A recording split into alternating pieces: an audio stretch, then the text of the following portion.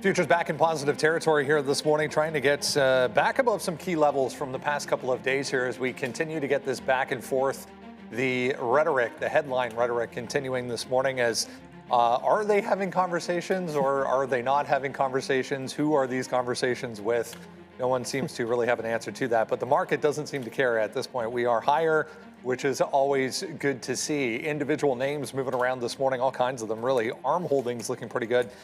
New headline as far as ARM is concerned. We'll also touch on NVIDIA as well, moving around a little bit this morning.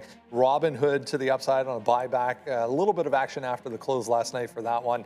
I mean, it goes on and on here. Palantir, more military headlines. Bitcoin trying here 2 days in a row. Looking a little bit better than the rest of the week at this point. But I think this all comes back to, it's worth noting, yields downside in a big way today. There was a bit of a mess. I was reading this morning on a 2-year auction yesterday. Wasn't good. That came in basically with no bid. Yeah. Kind of a problem. And that sent the 2-year above 4% very briefly, back to 3.8 this morning. The 10-year and the 30 also back around the 4-ish level this morning, so heading in the right direction for stocks. Mortgage demand coming out this morning lower than expected as well. Continues to drop. Lots to talk about. A couple of earnings names, more than a couple actually. KBH reporting this morning. KB Homes, GameStop also reporting this morning. PDD, Pinduoduo, formerly known. Chewy also reporting. Merck with a headline and acquisition there. Brendo, as you mentioned, on change of leadership. They're down 5 1/4.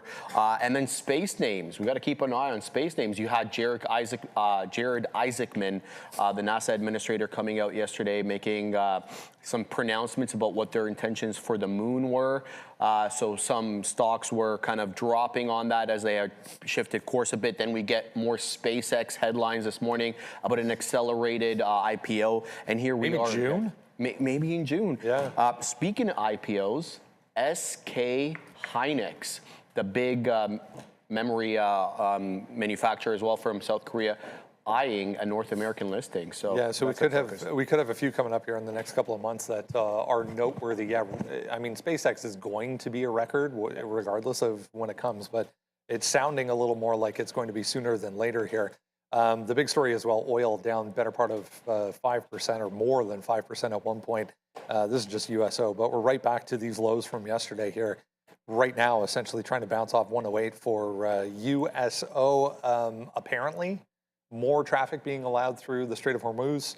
Whether that continues or not remains to be seen, but it seems like that's what the market's hanging on here. So many different reports that you had to pay a fee of $1 million to pass, and then we heard about a Thai ship passing. President Trump saying they're negotiating, but I was telling you off camera before we went live, my concern is that the government or the organization there is splintering. You may have, an extremist military part that may not be interested in any sort of agreement. You may have more moderates that don't want the country destroyed, who want to salvage whatever else, in terms of energy infrastructure, that may be interested in striking a deal. And you're negotiating with one, but that one arm isn't speaking to the other. So that does concern me going forward. I'm sure they've considered that, but that is something to keep in mind. From an inflationary standpoint as well, the manufacturing side and the damage done on the manufacturing side to the oil infrastructure. I mean, they're already talking 3 to 5 years before we get some of that production online. So, yes, the focus is on the Strait still, but there's going to be a secondary effect on the price of oil, which is not good for the inflation talk. All that said, the market's green, guys. That's never a bad thing. Good morning. Yeah. Exactly. I know there's positive. We got lots of good stories popping through today. It's really busy today because you have all of the things that would make sense based on oil prices coming down, the metals are coming back in full force. You get gold and silver flying. The gold miners are doing crazy. Bitcoin is threatening 72. That looks like a continuation play as well.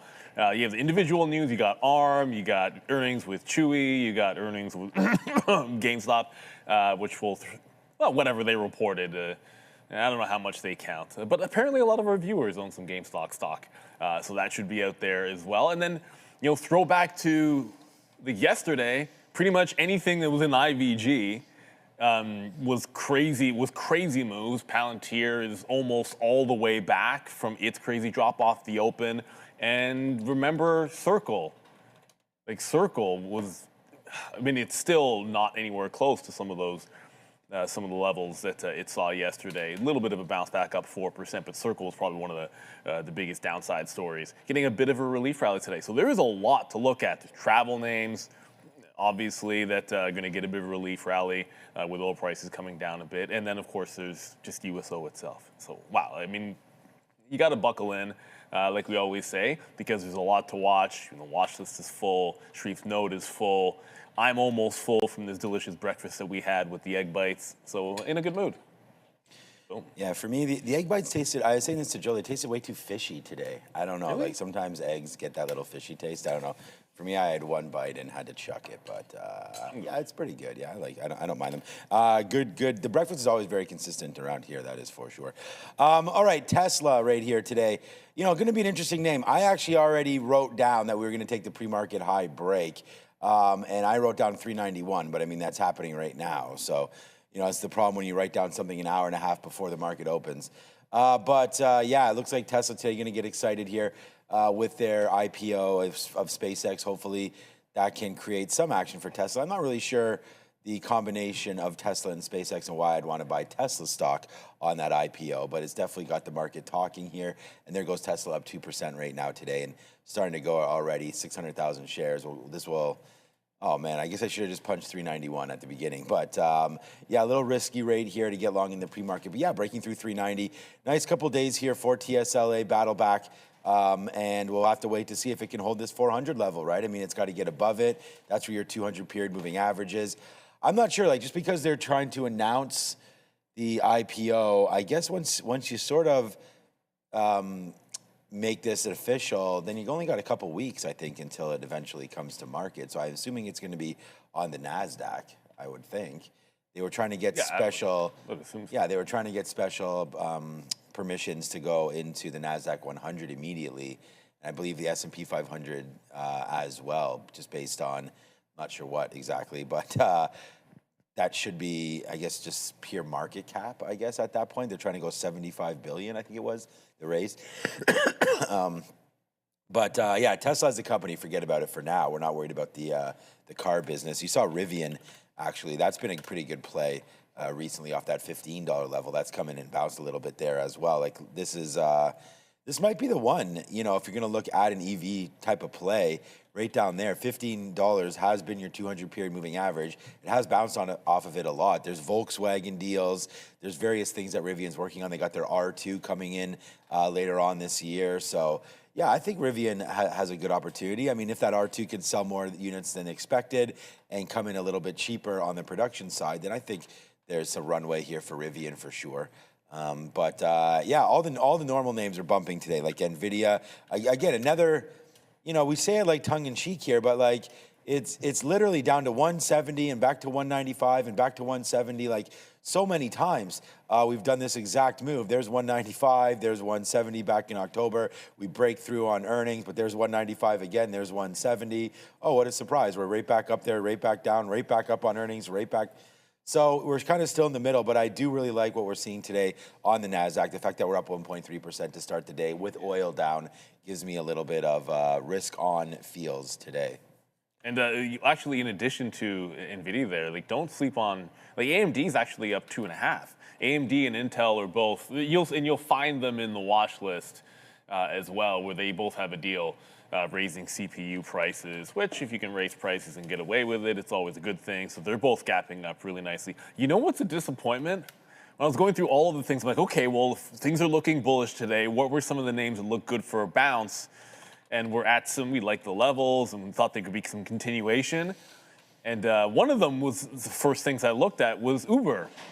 But Uber is, I mean, it's up with the market. I was kind of expecting that you'd see a little bit more strength off this low from Uber, especially, you know, just the other day you were looking like you were breaking out that 50 period. It's disappointing, and if the market goes the other way, it's worth considering. You know, this one is at a pretty big, like if we dip first, is what I would consider. Like, this is at a pretty big support level, which not a lot of stock would be after this bounce, but that 72 level could potentially come into play if somehow this gets reversed and the market decides it wants to pull back in. And again, I know there's a lot of names that we're talking about. That's why you're in the right place. We'll do our usual. We'll find some options names with Joe a little bit later. I know we have Raheem coming through today. So I'm sure, wow, it's whether you want to talk about energy or the metals, I think both are going to be huge. Oh, and for all those out there with that SpaceX news, that Destiny stock is moving. Usual caveats for this Destiny thing. Yet half of it is SpaceX, and its fair value is not usually that great relative to its holdings. I'll just throw that out there, but it is a pretty good trading vehicle for like SpaceX exuberance, right? I don't know the use of this thing once the IPO comes around. I can't even imagine what happens to this if it's already trading at too much of a premium. But yeah, Destiny should be in play. It's already done over 1 million shares. You can see it up 30% here and squeezing a bit. So this one, it's it'll be one of your small cap gappers today for sure. Oh, yeah. So I don't know if Sharif will be involved in this, but it's above VWAP and it's breaking out. So it seems like it would fit the bill, Sharif. Looks pretty good, Neil. I like ITOC as well. Sub $1 stock broke out yesterday in the aftermarket around 4, holding trend, higher lows, touched 60 this morning. That's ITOC. There's also BZAI. This one's a bit more consolidative, Brendo, but it seems to have a lot of support between 150 to 160. Keeping an eye on those. Yesterday was a pretty aggressive day for small caps during the midday. Yeah, it'd be interesting to see how this space theme overall affects some of these little guys running around as well. I was reading about this last night, more quiet headlines out of Meta, which is actually higher this morning. You can see there was a move after the close as well with the overall market. Trying to get above this 601 level once again.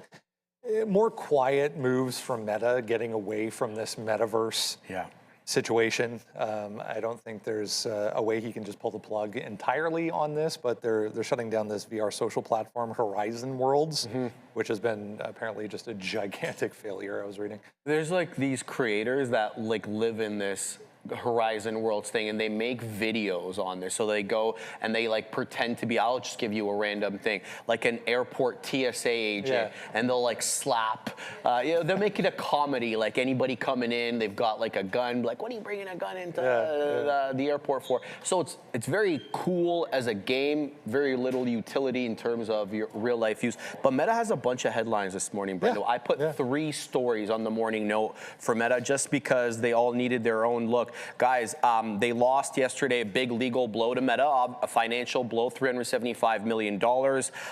Verdict there about childhood social media addiction. They're planning on appealing. There's also that AI talent retention story, basically looking to give them stock options there, and that Manus deal that we talked about, the acquisition that they made for that Chinese company. Apparently, a couple of Manus co-founders, or I think top-level management, can't leave the country of China until the investigation is over. So that seems to have not been concluded either.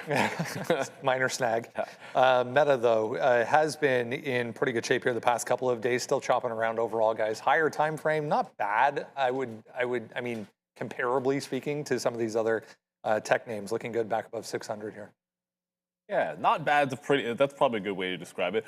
Those incentives are wild. It's like some of those, like the first tranche is, if the stock price gets to like $1,100 or something for some of the executives that got them, and then it just gets crazier from there. So, I mean, great, but a lot of things have to change very quickly and all in breaking the right way. I don't know. I feel with Meta in this particular case, this is one of those, well, we can already see where it made the low. And okay, well, there's nothing bad about a higher low, but this is not on the verge of breaking out. We're at just above $600, which is fine. It's a pretty key level. You look at where we're bouncing in the daily. Okay, good. That's exactly where you wanted to bounce up, back off that 580. It's gotten cheap again, under 20 for the PE. We haven't really taken that first step of breaking the bottom consolidation. It's got to get over 606. Yeah, it's like 609. Yeah, just call it 610. We need to break out 610 on Meta, and then you can get going. And that's sort of the thing. Like, we've gotten a headline. How many times have we been sitting there and everything, like maybe we're down 1% on one of these days and everything looks pretty bearish. And then the first thing that happens is, we challenge the upside first. And then eventually there's a reversal.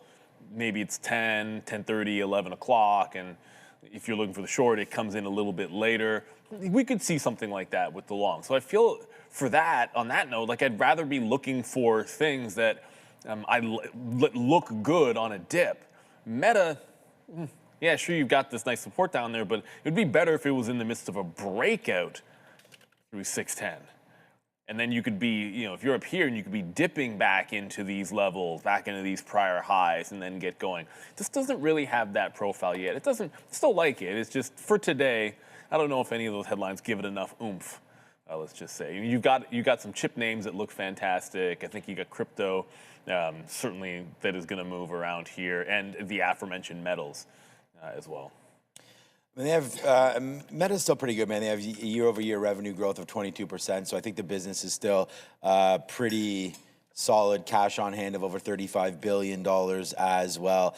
The only problem is the stock is not really reacting nicely right now to any headlines. But you are at a bottom of $580 to $600. We could get going. Also with a PE of just under 20 right now.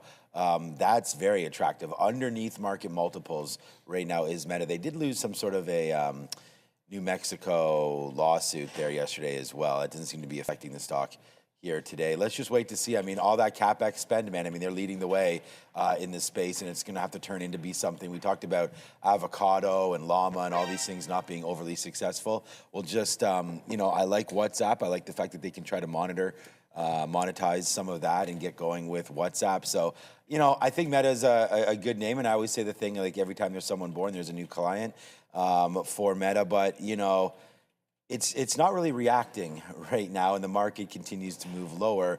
Today, though, we get a little bit of a bump. So for me, I'm not a buyer yet of Meta, man. It's already a big piece of the pie for me, and I'd rather buy indexes right now than Meta or Google or anything like that. Thank you for the coffee, for Neil and for Randy.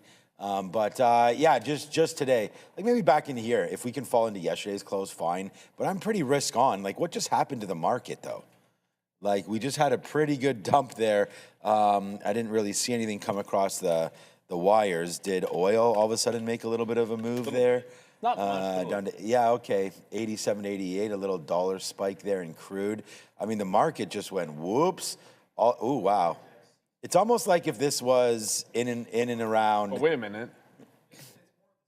Oh. Yeah, it's fine. I was just going to say, if the market was open right now, I have TQs marking down as a long in this area, on the note. I'm just going to put it out in a second. But, this is something for me to look at, coming into some of these levels that we're seeing. This is overnight. This is, 3 a.m., 4 a.m., 5 a.m., things like that. But, anyways, okay, there goes the market to the downside. Did we just get a note up there, guys? I heard you mentioning a little something. Yeah, it's more of the same. Iran just coming out, completely rejecting any thought of a ceasefire. So, we were talking about the same thing yesterday, essentially. And I think this back and forth is whoops, and throw my coffee across the desk. I think this back and forth, as you were alluding to, might continue here, depending on who is actually behind the microphone. Exactly. This is being reported by the FARS news agency, citing a source, doesn't name the source. So it's kind of a black box. You're going to get reports that say, yeah, maybe things are progressing, and then, the other side comes out, rejects that. Brendo, it's tough because it creates a lot of market volatility.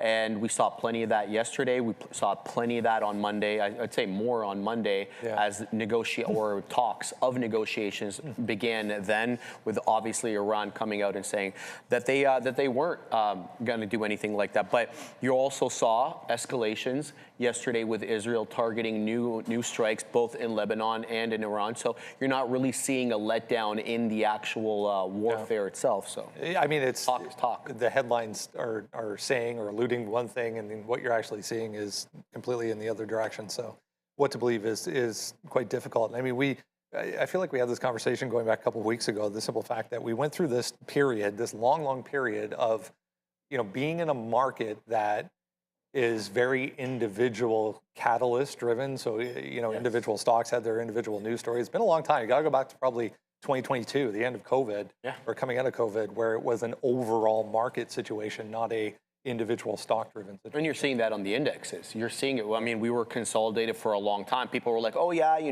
valuations catching up to price. Then we started slowly making those lower highs, whether you're looking on the SPY or the Qs. And now we're in a bit of a downtrend with the IWM. The Russell 2000 officially hitting correction territory, maybe more to follow if this continues. But the VIX has also been spiking down a little bit today, obviously, with the market up. But yeah, no shortage of volatility. But hey, I mean, that creates intraday opportunities, and that's what we're all about. Yeah, I think a lot of people are getting to the point where they're trying to find a spot to dip a toe in and test the waters a little bit, but not sure we're there yet, guys, for this, from the overall market anyways. I mean, as we see, every single headline has quite the reaction here. We're not out of those waters yet. There was a question someone in the chat was asking, like, are we through, like, was that the market correction? And, well, I'd love to be able to tell you that there's a definitive answer with that, but it relies on what's going on in Iran. Now, we got a first good step. Maybe this 15-point plan seeds something and we get a resolution pretty quick and the strait opens up and things get back to normal. But when was the last time things were that easy geopolitically? So I'm not necessarily thinking that you can get away from this notion when you are trading. You have to keep the ear to the ground, understand that no matter what the sentiment is or how strong things look, it doesn't matter. A single headline can change things. If you look at, just look at USO, I mean, obviously right now it just made that big move. You look at what happened just after the bell, but also look at what happened midday, right? Like we had just a huge volume spike before 2 o'clock, and that changed everything. Right? Like it doesn't, like you can be absolutely cruising. It was, oil prices were looking like they were just going to continue to rally like it did the day before, and pretty much most afternoon. And when we get these turns, they are violent. So you have to keep your head on a swivel. It's really important. That's why we're going to have it there. That's why we have the news for you guys. And that's why you don't have to overreact to every single headline. But when you see a seed shift happen, and effectively, let's watch oil, you're going to have to be alert to it. Very few things are not going to follow it. One thing we're all going to follow right now is the lead from Joe when it comes to options.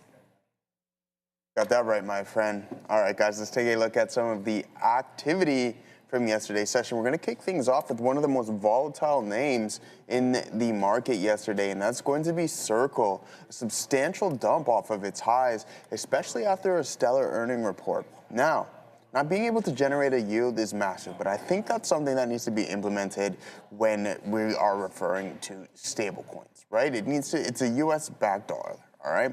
So open interest, very light. There's no error there, 619 contracts, which I find slightly odd that there's not that much options activity on this specific name, but I just wanted to bring it to us just due to the amount of volatility that actually stepped in within the underlying drop in 20+%. Now, as for the volume, 2,210, and that's going to be at that $120 strike price that we are looking at.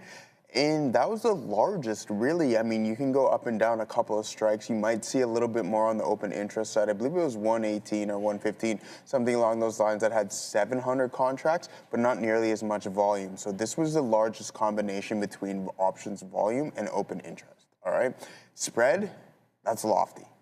All right, $20 essentially there between the bid and the ask, so it's going to be relatively expensive.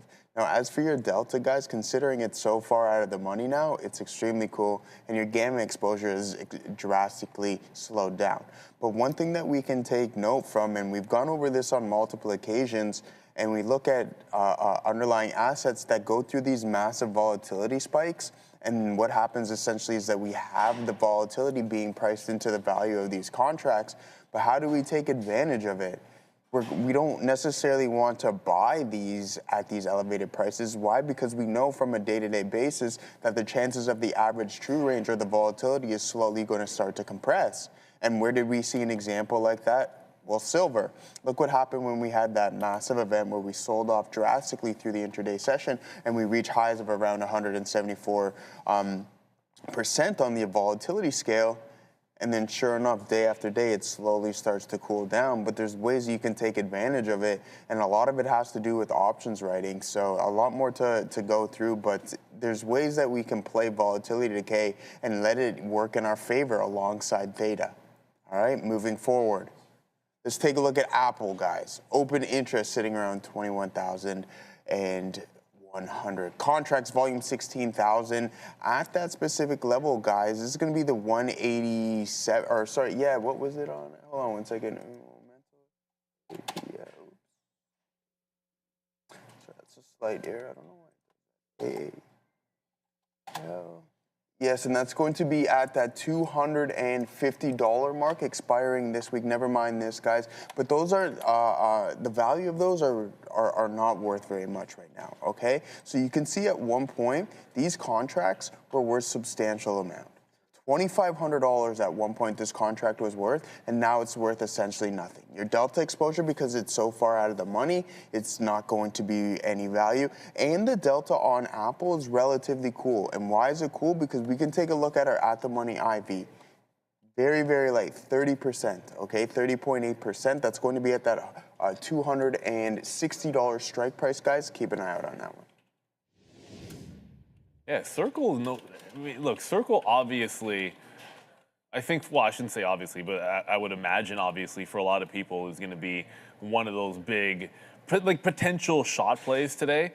Hey, nice little, well, the market's trying to bounce back a little bit, although. Is it? No, I saw the NASDAQ off the lows, but then I looked over and saw USO still at the highs. So until that changes, I don't know, we could still be heading a little bit back down for NASDAQ. Back into Circle for a second. Look, there's a big, huge gap to be filled, and it gave us at least one indication of the price that might need to go. Like, this was all downside. There were a couple of places where it checked up a little bit, but it didn't stabilize until about 107, and 107 then turned into resistance. So I think you have an obvious breakout price that if it doesn't get over, like, it doesn't, if the market rallies, great, if Bitcoin goes, fine, ETH, all that good stuff, but if this can't get above 107, like, that's like, it's telling you the resistance level. There's not a lot of places that you can look for obvious resistance. And Circle is going to give you one here at that 107. But yeah, as it stands, like, I feel like if oil, like, it came in and everything I was sort of looking for long plays, if this oil move continues higher and looking for potential shorts, there's a continuation under 107 that would at least be in play for Circle. Gonna maybe hunt for some, well, if we don't break this trend, this is what I like for the south side. At least there's a few names out there given the weakness yesterday. Yeah, oil continue a move higher right now. And like we said, like, we weren't sure who exactly the U.S. government was talking to in these negotiations, because apparently the ceasefire and this agreement is not being well received right now by Iran. So, yeah, a nice move up there for oil, back up to $89. Still down 4%, but it was down 8% or so this morning. So a little bit of a battle back. And then there goes the NASDAQ. Yeah, it's interesting that Apple, Joe looked at Apple. Neil and I were sort of mentioning that one, as it's not really reacting too well, but yeah, these wicks don't exist right there. You're up to 250. So the reason why I was going to say, I don't think we broke through the 200 period, but anyways, you're right around there right now at 250. We talked about good companies trying to buy them in and around their 200 period moving average. Now, if you do that for Microsoft or Meta or some other names, Palantir and whatnot, then you might have been misstepped. But right there for Apple, I think a product where, again, you can hold it in your hand. We know they're working with Siri and Gemini to get that little large language model in their app going as well. I think Apple does have quite a nice runway, you know, with the revamping of their phone and their models, going to a possible flip phone coming out soon. We know that with the cameras and the AirPods, those will probably be hot. People will rotate out and grab some of those as well. I think Apple's a great stock, and once you figure out the story in China, what's going on with the tariffs, like right now, we've sort of, China's on the back burner, right? I mean, I know that there's the AI story is still, you know, very, very alive. But with everything happening in the metals, everything happening in energy space right now, I think we're forgetting a little bit about some of these higher quality names like an Apple that can produce in the right environment. And I think that environment's going to be here soon. I know we're not getting interest rate cuts this year. Apple doesn't necessarily need those. Sitting on a bunch of cash, not spending any of it to acquire companies or anything like that. I think Apple can work in this environment, and I'm glad Joe brought it up. I like these bids in and around this 250 area for AAPL. I think it's not going to get there today, but you never know what's going to happen. Look at the market fall here. Look at Apple. Literally acting like it's not even open, which it's not, but no move back down to the downside for Apple, as opposed to like another stalwart company like a Microsoft that has this IGV issue behind it right now, where they can't get out of their own way because it's not their fault. They have Windows, they have some great products out there as well. But, we're worried about Azure. We've got Google Cloud. We've got AWS. Look where the 200 period moving average is on Microsoft. That's 480. That's $100 away. You're 25% away from the Microsoft 200 period moving average. When you can get Apple right now at the 200 period moving average with stronger forward look, for me anyways, on the business cycle. So, I'm pretty excited to trade today. Although a lot of the levels that I wrote down, like I have the sticky note out. I have the T, here we go. I have the TQs. We're getting ready to set up. We're going to get Rahim in just a couple seconds. TQs, Tesla, Palantir, and IBIT. But most of these levels are going to be breaking already. TQs 44, Tesla 391, Palantir 156, IBIT back down to 40. So, we're getting closer to some of these levels right now. There's IBIT, the 200 period. That's why we write that down at 40. And Tesla broke, but did it come back? Yes. So Tesla does break. So that's still activating that 391 to me. Right there, 392.30. I did write down top of the market. It takes between like 90 to 180 days for SpaceX IPO to actually hit the market once you file. So we're still 2 to 3 months away, I'd say at least, until we get that in. The talk was, I'm not even going to be here. Hopefully it doesn't happen on Elon's birthday. But that weekend, I think it was the last weekend in June. I think I have to ask ChatGPT or something when Elon's birthday is. But I think it's in and around the last weekend in June. For some reason, I think it's the 28th. We got a super chat from the son of Daniel Cheese Tycoon. Perfect. The guy's back. Trump's peace talks are taking place with people who hold no real power in Iran. It's the intellectual equivalence of the Ayatollah tweeting that Marjorie Taylor Greene has agreed to surrender. And this is sort of this is where some of it's true. Like we don't know where these talks are at. We don't know what progress is made until the strait opens up, until you see actual days and weeks of no military action or tankers getting through unencumbered. Everything is just bouncing around from headline to headline. But the thing is, that's the environment we've been in for the last few weeks. So I feel like we should be, I don't want to say comfortable with it, but yeah, we're going to have these ebbs and flows, and we're going to break trends, and then we're going to find, all of a sudden we could catch a bid here and whatever, the next truth or tweet, and then we're moving around. That's just part of the game for right now. And we have to be able to live with that. It's not, well, you don't have to be able to live with it, but what you can do in a situation like this is you look at, I look at the NASDAQ dropping here, and you can see it drop. And I'm like, okay, well, what are the names that look strong that are holding up a little bit better? Well, Palantir, like as we break down toward the lows, Palantir has barely moved this entire time. Slight move to the downside, but not much. So that kind of stays there in the realm of strength for me because I'm not seeing it react as much as the NASDAQ was. So I do like that. And as you guys can tell, we are locked and loaded. We have Rahim and special guest joining Brendan at the desk. So without further ado, let's get it started. As you guys were alluding to there, we're very happy to have a special guest. I mean, Rahim comes all the time, so we'll get to him in a second. But Mr. K. Rajaraman is the chairperson of the IFSCA. I want to make sure I get that right, which is the single regulator overseeing Gift City in India. It's a pleasure to have you here. Welcome, first of all. This is a very, very unique. Rahim was trying to explain this to me a little bit yesterday. This is a very, very unique proposition that I want to get to in a second. Everybody knows Rahim joins us every couple of weeks here, Managing Director of OCI Groups and the Chief Representative in Canada for India's Chamber of Commerce. We'll get into a little bit about why this matters to North American investors and why this matters to traders specifically. But for viewers specifically, maybe in the US or in Canada who look at US equities, tell us a little bit more about this. Why do those investors specifically need to know and pay attention to this? So today, the Indian investor is looking at diversifying his asset base. So and not only that, the domestic regulator allows Indians to invest abroad as well, I think. So there's a scheme called the Liberalized Remittance Scheme, under which you can invest up to $250,000 a year. So in global themes. So this affords an opportunity to many of them to also diversify their investments and invest in many other stock markets. The US stock market is obviously, I think it's been doing extremely well because of some of the tech stocks and all that stuff.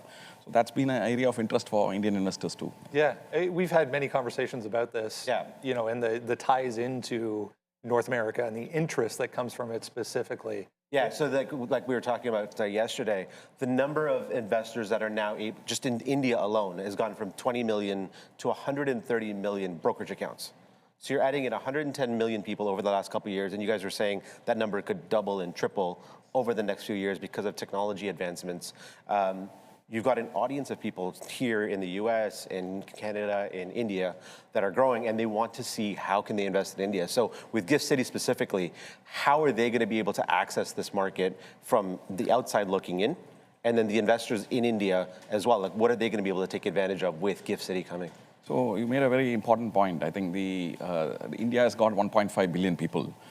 So for long years, till as late as about 2014-15, many of them at the bottom of the pyramid did not have access to the markets because many of them did not have a bank account. So the Honorable Prime Minister of India launched the world's largest financial inclusion programs, in which between 2017 and as late as last year, 540 million people were given bank accounts, which are connected to a mobile phone and a biometric ID. So this has brought them into the formal financial sector. So this notwithstanding, a lot of other developments have also taken place. While the bottom of the pyramid has now joined the formal financial system, many of them actually pay using the mobile phone.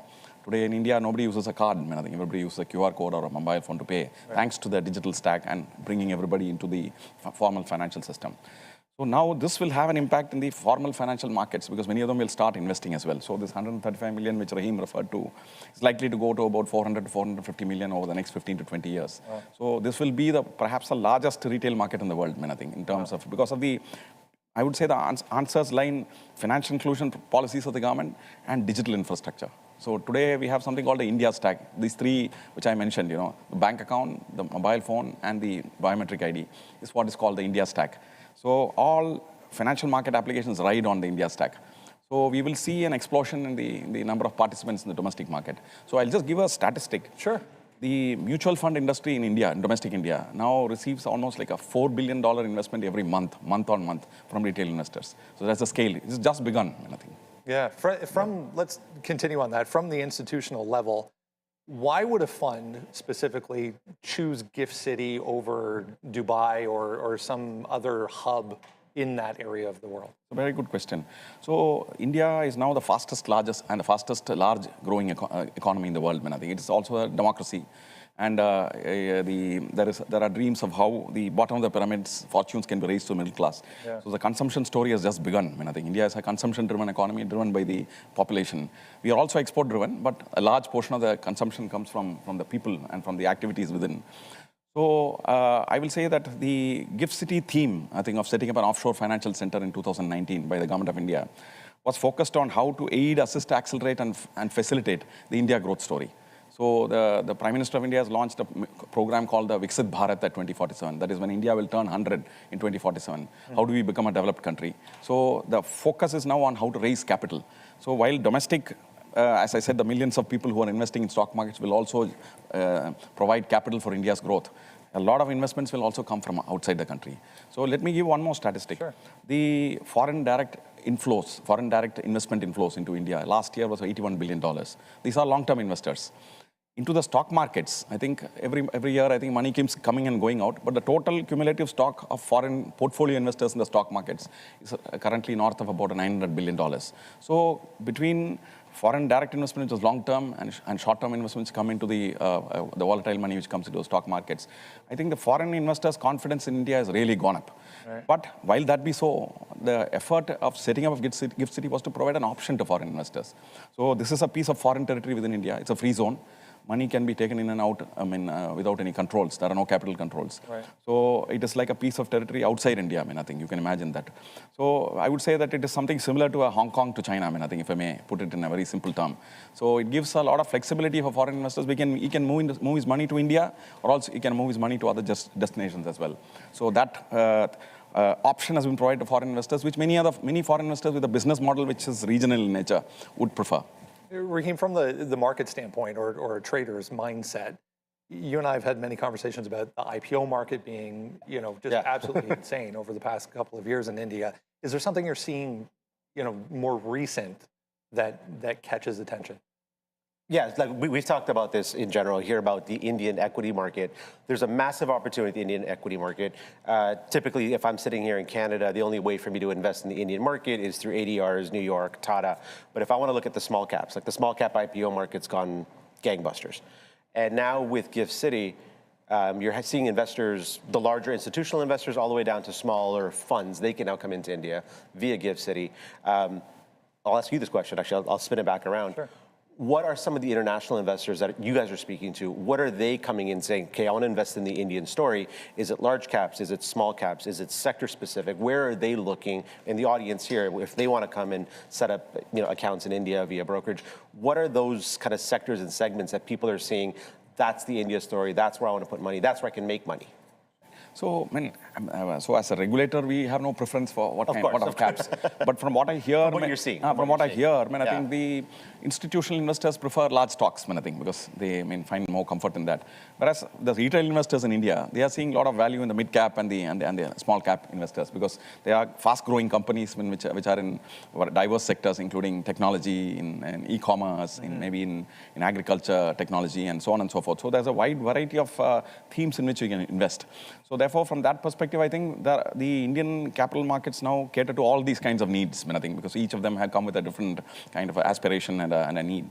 From all these perspectives, I think the Indian mutual fund industry meets this need, because it provides various themes in which investors want to invest. And in fact, Indian domestic mutual fund industry is a very fast-growing industry, thanks to the retailization of the market. The microstructure of the market has changed from a corporate institution-driven market to a retail market, thanks to financial inclusion. And also, I would also credit the domestic stock market regulator, SEBI, with doing a lot of simplification in the stock markets, making the market go digital, and removing the barriers for investment by making the systematic investment plans as low as $1 being capable of being invested in the stock markets every day or every week as they please. Right. So all this has attracted the common man into the stock markets. So what I would see is that if you look at what is now happening in India, I think now the government has put a lot of focus on infrastructure and also advanced manufacturing. So today we are seeing a new line of companies emerging in India, which are like, say, in the sectors such as semiconductors,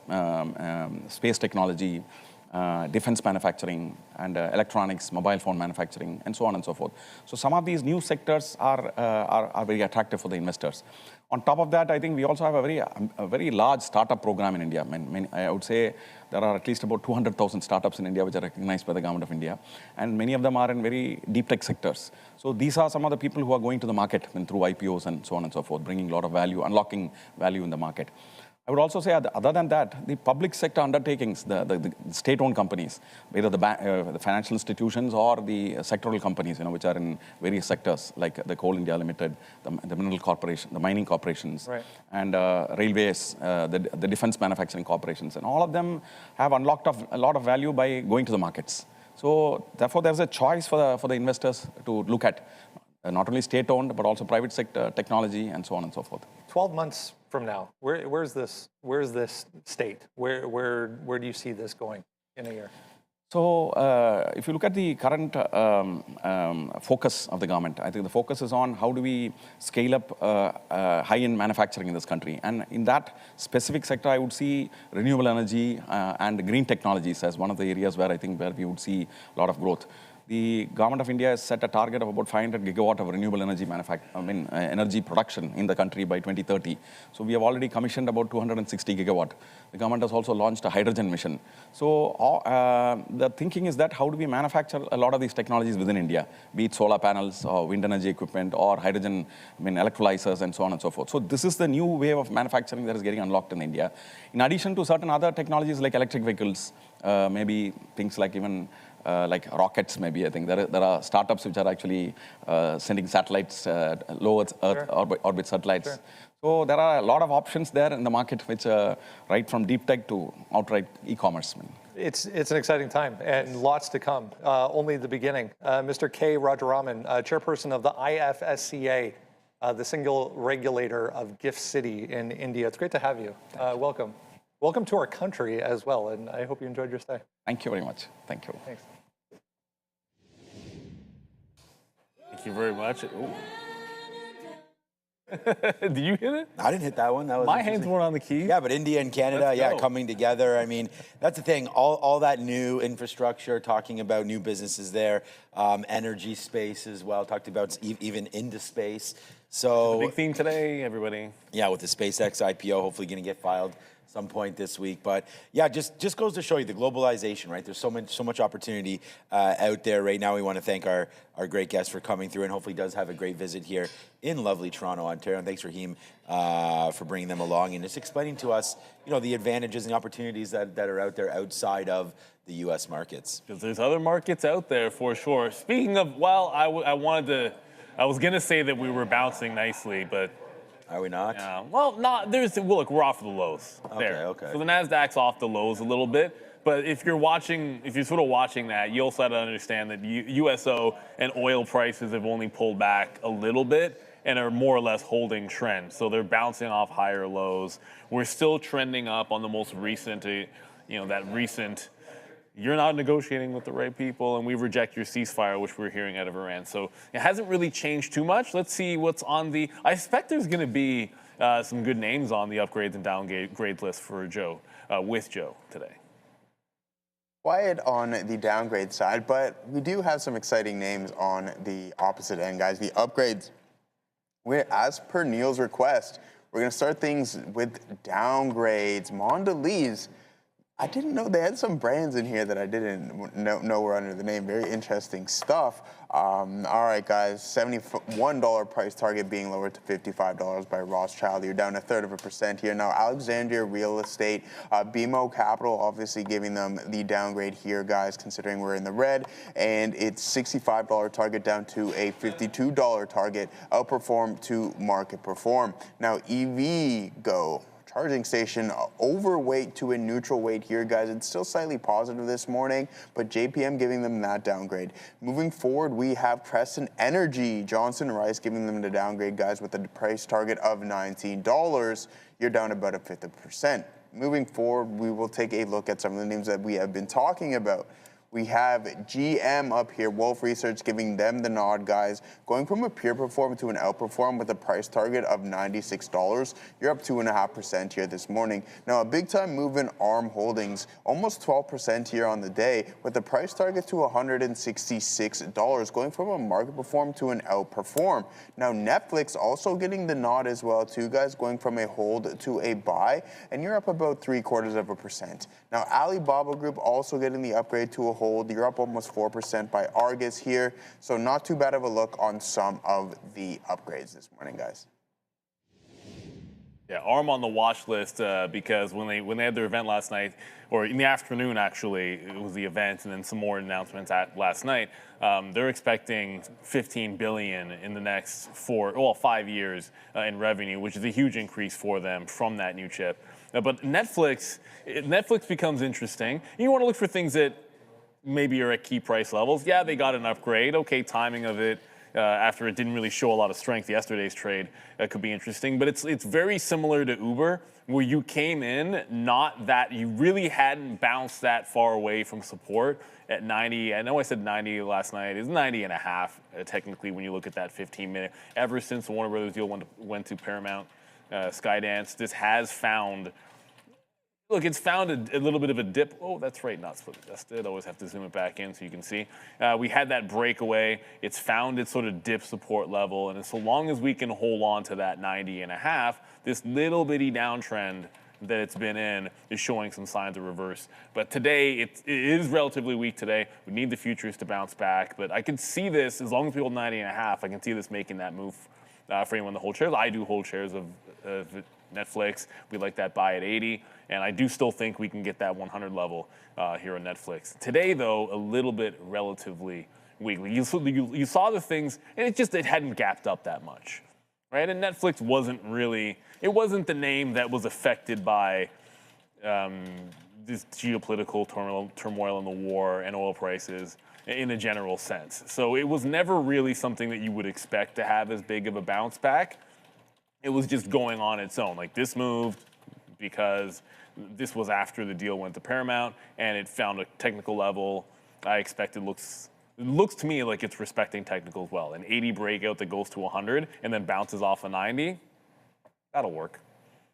Yeah, Rosenblatt also raises their buy target and rating here on Palantir. So a name that we're going to get to, Golden Dome, huge project, $185 or $200 billion project here. They're selecting Palantir software to help run that. So, I really do like Palantir here today with a price target upgrade. I think I just read it here, $200. So, that would be a good little level to get to if Palantir can get up to there. It's about a 30% move from here to get back to that level. So we'll see if Palantir does have the juice to keep a strong bid today. And we've seen, I wrote down the dip by this name because, we had some moves yesterday that we got caught in on Palantir where we tried to buy, the bottoms of the pre-market. And right now, I just, I don't necessarily want to buy 157 here today or even 156, but 156 is what I wrote down. It was yesterday's little top area, and I think that if we were able to fall down $2, much like yesterday, we opened the day at 160 and fell all the way. It was a little bit of a different market yesterday, but all the way down to 152, that's $8. Straight to the downside. So I don't really know what level of Palantir I like here, but I think this has to be on watch today, so it is. And I wrote down 156.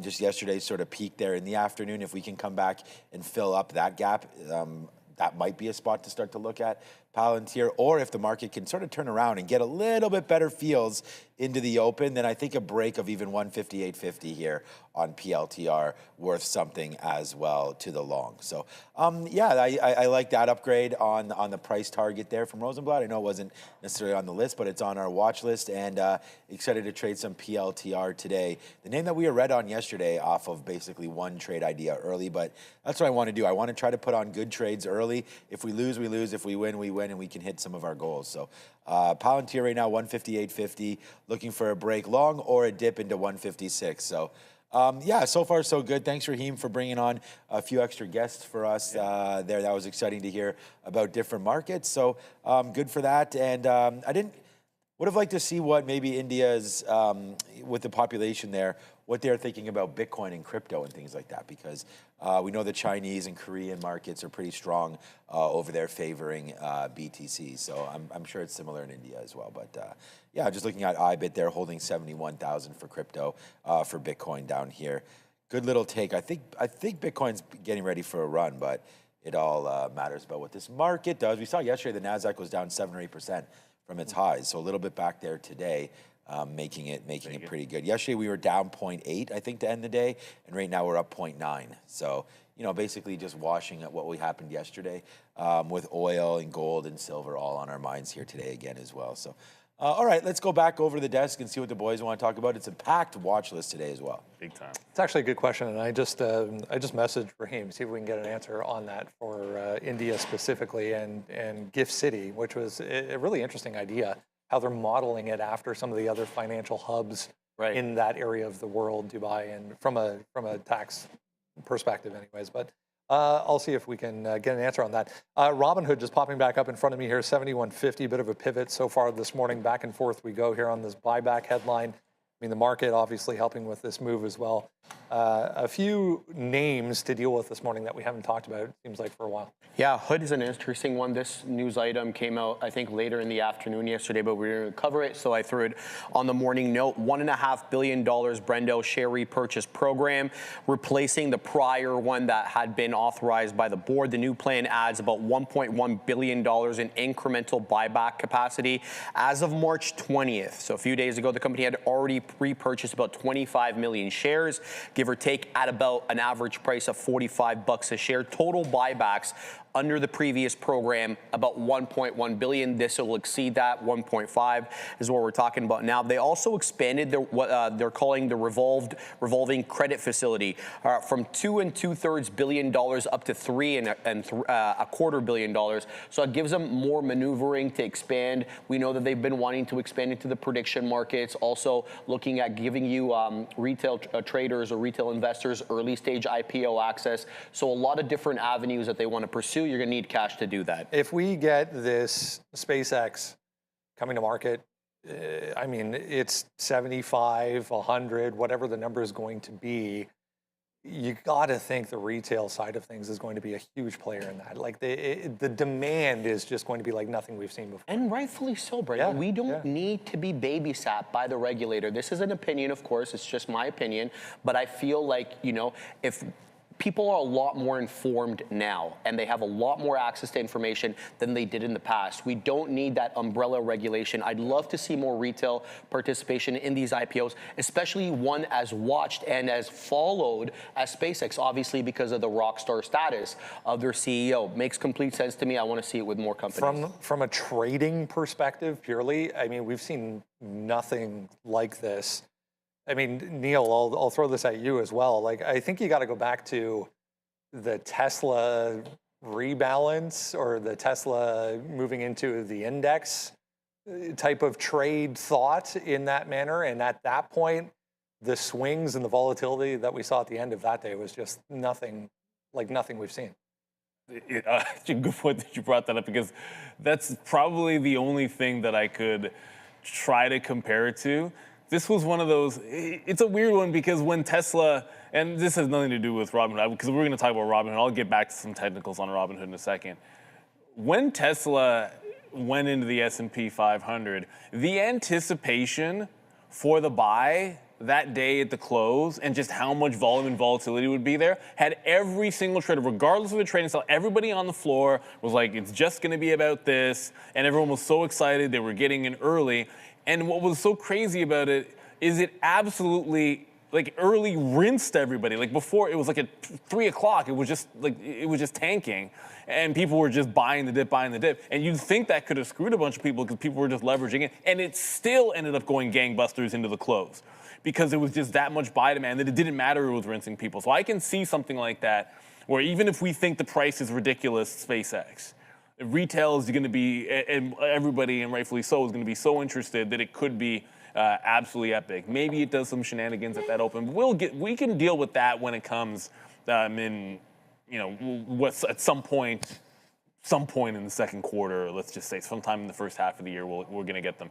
When it comes to Robinhood, though, which you'd think would be a good beneficiary here, Robinhood falls into the category today of, hey, you've made, I don't know how many times it has to hold this 70 level before it sticks and we get a breakout. And the breakout isn't until, even if it just retravels this range, you'd be perfectly happy if you got 70 to 85 there. That's a good trade if you like it. But I think there's a little bit more that can happen here with Robinhood. Long consolidation, holding 70 very, very well in here. Hasn't done our secondary breakout yet, which is a bit disappointing. I'll put this in the category of, I kind of felt if we got some more positive headlines that we could be a little bit stronger and breaking through like 73.5. What it does have in its favor is, A, you've got the support level that you can really, really lean into on that daily chart. And the secondary effect would be, it might not have as much of the negative impact of oil prices moving around. So if this gets a breakout, you like some things that have a chance to sustain it a little bit better if we can actually round it out and take out the top here on Robinhood. You know, candidly, I, for the first time in my life, purchased shares of Robinhood. The second time it bounced off that 70 level. So I'm in for the first time ever. for myself, and I do like this support. It doesn't mean it's going to hold here, but to me, it was just a good place to start a DCA.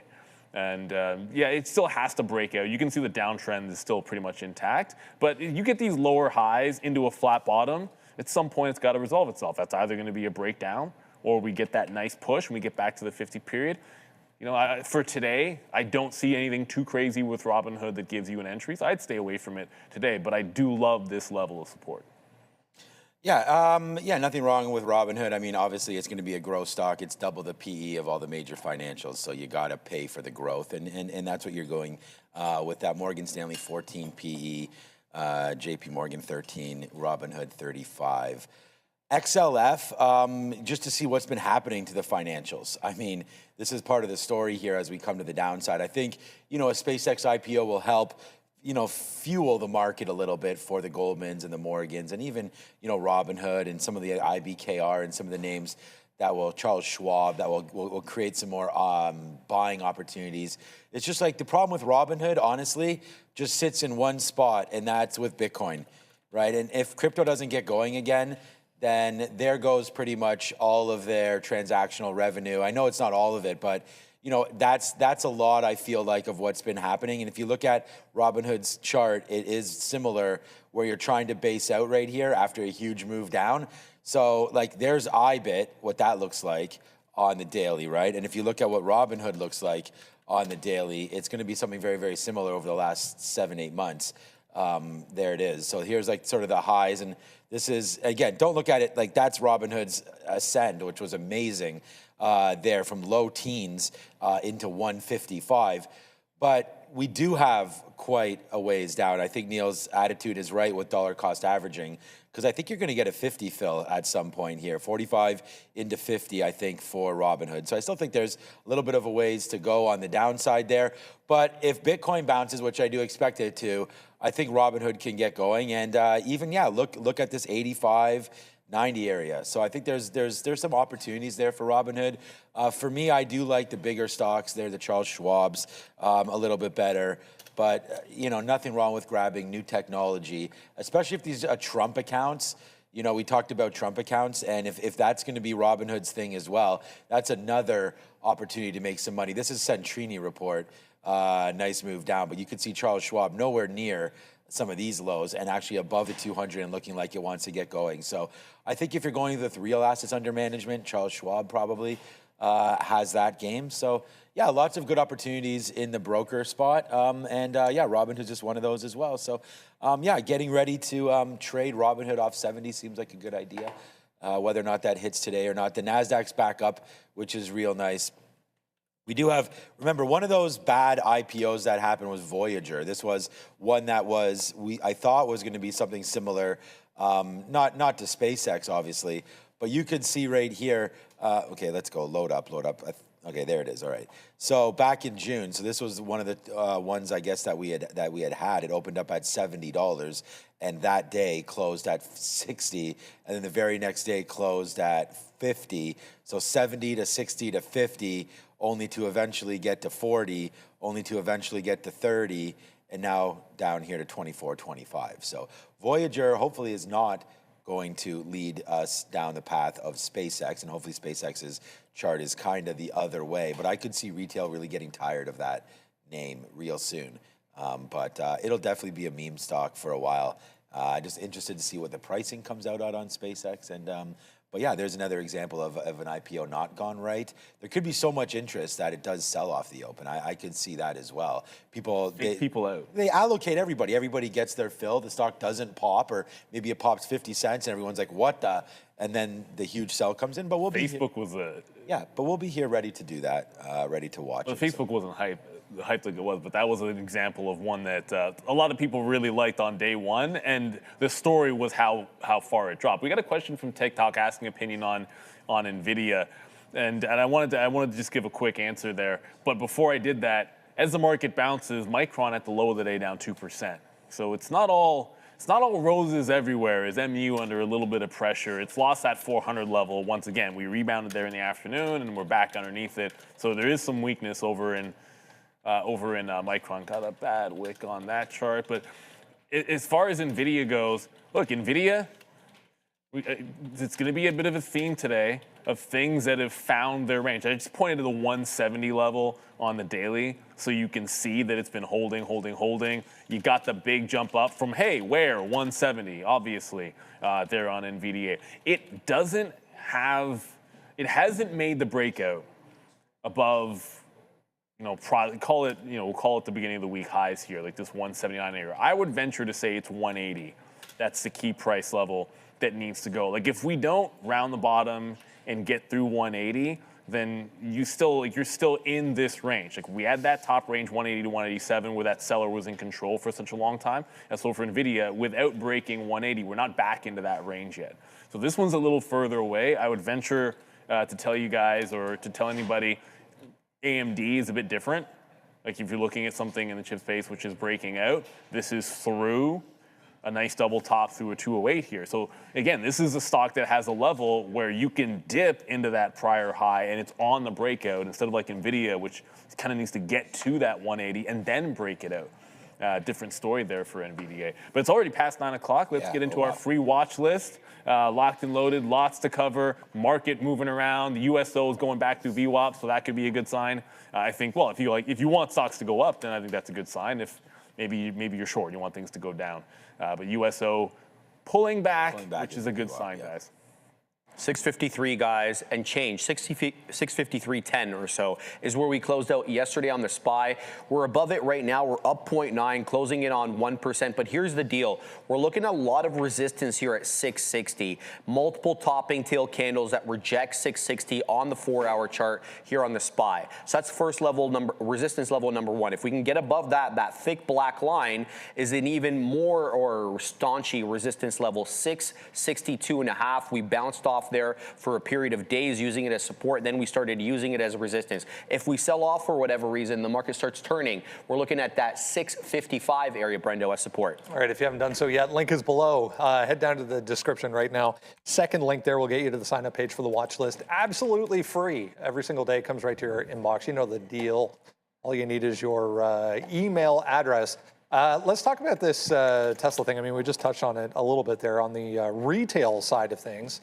I was just reading, Tesla, the company, has reduced its stake significantly in SpaceX. They're saying less than 2% as of the last filing. So Tesla, as the company, owning less than 2% of SpaceX, the private entity at this point. Still going to benefit, though, when this thing comes. Yeah, well, I would like to see if the valuation remains the same after the acquisition of XAI, because we know that that's a cash burn business. They're having to build out these data centers hand over fist. But I know that takes a lot of money. So you have a very positive cash flow, and I think their yearly revenues around 15 billion profit. Sorry, not revenue. And then you have XAI, which is not profitable yet and burning through cash. So I'd like to see if that kind of changes the narrative, so to speak, but you have to keep your eyes as well on these other space names. We're talking about RKLB, Rocket Labs, Firefly Aerospace, FLY, EchoStar, SATS. They are all moving on this sort of in sympathy with SpaceX. Yeah, Tesla looking good right now, guys, trying to get back to session highs, at least at the moment. Yeah, following the market doing it, but Shreve makes a good point. Like sometimes you will get the sector that gets a bit of a bump and riding the coattails. But I'd say a little bit of disappointment. Like I look at ASTS, it's up a couple of points, but I would expect that being a growth name with the NASDAQ bouncing here. I looked over at Firefly, and Firefly, like, what is going on with this thing at 25 bucks? The last little bit, like someone in control selling this through 25, so it has trouble gapping through that level. Probably worth watching if you can get through. It's going to be relatively light volume, and if you're looking for like a pure play, let's get hyped about SpaceX thing, it's Destiny, which has already pulled back from some of its highs. I think it's roughly half their holdings. You can go look it up on ChatGPT. Destiny 100. There's a lot of private companies. They hold a bunch of private companies, but SpaceX is the biggest by far of those holdings. You got some. I think there's some OpenAI in there as well. Probably like roughly 8 to 10%, and I think half of it's going to be SpaceX. So you get a little bit exposure there, but this is a decent proxy momentum-wise for the feeling of SpaceX, and it is already pulling back. So if this is your gapper trade, VWAP doesn't matter as much when we get these dark pool dumps, which kind of muck things up a little bit here. So I wouldn't care as much about the volume weighted average price. Throw it up on another chart where that'd be cleaner if you like. But it is back into a downward trend and just made a lower low.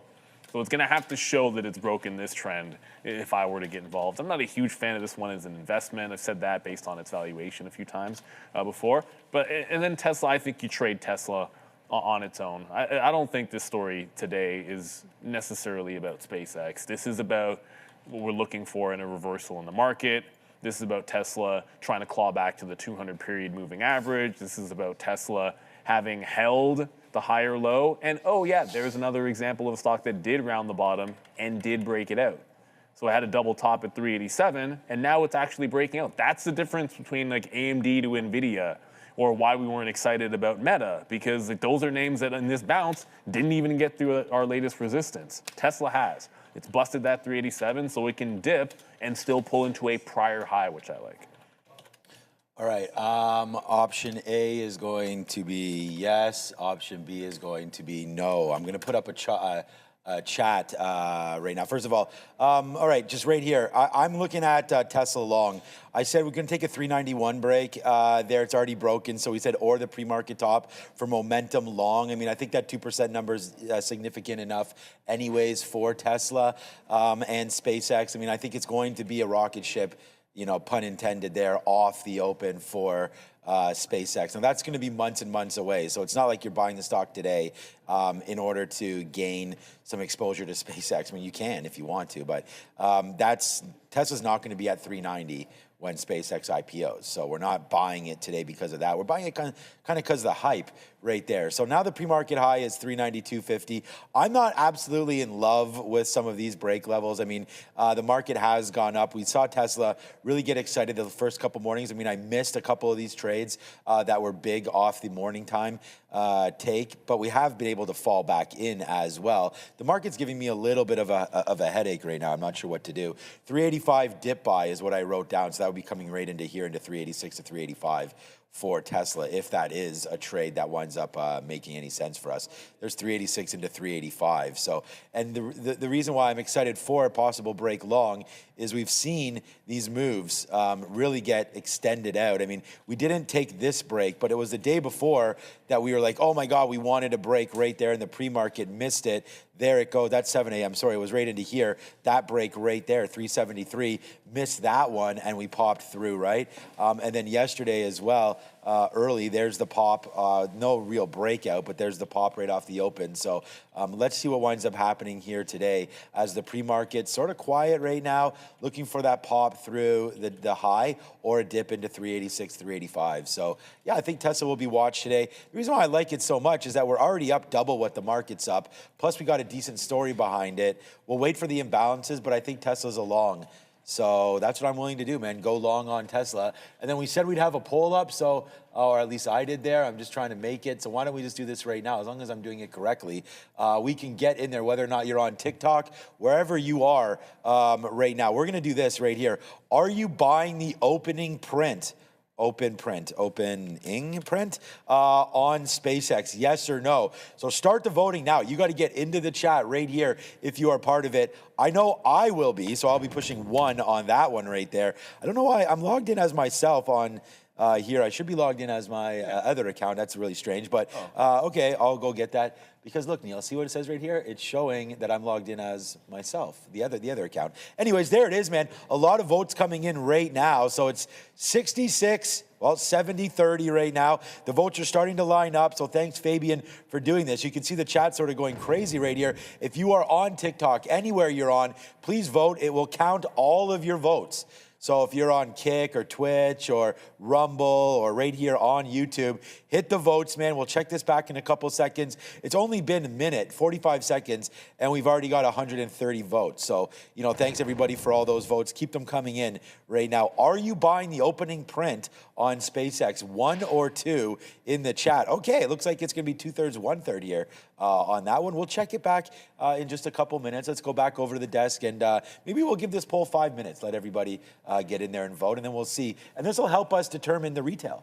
Yeah, see what side of it, right? I mean, everyone watching is going to be pretty much a retail mentality. So we're going to think about how many people will be sitting there willing to buy on open. This is regardless of price. And for Ryan Pope on TikTok, I believe it is, SpaceX IPO is not today. No. We don't know the exact. Wait, it's not? It should be probably. Need more buying power. It'll be probably a couple of months at the worst. So at this rate, I looked it up. It's 90 to 120 days after the filing is the general. But you know, with Elon Musk, I mean, it could be 5 days after the filing. Like, you never know which kind of strings that guy will pull. So I looked it up. June 25th, I think, was in and around Elon's birthday, which is what they thought about, which would coincide with that 3 months. So that does work out. All right, man. Another 250 successful votes. IPO is going to be next on the list while we're talking about IPO. So get your votes in. This was one that if you took the opening print, you were definitely smiling. 9 days. 100%. Yeah, we were just saying it'll be 69 days guaranteed. BMNR, there was a little bit of a headline there, launching Maven, its proprietary Ethereum staking platform. It didn't move on that, but BMNR up with crypto today. Anyways, I'm actually surprised by that. I thought it would be way more on the yes side. It's what, like 60-40 right now, Sean? Yeah, interesting. Keep voting, guys. Keep voting. 1 or 2. Are you buying the SpaceX opening print? Let's talk about whatever else is on this rundown. ARM. I don't know. You want to talk about ARM? I do. It's up 10%, Brendo. I mean, we got to put some respect on this one here. Up big after unveiling their first in-house AI chip, as well as very aggressive long-term guidance. So what they introduced here was their first internally developed chip, the AGI CPU, and they're targeting specifically AI inference workloads in data centers, a high-margin product, as we know, of course. Anybody who sees NVIDIA's margins. It's designed for the rise of agentic AI. It's a fundamental shift from what the company does, which is typically licensing their intellectual property. It opens the door to significantly larger revenue capture as their gross margins will improve. They're projecting, as a result of this, about $15 billion in revenue from this chip alone by 2031, with total revenue coming in at about $25 billion. That implies about a 6 times growth rate from the $4 billion revenue base that they had last year in 2025. CFO guided, Brendo, 50% gross margins. That's a lot higher than they were making in their licensing, and Citi called it the most significant shift in the company's history. But they see upside, but there are risks, of course, because it's an unproven product, but they like the upside more than the risk. Costs as well. 150 significant here. We're back below it right now, guys, for ARM. Thoughts? Well, this is what ARM's been looking for, because it's long traded ever since it came to market. It's been expensive on a PE basis, and this is kind of the shift. And this has been talked about. Obviously, this is fantastic news, but this has been talked about and rumored for quite some time. This is not the first time that it's been brought up. So realistically, if you thought that they were eventually going to figure this out, and again, it's not a proven product yet. It's going to be expensive to do, obviously, but the upside, I think, is absolutely tremendous for them. For today, the ball doesn't really lie for ARM today. It's a major gap up, which has been selling off. It's been under VWAP the entirety of the morning and still fading. Now, I can't remember, in this last few months, we haven't had that many big-time gappers on rather large or bigger names that have done well when they've had this kind of a profile. And when you have the fact that the market's pulling back because oil is still going higher, I'm not a huge fan of this. If it was above VWAP, I was going to like it a little bit more if it could hold these gaps above VWAP and hold the 150 level, but it's still going to be trending down. I think this is a clear, they had an event, they had a major piece of news after that event. Allow people to take their profit, and then we can come back and look for a dip area in a couple of days. Just real quickly here, we do have right now, it's still 64-30s. So you guys, get this vote going just a little bit more here. And type in the chat, vote 1 for yes if you're buying the opening print here on SpaceX, or chat mentions detected 60. Okay, good. Type 2, let's zoom that back out. I got to get rid of that. Right there, type 2 for no. So we don't have too many more seconds left. I'm going to probably stop this in just a couple minutes, and then we'll update what this is right now. It's going to be hard to influence it, but type 1 or 2 right now. I guess you can probably vote multiple times, there's a little cheat code for you there as well. Absolutely. ARM, yeah, just looking. I have to ask Fabian if you can vote more than once. I don't know if it detects your IP or not, but yeah, breaking above 140. I mean, I think you just gotta, if you're gonna go long, I mean, you just use this area as your support, and if it breaks below it, I don't think you want to be part of it, right? I mean, the last time we broke below it, obviously it made the move lower, but you've seen here, we've battled it back before, maybe 130 maybe as a key level there for ARM. Now you've broken through. I expect it to come back in a little bit. I mean, I think the 10% is probably a little frothy there today, but yeah, trade this name as when there's a gap, play it off to VWAP, and we're already underneath that. So I think I'm looking short on ARM today, but you know, it is great news. So I think, you know, back into that 140 would be the play, but I'm not really on ARM today. I've traded it before, not super excited about it. There's so many bigger cap names that I'm looking forward to, but I like ARM there, and I think 130 is a decent spot. 140 gets me excited as well. And there it is, man. It's starting to get a little more even right now as we have, are you buying the dip rate opening print on SpaceX? 123 votes, yes. No, sorry. 194, yes. So 60-40, and we'll wrap this thing up on open. So far, so good there.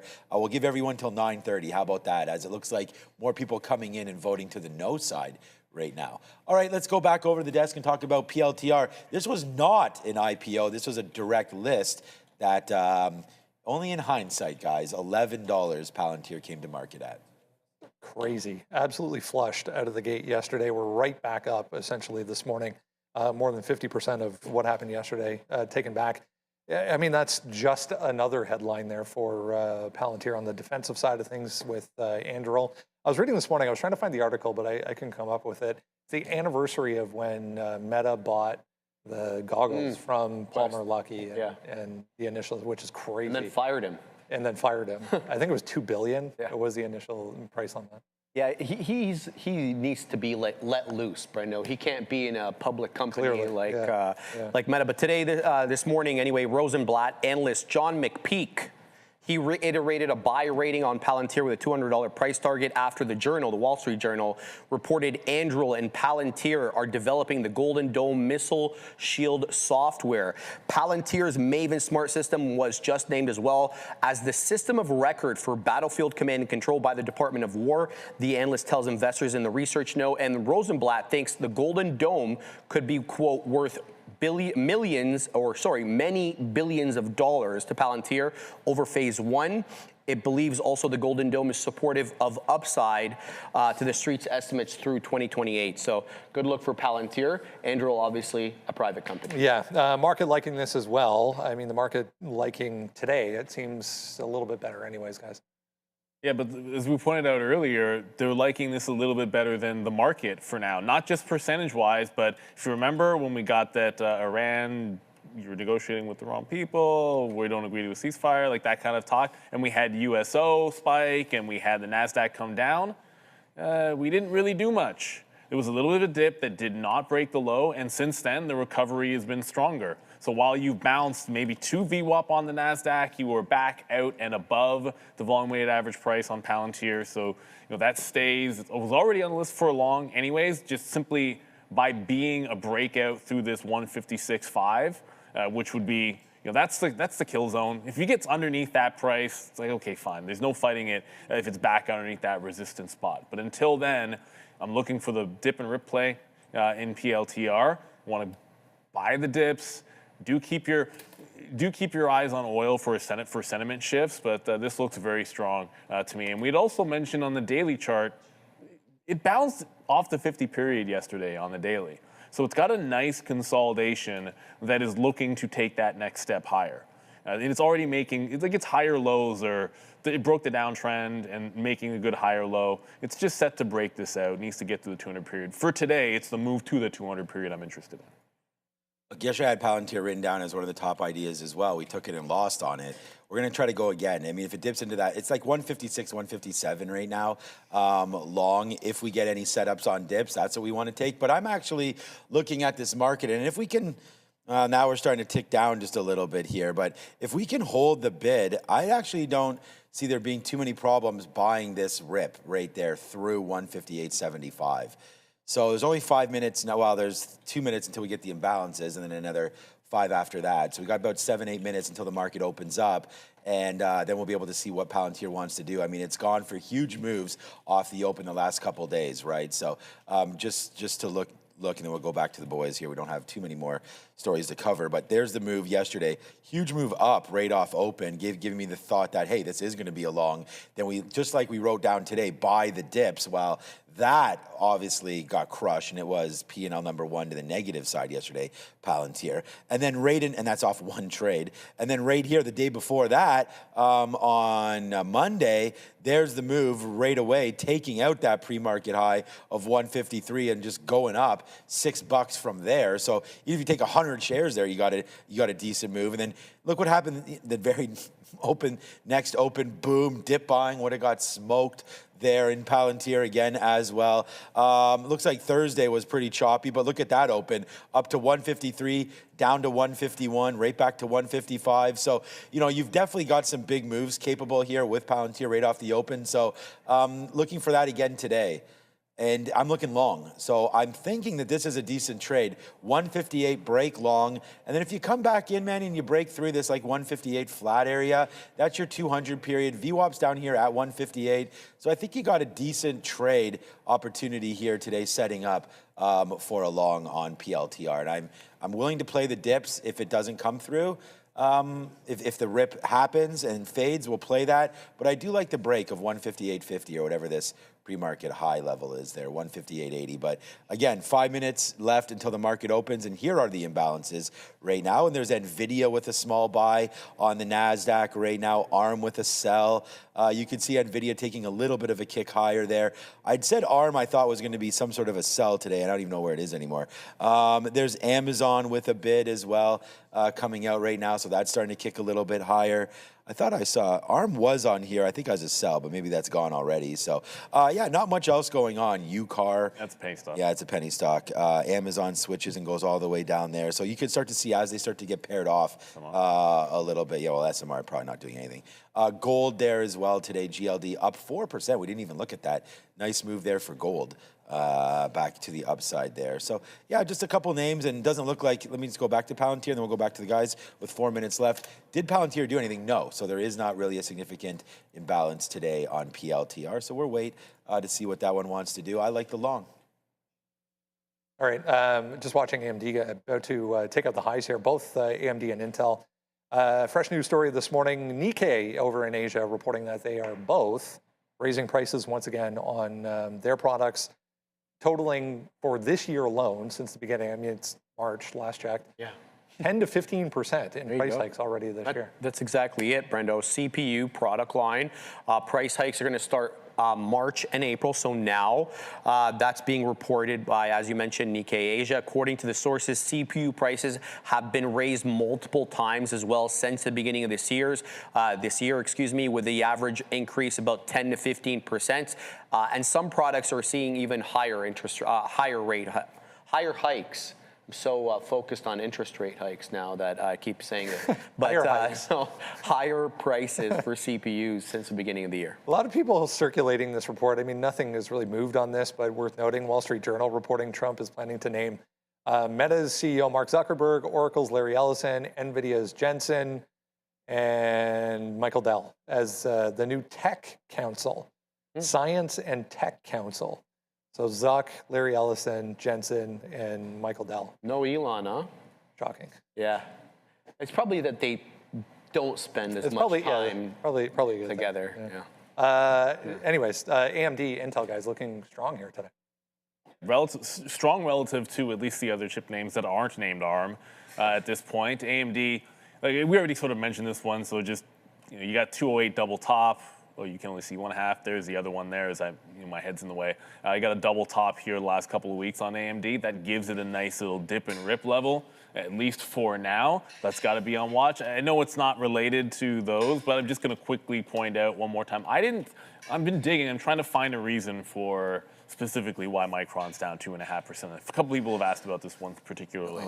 Now we'll keep our ear to the ground, but this one's not looking good. It's actually getting worse as we go into the open. Micron making some fresh lows here. Now down 3 1/3 and continuing to fall. But yeah, AMD super strong like that 208. Just real quickly here to see what this vote is up to, then we'll close it right there.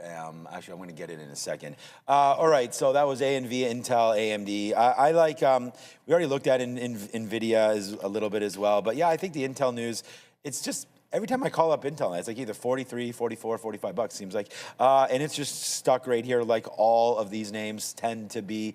Intel's a tough one for me to trade because I always seem to use too many shares and then it moves against me. But again, I like the long break, man. I mean, good stories today. Up 4% seems a lot, but if we're going to play along, Intel and AMD probably with this news and beating the market, wait for dip buys on this, but I think Intel and AMD are both pushing to the long today, that is for sure. 1 minute to go. Let's go back over to the desk. NVIDIA right now busting through the lows of 177. On Meta this morning, we touched on them if you joined us in the first 30 minutes. Coming right back in, though, we're still hugging the 600. $375 million verdict for that case in Arizona yesterday. Big, basically talent retention, stock options for some of their major management guys there, as well as China scrutiny over their Manus deal, Brenda. MRK, just seeing this, MRK acquiring TERN, Turns Pharmaceutical, TERN, for $6.7 billion, guys. Good luck. All right, thank 20 you. seconds to go till the open here, and again, Micron continues to fall. I'm just going to get Dara to confirm. I mean, I saw a headline, or just one account tweeting saying Micron restricted from buybacks till 2027, potentially. But I need to get that confirmed for sure. But the market is going to be open. It is hump day. It is, well, it was market release. Yeah. Hopefully we can get that continuation. We are now open. First move right away downside on Palantir. First move lower. No, the NASDAQ actually first move was a little bit higher. Yeah. For some of these names, looks like the first move is going to be lower temporarily. Palantir goes into 157. I was waiting for 156. There it goes back up to the upside. We'll give it a little bit of a breath, as we said we would here for PLTR. High break would still be that 158.50 or so up into there. 158.80, I think, might be worth a break there on Palantir if this market wants to get going. Tesla right here as well, 390, that could be something. But it looks like, the 158.80 area or so for Palantir might be the one. So we'll wait to see if we can get something there on Palantir. But there's Tesla right now, Palantir bouncing. There's View up at 158. So we'll see if this can do something if we do break a little longer here on oopsies on Palantir. Oops, I don't want to be in right now, but we are into Palantir. Keystroke error right there on PLTR. Bitcoin racing toward the highs here as well, so it might not actually dip into the support level. I actually liked the prior highs at 40.40. We sort of let it come back in when oil was making its move, but it might not get there. And if we don't, then I'll look for a dip into the volume weighted average price if that's all we are able to get. Robinhood just broke to 73.5, 72 breakout. Robinhood authorizing a buyback. So they did do a buyback because apparently they're allowed, and still waiting on confirmation as to what is going on with that Micron. Because Micron, look guys, Micron dropped another $5 off the open. It's now 5% down, hit 372. So while the market has been on rebound mode, this lost 400 pre-market and very quickly lost 5% here on Micron. Again, that's a big one. Adara? I haven't seen any news yet. I mean, there was a story on the watch list, actually. It did have to do with, I guess, Google Research released this product that could be competing maybe with some of these hardware names. Again, I was seeing that like early pre-market, like around 7, so that could be what it is. But it's worth noting it's not just Micron. SanDisk also took quite the hit. Yeah, SanDisk getting smoked as well to the downside. So not looking very good there. Keep an eye on oil. As USO it's pulled back, but it's showing signs of a little bit of a bounce. If it breaks that trend up, you could see some further weakness or some weakness in the market here. Well, the tech stocks anyways. That's what I care about. So yeah, IBIT might not give us that entry that we're looking for down at 40.40. Looks like the first close is going to be holding that volume weighted average price. Still no crazy moves yet. I don't know. Oh, the one thing we didn't get to, I like a travel name today, but there's no breakout yet on CCL. It hasn't really taken out this top, so I'll probably continue to look for the dip into support at 25.8. Hasn't happened yet, but it could soon. Yeah, we, we watched Tesla just rip to the high side there. We did talk about taking a 391 break, but it was already down into that area. So I think now we got to wait to see if there's going to be some sort of a pullback in TSLA. But there it goes, man, breaking through all of the levels. That was the number one trade that we were thinking about and don't execute on it. We hit Palantir by accident and we had to punch out of that one. I put the wrong price. I meant to put 158.80, and I guess I put 157.80, and that instantly sort of got right in there right now. So it is coming back in. I do want to buy the dip though in Tesla if that comes in back into 391. Not sure that's what's going to happen.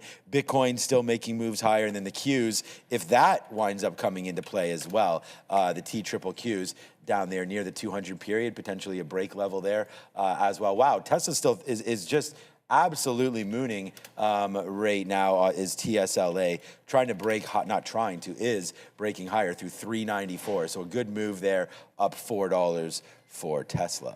Yeah, we have a few super chats, so you can just throw them right up, Andre. Anytime you want to. You don't have to wait here.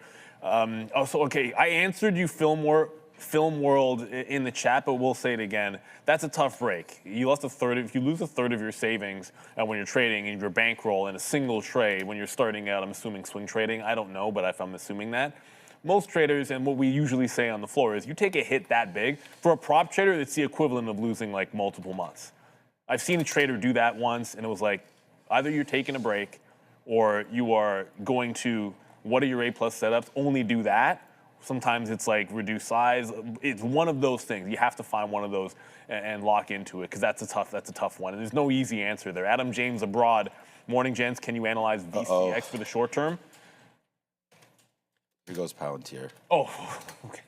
Oh, no, I wasn't talking about that. Yeah, sorry. Oh, no, sorry. Palantir just shot up. Go ahead. No, I wish I still had that Palantir long. I did exit out of it. I had a little bit left, as you guys might have saw, so we did exit out of some more. And then we just punched the long right now in Palantir. So all good right now. We do take that long break of PLTR, but it's a high take. So, I mean, we're already up. We're already sort of smoking. It's kind of like taking that long there in Tesla maybe at the top, but we'll take it right here on PLTR. We only have 80s, so it's not rocking and rolling. We actually have the high there. But we did get some out above 159. We'll try to see if we can run that high again one more time. But so far, so good here. As Palantir makes that move, and now we're kind of stuck long, potentially at the top, as the move is stopping right here at 159. Well, I guess we're canceling the AMD dip trade. Oh, it didn't work. Or it's ripped. Yeah. Whatever, okay, man. Figured. Yeah, AMD is gone. It's absolutely gone. Nvidia's through 179. AMD's through $215. It went absolutely ham to upside.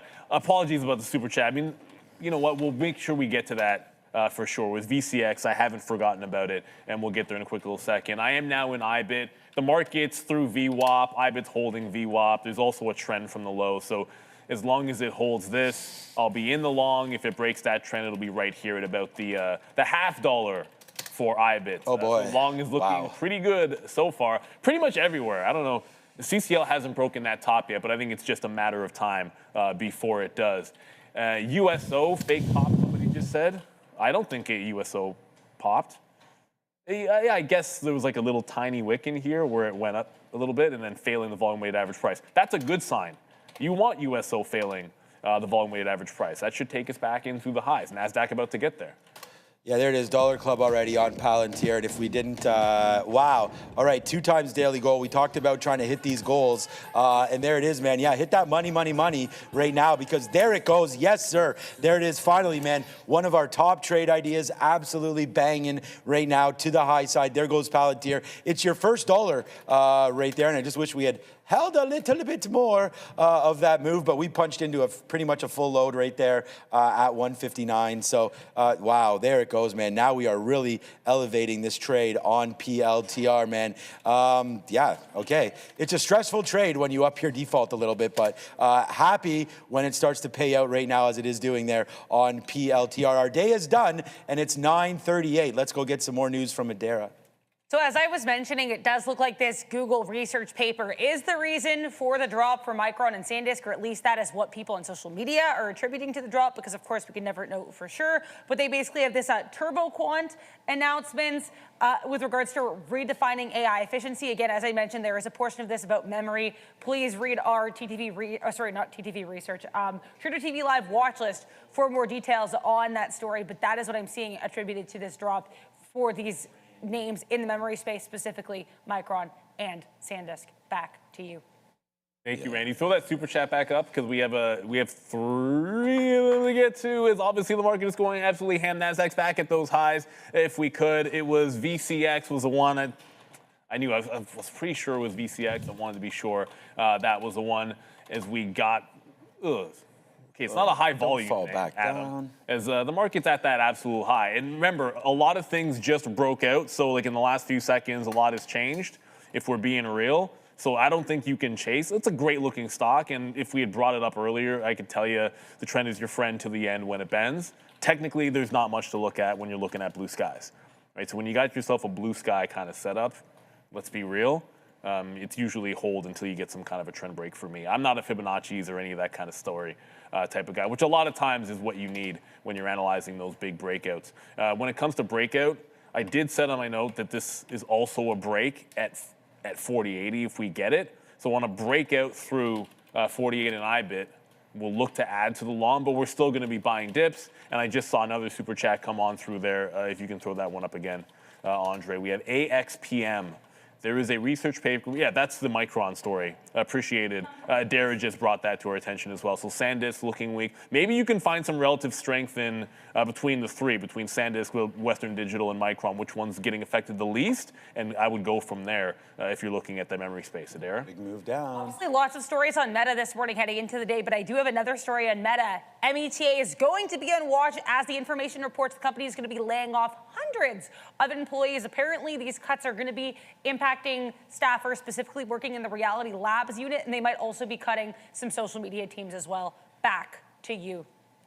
Thank you. Yeah, we did hear about that last week there, that Meta was trying to maybe get a little more efficient there by slashing some jobs right there. So, okay, I was just saying, like, wow, big move down there in the market. I'm going to take advantage of this little bit of a bump up now if we can. I was just at 159.17.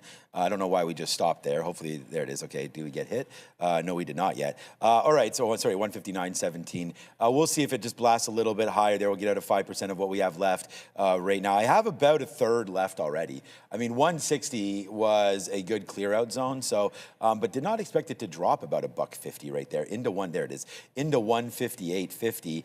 More play to the upside. If we can get something near 160, we'll try that one more time, as it's your, for me anyways, the trade of the day right there to start the day with. And again, like, this is what we're trying to do every day, just trying to, make the right trades and put on the share size and get it going, right? I mean, yesterday we had a similar trade in Palantir, and if we go back and just look to see how we traded it, actually, I don't know if it's on, it's probably on Twitter, but I'll look at that in a minute. Yesterday, we got Palantir on this huge move up right there. Same, very similar thing where I was like, let's play the dip, and it absolutely rinsed us. So it's nice to get back going today on, there it is. Yes, sir, man, props it up, man. Anybody that got this PLTR trade or any long off the open, man, congratulations right there. IBIT, CCL going. But there it is, Randy. It's double our daily goal right there off the jump early on that one. So, and that's why Well, today's XOM's oil's down today. down, right? yeah. So but I haven't checked. I mean, This is why I talk about making daily goals and stuff like that, because I really do believe that you can hit it and quit it. And that's been the most successful day traders that I've ever seen, are the ones that have those big trades and then basically calm the F down the rest of the day. So we're going to hit that right now. It doesn't mean that if there's not more opportunities, we're not going to take it. That is for sure. But I just wanted to tell everybody that that is the goal there. And if you're on a prop floor, that's your goal. If you're on a funded floor, that's your goal. So hopefully you guys are hitting some of these as we get a little bit higher. Apparently Tesla had good sales out of Europe, I heard, as well. I don't know. if that's what's going on there. Okay, there it is, man. Yeah, lunch 9-1. There, you caught Tesla long. Perfect. I mean, we have Tesla long on the pre-market break. We wrote that down. So there's the Tesla long on the pre-market break. I have Palantir, but congratulations on that one. That is for sure. Both those names really rocking and rolling right there. Lunch 911. Right there. Pay attention for another hour. We'll get our What's for Lunch segment coming up. So Tesla Europe sales were up 29%. There you go. Yeah, Tesla Europe sales up 29%. Although Europe is, how much do we care about Europe for Tesla? No, we don't care at all. It's just, it's nice that it's better to be up than down. Oh yeah, I 100% agree with you. It's better to be up than down, but I don't know how much I'm going to care too much about the sales in Europe. We're still tracking what's going on in energy. Like every time I look up, I see USO, and it's trying to go. So I'm going to continue to, as long as, here, and when I say trying to go, you're getting this dance with VWAP. Come to my chart for a second. You're going to dance with VWAP. So every single time we get this dance with VWAP, it's like a reload here on IBIT. But at some point, if oil breaks through the volume-weighted average price, we could be headed in the other direction, and then this turns into losers, right? Because I would expect it's like CCL would turn into a loser, and IBIT would turn into a loser if USO breaks itself, and it's on the precipice of doing so. So unless you got like that early breakout, and Tesla was an example of one. I was going to say Palantir first because that's the one you grabbed, or if you were able to catch, I thought I canceled that order. The market could easily. If you're able to catch AMD, thank goodness I just went over there and canceled that order. You don't want to be still sitting down here if this stock pulls back $10 necessarily. But there goes USO through the top. And this is sort of where that concern comes in. Wow. Yeah, IBIT just trailed out. I haven't been trailed out of CCL yet, but that's going to happen as well. So that early move up, now you're getting a spike in oil price here. And I had one idea for energy, which was that Boyle is weaker, nat gas is weaker than USO and oil. So I want to be able to fade. Whenever I see the trend break on USO to the upside, I want to dump Boyle. It's barely moving Boyle to the upside when USO goes, which makes me like it better for the short like I have for the last couple of sessions. Adaro, what do you have?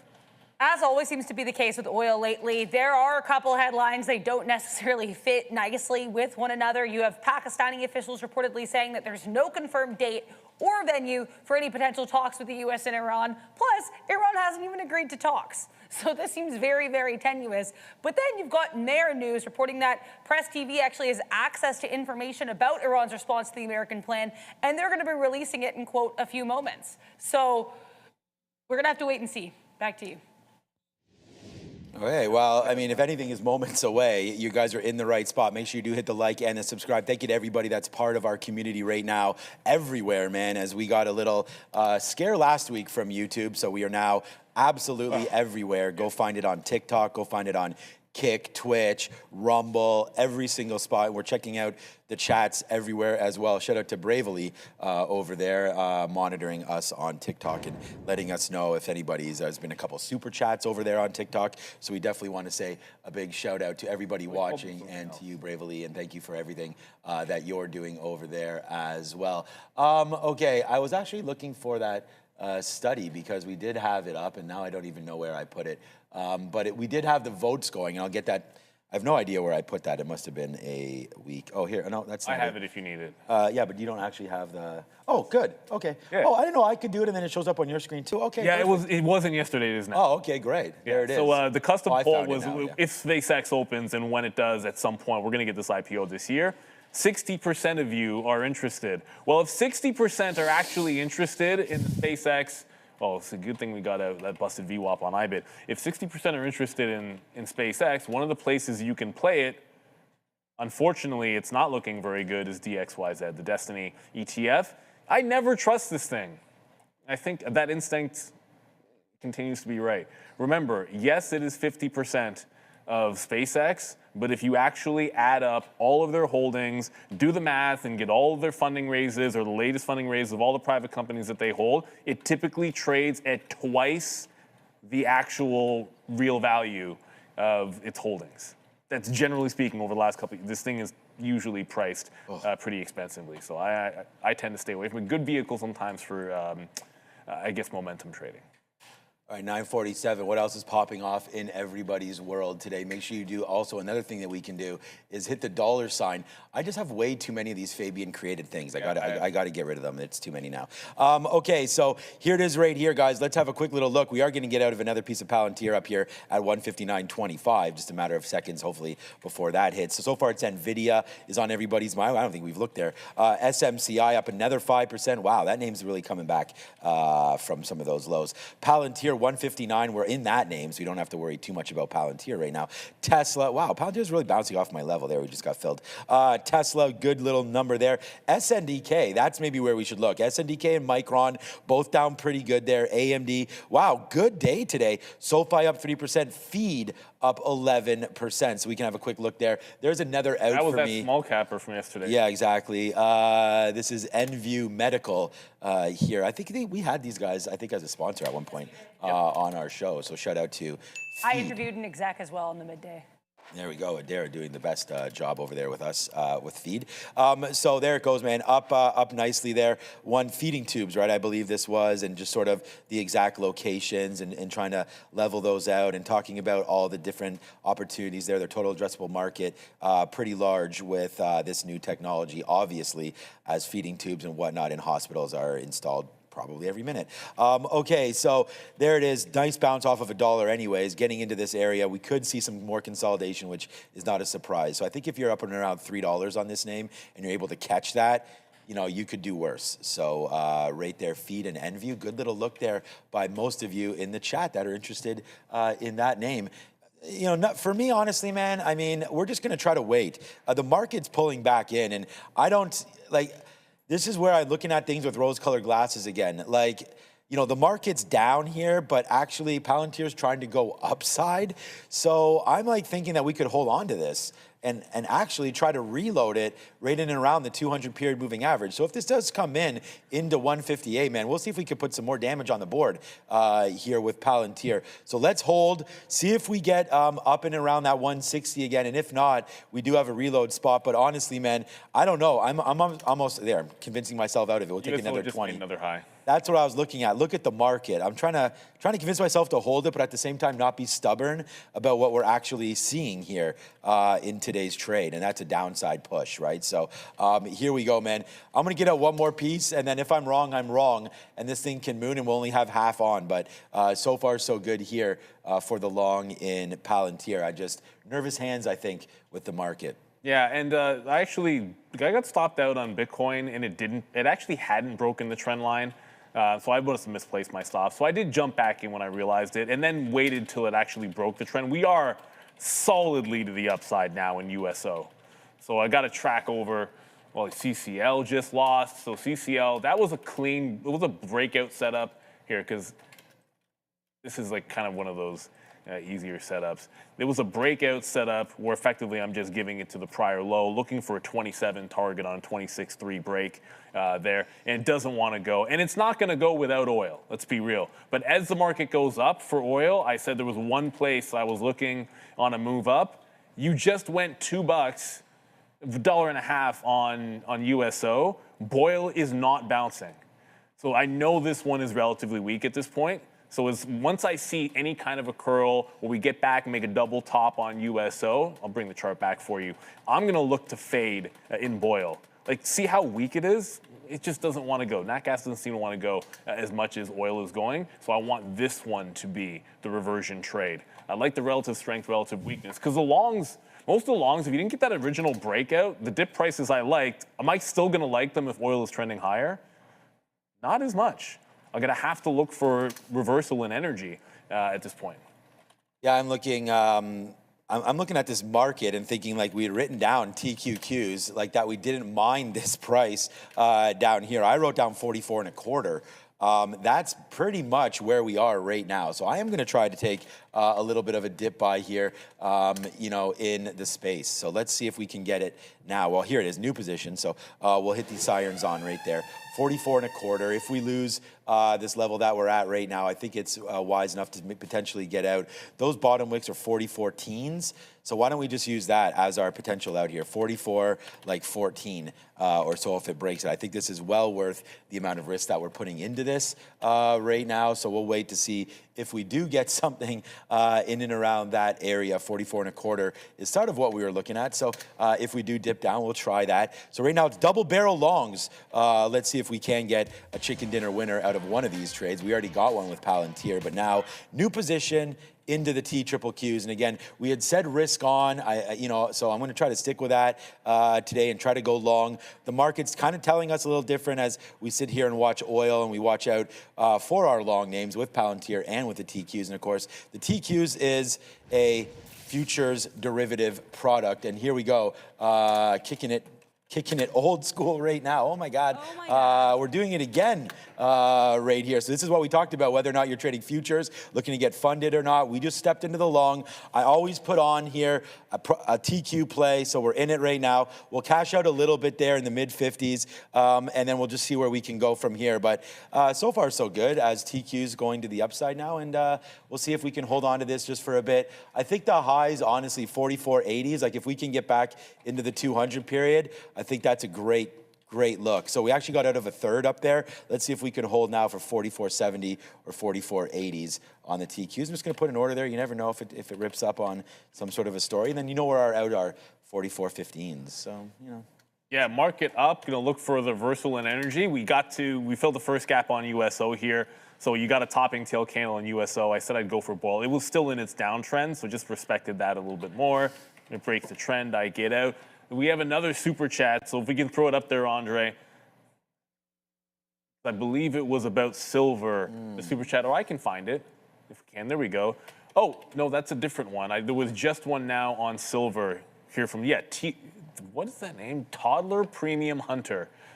There's something about that name that just seems a little bit off. Yeah, we should not have probably read that. I'm just saying, come on. Today's trade for me was silver and gold at these levels. SLV, you know what? If we're going to have any kind of relief in oil prices, this would be good to get back to silver and gold bouncing off levels. But remember, we've been bouncing in energy. So you've had a little bit of a reversal back. Whether it's SLV, whether it's GLD, both of those caught huge relief rallies in the last couple of days. And you could get follow through, but it already gapped. SLV already gapped to 66 without breaking through the highs. I think you almost, if it fills the gap, you gotta wait for 64 here, I would think.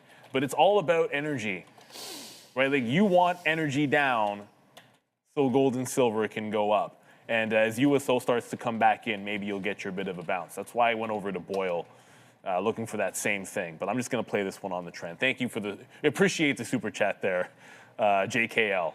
Yeah, exactly. Rather than we do appreciate everything over there.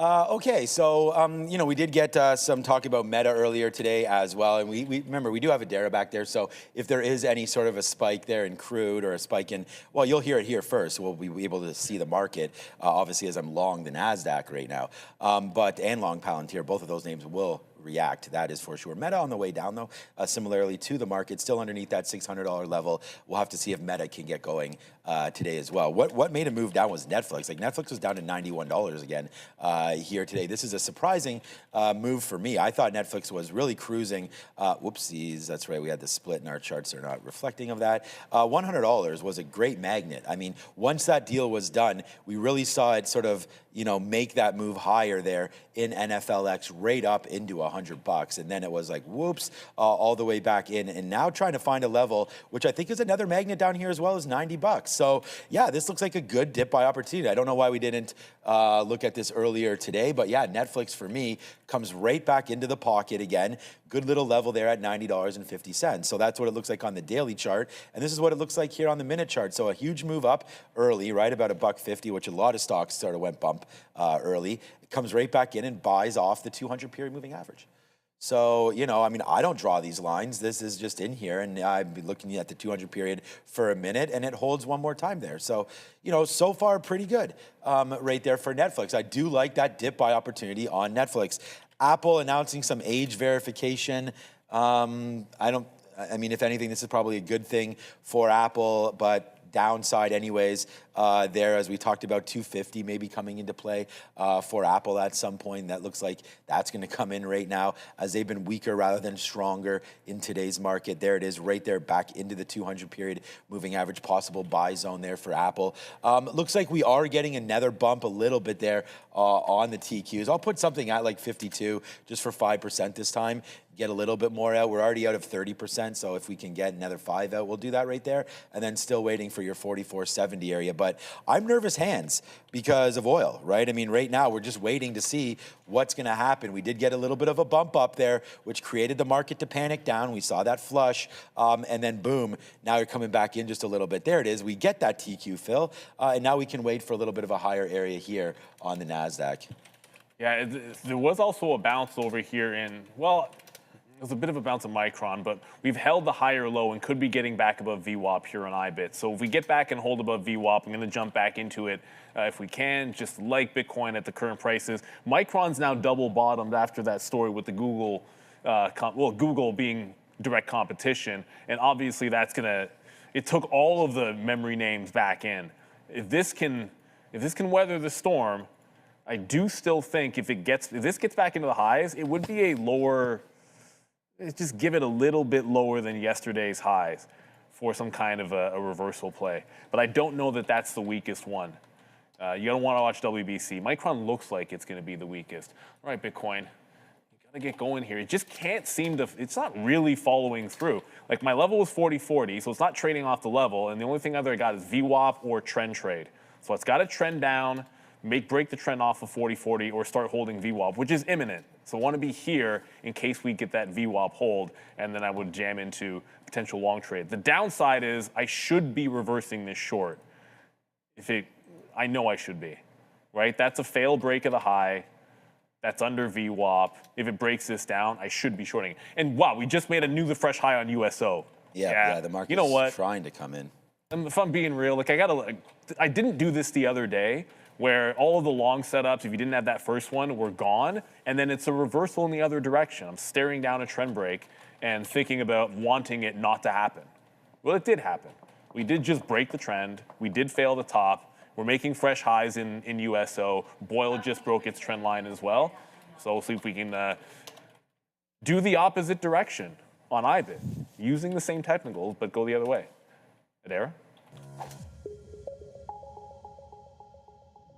Let's start with the oil news here. I mentioned a couple minutes ago that Press TV was going to be publishing the details of Iran's response to this conflict here with the U.S., but it is worth noting Press TV is saying that Iran will choose to end the war at its own time. So Iran really going to be calling the shots here. Nothing super shocking, but again, as we've heard reports, and I'm now seeing these reports circulate even more and more, we could be getting this Iranian response published by Press TV very soon. This market today kind of oscillating near intraday lows despite a nice push to pre-market highs right off the open. That was for the NASDAQ. Here is the S&P 500 looking quite similar. Lots of stories today. One name that started strong with a couple catalysts on watch was TSLA. We know that SpaceX, which of course, much like Tesla, is run by CEO Elon Musk, could be filing for their IPO imminently, and furthermore, TSLA with strong sales growth in Europe for the first time in quite a while. Micron, SanDisk, and all these other memory plays are going to be in focus after Google Research published a paper on something called TurboQuant, which could reduce memory needs by up to 6 times. ARM, yesterday we had that ARM Everywhere event, and only place ARM is going right now is mostly to the upside after announcing they're going to be selling their own CPUs and projecting pretty lofty revenue for that new segment of their business. Make sure to like and subscribe if you're enjoying the content as you send you back over to Sean and Neil. I just assume with the market at the lows that ARM would have filled in the gap. Literally the opposite. No, ARM is flying. We went longer there. We went longer there on the TQQs, but for right now, markets have been extremely active as of late. We will do this when we get back from Adara.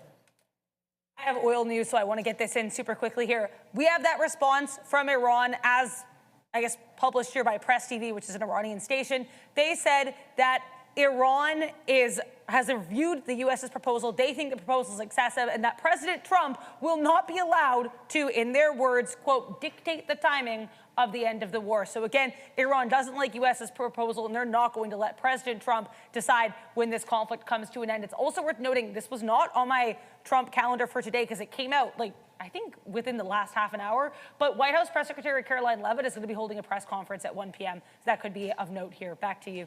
All right, so we are still long here, the NASDAQ, and it's cashing out, right? I mean, we had an absolutely monster trade rate there on that move down. I mean, we were waiting there for 44.25s. I mean, it's literally the exact price that we wrote down there, so we take it. And now we don't worry too much about this trade, but we're still in it. So right now, active on that. But markets have been extremely active as of late, of course. More setups mean more momentum, more opportunity. But to take advantage of these conditions, you need two things: discipline and access to capital. And that's where, of course, Trade the Pool comes in. Instead of being limited by the size of your account, traders can access firm capital and focus on executing their strategy and managing risk. No more fear of blowing up your personal account. No more fear of moving your stop loss too early because you're worried about your own savings. This is what we call limited risk trading. If you want to take advantage of that volatility in today's markets, visit tradethepool.com and please, please, please scan that QR code right in front of you now to get 10% off. We want to thank Trade the Pool for that promotion. And of course, that's what we talked about, man. We're not sitting here on prop floors trading our own money. No, no, no. We are trading firm capital, and that is a great opportunity to level up your game, right? So scan that QR code right there. Get involved with talking firm biz. Yeah, get involved with Trade the Pool. Firm biz right there. Yeah, look, I mean, the market is firming up a little bit to the long right now. I'm like not really feeling this Palantir. It's stopping. So right now, we'll just focus on the market, man. I mean, we will, our bread is buttered with Palantir today, but we're almost up. We've made about half on this futures trade right now that we made on Palantir, and it's going higher, Neil. So there it goes. Yeah, buddy, let's go. We got this trade on board here once again. The two names that we're in so far, Palantir and the futures, both listed right here on our sticky note today. So yeah, follow us to hopefully the yellow brick road. There's the TQQs long at 44.25. What's the low of the day? 44.20 on TQQs. And then there's our Palantir break on the longs. And we do miss, of course, our good friend Tesla on that long as well. But there goes Palantir. Ye of little faith, Sean. All the way back up there on PLTR, right back into 159. So we did not, we should not have cleared out of that. But we did get a little nervous on some of those Iran headlines. But it's all good, baby, baby. It was not all a dream. This is actually real life. It's real life, not a fantasy. But then, sometimes it's easy come, easy go in these markets when you certainly see what's going on. That's for sure. Whatever. I had Well to. played. My daughter actually loves, she loves that song, Bohemian Rhapsody. Yeah, oh yeah, okay, good one. It's a banger.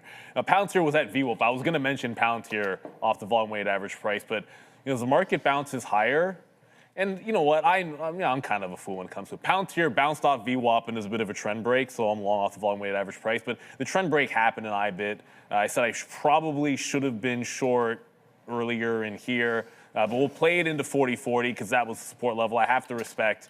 I always respect prior highs, right? So prior day high, I'm going to play off of that level and then work off the volume weighted average price. PLTR is similar in some regards in that it was trying to break the trend up, but then trying to hold VWAP. So I liked it down here on Palantir. I thought you could really see 156, 156 half. We know the volatility can have at the open, but now we're just working off the volume weighted average price for PLTR, at least for myself, and we'll give it to the prior bar low as it was technically a trend break. I'll respect 160. That's where everything dumped off in the ITV, ITV. Yesterday, the software names got absolutely smoked. Yeah.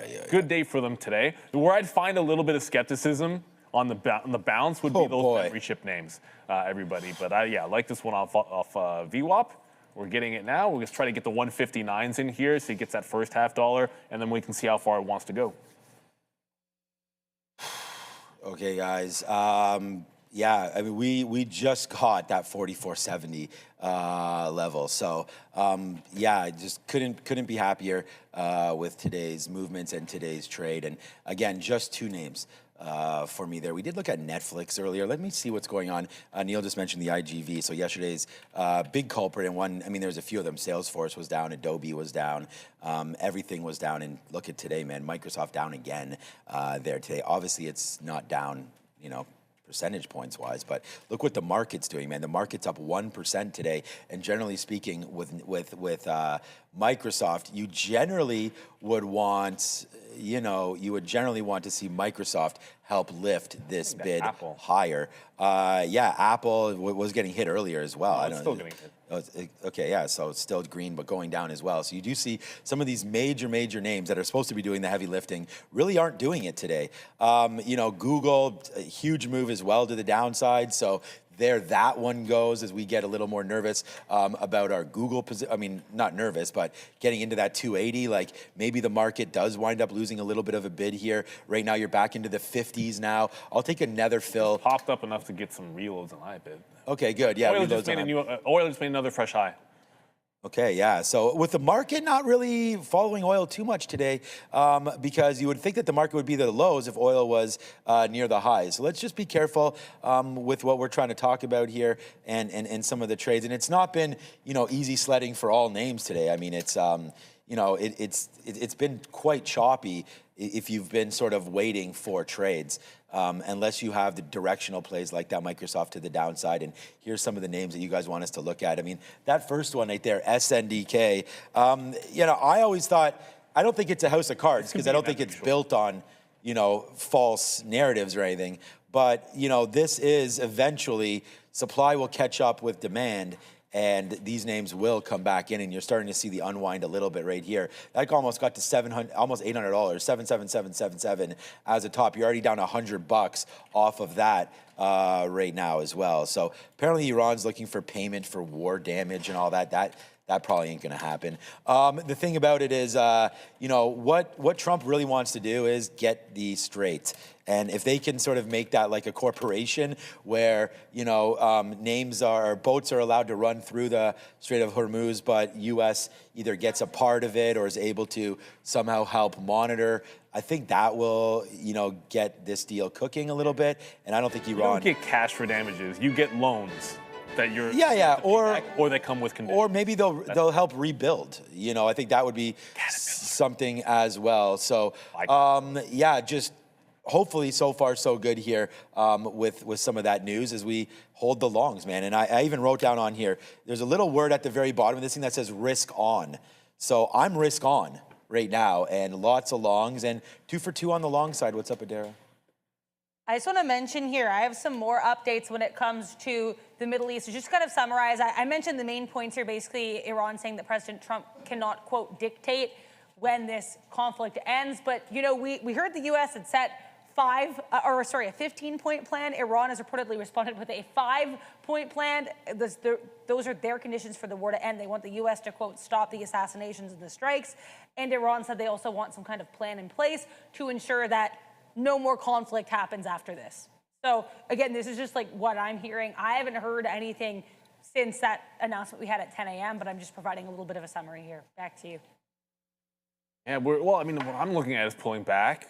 VWAP just got lost on Palantir. IBIT's tracking back into its lows for what it's worth. I just feel like, you know what? Actually, when I was talking about the correlation with between oil and what I was watching, it's primarily Bitcoin and oil.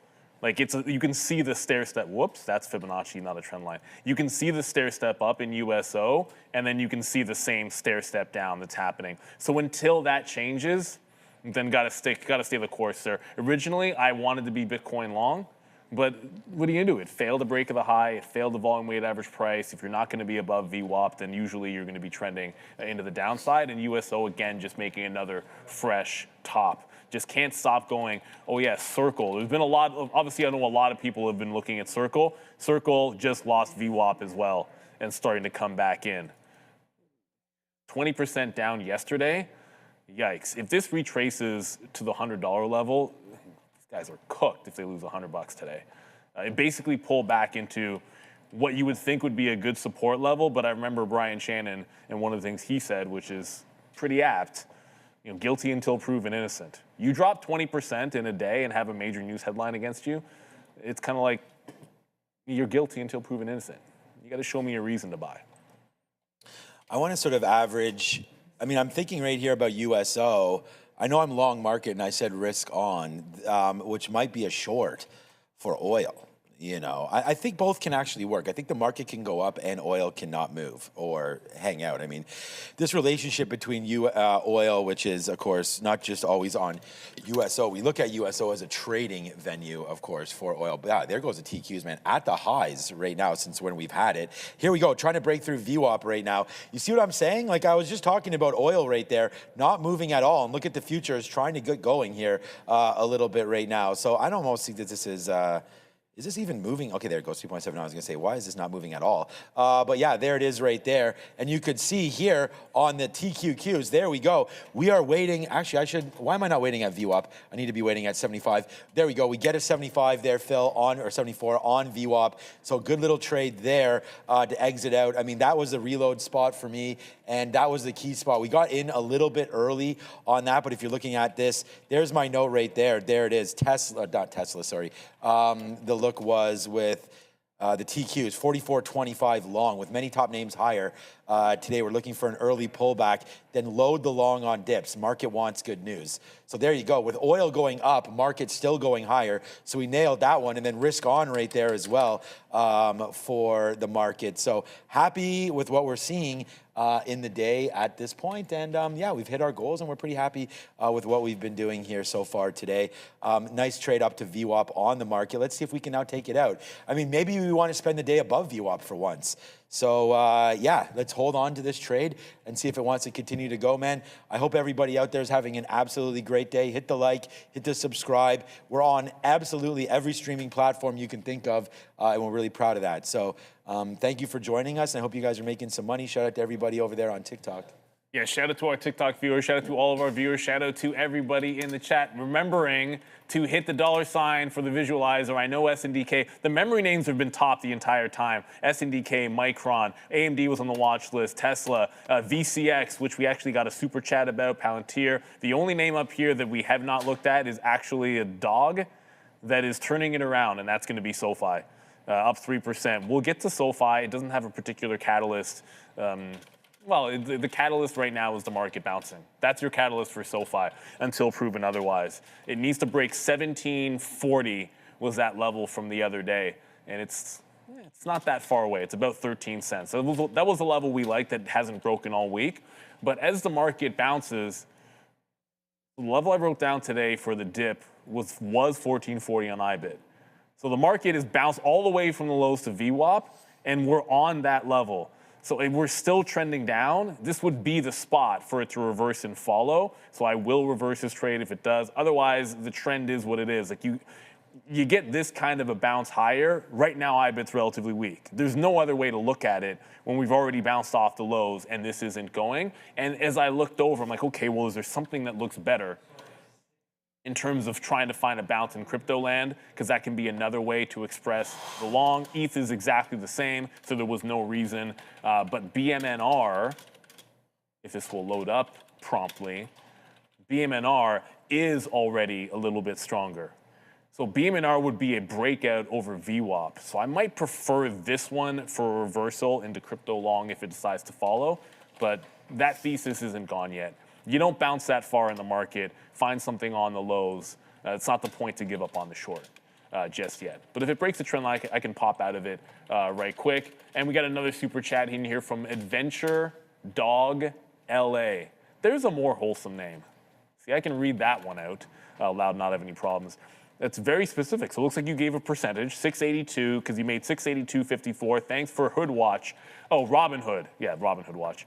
Pre-market break was a clear move. Question, I wish I took that one. We were looking at so many opportunities out there, but Robinhood, good-looking stock. I love that daily chart. What is the best way to short oil? You can't on USO.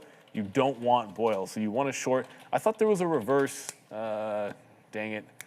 I'd actually have to look it up, because I know there is a reverse ETF that is available to you. Well, off the top of my head, I'm blanking on it. But we can probably crowdsource, because I'm willing to bet. There it is. It's SCO. Thank you, Chad. You guys are undefeated. There's always an ETF that is the reverse. Always. So you can look at CSO. Although the volume maybe not quite as good, it trades a little bit thinly. Well, it's a thicker stock because it's only $8, but there's always something to look at. So SCO would be the one. We just got 2 VWAP and we just broke the trend on IBIT. So at least for now, the reversal is done, and we'll look for this one to close above the trend line to get into long. As another super chat in there. Okay, thank you guys for all of that. Okay, so here goes the TQs, man, up to 44.80 and still going. ASNS, good morning, everybody. Good morning to you as well. Just touching out here at 44.85. Now for the TQs, I mean, low of the day as we posted it, right there upside. So we are starting to empty out the clip just a little bit. We have about 20% left on that one. And then we got a little bit of a bonus fill on Palantir as we went back into 159. We were waiting for 158.10s down here on Palantir, just trying to see what's going on with this 200 period moving average, but very, very light. The Palantir trade is very, very light. The TQQ trade, although getting lighter, still have a decent position on for that one as well. Randy asked about XOM and some of these other plays that have hit so far today. And by the way, we did have this poll up. And this is what the poll was talking about early on. And where's Fabian? There he is. Fabian, we got some good reactions with this poll today. And it was, are you buying the opening print on SpaceX? I'm going to end the voting right now. It looks like it's 60-40 right there. So we'll end voting right now. And let's, we'll get another poll happening up right now. And I think what we can do for a poll is we'll just try to get you guys to hit the keys a little bit. Right there, I just have to do which sector do you like for the rest of the day from here till the end? Space is in play, just memory chips you could have in there. You could go energy, metals, or gold, let's just say. Yeah, I'm going to go for right now. It's only 10:20, so it's very early. Are you green?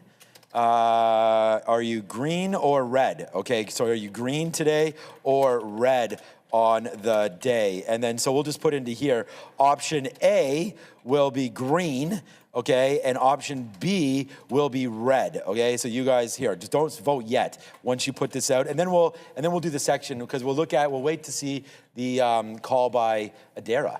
And we'll see the sector watch, right? So here we go, green or red. Let's go, start voting, get that vote going right now. Wow, okay, 4 votes, 5 votes, okay, 100% of you right now. And wow, the poll is lighting up right now on the chat. So it looks like we got a good one here. 1, 1, 1, 1, 1, 2, 2, 2, 2, 2, 2, 2, 1, 1, 1, 1. Wow, there's a hell of a lot of green today. So that's great, man. Once you see that, you know that we've got got guys going good right there. So we'll check this back. Well, let's take it back in 10:25. Green or red on today's poll, let us know, and that would be awesome if you could do that. But the market, as we've been doing this little vote there, has made its way back in just a little bit there. So that's why this could always change if you are still holding on to position. So make sure that you do get in and out of your trades when you see fit, right? You never know what's going to happen here. Crude inventories draw out at 10:30, so that's going to happen. So Q's still going upside. We actually got a reload there on Palantir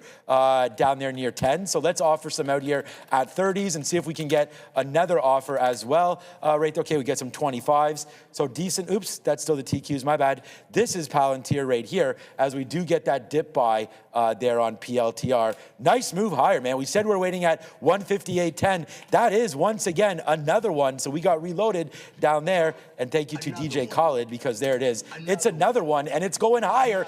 Bang! Right there. Good trading over there on Palantir. And there goes the TQs here to the upside. So, yeah, man, what a day it has been today. We are now 75% of you guys are green. That is bucking the trend for day traders. So thank you so much once again to everybody that is watching the show today. And hopefully you're all having a good day. And if you're not, hopefully you're enjoying the programming. And, there's much more of this day around, man. It's only 10:20 right now. So thanks for that excitement, guys. That was a lot of fun to do that. And we did get a bump up there again in the TQ. So we'll take another piece out there on my trade of the day. We marked down 44.25 as our potential long area there on this name. So all good. I don't know when we're going to Adara, maybe now? Okay, let's go to Adara and see what she's up to. Small cap recap time. CIFR, not the smallest market cap. I think this is like a $6 billion market cap, but this one obviously is higher. It's a less expensive stock, around just under $17. This one was on our watch list this morning because they announced a 15-year lease agreement with a hyperscaler. So nice look for them. Here is RMSG. This company is Real Messenger, penny stock, announcing a strategic technological collaborative initiative. So nice, fun vague headline for this one. RMSG has a market cap of just over $4 million. You've got a float here of about 1.2 million shares, so small float. Last but not least, another penny stock. Well, actually now just breaking back into the dollar level. Obviously a lot of volatility on this one, NXTT, because they announced a $157 million direct offering. Back to you. And just because earlier we had a discussion about USO and shorts, we can short USO. Not all brokers can. One of the viewers simply said at their broker it was hard to locate, hard to borrow, so then go to SCO. For us, it's easy to borrow and always has been. I don't think we've ever had to pay for shorts on USO, to be honest with you guys, but every broker is going to be different. It's not to toot the horn of real trading, but it's just the truth. 99-point-something% of anything that's listed on the US markets are easy to borrow for us, and even if we can't, you can pay for those locates. An example of that would be Circle. I think you pay 1/8 of 1 cent per share for Circle shorts. So that is what it is. But there was a trend break on USO. I said I know I probably wrote down this morning like 111.50. It didn't get to 111.50, so we'll play it that side. Give it to the higher low as always. IBIT wicked out of the trend line, but then immediately regained the trend line. So I jumped back into this. It just wicked me out on the trend line, so I'm going to hold on to the short by coming back in at basically at the price that we got out. And as long as this continues that downward trend, like the market's blasting higher and it's still going down. So I got to respect that fact and jump back in to see if it can get back down into some of those lows for sure. Hangry Wife is in USO based on WTI and not Brent. Why is it tanking if the US supply is not affected by the news? Help you understand momentum and sentiment. Brent, you can trade Brent. It's BNO. If you're, is that right? Yeah, BNO. If you want to look at Brent specifically, you can always go look at BNO. It's not incredibly liquid though. That's the problem. It's on 1.7 million in volume and very difficult. It's almost all like quote stuffing on level 2, Adara. Just a quick update here with regards to Iran and the U.S. Now, I know we mentioned they had their 5 terms and conditions to end the conflict with the U.S. But here's one thing that's just coming out now. They said they're not even going to be open to any talks unless the U.S. meets the 5 conditions. Now, those include repayment for damages. They also include promising or having some kind of structure in place to prevent future conflicts. So they don't want any more conflicts here. They want an immediate end to attack. And I think the key point is the 5th point, which is they want international recognition of Iran's quote-unquote authority over the Strait of Hormuz. So unless those conditions are met, which includes the authority over the Strait of Hormuz point, they're not even going to want to talk to the U.S. right now. Back to you. Yeah, we talked about that with the Strait of Hormuz possibly being, okay, here we go, nice move there. Let's go, Palantir. We almost broke below, and now Palantir is really getting excited back up to the upside right now. There we go. Oh, boy, that mark might have to change there if you're positive or not on the day, because there we go, man. If you're long, you're getting that risk on trade that we had mentioned over and over and over again right now. Nice move to the high side. I've only traded 2 names today, man, Palantir and the TQs, and they're both almost the exact same net right there that to the upside. So on USO, yeah, absolutely huge trade right back there to the upside. So yeah, good move there. Look at that, 159 right now coming upside on Palantir. Wow, big move. I'm going to take another opportunity out to get some out here at 159 on Palantir. Go ahead. The only thing I can explain is, as I was hearing that headline, was in the short on USO, it got to VWAP, reversed into the long. Before I could, all I hit was offer enter, and it was already back at those highs. It was a technical bounce off VWAP to exit the reversion short, but then also hearing the news, hit the long. Yeah, that was a lot of volatility that just sort of came into it. It was right off that volume weighted average price. So yeah, well, that just changed everything because that worked to VWAP, and then it was a reversal we were able to get out of as well. So thank you, USO. Thank you, Adara, who we're going right back to now. Yeah, and I think that pop and drop, that specific chop might not have been the headline that I brought earlier, which was that talks will not be happening unless the 5 conditions are met. But there was another headline that came out like seconds afterwards. A senior Iranian official saying to Reuters, I'm seeing reports, or at least that Reuters is reporting this, senior Iranian officials saying that Iran's initial response to the U.S. proposal is not positive, but that Tehran is still reviewing the proposal. So this was not what we got earlier. What we got earlier is just they rejected the proposal. Again, we're seeing reports that Tehran is still reviewing the proposal from the U.S., though, again, they don't think it's very good and they don't feel positively about it. Back to you. Talking about how you look at the prices here, and I was saying to Neil as well. This is all quote stuffing. I was as well. 110 long, and I was looking at 110.25 when I hit the enter key, and I got filled at 40. Yeah. So like I thought I was taking a quarter and was making 40 pennies, and because that's how quickly the real price action is moving. You've got to realize that what you see visually is not a good representation of the actual market, because it's a bunch of orders going in. It's not static levels that you're looking at. They're constantly being pulled and entered back in. So it's kind of like a fluid. It's more fluid is the best way to think about it. It's like a stream. Yeah, we are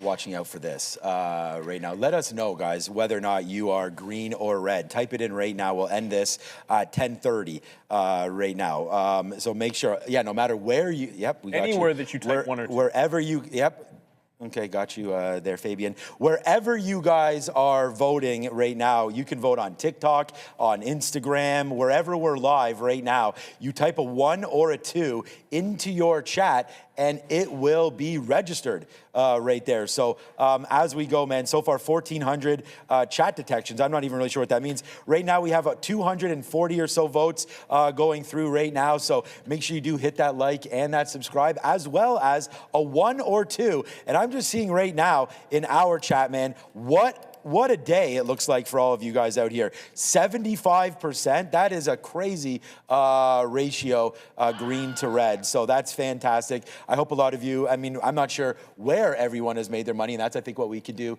with maybe our next poll. But here is a little look at what's been happening market-wide so far there today. Let's go back over here and go to all, and just to see, wow, it always is a nice feeling when you see a market look a little bit like this. All to the green side, right? Some of the energy names, we know those are going to be lower. Lam Research getting hit today, down 2%. So that might be a buy if you do. Wow, come on, Palantir, man. Now, Palantir, by the way, is up $1 from where we reloaded it. Like, you want to talk about trading today.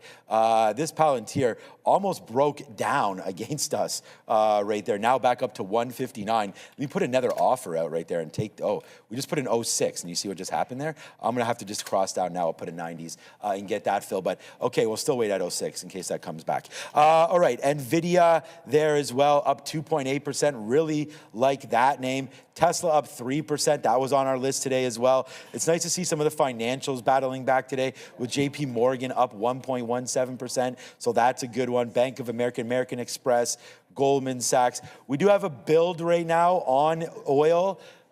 So we can have a quick check. It was an expected draw. So let's go back over here and look to see what exactly is going on right now with crude. Nothing. So not much going on. We do get that Palantir trade, so that's $1 there, up to 159. And yeah, man, so far so good as we go. But what an amazing number there. 75% of you guys out there. Let us know. You had a good idea about the chat there. I think Marvell running, apparently. Marvell look the other oh my God, Marvell.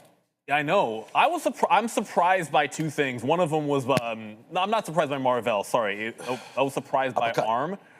For sure. That one caught me off guard, because I thought with the market, that initial pullback, there was no way that ARM wouldn't be headed the other way. The thing is, I want to wait. I want to hold off on that poll, maybe even do it for the midday, because I think we can do up to 10 names on the poll. Yeah. So I feel like what we want to do is try to pick out at least 6 or 7 important sectors or stocks and get a real read on what people are preferring. That's one thing that makes a lot of sense to me. And if you do that almost every day, I think that would be cool. And then you could have like small cap Gapper in one there that maybe Sharif likes, and he can throw that in there, because I haven't seen any that I'm interested in. We have a super chat if we can quickly throw it up. Andre? I can. I saw this from JKL. I'll just throw it up myself. Yeah. I'm not red or green, I am silver. I saw that. I don't know what that means in a trading sense, Means green. but it probably means you're long silver, I think. I'm guessing right now. I don't know that for sure, JKL. Appreciate the super chat. But actually, I like that trend break because I'm a fan of them. And one of them that might do a trend break right here. We stuck with the trend on IBIT, but we're going to reverse it. And one thing that gets sort of lost in the whole like red or green thing is, remember, as Sean said, whether it's like taking a profit and running or whatever it might be, you want to make sure you hold on to your profits. Make sure that when you take a hit, it's something that you can make back. That's very important. We had a super chat from someone that took a big hit this morning, and appreciate them sharing that, even though it's a difficult thing. Part of that is knowing where your stop out is going to be. The other thing is, making sure if you have one good trade. Like I'm up on one symbol today, but I'm green because I'm up on one symbol today. That's par for the course. Like I always want to make sure if I have a good trade that week, whatever the best trade is, I don't want to have any trades that are down more than that is up. And then I make sure I look at that over the course of a week, look at that over the course of a month, look at that over the course of a quarter. You always make sure you keep your losses in the range that you can make back. And we have another well, just a traditional poll, I guess, up here that I just saw. Be honest, what are you doing right now? Already trapped, waiting patiently, chasing. I like trend reversals, so usually I'm waiting for the next trade. This is a confirmation candle. So regardless, it didn't hit my stop here, which is this prior bar. So I'm short here. This is my out. It didn't actually hit my stop yet, but it is looking like a trend break for a reversal trade. So I can still get out without this hitting my stop if it simply holds above this trend line. Trip is saying short AMD. Okay. AMD was a mistrade for me on the long side, so it's going to be hard for me to say. It's at the high of the day, so I get it why you're probably thinking short. But like the fail for me was not. It was a breakout trade. There was no dip on AMD. Some stocks gave you the dip and rip. Other stocks flat out didn't dip at all. And thank you again, another super chat from Lunch99. A lot of super chats today. Appreciate you. Yeah, that's what I'm saying. When everyone is putting up numbers today, it's an easy day for Super Chat. And if you guys remember what I talked about in the pre-market, we literally talked about Voyager. They're up 7%. So shout out to someone in the chat that had just mentioned my name and Voyager. So there we go. We talked about that one today. Heading in, and I apologize, I can't find you. Heading into SpaceX potential IPO. So there goes Voyager. And look, man, I mean, shout out to absolutely everybody that has been tailing me on Marvell. This is, a pretty big holding for me. And, I'm always telling you guys how much I love this stock, but also letting you know that I own it. So, we just were able to buy dips, man. We were able to buy this dip on earnings. Not only did I buy it before earnings, we also bought it 3 days after, let this thing run up, and then dip bought it down here at the 200 period again into earnings again with Marvell, and now you're bumping higher. So this has been a really special trade for me with Marvell. And it's not even like it's mooning or anything. It's just a slow grind higher. And I do think that this name can get back up to these highs, right? You're 1 or 2 upgrades away from putting another 4 or 5% rate on its head again for Marvell. And in that way, you'll get above that $100 mark. And then we climb from there. And we say, when moon, how about now for MRVL? Look, man, could still fall back in. There is no doubt about that one. But I like the stock, and I'm happy to tell everybody about that. We're almost $1 in the money right now on the TQs, but look where we stop out right now, right into there again on TQs. So, yeah, I mean, I trade USO all the time, and it's been a real big winner, for me on the show, and sometimes a loser as well. But I just trade it because it's a pure play against oil. I mean, you could look at other names when you're saying about oil companies. They have their own individual catalysts all the time, right? And so when you're looking at an XOM, although oil today not doing a whole heck of a lot, XOM, you see it's down 1% when, oil itself is down 3, I think it was last time we just checked. Oxy's green. Down 4, yeah, Occidental green, so I didn't even know that, so that's another look there. So these are part of the stories that you got to watch out for, because not all the time are the stocks that you trade going to react with the underlying sort of asset that you believe in, right? We've seen AG, like a stock, a silver name, moving different than spot silver. But when you're looking at spot, yeah, the ETFs to trade with would be USO and SLV. So there are some advantages and disadvantages to trading that versus the actual name itself, the actual underlying itself. But yeah, to each their own, really. Yeah, like USO's coming right back in on that trend. But look, since their earnings, many days have preferred Oxy longs for an energy trade. Not necessarily today, because I wasn't really thinking energy long today when I sat down, but oftentimes you just look at what individual name might be strong. This is stair-stepping to the upside and say, all right, well, they're going to have exposure to both oil and gas here with Occidental. Their trend is obviously very nice and very well structured, especially since their earnings, the way it held that $50 level. Look at the dip on earnings. We talked about that. I think it was with Obi at the time. It was a really good dip back in after their earnings play. So you can do that. I think that's perfectly fine. Today, that oil inventories number gave you a little bit of a shock, but we're still, all it's done is one trend break on USO into VWAP that happened to bounce for a quick reversal at the same time Adara was giving some headlines. I think that's why you had the extra shock. Artemis, hey, great name. The Artemis mission, someone asking why Rocket Labs is moving. There's a lot of things moving in space. There's some NASA news. Obviously, the Artemis mission is going, but they want to have robots, and they want to have a lot of autonomous robots operating on the moon, and so there's a lot of bump in space. It's not just SpaceX here today. Rocket Lab's probably getting a little bit of that. Artemis saying, I have slow fingers, and that seems like a dogfight every day, all day. What's the best strategy? Don't use your fingers. You can set up a lot of trading now. You can set stop orders to get yourself into position. You can set stop orders.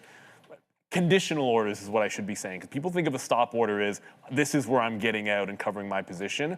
But if you have the ability to set conditional orders, that might say something like, and I'll just use an example of AMD here. Like you could have a conditional breakout order of 212, let's just say, and when it goes through 212, it triggers a long position for you. That way you're not trying to punch in manually if you're too slow. Or as you see it getting through VWAP, right here when it wicks under VWAP, you're seeing it press through. When it's down underneath, you set a conditional order to try to go long here, like 215.50. So that if at any point, like while it's down there, if it breaks 215.50, it fires your order into the long side. That's one way you can combat it. Again, for the style of trading, which is punch in, punch out, there's going to be certain limitations, like how quickly you get your order in is going to matter. But there are all kinds of conditional orders you can use to your advantage, if your platform allows them. Obviously, we have them here, Real Trading. Yeah, I mean, that's all that I use pretty much for almost all of the trading. I mean, for this Palantir trade where we punched right into right there, that was a conditional trade, right? We just put it in and said, get long if we break the opening range right there. So that's what happened. For this order, I put it in myself, but that was actually a keystroke error. So to your point again, like, if you put in the wrong order, you can get filled at the wrong price. And we did that there as well. By the way, 159.50 is what I'm waiting for. Maybe we should move this to 40. Let's go to 159.40 right now, and we'll cancel our 50 just because that seems to be the top. So if we can get that again, we'll take it. We're at 36s actually. Oh, it just ran upside. We'll see. Oh, and a nice move back down. Oh, just quickly here on TQs. So I do have an out scheduled for a break of the 50 period. So 44.69, if we break that, then your boy is out of that trade. So paying attention to see if there's anything hitting over there with the TQQs and a break lower, but down lower than 44.69, and we'll stop out just as an example. And here we go as we go. Oh, we just bounced off 36 again. I know we got to go to Adara. Hopefully we'll get this. 159.36. What a reload down there on that name, man. Right into 158 again, man. That was a real good move. So, okay, all good on this front. Let's go back over and see what Adara's up to. Just be aware on the crypto front, before we get to Sector Watch, the House Financial Services Committee is hosting a hearing right now on tokenization. I am listening to it because I enjoy congressional hearings. Probably not market related, but just be aware that this is happening. Let's talk now about these sectors. Strength for the most part in electronic technology, though you do have some laggards, specifically those names in the memory space like Micron and SanDisk. Now that's likely because, as we've talked about a couple times now today, Google Research announced this turbo quant feature which can cut down on the need for memory. That's obviously not going to be a good look for some of these memory hardware plays. Tech services, with the exception of two of the Meg 7s in the space, Google and Meta, is actually relatively strong. Palantir to the upside. We know they're reportedly working with Anduril on this Golden Dome project with the US and Meta. Tons of headlines. Even in spite of a loss in this child welfare case in New Mexico, they're actually still to the upside. Consumer durables being led by Tesla with impressive Europe sales and, of course, excitement over the SpaceX IPO, which is likely going to happen very soon. Health tech to the upside, consumer services mostly to the upside, process industries to the upside. Now, weakness, energy minerals pulling back a little bit as we had a response from Iran on the U.S. proposal, basically saying they don't think it was positive, but they're still willing to entertain it. They do have 5 points they want the U.S. to meet before they actually have a face-to-face conversation. Health services also relatively weak, guys. Yes, sir. And as you mentioned with what's going on with crypto, you got to respect the fact that it's just operating differently from the market, right? Like the NASDAQ continues to go higher. It's pressing into the highs. You're still operating at the low. So, and again, it doesn't mean it has to correlate. I'm still of the belief there is a reverse in here at some point because we're at a very big support level. So as we go higher, take a little bit out because I can see it happening, but I want to get that curl. The other thing that is worth watching is all this stabilization that you're getting in oil futures. I think the fact that we're able to rally without oil coming back down is a good sign. But at some point, I do think there'll be another shot for this to break down. Whether it'll be a run, maybe it needs to press back into the actual high at 111.50, I should say, before doing another trend break. But I don't think this story's done with oil coming back in here. And sort of to each their own. If you think there's some strength, we have already shown you guys that Oxy and probably a couple of other names looking relatively strong if you do like them. But that AMD at the high, it's trying to go. I know we had someone saying they liked AMD for a short. I can't argue with it. I was biased long on AMD today, but I didn't get the trade, so it doesn't really matter. It is breaking the all-day trend. But look how it's broken the trend 5 minutes ago and barely moved. So it's still looking very strong, 6.5%. Remember, AMD had their own headline this morning. It's not just a market up thing. AMD and Intel raising CPU prices. And again, if you're able to successfully raise prices, it's a good way to keep the margins strong, which they need because they're more expensive than NVIDIA. So they need to get every advantage that they can. I like NVIDIA more than AMD, but that hasn't been necessarily right momentum-wise. When AMD goes up, it tends to go up more. It works both ways. It's pulled back further. But look at that clean bounce off the 200 period. If you like the 200 period moving average on a stock, you buy the 200 period moving average on a stock. All right, here we go, man. I'm having too much fun. We have now activated lunch, sandwiches, or tacos. You're going to have to hit that vote right now, no matter where you are voting. Is the question, what do we think, or what do we want? No, what do you want? What do you want? This is for lunch. If I could say you have lunch, you want sandwiches there, or you want tacos. And notice I'm not putting chicken tacos. I'm not putting tuna sandwiches. Can I type this is just, you can type as many times as you want. Right there. Actually, Neil, type it 100 times, please, in the chat if you can. I want tacos. That's the whole point of that. Right there. So type tacos right now is dominating, obviously. Well, so that's half of it. Sandwiches or tacos right now. Hit that vote in the chat. A lot of people voting tacos. I think I would vote tacos as well. But there it is, man. We'll get that vote going. And we'll end this vote at 10:50 where we can find out what's for lunch. Okay, so right over there. Joe wants to talk about something? No, the vote's already over. Oh, the vote's already over. Yeah, it's over right here. Yeah, that's what I'm saying. Tacos should win on that one. So, all right, guys, look at that. What just happened right there. It's a face slap on Palantir. We get that fill. So look, man, I mean, this is part of what we're talking about when we trade, right? And that is right here. It's pretty simple. All we had to do was adjust our stop. We were waiting there at our target out. We were waiting at 159.50. We just called it up. We only have 2 trades today, Palantir and the futures. with the TQs. So right into there, we noticed that was sort of the top, so we do put a bid out and take that. Right, it does come right back into VWAP. We are going to stop out if it takes the 200 period. We said that about both of these trades. So I'm going to put another offer right here at 04. See, oh, we didn't get that again. But we'll see if we can get that. And then the same thing here for our TQQs. A stop out now. It's still going to be break of 70. That's what we're going to wait for. But you can see as this 50 period moving average comes up, we are potentially getting a reload zone right now at 44.80. Because I'm out of here in 15 minutes, I won't sit here and take that trade. You never know what's going to happen, man. I mean, if I take that, next thing you know, the market absolutely tanks and, you know, my stop triggers and we're getting absolutely smoked on it. Even though you have a stop at 44.70, you know, I've been sitting here on the queues and said, I want to get out at 44.70, and it winds up punching me out at 44.40. Or 44.30 or 44.20, because all of a sudden some news hits and, you know, there's some levitation on the bids or on the offers, and the next thing you know, man, the prices are absolutely in the tank. Okay, here we go again, man. Now let's put another offer at 158.80. That's sort of been 159.80. Sorry, that's sort of been our highs. We're sitting on $2+ right now in these two stocks. So far, so good. Just two names for me today. And we're at the highest spot I think we've been at all month, maybe, potentially just with two stocks right there. So get in here. The voting has really hit the skids here, but try to hit this. We have 3 more minutes. What do you want for lunch? Sandwiches right there or tacos? So get that going and let us know as we just continue to moon today, man. On the net side of things, we said risk on, and it's been a risk on kind of day from those bottoms. Yeah, absolutely. Well, everywhere except for, I guess, crypto with that hearing that is going on. Yeah. And also apparently SoFi. I said I was going to get to this one. I was really hoping, no, hope is the right word. I was about to say you shouldn't say hope, but hope is the right word. With the NASDAQ pressing the highs, that what I'd be looking at is this 1740 breakout, which is still not happening on SoFi.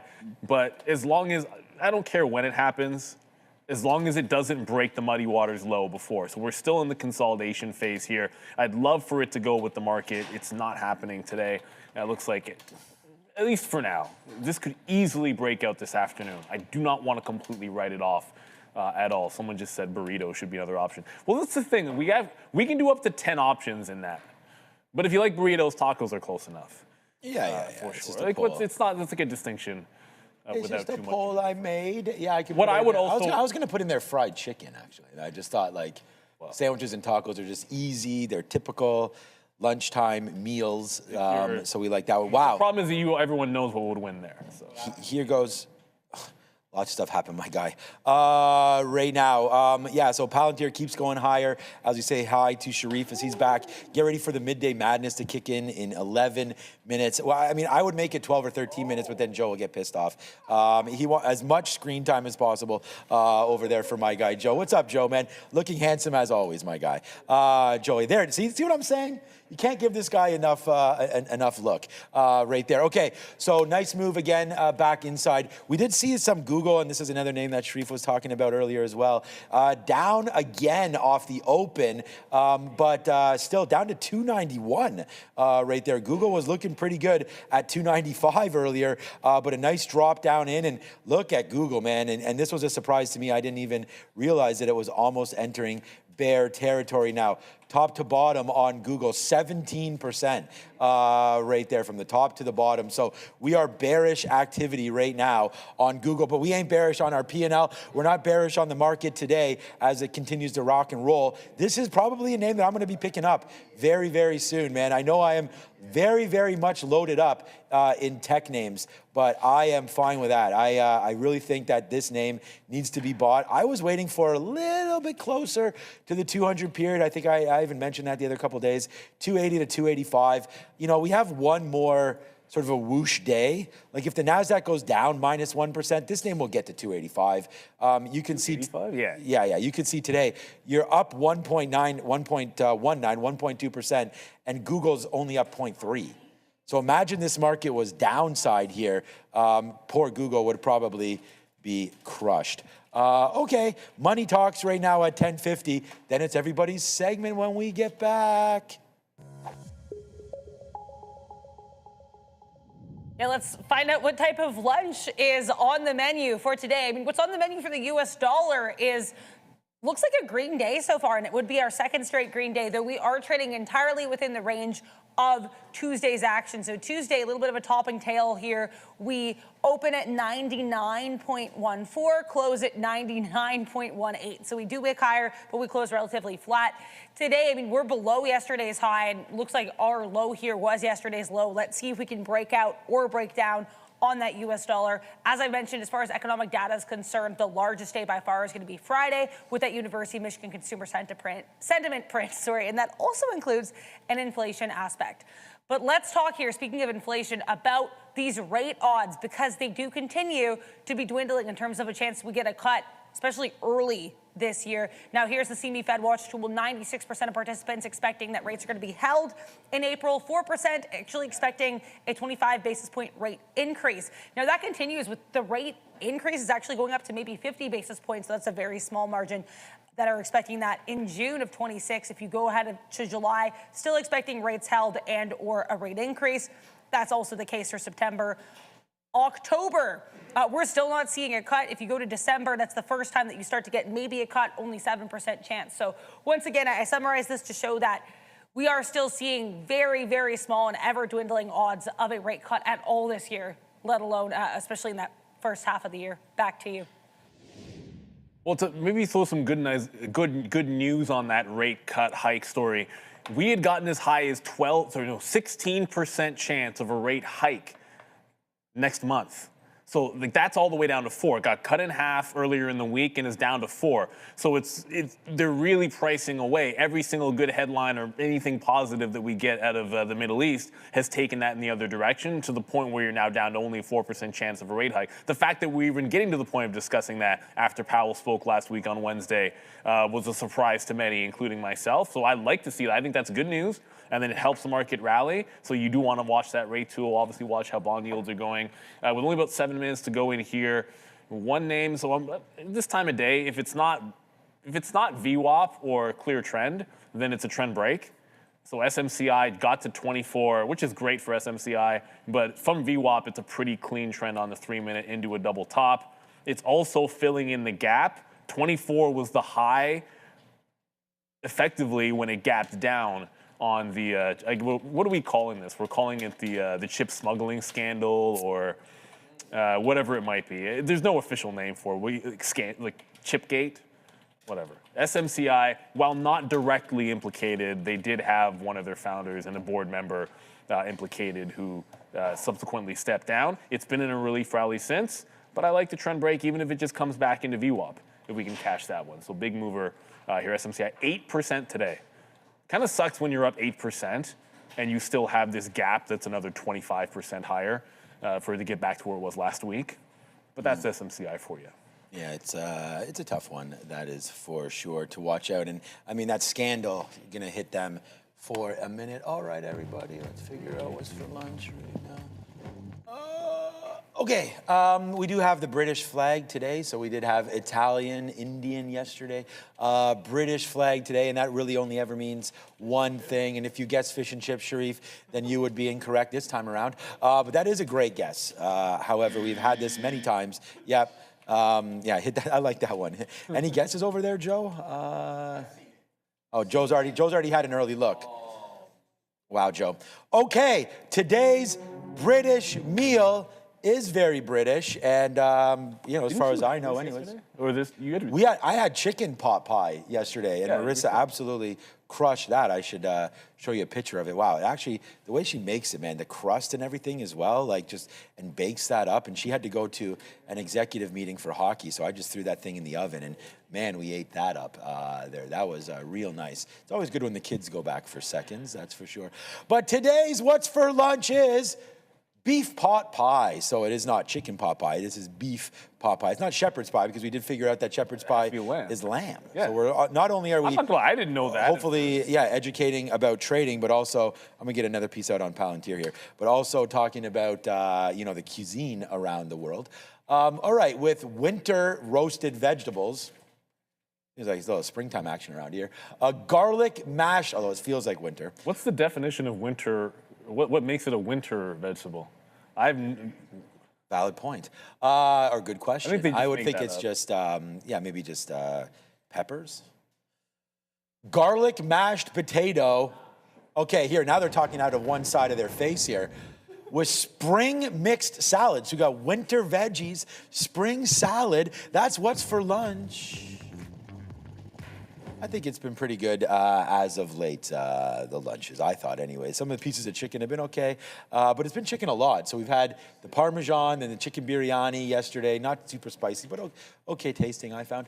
Then the beef. Vegetables were... And what was not good yesterday? Yes, they were Oh, we're good. I always mix it. That's what I thought too.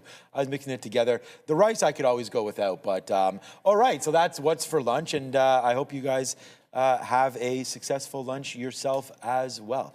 All right, man. Yeah, Google, we sort of still on that stock there. I did get another piece out on Palantir. There it is, Palantir, at 59. We want to kind of be able to hold that. And then the futures trade, although we're not at a level that I'm like super excited to get out on. We will put an offer there. Just punch out some 05s, get that level right there as we almost broke back down below. I'm going to switch my out now to 79. Is that what I always had it at? There, I had it at 69. So let's just switch it right now. 79 is where VWAP is. So 44.79. I mean, obviously this can't turn out to be a loser. Big day alert today, and happy to be part of it, right? There's our dip buy in the TQs right there. So bought it there. Put on, we don't talk about share size, but we did have pretty much a full load down there. So that was going to be a good one. And then also on Palantir, we did talk about that was a mistake and I had to get out of it for a loss. And then all of a sudden it just took off and then I got out the rest there at VWAP, held a little bit, then punched in to that break that we wanted, that we initialized on our sticky note today. And then that was a nice move higher. And then we got a reload right there at 158, which managed to hold out for us as well. So a couple decent trades there on the trade review. It's easy for me to trade review today. I only have 2 trades. And then we'll be back at 2 p.m. where once again, we'll go over some more trades and pass you over to the midday guys, which will obviously be trading many more small cap names than us. I don't think we've even traded a small cap today. Yeah, maybe the Destiny, not Galaxy. Maybe that Destiny ETF. I have no idea. Yeah, We've seemed excited about that one, but we have another super chat. The only I just put the new position on, it was SMCI on that trend break, so it just broke trend. The usual prior bar high, VWAP, yada, yada, yada, and all that stuff. Can we please analyze Planet Labs there? Okay, why not? Planet Labs, you know what, I don't think we ever mentioned this stock. Usually, maybe on earnings, this gets a shout out, but it deserves much more than that because it's been an absolute beast. There's not, what analysis do you want other than buy, right? It's got everything that you want going for it. The trend, strong. Major moving average hold, yes. Accumulation into the last break, that looks like accumulation to me. Technical on the pullback when the market made highs, the pullback directly into the prior high. Oh yeah, that held. Take out the top. It's got everything you want in it. But it hasn't cleared through the high just yet. We're right at that double top. On a 15-minute, it does have a bit of a topping tail candle on the 15-minute. But like for those that, like, that actually would be a short setup that a lot of people would be in a short like this for a trend break. So if it runs the high, then they might get smoked. Actually, an example would be SMCI right now. Like SMCI is a similar thing, like going into, whoa, that's already a VWAP? Okay. We got the VWAP on SMCI, so that's going to work out. But what I was trying to say there is a lot of people would short that when it wicked the top, and they could be short here. And then the next step, if it breaks out the top on Planet Labs, then you've got one as well. Like the next move, who does the same thing, does a bit of a topping tail, and now if it takes out the top, those shorts on the trend break are cooked. Right? Like if I was in this one instead of SMCI, I'd be sitting there. Well, if I'd be taking this short, I'd be already out because that's how I roll. But Planet Labs looks like a chance it's going to squeeze some more people to the upside. It is 11 o'clock and it's like 6 seconds over, so I don't want to give too much time to the boys. I know they'll be having fun. We'll try to get a new poll up, maybe talking about what names, individual names, you like from maybe like lunchtime till the close. So we'll have something figured out by the time we come back with the lesson. We can put up to 10 names in that poll. Yeah. Although I think that could be overkill. Maybe 6 or 7 would make some sense. For now, we'll be back at 2. We got Joey options, we got the professor, some small caps, some options talk as well. And of course, we'll always have a Dara on the news. So we'll see you guys in a couple hours. Peace.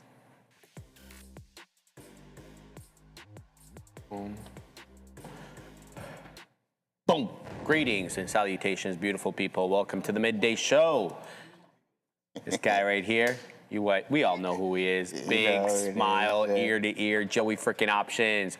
I'm Sharif. Let's say hello to everybody today. We always got the OG Darwin first.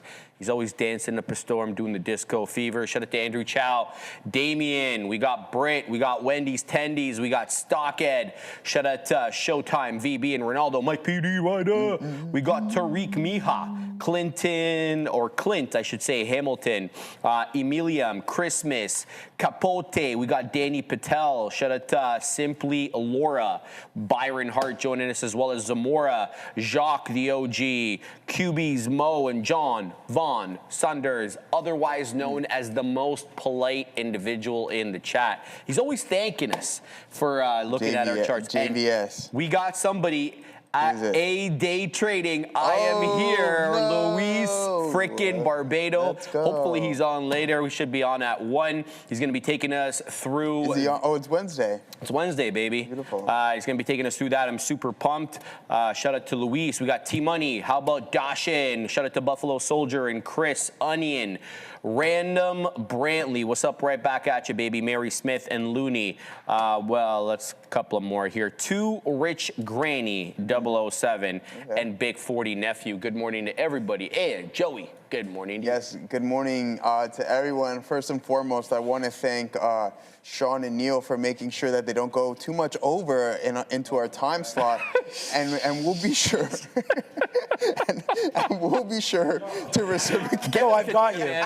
I just want to let everybody know, Joe. We had to reciprocate the same nature in the same manners. We did have a meeting. Joe had mentioned that he wants to make sure that at 11 o'clock we try to throw it over as soon as possible, and that if allowed, we would let him go a little bit over 2 o'clock if he does want to do it. He wants to be a little bit more, a little bit more of Joe. That's very generous. And we agreed. So, Joe, man, congratulations, man. The show is now on you. And look, we're giving the people what they want at the end of the day. Love it. The Midday Show is a fantastic show. So shout out to you guys and Joe, man. It's honestly, it's our pleasure, my Katina, guy. man. Have you taken a look at Marvell today, brother? Yeah, man. I mean, we're loving Marvell, and I was saying that I really think that it does have a 120 handle on it. I mean, I love the Broadcom pick as well.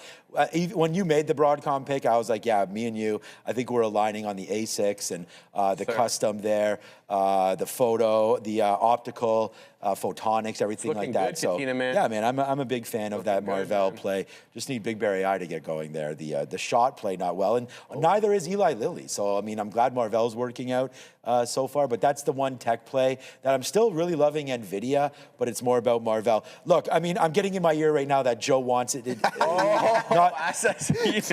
no, just so you know, I don't have anything in my ear.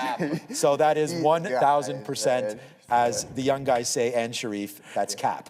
So, all right, right back over to the midday, and as you can see, we're having some fun. Appreciate you, Katina, man. Thank you, what are you looking at, Joey? Yeah, you know what, guys? This morning I was working on a couple of things, so not much going on here. We have an IBIT short currently on. There is a key support level that I'm looking to be breached. The momentum is starting to slowly pick up lower.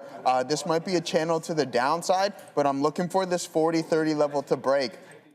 I'm in at the exact same price as Neil, 40-43s, okay? So let's see if that support level is going to breach, and if it comes back to the top end of the range and breaks through the volume-weighted average price, we'll get out of that, and then maybe we'll be fortunate enough to get a better price. Also, moving forward, all right? So that's our thesis here on IBIT, slightly in the money, nothing substantial. I wouldn't mind adding some more shares to this as well. I should have at 48, but that's fine, we didn't. That shoulda, coulda, woulda. Now, moving forward, we've been sitting in this TSLA for quite some time now. And if it breaks VWAP, then we'll just get out. No issues. But I have double the amount of size on this trade than what I do have on the short. So relatively flat on this one. Breach of this, we're in at 71s. We're out at 61s. It's that simple. 10 cents. We're going to look for 20. We were almost at a 1-to-1, but it keeps running into this resistance zone. And that's going to correlate with the actual underlying asset to $395. Now we're starting to turn over here a little bit, guys. So it's not looking too good for the Tesla long just yet, but I have no issues with re-engaging on this trade for a potential better entry, all right? So we'll take a look at the supply zone because I have it here on TSLL right at that 395 mark, 5,000. Even though it's not a bunch, it's just we're running into it, and it's not a coincidence whatsoever that we continuously knock on that door and then we continuously reject it, okay? So keep an eye out on that. So that's what I have on my eyes today. NVDA relatively strong up to 181. The NASDAQ always in my peripheral. And sure enough, Tesla, IBIT, that's what we got cooking today. All right, thank you from the individual, I can't see the name there, the Litz Bar on TikTok. Thank you very much. He says, what do y'all think of the VCX fund?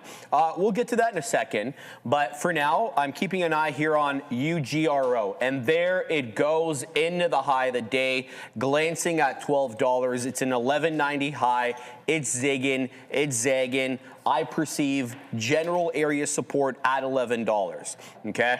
You got a couple of bottoming tail candles that all breach it. Now, whether or not we retrace the whole move from essentially 1190, down into 11 again, I don't think so. I think maybe if we're gonna continue, that is, maybe we reverse here. If we continue, we should be retracing about maybe 50 to 60, let's just say 50 to 60% of the move. So I'm looking for money fills at around the 40s to 50s. Let's allow the price action to develop. On the one, it seems as if there is a buyer generally at 50 pennies on the 1 minute chart. When I say on the 1, on the 5, on the 15 for the newer viewers, that's typically what I mean. Here it comes.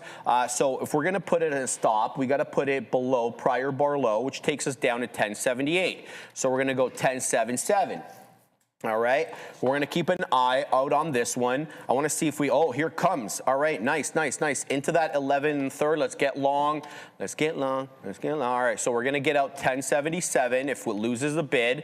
So let's go ahead and throw that on there. What do we get, Joey? We got 37s. Okay, so let's put in, I'm gonna show you guys my risk calculator that I updated in a second, but I just want to use it here. So 1R for me, 1197, 2R, 1257, 3R, 1317. First and foremost, this has got to hold up prior bar low. If it loses prior bar low, I'm out. So we're going to keep an eye out on that. Looking for the move here. Let's try to see if we can wet the beak in and around that $12 area, since 1197 is 1R for me. Let's go ahead and throw an order there. I'm going to go for that many. And we're going to set the order out. I'm going to go 1188, okay? Because I like that number. So, oh no, I just got more long. That's okay. I actually like this entry. So let's go for that many shares, and we'll go 1188. I want to share with you guys my risk calculator in a second. I've made some good updates on this one. First of all, you can have multiple tabs now, so you can watch multiple stocks. So it's not just one. Okay, we have to go to Adair immediately. Right. LYFT is popping here, guys. I want to let you know, Lyft on watch, launching a 60-day driver relief program to help offset some fuel cost concerns at the pump. That'll start on March 27th. It'll end on May 26th. So it'll be exactly 60 days, more or less, that 2-month period that's announced on Lyft's blog. So again, LYFT is moving around a little bit here after announcing the 60-day driver relief program at the pump. Thank you very much, Adair.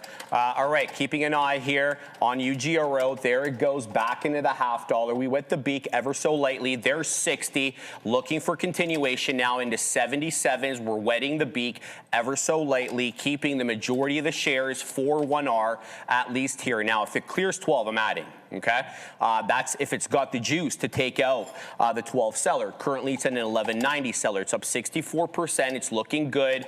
I'd ideally like it to hold above the $0.50 to continue to show me that the buyers are stepping in and around this area. 60 seller, we can't shake the 60 seller at the moment. There it is, into the high 60s we go. Good look, canceling that order, moving the rest up a little bit more now. We're looking for a bigger move here. Let's go 1177 for a sell. Down below the $0.50 we go. So now we open up a new 5-minute candle. So now I got to keep my eye out. Prior bar low. Prior bar low takes us down to 1112. So we've got a new candle here, the 1110 candle on the 5, and the previous 1105 candle has a low of 1112. I am concerned that this one loses trend. So likely will be moving up my stop to prior bar low. Let's see if this one continues to hold up. We've got 35s. We're essentially in the money by a couple of pennies. Nothing to write home about. Taken a little bit off, but saving the majority for the bigger move up. There are other ones that I'm watching as well, guys. I will get to them in a second. There's a couple of good ones. A lot of them are space, like SIDU and LUNR. But for the moment, we're going to keep an eye here on UGRO. Joey, what do you got? Good look there. We're going to head over to the TikTok soon and see to the TikTok. That's crazy. That's funny. that ages me. Yeah. Right? That's crazy. All right, a good one here today, guys. IBIT. This one's definitely, yeah, I know. That's insane. IBIT, this one's working for us. Neil and I essentially 1 penny apart from entries. I would like to add a little bit more. I mentioned that I have half the size on this trade that I do have on TSLL, but I mean, we have approximately hit the lows of 18s. I'm going to try to diamond hand this until 40s, but I have to keep an eye on some of the VPA signals and the lower time frames just in case it displays that, hey, we're not ready to head a little bit lower. And then sure enough, but I do like what we got going on. Increase in volume. This just looks like somewhat of a breath before we can take an initial leg lower. Regardless if it takes a bit of time, we're going to be sitting in this one because it is working for us. And then hopefully there could be an ad opportunity as well too. Now, Bravely, thank you for posting this here in the chat. What do y'all think about VCX Fund? I bought 7 shares. Let's take a look. I'm not too familiar with it. I think it was the IPO that Casey was trading. Was that the IPO? Like from, I don't know, $15 to like 60. I could be wrong. Oh, was that the one? I'm pretty sure. And Benner was on that one. There was like no volume though on that. That was the one Benner was on too, I think. Benner was on that? I think what so. An animal, bro. Because remember when you told me he hit that monster? Oh, yeah. Is that the one? I don't know if it is though. Fundrise Innovation Fund. Let's pull up the technicals and see what we got going on. See when it started trading, because if it was IPO. Yeah, absolutely. So we'll head over to our watch list, VCX, and we'll pull that bad boy up right here. VCX. Nice little breakdown here. An additional leg lower in Bitcoin as we look at this. 512. That's a pretty good move, if you ask me. We'll head over to the daily. Yeah, so it did start trading not too long ago, Sharif, on the 19th. So we only have a couple trading sessions here, 1, 2, 3, 4, 5, and this being the 5th one. That's a big time move. That's crazy. Okay, 1,800%. You're in from 289, so that's a quick double up for you essentially right there. Not too bad. Just be cautious because if we go through some of the IPOs of 2025, whether it be Circle, CoreWeave, Figma, give me another one there that were pretty hot out of the gates, they tend to cool down. And I'm not saying that's necessarily going to be the case here, but don't forget what our old friend Jim Cramer says: bulls and bears can eat, but hogs or pigs get slaughtered. Oh. And I think that's just the narrative. Nothing wrong with leaving a little bit of a runner. Again, I think that's what the majority of traders would do. Now, moving forward, experienced anyways. So IBIT now down to 40.15. We haven't pieced anything off right now. We're going to try to wait until 40.05s before we do, and I think we'll have the ability to reach that target. It might fill a gap here. It could head us south to $40, and if I hold the full size, then that's going to be really good for us. We took the stop out on TSLL, and if we head into 40, that's going to be double the amount, almost triple of what I lost on this specific trade. Okay, so we'll keep an eye on there. 40.10, Sharif, a clean flush to the downside. Give your boy 10 more cents.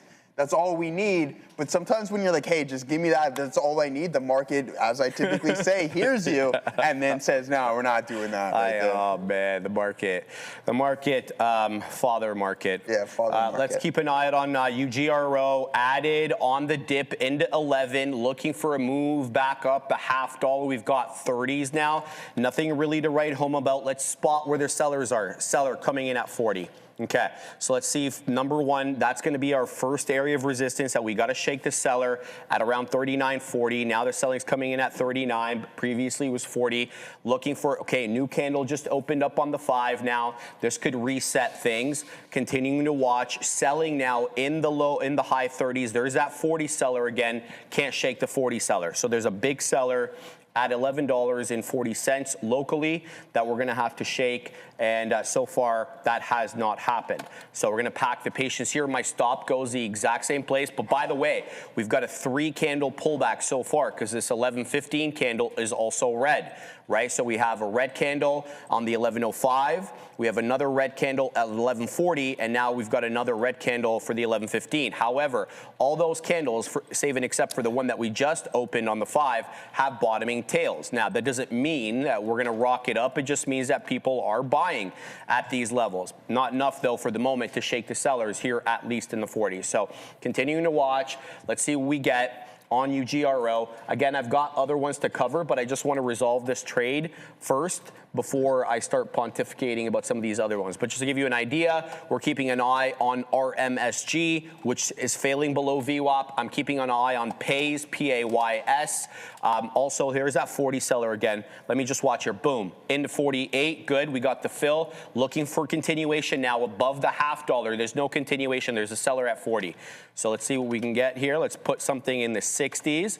Still very interested in holding the majority of the position into the $12 area. We still haven't breached prior bar high. So we have a higher low on the current 5-minute candle, but prior bar high comes vis-a-vis a breach of 1160. But down we go again into the 40s. So more consolidation or more pullbacks off that $12, essentially $12 high, 1190. So to breach prior bar high, as I mentioned, we got to get above 1160s. There it goes into 55, but we still have no breach. 58, 60, 65. Let's go. I'm waiting at 69.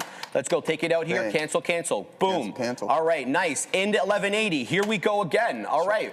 Big move. Big move. Let's go. We're looking for the bigger move here now, Joey. There is the high 80s. We're taking it out here. We're still holding some, and bang. All right, UGRO, let's go. Breaching prior bar high. Looking for the move above 12. Selling into the low 80s, mid 80s now. Looking for 90s. We're not getting 90s quite yet. There is 90. Boom. Into that. No, we don't get the fill. Big downtick in the market here, guys. NASDAQ, tank. Tesla, tank city. NVIDIA heading right back towards the volume-weighted average price. Bushehr nuclear power plant has been hit once more, according to Press TV. There you go. There it goes, Joey, through 12, and that's the trade. Boom. Oh. Boom on UGRO. We're doing it. We're doing it live. There is the high of the day on UGRO, clearing the levels. Boom, boom, and boom. Did you see? Was it Hegseth the other day who said we negotiate with bombs? Yeah, well, they're bombing the nuclear power plant or whatever. We're going to, Dara needs to talk about it. Yeah. Let's go, Dara. Yeah, I'll just give you guys the headline here again. So Press TV reporting, this is an Iranian news source as far as I've been made aware here, is reporting that Iran's Bushehr nuclear power plant has been struck again. So that's happening here. That's why we got that drop in the market, this push higher here in USO. Thank you very much for that, Adair. Yeah, that's obviously not good. It's being reported by some Press TV. I've never heard of Press TV. You guys can do a quick Google search there, find out what's good with them. There it goes again, Joey, into another high of day. 67s showing up here on UGRO. 13 is coming up. Lucky number 13. Anytime anybody tells me 13 is not a lucky number, I say my mommy is born on the 13th. No, and then people can't say anything back because they can't talk smack about your mom, right? Otherwise, you throw hands. Oh, you telling me, man. I asked the guy who mentioned my grandma the other day. What was I about to say? That some Asian countries believe that 13 is a lucky number. Actually, I didn't know that. I thought it was 8. Asians love 8. I thought it was the Chinese at like 13. There's no 4 in my building. I may be wrong. There's no 4. There's a 13. No 4 in my building. Well, there's not. It's not. You know what they tried? No, my lucky number is 13. You know what they tried telling me when I was selling my condo? Because I had unit 1304. They're like, yeah. They're like, yeah, with the unit, they don't really like that. I got parking space number 13. Oh, yeah? Yeah. I removed it. Did you actually? Yeah. Oh, you're my dad like that, made me remove it. He's like, take it off. So you were a part of my problem at that. And they came and they chalked over it. I did it again. That's crazy. And they're like, no, we're not gonna do that again. Anyway, guys, this one is really continuing to go, man. The trade is on. There it goes, Joseph freaking Wilson in the 13.29. Watch out for selling at 13, topping tail. But the move is on here and on UGRO, and I could not be more pleased that we added into this position. Bought bottoming tails into 11 showed me the buyers were stepping in. We took advantage of that on that little dip, and then boom, went the freaking dynamite. Trade's not over. Limit up, guys, 1351. That would necessitate a high of day breach. So keep your eye out on that. Yeah, Ichiro, lots of old high rises skip the 13th. Yes, I absolutely know. Yeah, Man. a lot of them did back in the day. Yeah, they I was did. I kind of pissed. remember. I was like, why don't we just stick with that narrative? And I don't know. I guess people kind of got over it. Shout out to my man, Adam Deluge Sharif. I think the muscles as well have to say, you know what, brother? I don't think the people at my building really care, to be quite honest with you, because I get all sorts of disrespect from the dinosaurs in my building. I know that they don't mean it for me. They're just temperamental and angry in general. I see the way they deal with themselves. They like to live there, spend, 23, 22 hours a day there, and enforce the rules that make no sense, which they created, of course. I digress. At your condo? Yeah, they're great, bro. They're great. Because it's a low rise, You know what right? Katina Man told me? That you're not allowed to play with like basketballs and soccer balls at recess anymore. I've been hearing things like that. So you want to just throw our kids in a bubble at this point? What's the motivation behind that? I have no idea. Well, I guess kids get hurt. But I mean, what are we going to do? Protect everyone? You should have seen us growing up, man. We were playing tackle I football. told you, nothing. You weren't safe. You weren't safe. I'm telling you, at recess, you were not safe. What the hell? All right, guys. What happened, Ram Ram? What happened, Ram Ram? I live in a seniors community. I really don't black sheep trade. There just is a lot of old people in my building. I don't know why. Yeah. All right, guys. Nice move there on IBIT. I did take some off at 05s, but we did end up getting that $40 mark. Now we're starting to pull back a little bit here. So that was a nice trade and just holding on to that target. Eddie Stock, you are right, brother. And moments later, as soon as we got that additional flush later, I'm like, what am I going to do? Trip over a couple pennies and wait for it for potentially? And sure enough, bounce right off of that 40. So I did take the majority of it off right here. Now I'm sitting on about 15 to 20% of the remaining position. And I'm willing to add on this for sure, just in case we do get a curl over and the momentum continues to the downside. Hammer candle at the volume weighted average price on NVDA. Take a look at that there, Gaurav. I see what you're saying. So let's pull up silver on the 1 minute and see what we got going on in that name, SLV. Oh my Lanta. Oh my days. Oh, why did you got to tell me that earlier, brother? Really good print there on that one. And is it reflecting on the 5 minute? Absolutely. So there might be a good opportunity to get involved in silver one more time. Pull back here. If we hold that $65 mark, you can see that isolated volume print. It's going to be the third largest on the intraday session. And then you can see from a 1 minute standpoint as well, too, guys, that that's going to be the largest since approximately 10 o'clock this morning. So an hour and a half. That's some good stopping volume right there, if you ask me. You want to risk the break of that, of the low of that candle, so give yourself a little bit of room. That's also going to put you towards some key support levels, so that just gives you even more conviction to get out if you need to. But also, what I'm going to do and be patient. I don't know if you're involved in it just yet, Gore, but I'll wait for this pullback here. If we reject the VWAP, start to base out and then climb higher, I'm going to get involved in some SLV. Beautiful call out. That's exactly what I want to see. And then we're most definitely going to add here on this IBIT trade. I got to see how much I have left.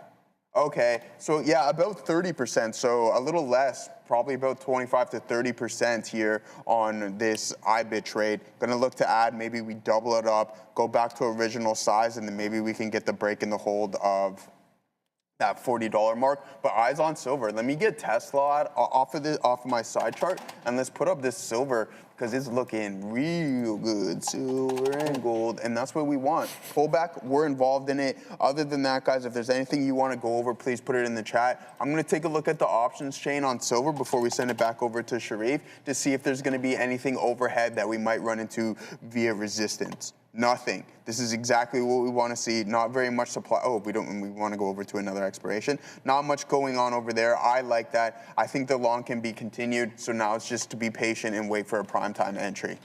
Guys, UGRO is just rocketing, man. Unbelievable. 1406 high. It's cleared 13. It's now doing the dance at around 1350. What a move up. So I want to show you guys here my new risk calculator. So look how I have different tabs. So let's just go to the UGRO tab, right? So all you do, you type in the ticker. It pulls the live data for UGRO. You enter how much you want to risk in the second tab there, and then you put your stop loss. I just put my stop loss when I was trading was 1077. It updates the price, and then it shows you how many shares you should be getting in based on the price, based on how much you want to risk, and where your stop loss is going. But look how the bottom, look at the 1R, 2R, 3R, they're all moving, right? But what if you're in a position? So say, for example, I got in at, let's see where it is right now, at, let's say, 1290. So at 1290, that's my price. I no longer wanted to base the 1R, 2R, and 3R on the live data, but on fixed data. So then I enter in what I got in at, and then it tells me exactly what my targets are so that I don't need to, keep referring back to it. So then that's the first update that I've made. The second update is you can add multiple tabs. So for example, let's look at SIDU. So you hit add ticker on the bottom, and then you just type in SIDU. You say you want to risk $100 on the trade. SIDU's trading at 278 right now. So say I want to get out below the $0.75 of a dollar, 274. Boom, it shows me. You need to punch in at about 2,800 shares. Your stop is $2.74. And then now we can kind of get the fix. So we got in, say, 278, right? So now I know exactly what my 1R, my 2R, my 3 are based on my share price. And the cool thing is, when you flip back from these, it remembers all your entries. So it doesn't reset. So what I was having trouble with was when I was trading multiple names yesterday, I would forget what my 1R, 2R, 3R was because I was having to reset that. So I kind of made some additions on this. Version 3.7, it wrote up there. That gives you an idea how many versions we've been through. But it's working like a dream, man. It's not laggy, and it really does help you organize your risk per trade as well as your reward per trade. But there goes UGRO again through $14. Still hasn't breached $14.21. That is a current candle high on the 5, but the trend is very much intact. It is holding higher lows. This is turning into a bit of a topping tail, though. Be on the lookout here.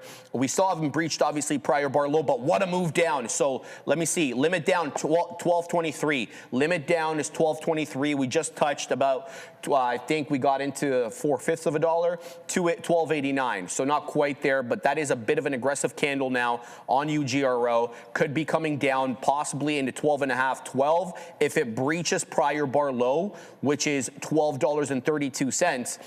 Assuming it doesn't get halted on the way, I'm looking for a possible re-entry at around 12. I saw a lot of consolidation at $12. Moreover, the 10 EMA on the 5 is now showing 1170s or so. So this is all predicated upon it losing all that. So UGRO, definitely the best looker in the market right now.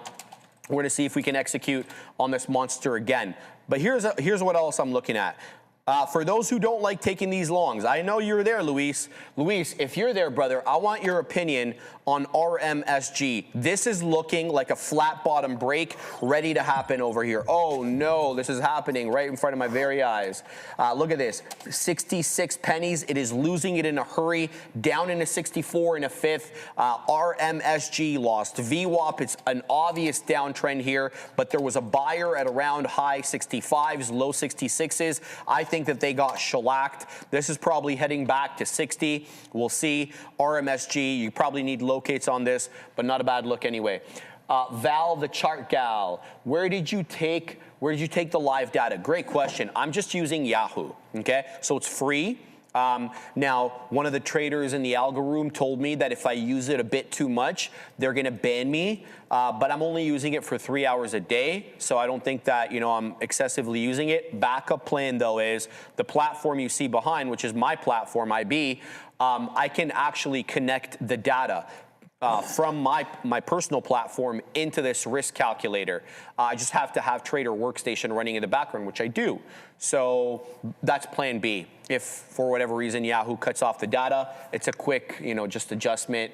But this has really helped me, especially on a prop floor. So anybody who's trading with the campus program and you guys want this, I can make it available to you directly, obviously, because you're with the company. For our viewers, this is going to be part of kind of the I don't know what we're calling it, YouTube Premium or whatever, premium subscription. I'm going to make it packageable and deployable on any computer. Right now, it's fixed to my computer because Python has to be installed in certain locations, but we're going to make it a package, and then anybody should be able to use it there. So super excited about this, and I think it's definitely helped me, and I hope it helps everybody else, Joe. Yeah, absolutely. Mike, I like that you brought that up. I haven't heard that term in a long time, or people using it in quite some time. Let me know if you guys actually use footprint charts. I mean, they're common. I found a couple years ago a lot of people were using them, but I haven't really talked about them or looked at them in quite some time. Let me know if you guys like using footprint charts. I enter trade without using price signal. Okay, very interesting, very interesting. Adara. This crypto update should hopefully be a fun one, or at least I had fun putting it together for you guys. So, of course, let us know what you think.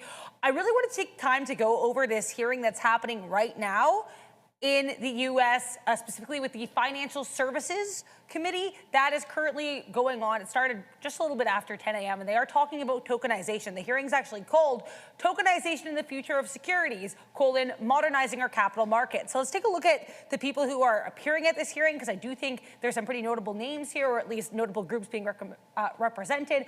The Honorable Kenneth Benson Jr., who's the president and CEO of SIFMA. Then you've got Summer Merzinger, who is formerly involved with the CFTC, currently CEO of the Blockchain Association. Next up, you've got, this is his actual headshot here, Christian Sabella, who's the Managing Director and Deputy General Counsel of DTCC. And then you have, maybe from a market perspective, the most interesting name here, John Zecca. He is the Executive VP and Global Chief of Legal, Risk, and Regulatory Officer here. He's with the NASDAQ. So you do have a NASDAQ representative at this hearing, which is, again, still ongoing. Last but not least, you've got Salman Banai, who is the general counsel at Plume Network. They work with Ethereum, based on what he said during his opening remarks. So in terms of market moving info from this hearing, there hasn't really been a lot, though. Again, it does have a lot to do with tokenizing securities. So it's going to be a topic, I think, to keep an eye on. And of course, if anything market related or moving is said, I'll keep you posted. The only thing that was kind of interesting here was Representative Maxine Waters saying, or bringing up the issues here potentially with World Liberty Financial and some conflict of interests therein. Let's talk about Bitcoin, though. 72,000 continues to be that sticking point for BTC. We actually broke above it early today. It looks like high just above 72K, pulling back right now to that. Right now, around 71,000, low of day, just above 70K. So let's see if we stay above 70K for the rest of the session for BTC. Back to you. Joey, UGRO has higher lows. Here we go. So prior bar low, I'm talking about the 1125 candle, 1289. Current bar low, 1309. So for the current bar, 13 is being defended, and we're awfully close to maneuvering above 14. Here it comes again. We're high to mid 90s. There's 14. Limit up is 14. I thought 79. 1479. Limit up. High of day 1421. We can't shake the sellers in and around 14, or can we? We're moving past them here. And there it goes into another high of day, 1479. So it just touched the halt band, but it didn't spend any time there. Let's see if it works back up. It's above the $0.50. This thing is really going. Wow, this one is strong, Joey. 65, huge seller. 65, 68 now seller. A halt band has changed. It's no longer 79. I can't see it. It's 15 something.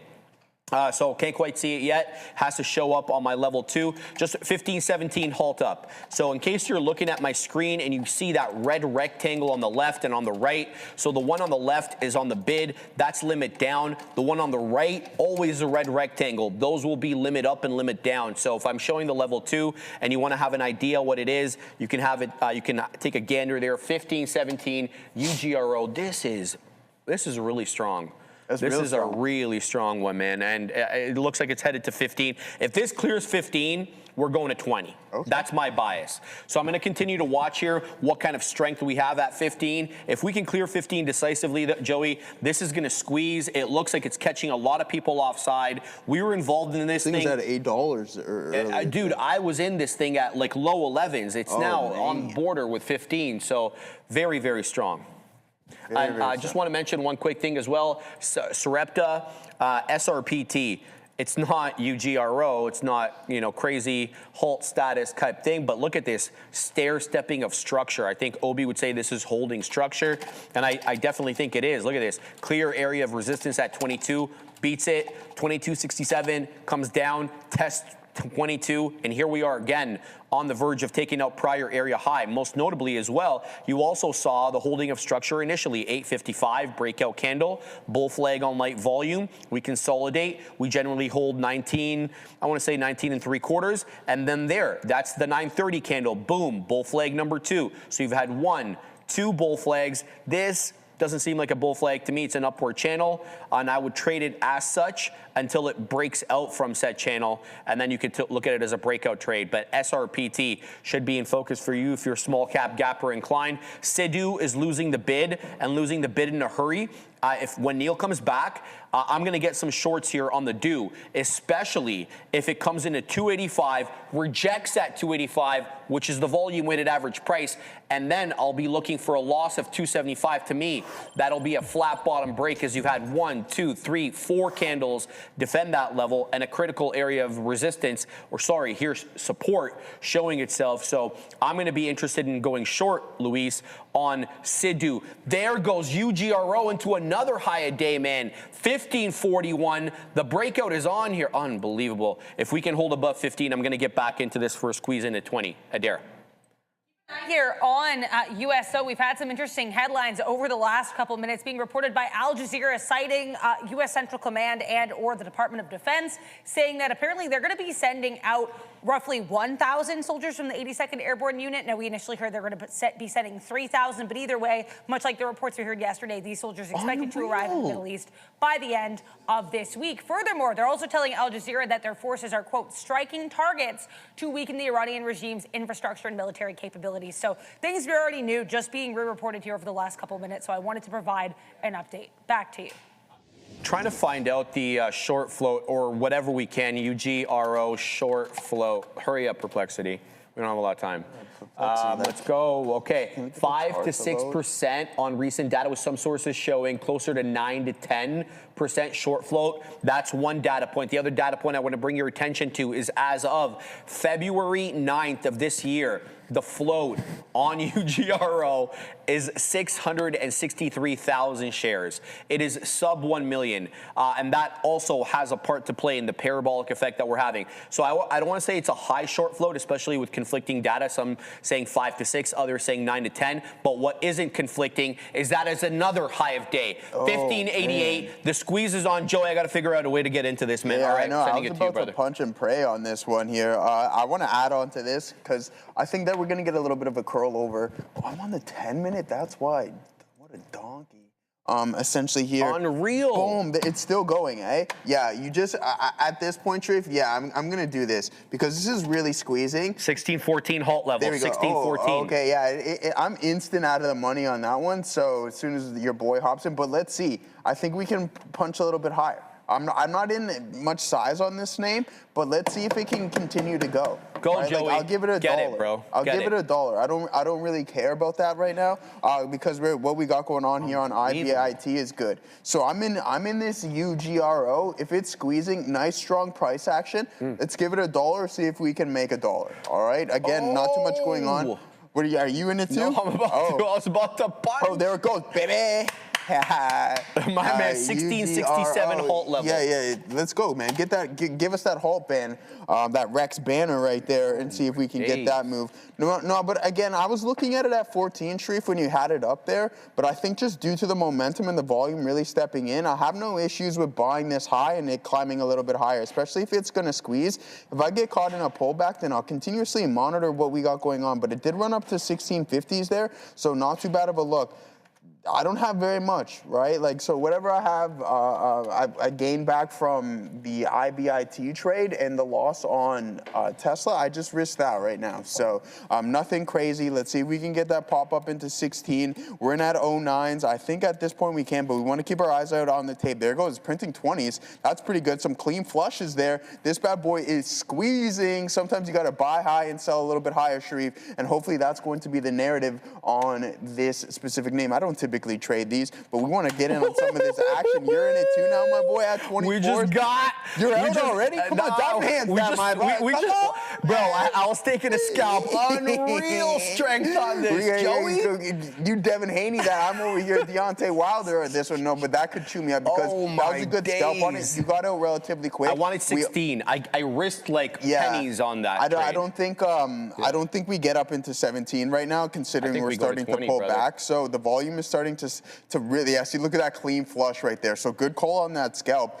You don't want to get too ahead of yourself and celebrate too early because we got up into 63s, and sure enough, look at it really start to sell off here. I'm going to give it $1. I'm out at 1509. Joey. Yeah, I'm out at 1509. 1440 prior bar low. That's it. There's a couple of resistance levels. Sorry, support levels. 15. I'm out. Watch for the hold, general hold. We're not talking about a strict hold. Watch for a general hold at 15. If it loses prior bar low at 1440, we're probably going to 13, maybe 12. Okay, it hasn't lost prior bar low yet. Again, that's $14.40. Current bar low, $14.80. We're still holding trend, even though the madness is what it is. It's zigging, it's zagging, but we still have not lost trend. People got to take profits. It just dropped $1.40 in the span of a couple seconds.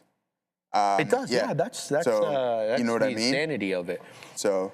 Yeah, I mean, XYZ, do what you want to do. No one's here telling you to punch keys or anything like that. I hope that you didn't go long IBIT when I was going short there, my boy, considering you are the king. But, I mean, you got to get out. I was just saying, I don't typically trade these, right? Like, here it is on IBIT, a nice move, 40 cents, just like that. I was just looking to join the momentum. Was it a chase? Absolutely. But that was fun. Little rock and rolling. You put a little money where your mouth is, essentially, on that one. And then, sure enough, you see if you get it. If it continues to squeeze, then guess what? You get to party a little bit. Other than that, it lost prior bar low. Yeah, it's down to 14. It's really going to take. Let's see how it acts around $14. But XYZ, man, do your thing, do your own thing, and make sure you punch your own keys. Don't worry necessarily what everybody else is doing. All right. So here it is, IBIT. We might have missed the reload on that one. Totally fine. I'm not worried about it whatsoever. Because if we had come back and test this low of the day, we still have 30% left of our position, all right? So I'm going to rock and roll on this one. I think it's going to take a little bit more time for it to curl over, and that's better for me. Consolidate and then get that slow turtle shell type price action and add some more to the position. So we're still sitting in that one, and that's exactly what we want.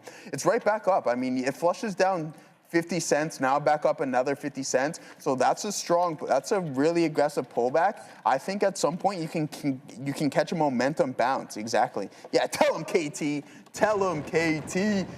But no, other than that, guys, I highly doubt that this thing is optionable. But let's pull up and see if we got anything. UGRO. Because search company by name. Yeah, it doesn't even.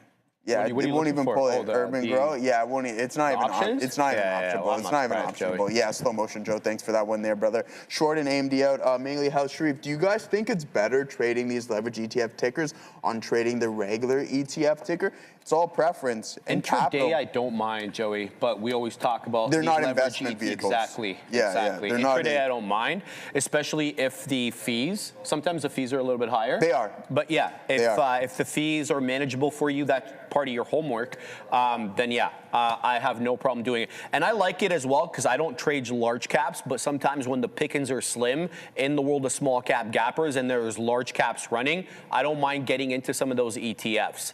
Those especially because they're smaller, they're lesser priced. You can size into them nicely. But I want to bring your attention to this, Assassino. We're going to do this again, guys. I want to know what you guys are voting for, what you guys are trading. The small cap traders, I need you to hit ones in the chat. The large cap traders, you got to hit 2. How about the commodities? I'm talking about golds. I'm talking about silver, oil, throw in 3. If you're about that crypto life, like your boy Joey Options in the IBIT trade, hit 4. And I wouldn't forget get my futures traders like I did yesterday. If you're trading the Qs, the TQQs, the SPY, IWM, DIA, NQ, ES, whatever, man, throw it in there. I want to see how many futures traders we got. You got to hit 5 on that. So make sure to vote. There it is. Let's see exactly how, large cap traders generally are always a little bit more. What I'm liking, what warms my heart, is there is a good amount of you guys that are small cap traders, and I love that. So keep your eye out on the poll. We need you to vote. It really does help the stream. It helps us as well kind of know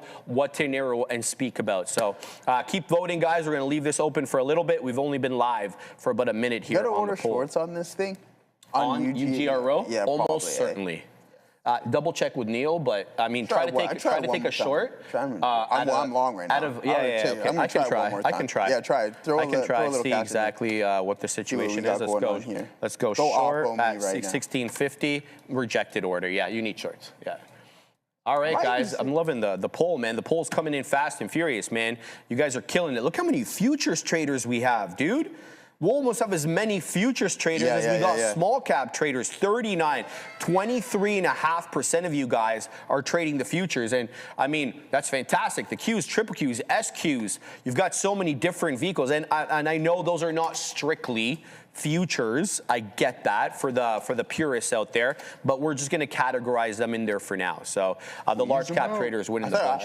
We should get an all of the above up there. I thought that fifth option was going to be that, but yeah. I should put that all of the above. That's stupid of me. Yeah, I'm going to do it tomorrow. We're going to have 6 options. You did number 5? I did 5, but I put 5 for futures. I know. Well, brother, yesterday I was like, all of the above. I'm not very bright, bro. You're very bright. Not very bright. You are very bright.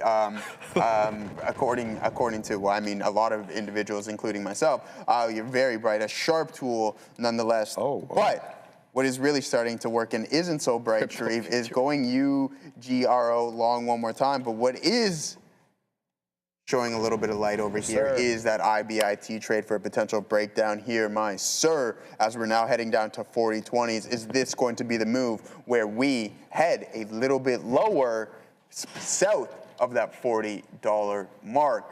See Sia up in the chat here. Oh, Vanilla, she's placing her orders in. You know how I roll. What is she buying now, man?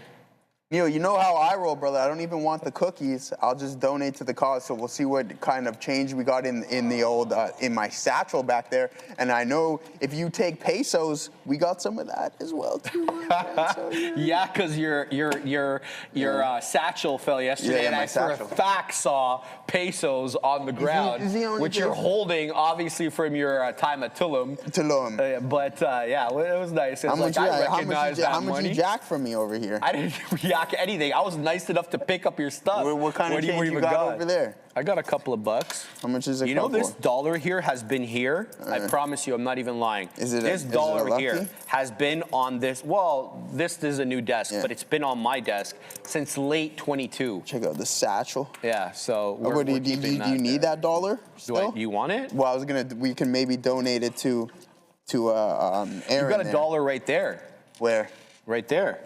That's your dollar. Is that my dollar? That's your dollar. So what are we looking at, $6 a box here, Neil? Well, I tried to get more, but I was told that there's a limited supply. I don't even want the box. I was scolded for asking for 5. I don't even want the box, but here's $6 right here, my friend.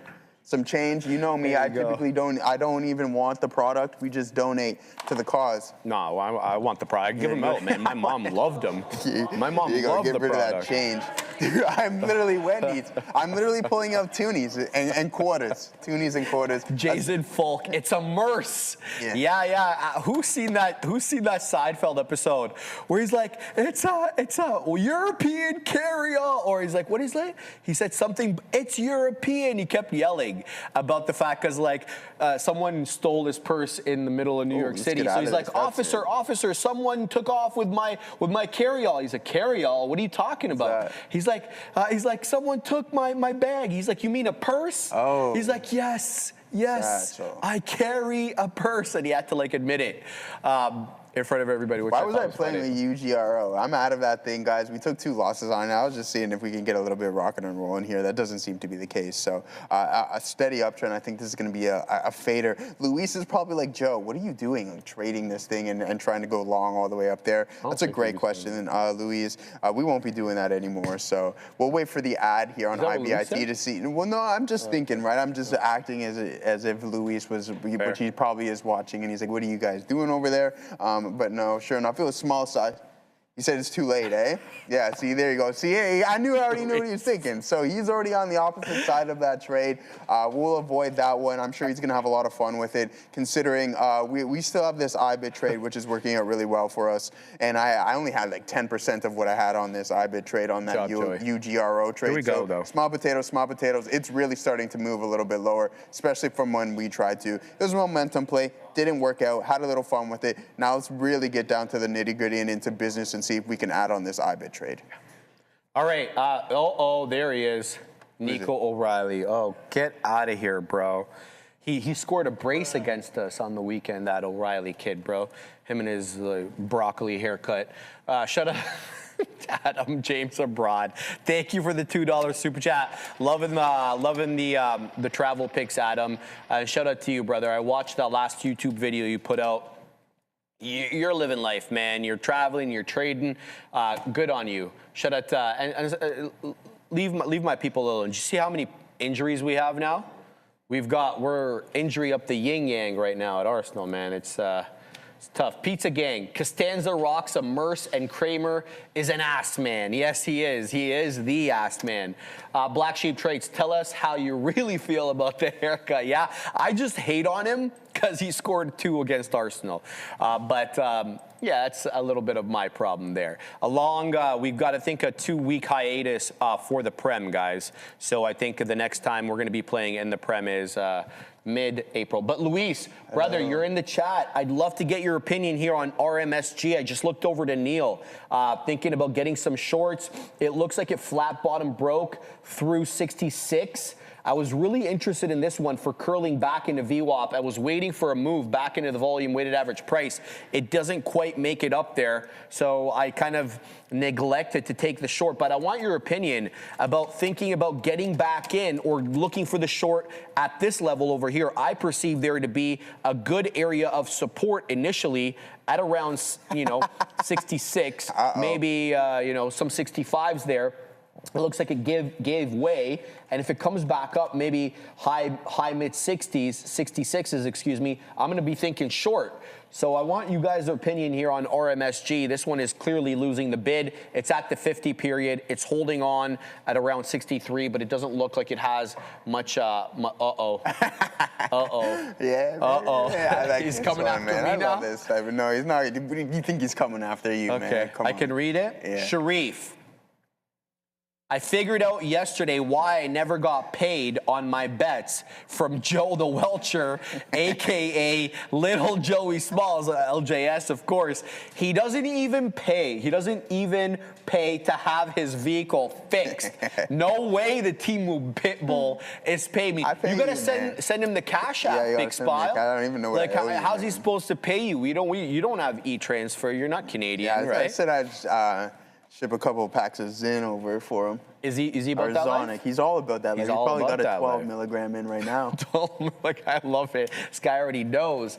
But let's get down to the nitty gritty here. If we're if there's any form of a somewhat shady, people are like, hey, do you really trust them or not? It's like you go to the mechanic and it's like these guys are like he did to me yesterday, like, hey man, there's still more stuff wrong with your car. Of course there is. So he wants to get paid more. What I mean? Which is why I said to you, you need a good mechanic friend. You need to get, and I had one, then he didn't fix my thing. He told me to just take the car, and sure enough, I couldn't go back after. That's not going to work out.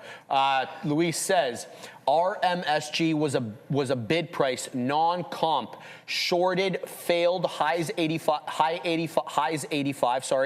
Add only if pops reject VWAP. That's exactly what I was thinking, Luis. I was waiting for RMSG, especially around here, to make a move back in about 74, 75, where the white line is on the chart. That is a volume weighted average price. I think the best it did was this 11 o'clock candle when it popped up to about 73 and 2/3, 73 and a half. It didn't quite make it up there, so it didn't have my attention.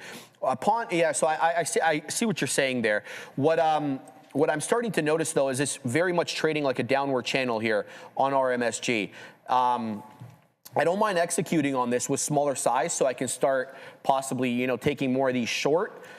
But yeah, I'm going to wait a little bit here. I want to see if it pops back in, maybe tries to take 70, at which point I'll get involved. Guys, by the way, UGRO, be careful here. So what just happened?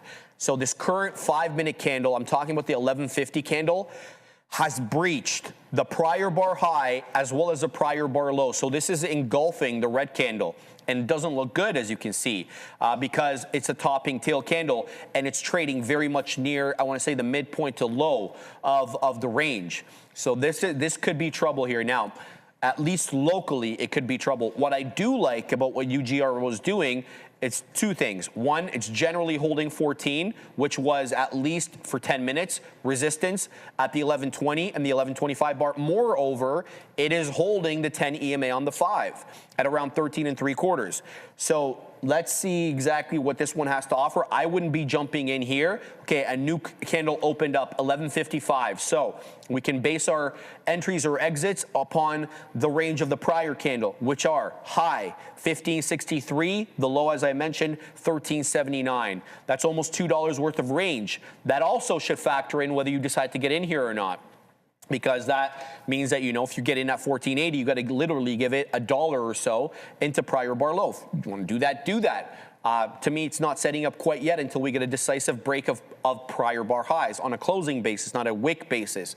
But if you want to get in here and give it to prior bar low, it should be reflected in your share size, because you're going to have to give it about $1 worth of stop range. So that's my look there, guys. Sidhu apparently is moving the do.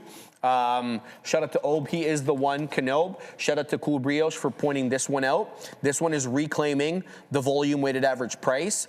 I want to see a move above 290. You had a bunch of topping tails initially from 945 to about 10 that were wicking into that 290 area. This is a good hold.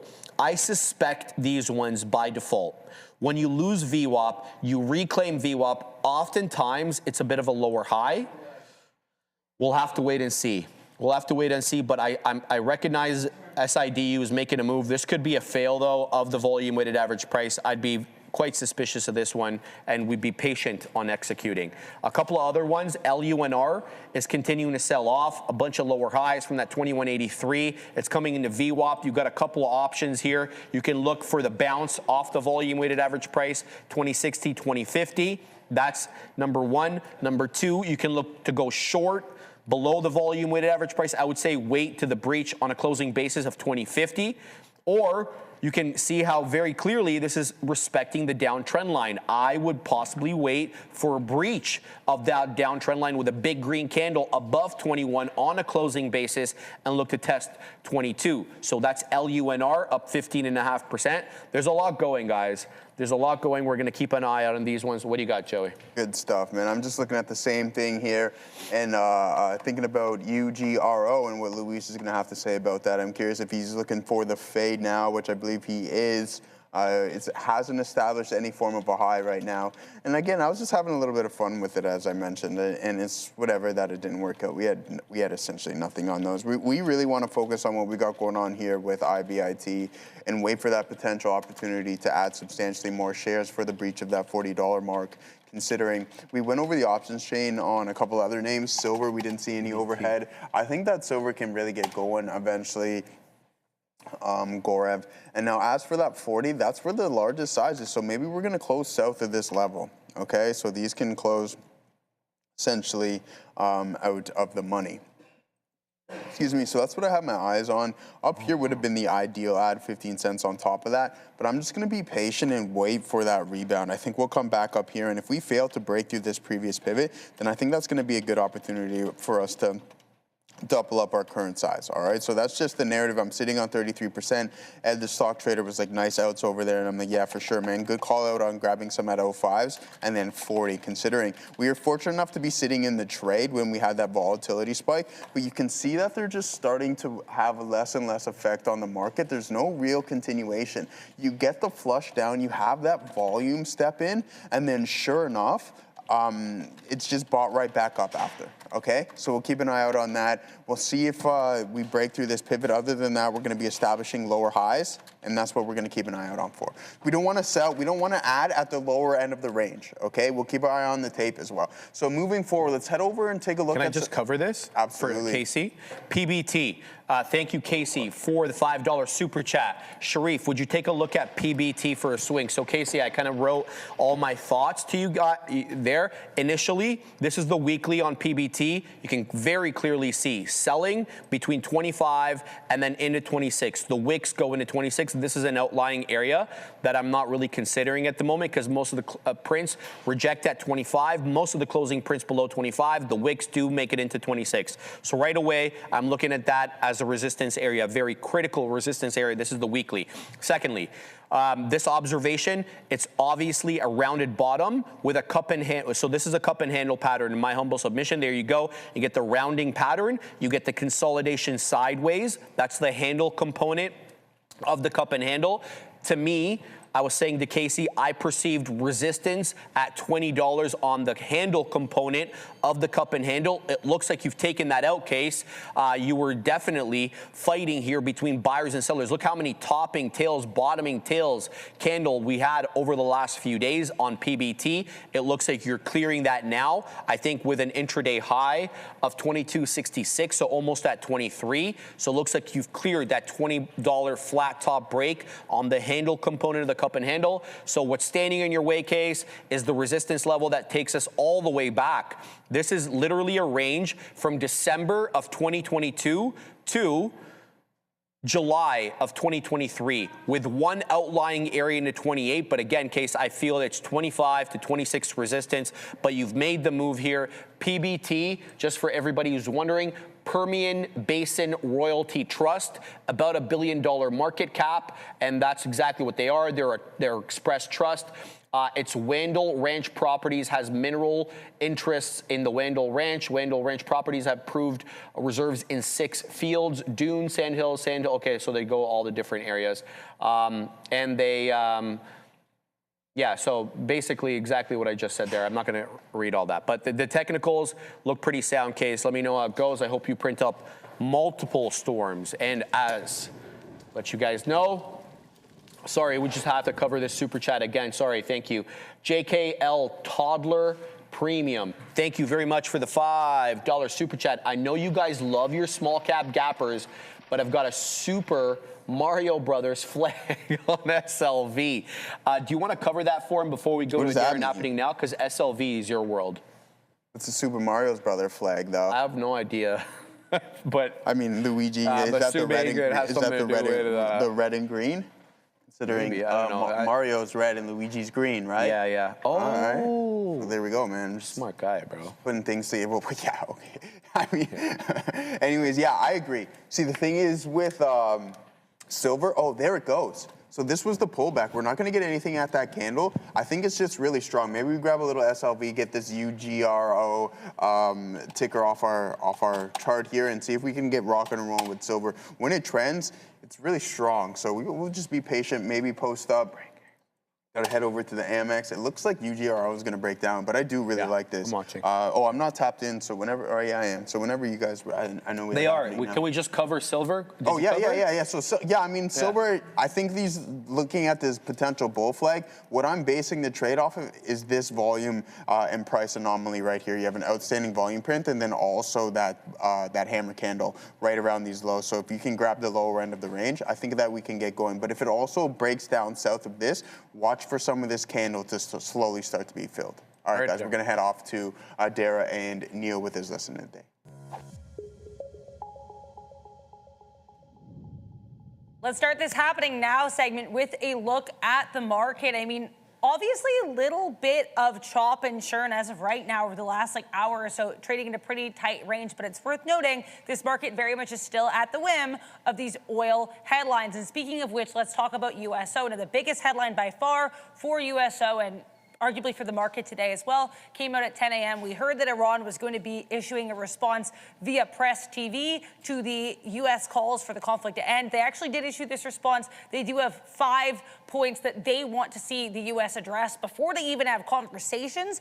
And the 5th point is, I think, the biggest by far. That's the idea that they want recognition of Iran's authority over the Strait of Hormuz. And again, if these points are not met, they don't even want to speak to the U.S. So that is a major, major point to be aware of. It's also worth noting here that a little bit after 11 a.m., we got some reports that a nuclear power plant in Iran had been hit again. So power plant strikes and some other comments here with regards to oil in the Strait of Hormuz. Now let's talk about TSLA and mostly kind of the space sector in general, with SpaceX very likely filing for its IPO imminently. That was reported by the Wall Street Journal as well as Reuters, and TSLA also being aided today by a nice 29.1% year-over-year increase in Europe sales.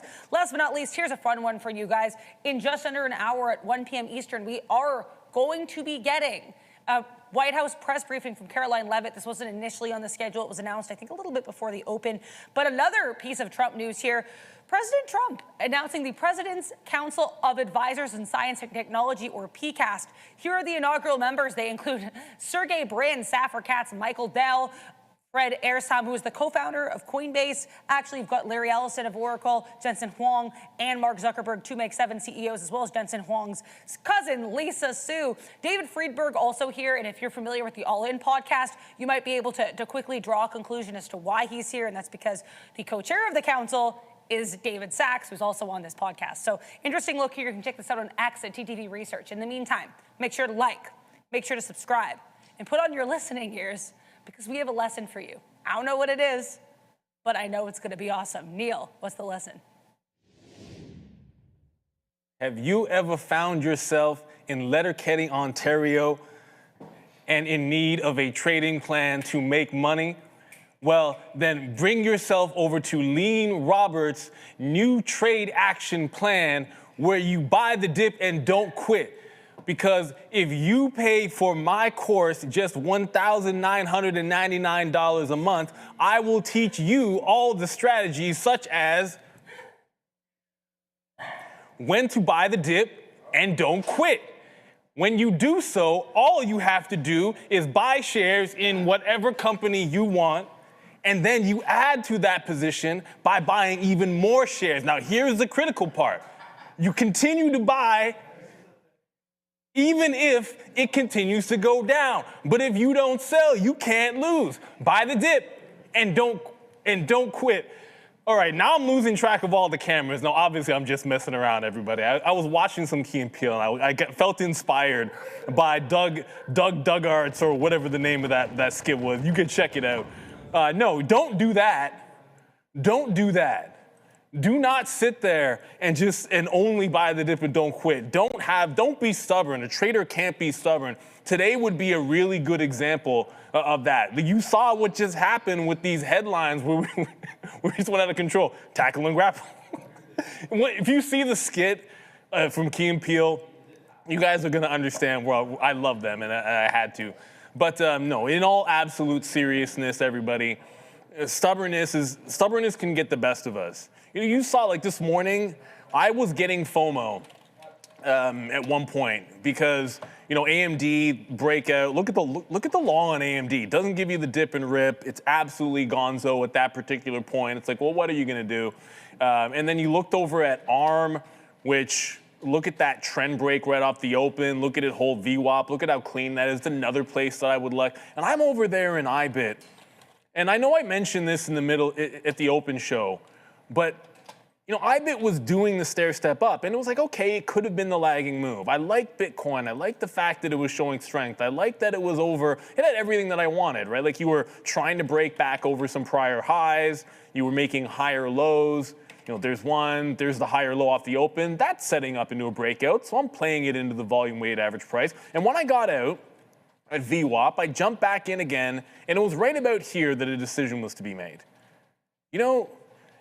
sometimes you've got to be able to just say to yourself, that long is wrong. And it's not just that it's wrong. Like at the moment when you have the NASDAQ, which was pressing and looking pretty strong, pressing higher in that first hour, like it was strength in that first hour. And we're losing VWAP and we're trending down in Bitcoin. What is the market telling me? The market's telling me that it's relatively weak. So my initial thesis was just, I kind of like the long because we held 70K and I'm bullish in general in the market, so I'm gonna play the long trend in IBIT. That wasn't there. It was multiple areas of confluence. Fail of the pre-market high. That's usually one step to a short setup for me. Trend break, that's another step for a short setup. Lose VWAP, that's another short setup. Now it's all well and good to cut your losses on the long trade, but it's another one to realize I might have had a thesis for the long, but everything about my usual setups is telling me this is a short. And then on top of that, I like the 40-40 level as a key price level. Well, if I think it's a short, when it gets down into there, that's where I want to add and then give it back to that prior bar, which it just never went. So we're able to grab that short trade. It really just comes down to not being stubborn. Have an area where to quit and have the willingness to listen to what the market is telling you. It's entirely possible I don't reverse that if it doesn't set up, but I have to be able to listen to myself. And it's easier to see on a higher time frame. When I pull out the 15-minute chart, it's a little bit more obvious the dynamic that was going on. Because I also wrote down, well, into a 1480 break. We couldn't break this top out. So when that doesn't happen and you've rejected that breakout and you have the key support level like this, if that loses, then you've got a gap fill. It didn't quite go all the way down to 39.8. You got a huge gap fill. So that's a setup that I usually like. If it's on Intel, I'd probably take it 10 times out of 10 if I see that same setup on like an Intel. But in this particular case, I came in with this thesis. It was the first stock you guys saw me in. It was in it for a while. I was reloading it. And then the market just shifted on me. You can't be stubborn. You can't just keep on buying it till it works and then hope that it eventually catches up. That's absolutely not going to work out for you. So, the whole idea in trading is to simply find a trade or a setup, an entry, in a direction, with an entry price, with an exit, and have a thesis behind why am I in this trade? What do I need to see to tell me it's working? I would love to have seen it gone up with the futures. It wasn't doing that. I would love to see it hold VWAP. It was not doing that. I would love to see it hold trend. It was not doing that. All those things said get out of the trade. And then a lot of them also told me this is a short setup and you had to reverse. It's not about being right in the market. It's not about making a call in the market. It's about making a trade and being profitable. That's your only job out there.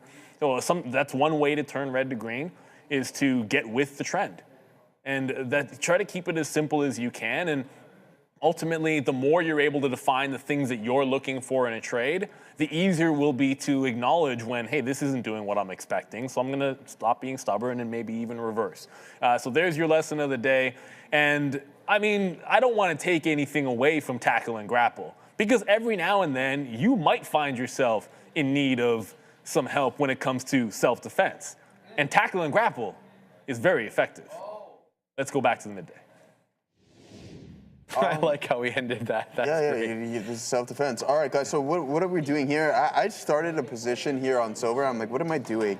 I'm buying the top end here. I don't love the positioning, so I have no issues with just cutting it. I want to wait till we get a lower price just in case it curls over. I could be wrong, and I could make a mistake by getting out when I did, but that's all right because I have a little conviction, and I mean, if I enter right now, I'm already in significantly cheaper than what I was. Well, not significantly, 10 cents anyways, which is better. So lower end of the range, less risk at 65s. We play the break to 55s. 10 cents worth of risk, you put on whatever. And 5-minute hammer on Palantir closes price yesterday. Good call out there. Gorev, we're still in this IBIT short working out really well for us, and we're going to add a little bit more because you can see on this pullback, failed to construct a new high. And I think at this point, we're just consolidating before we break this leg, and then sure enough, head a little bit lower. So that's what I got going on here on IBIT. Going to stick to the ones that have been working for us, right? We tried UGRO, whatever that name may be.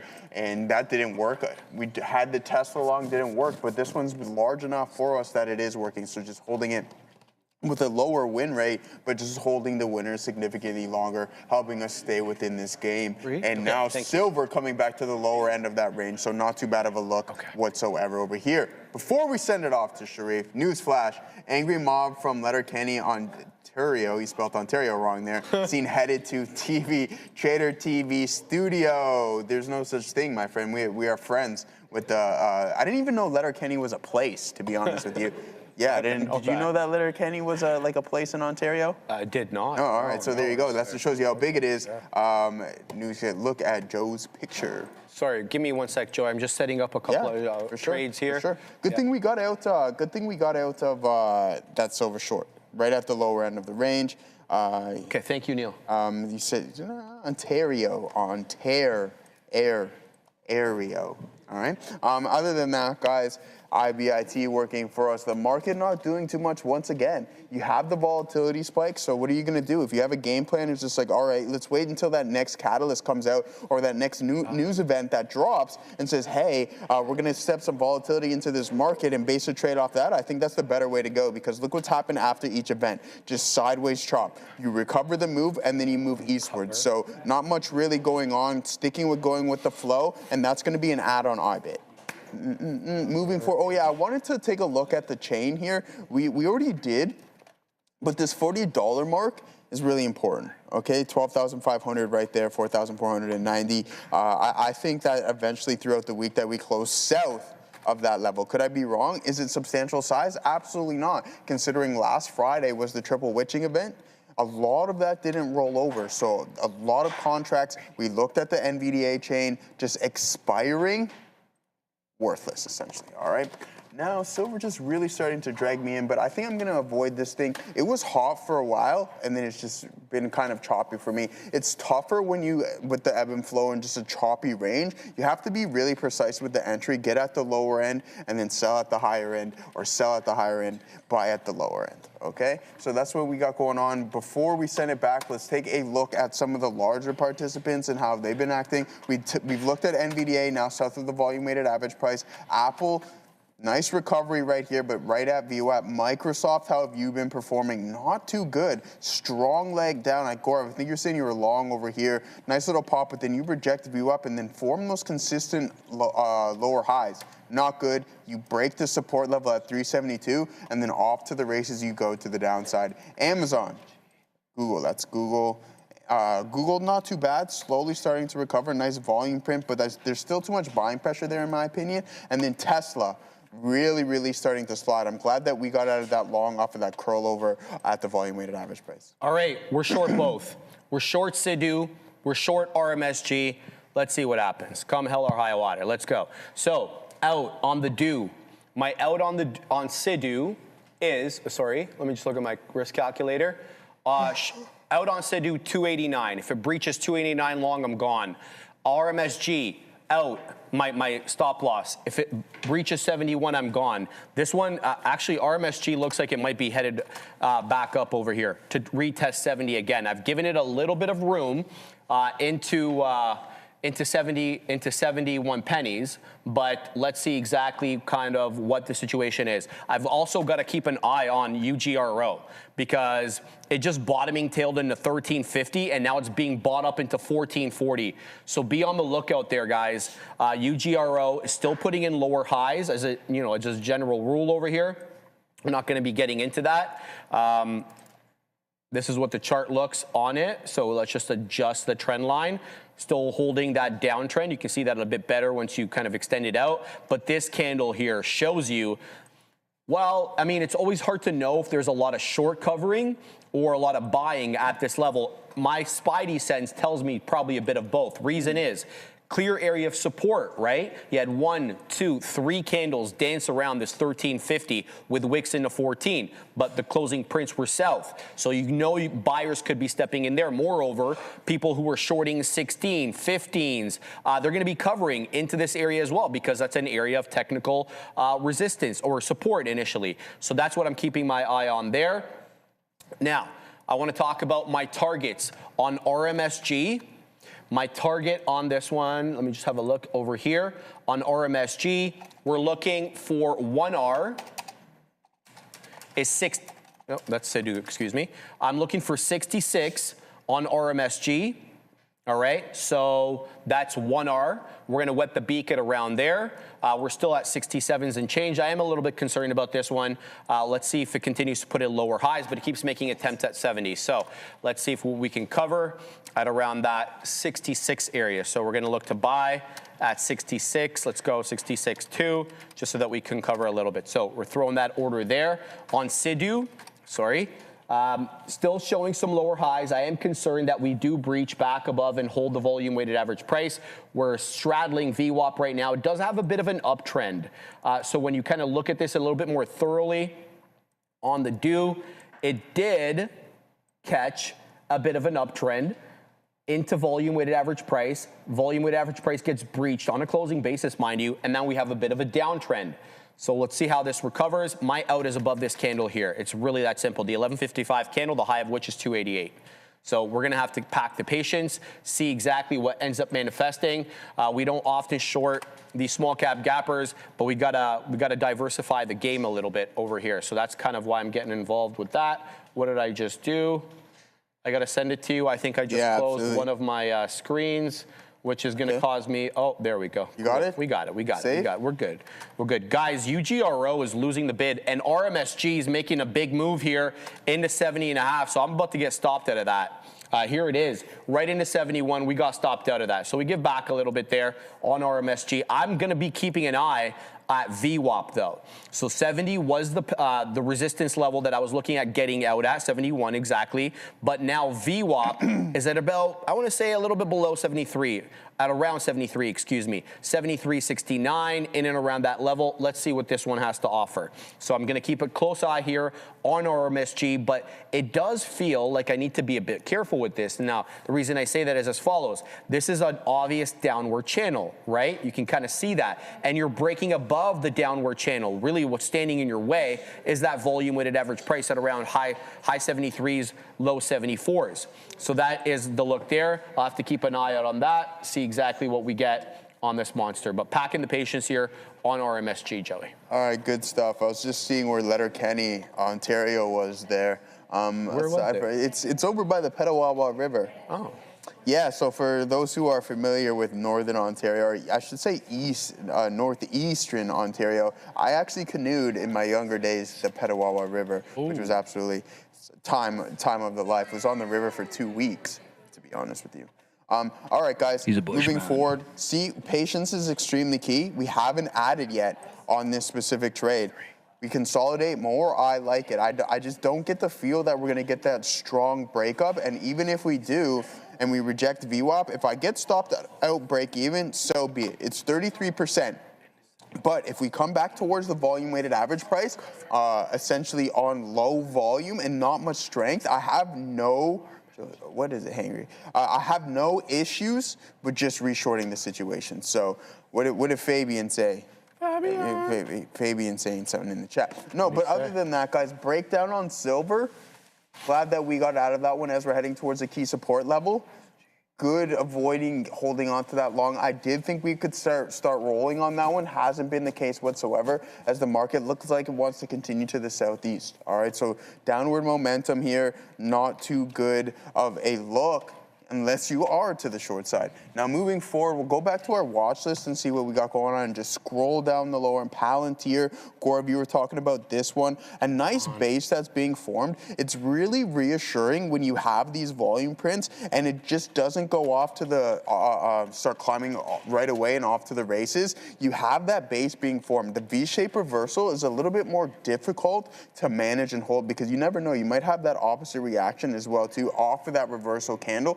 But when you start to form that consolidative base and then you slowly start to curl over, I like that a lot as a potential price action pattern. And sure enough, that was experienced right there in Palantir. Moving forward, we always look at the quantum names. Rigetti sucks to suck, as I typically say. Yeah, it sucks to suck, Sharif. Quantum computing, QUBT, not looking too good either. Just a space that was so hot at one point, no longer the case anymore. Now we'll take a look at if Circle is going to recover. So we were going over options strike price this morning on Circle at $120 with an increase in the volatility. I just think at some point, it's going to be so impossible, like currently, for it to climb within what we're going through within this catalyst to get a pullback to 120. That's why I think writing those specific contracts isn't a horrible idea whatsoever. All right, moving forward, BBAI, I know everybody loves this one. $3.50. Oh no, Katina, man, that's not a good look whatsoever, as it's now printing a new low almost. So that is not a good one. Let's go over and actually pull this up because we haven't in quite some time and see how everyone's performing. We'll go over CrowdStrike and Walmart here momentarily. I want to see how both of them are. Ooh, sliding down to that 6th spot. Ramin jumping up to that 4th spot there. Sharif sitting in that 5th spot. I mean, she bounced a lot. And then our boy... I think she had probably a nice little bump today with Astis. Isn't Astis up? Astis, is that the one who's rocking and rolling for her? What happened here? Why can't... I want to go to each individual. There we go. Tracker. No. Oh, so Obi's still holding on to that. He's just rocking and rolling with this BW. I'm gonna tell. I know Obi's secret. I know how he did it. But am I gonna tell everybody? Absolutely not. All right, Joseph not looking too good. Our once dominant position within Walmart now not looking so good. CrowdStrike down to 16% again. JP Morgan slowly recovering, down 9% from our entry. Okay. All right. So we'll keep an eye out on that. All right, guys, watching RMSG, there is the touch into VWAP, keeping a close eye on this. Let's see if we can, let's see if we'll clear this level. This is a nice little move up here for RMSG. Interesting look. Let's see if we can kind of get the rejection there. Down into 73-ish still. There's a lot of, it feels like short covering, but VWAP should be an interesting area for this stock. So we'll see if it ends up being that way or not. We're keeping a close eye on this one, looking for a little bit more here into 72 we go. See if we can kind of dip down. Looks like we're rejecting here, which is good. Looking to, I don't know why it's not letting me in. Huh, interesting. Volume stepping into the market here, guys. Something's going on. Okay. Keep your eye out on that. Shout out to Joey Opsh. Keeping an eye on RMSG. I'm looking for a move into 69.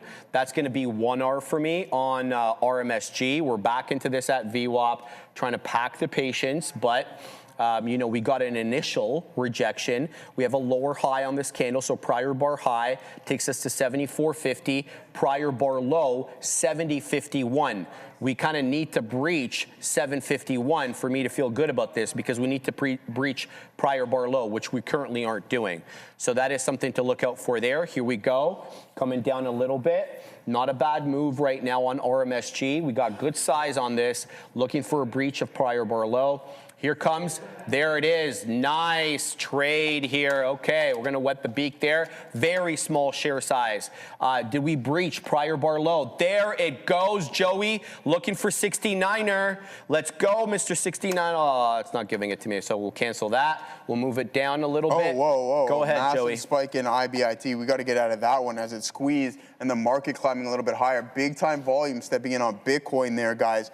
I thought that we would get the continuation on the breakdown. We got stopped out 33%, but something might be going on here with Bitcoin as the volume is really starting to step in here. Let's see if we can wait for that pullback and we'll get an entry on there, but look at that volume and look at that 1 minute print. Absolutely monstrous there, Sharif. We're gonna keep an eye on if we can get in here. This is the largest 5 minute print on the day via volume. With that being said, I wanna get involved with the long side. Someone said that insider trading happening? Absolutely. What? That would never happen. What are you talking about? But no. Yeah, we're going to insider trade on camera.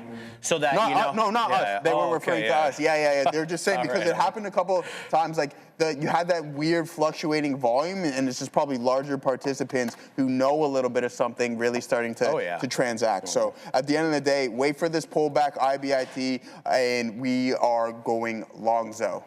Longzo ball. Longzo ball, I like that. All right, we're continuing to drop here on RMSG. We're continuing to watch. We're still holding shares. I'm keeping an eye on Sidhu, though, which seems to be breaking again above the volume weighted average price. So I'm keeping a close eye on that.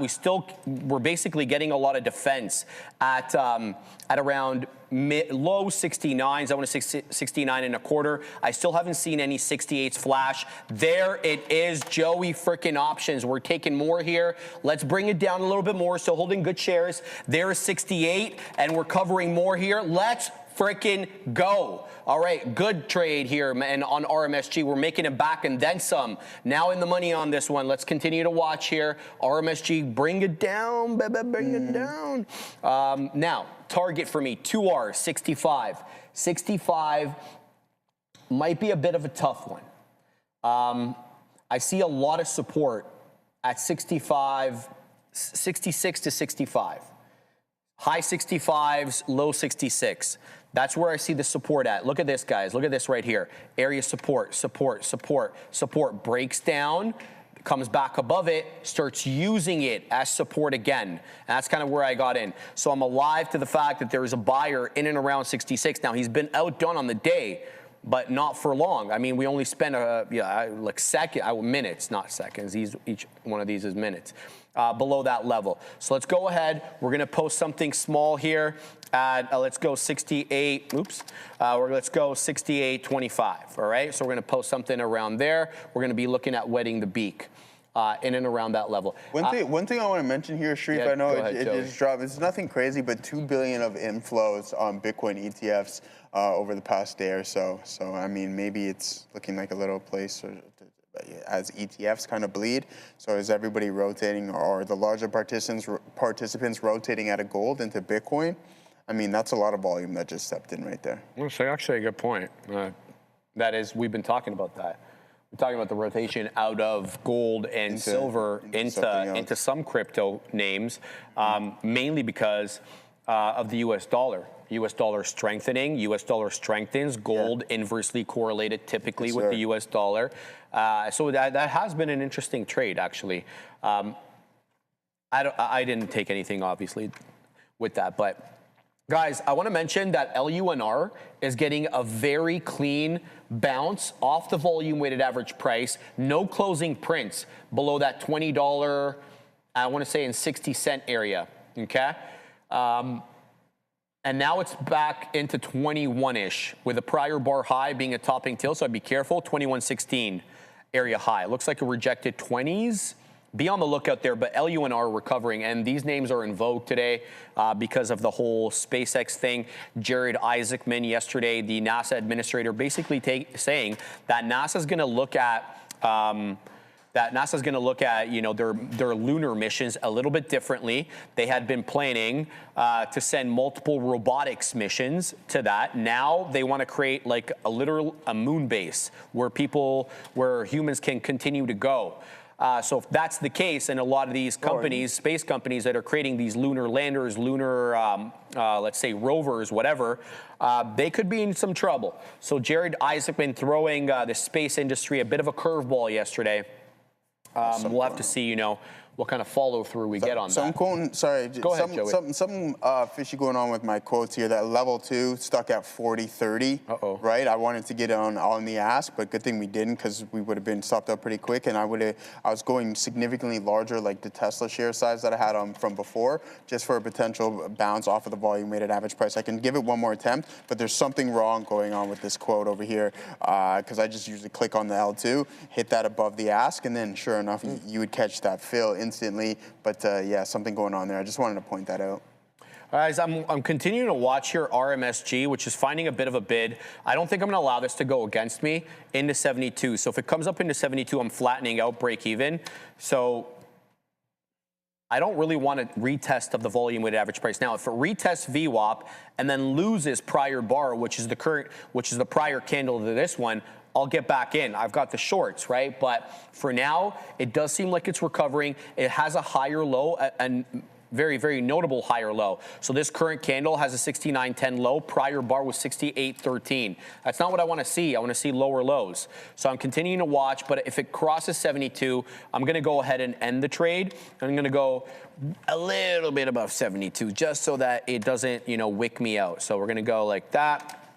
Perfect. And that will give me a little bit more room with which to work on RMSG. That's buy. Good. So we throw that in there. Let's keep an eye out on that. But Lunar continuing to go. So whoever's interested in that. Ben Zagal says, I work in the industry, referring to space that we were just talking about. They are just throwing around random things at this point. So I asked him to kind of explain a little bit, waiting for the tag. We're going to go to Adair. She's got news. JBLU flying higher right now. Semaphore reporting that the company is exploring some merger partners. So again, potential merger exploration here from JBLU. JetBlue is reported by Semaphore. Interesting. This is I remember Spirit trying to merge with JetBlue during the previous administration. That failed. I think they'll probably have more of a receptive regulator this time around, Joey. But it's been tough for the airline industry, man. It's kind of hard to make money in that business, man. Like so tough being bailed out and all these really. Tell us how you really feel, Joey. I love it. All right, guys, continuing to hold RMSG here, looking for the move down. Back into 69 we go. Not a bad drop there. Good, good, good. Now we're looking at wetting the beak at around 68 and change. Let's see if we can get a big red candle. We're getting a red candle on the 1. The 5-minute candle still green, so that isn't good news. Looking for more blood. I hate to put it that way, but looking for more downside here on RMSG. The reason I like this so much, it's a VWAP retracement. It's almost the same as when we say we're looking for a VWAP bounce like we're getting on LUNR. That's what I'm looking for, but in the exact opposite on RMSG. We're going to have to pack the patience. I've said very little about Sidhu because it's done very little. 285, I'm short 283. My stop is above the prior high of the 1155 candle, the high of which is 88s. So I've been kind of keeping my eye on that, but it's given me very little to talk about. Watching here RMSG come back down into 69.5, looking for the loss of 69 because we definitely did defend 69 quite well on that last attempt, but here we are again. 69 buyer for the moment. Somebody buying here at 69, looking for the move down. I'm waiting for 68.25. Monster buyer here, Joey, at 69. You can see some of the size getting taken off the bid, though, so we are eating a little bit of that. And boom, a little bit more, a little bit more. I'm waiting for the cross. Come on, cross, Who's this man. individual at 52, just cross, man? bro. Just cross. Boom. Oh, you're short too there, my dog. We are booming on this one. Man. Good trade here on RMSG. We're still holding some, looking for a little bit more. We're going to Adair. Man. More details here in this possible JetBlue merger. Now, according to the Semaphore report, which again said they're exploring potential merger partners, these partners include UAL, United Airlines, ALK, and Southwest. And we know there's the previous Southwest talk, so this actually makes it very interesting here for JBLU. It's also interesting, apparently they're exploring these merger partners with regards to how they think the mergers would fare in Washington with the Trump administration and I guess the approvals there. So basically they're saying, will these mergers get approval, yes or no? And that's the basis they're using to evaluate these partners. Back to you. Get down. Get down. Get down. Boom, Joey. There goes RMSG all the way down. Down. You disconnected goes, I know. I'll plug it back in. Right, but down goes Fraser. There we go. We're taking a little bit more. Nice move down here on RMSG. Nice VWAP rejection. Now we have to deal with that same area we have been dealing with all morning. There's a buyer at between 66 and 65. You're seeing that right here. It's stepping in. Remember we were talking about this area? Let's put in the 1.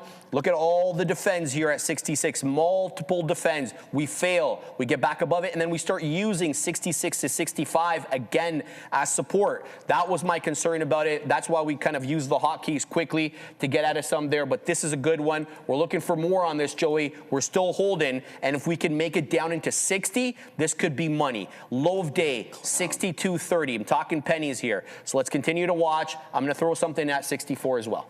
All right, good stuff, man. We're in this IBIT trade. I'll tell you guys full disclosure, but I typically risk, what did I have here? About 5% of my day on this one. This one I'm risking 50% of my risk on this trade right here.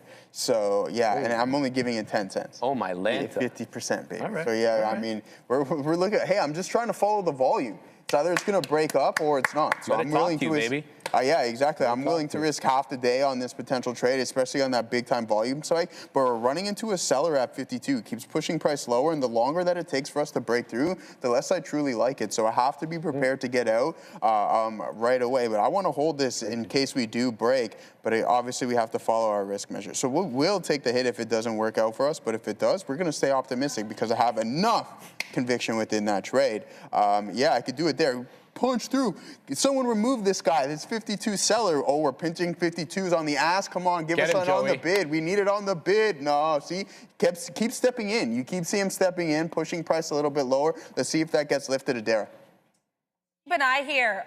USO, we do have some more potential updates here with oil. We have comments, or rather a post on X here from an Axios reporter by the name of Barak Ravid. He's saying that he was told by an official in the Trump administration that Iran actually hasn't messaged with an official response yet. So we know Iran's been saying they've rejected the proposal, but apparently they haven't officially responded. So this reporter on Axios is saying that at this point it's kind of unclear how much of Iran's response is actually posturing and how much of it is officially closing the door in negotiations. So again, long story short, doesn't look like Iran has officially rejected the U.S.'s offer with regards to ending these tensions. Back to you.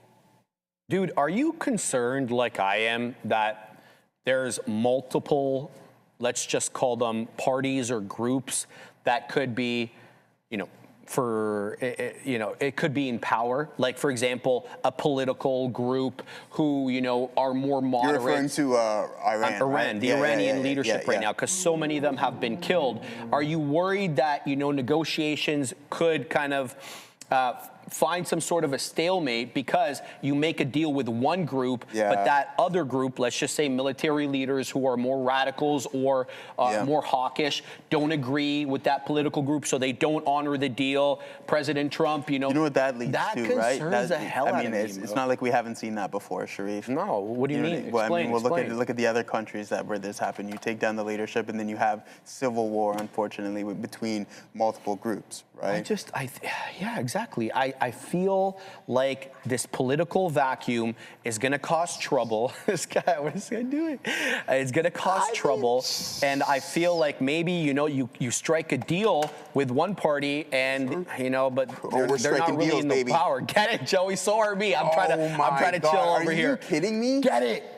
No, dude, I don't know. This thing is, how many shares does this have traded? 24 million shares. I'm trying to sell a little something at 60s. Rejected order? That's crazy. Yeah, it's crazy. Like, come on, man.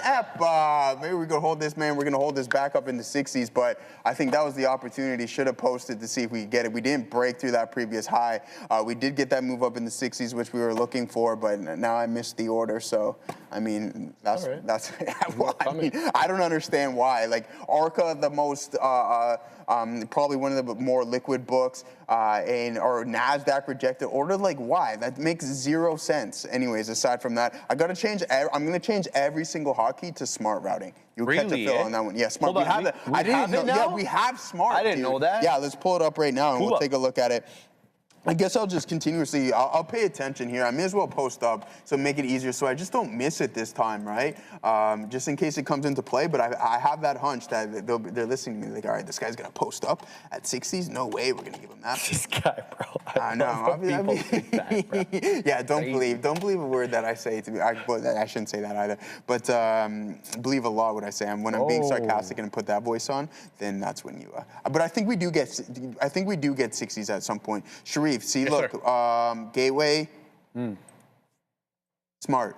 Smart. What is smart routing? So smart, essentially, it'll just hit you on any. That. It's like Frex. So smart routing, from what my previous experience is that it will just give you whatever gateway. It's more or less for a market order. If you want price right now, it will just hit everything and then give you the fill. And to be honest with you, the fees weren't that bad on it when I was using it from before. Yeah. That was my first concern, right? Yeah. Guys, we got a lot of buying here at around 65. On RMSG. That's multiple times now. We've defended it. I've got a lot of room between my entry and the current price action, so this lets me rest a bit easier. I don't think I'm gonna move down my stop. I'd rather allow this to develop. I thought about moving down my stop to around 70, maybe 71. I'm just gonna allow this kind of to develop over here. Let's see what this one has to offer. RMSG, very interesting. Frank, brother, you're missing the point, Frank. You're nitpicking at the words, brother, rather than getting the message. My message about that whole Iran thing was to say, maybe you were negotiating with one group who are less radical than another group. One group, wants to salvage the country, the infrastructure, doesn't want the oil fields destroyed. The other one is more, ideologically driven rather than driven by monetary, incentives, and they'll take this to the grave, so to speak. Instead of nitpicking at the words, listen to the message, brother. Thank you. Let's continue to watch SIDU. SIDU is doing nothing. I've been really thinking about getting the hell out of this one because it's stair-stepping up little by little, and it's holding trend. So this one does concern me that, it makes a move back above VWAP. And also, what I don't like about this is this uptrend is unbroken. Now, to be fair, you're not exactly getting a lot of buying, and the volume is dwindling. But this uptrend here is definitely eye-opening. And you're not even rocketing up. You're stair-stepping ever so slowly. So where are the sellers? I mean, where are the short sellers on SIDU? I don't feel that they're there. We're out of the money on SIDU by, I want to say, 2 pennies, which isn't big, but this is closing in on my stop. I don't know if I'm going to allow it to kind of go up there because I don't like what I'm seeing. I have to keep kind of thinking about this one a little bit. But what do you got, Joey? I have to debate this one a little bit. Yeah, same thing here, guys. I mean, obviously we want to take. I would have took half off right there at at that 60 print. So we're just going to sit in this still full position right now and see if we can get a little bit of a climb back. I'm not liking it considering we break that previous pivot high and then we start to come in a little bit. So I have to be cautious and be prepared to get out. We're in at 49s. If it cracks VWAP, then we'll have to take the hit and then just get out of the trade and not let the emotions get the best of us. So let's see what we got. It was a nice breakup. Should have been a little bit more prepared to take some off. What's up, Jay? What's up, my guy who said this? JKL. What's up, brother? Jojo, my guy. Silver. Yeah, silver's looking really good. It's curling over, heading towards the resistance zone at $66. And I think at this point, considering it's forming those higher lows, you might get the continuation. NVDA hasn't done too much here, right? I mean, it's been consolidating south of the volume-weighted average price for quite some time now, and that's been approximately since 12 o'clock now, and it was 40 minutes, and it hasn't really done anything. The market, definitely a grind here, guys. You want to try to catch that lower end of the range, but come on, I have, so the reason why I'm in this is, let's take a look at the volume. So there it goes. It's starting to come back in. We'll just pop out. My man Bovin. Anyways, look at this volume print here on IBIT on the 5-minute. All right, that's substantial. So what am I doing essentially is I'm just trying to go with the flow and follow this volume, but it doesn't look like there's going to be any follow through on that specific candle. Not much selling pressure considering that range, that this candle's range was 40 cents and you pull back about 10 or 15 cents. So I like that from a pressure standpoint, but it just doesn't look like we're going to get anything right now. But let's say remain. We have confidence. We have confidence. Let's go. Step right back in there. Buyers and drive Bitcoin a little bit higher. Let's see if there was any more news on this. I'll type in BTC. Just curious because that's a lot of volume stepping in. I'm curious if that had to do with anything. Okay, RG bearish event. Joey, no, I don't see anything. Go ahead, man. Guys, GV's making a move. Shout out to Bovin. Great call, Bovin. This is very aggressive. The volume profile is really picking up. Volume bars are about 1.5 million shares. More, I think the prior one, we almost hit 2. Let me maximize because I can't see it. We hit 1.823, so almost, almost 2 million shares on that last 5-minute candle. GV on the NQ up about 58%, 41.98 high. We're trading at 39.40. Levels are as follows. Current bar low, 36.69. Prior bar low, 33.76. VWAP, 34 1/3. 10 EMA on the 5. Walk it off, brother. Yeah, 32 pennies on GV. So this one is quite interesting as a long. I think 41.98. If that gets breached above it, I've got a bias that we work in likely to 50. You get into that 40 territory. Whether or not you're close to 50, you're likely going to glance at it. So I'm unsure how to execute at the moment.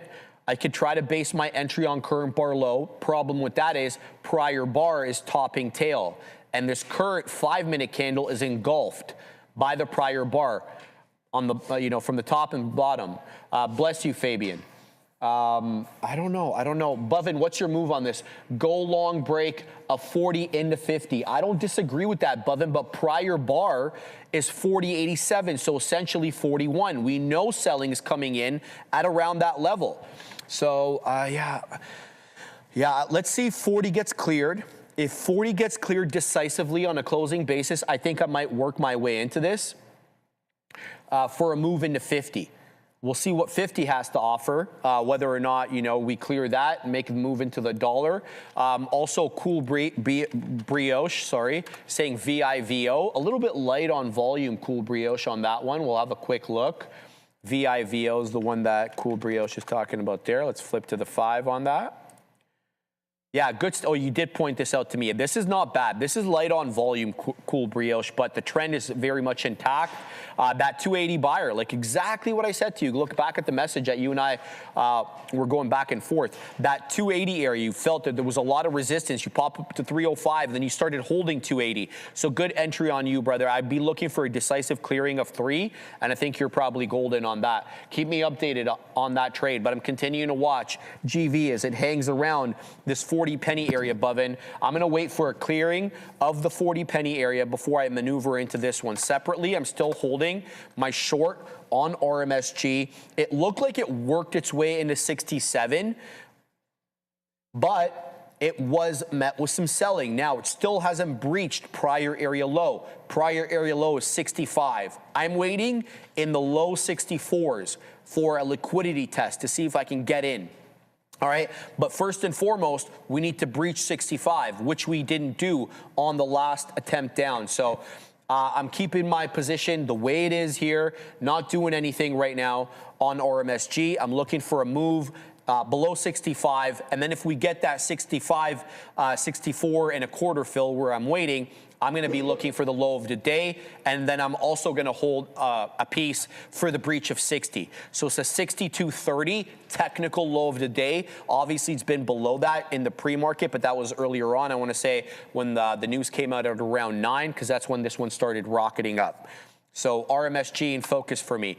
GV doesn't look good here. 2 topping tail candles in a row. I'm talking about the 1245 candle Bovin. I'm talking about the 1240, 1245. Both are topping tail. The 1250 candle is now losing the bid. It is headed back down, I think, to probably the 10 EMA. So here are the levels for GV. 10 EMA at around 32 pennies. And then I see a lot of initial resistance at 30. So if 32 gives way, so if you lose a 10 EMA, I'd be looking for a scalp at around 30, but that's a bit of a riskier trade because you're preceded by 2 topping tail candles. We're pausing for a second. We're going to Adair. Yeah, I just want to let you guys know here, SBUX is going to be on watch. Starbucks is kicking off its 2026 annual shareholders meeting in just 10 minutes at 1 p.m. Eastern. Something to maybe keep an eye on or just be aware of if you are trading this stock for whatever reason today. They do have that shareholder meeting, and it is coming up imminently. Back to you. Thank you very much for that. We'll keep an eye, obviously, on Brian Nickel and company. We'll see if he has any new announcements, about how they want to move the needle. I remember they're employing Project Green Apron, where they were kind of trying to decrease the wait time that customers were waiting. I know that that's been a problem for them for a while. I mean, anybody goes to the mall and you try to get a Starbucks coffee, especially if it's not like a blonde, dark, or Pike, and you got to wait for it at the counter, you're waiting like 5-6 minutes, right? So, I think, they could do a little bit of a better job. Shout out to them. RMSG back into 65, Assassino. We're looking for 64 and a quarter. We're short RMSG, looking for the loss of 65. There's been a lot of buying at 65, and we can't shake the buyers, Joey. They're stepping in at 65, multiple attempts. The only thing keeping me kind of motivated about this are the umpteen amount of lower highs that we put into the 65 flat bottom. How's the gym, Katina Man? Good, brother. Katina Man's back from the gym. He's all amped up. He's looking good, healthy as always. What are you looking at, Joey? Brother, I'm all smart, so I cleared out all my keys. Smart route now. Everything. Let's test one out here for the folks back home. Let's see if this works. All right. So oh no. No. No, it didn't work? Yeah, no. Oh, no. Yeah, I mean, it is what it is. Rejected order. Once again, maybe we'll go over some Frex and see what we got going on. Smart. Why didn't that work? I'm curious. See if it works like this. I don't know. Rejected order. Why? I don't get it. Why is it? Okay, so yeah, I mean, well, Joey option is smart. Hell yeah, I don't know about that, Scott. I mean, we wanted to get some out there at 60s, got rejected order, and then sure enough, we got to switch everything. I think Frex might be the way to go, so let's clear everything out one more time and see what we got going. We could do it live. I cleared all of them out because, again, I'm over just that consistent rejected order. That should not happen on that liquid of an underlying. So what was I sitting on the NASDAQ here? Oops. On the NASDAQ, we cleared everything out, and then I went over to smart routing, which should get you involved, but unfortunately it just didn't work. So maybe we'll have to just clear everything out once again and see if we can find something. Frex was working really good for us, so we can set up something on that front. But we're starting to get somewhat of a rebound here. Silver has been too choppy for me to re-engage on that one. We had the nice short on IBIT not too long ago, and then we waited for that pullback and that bounce off of VWAP.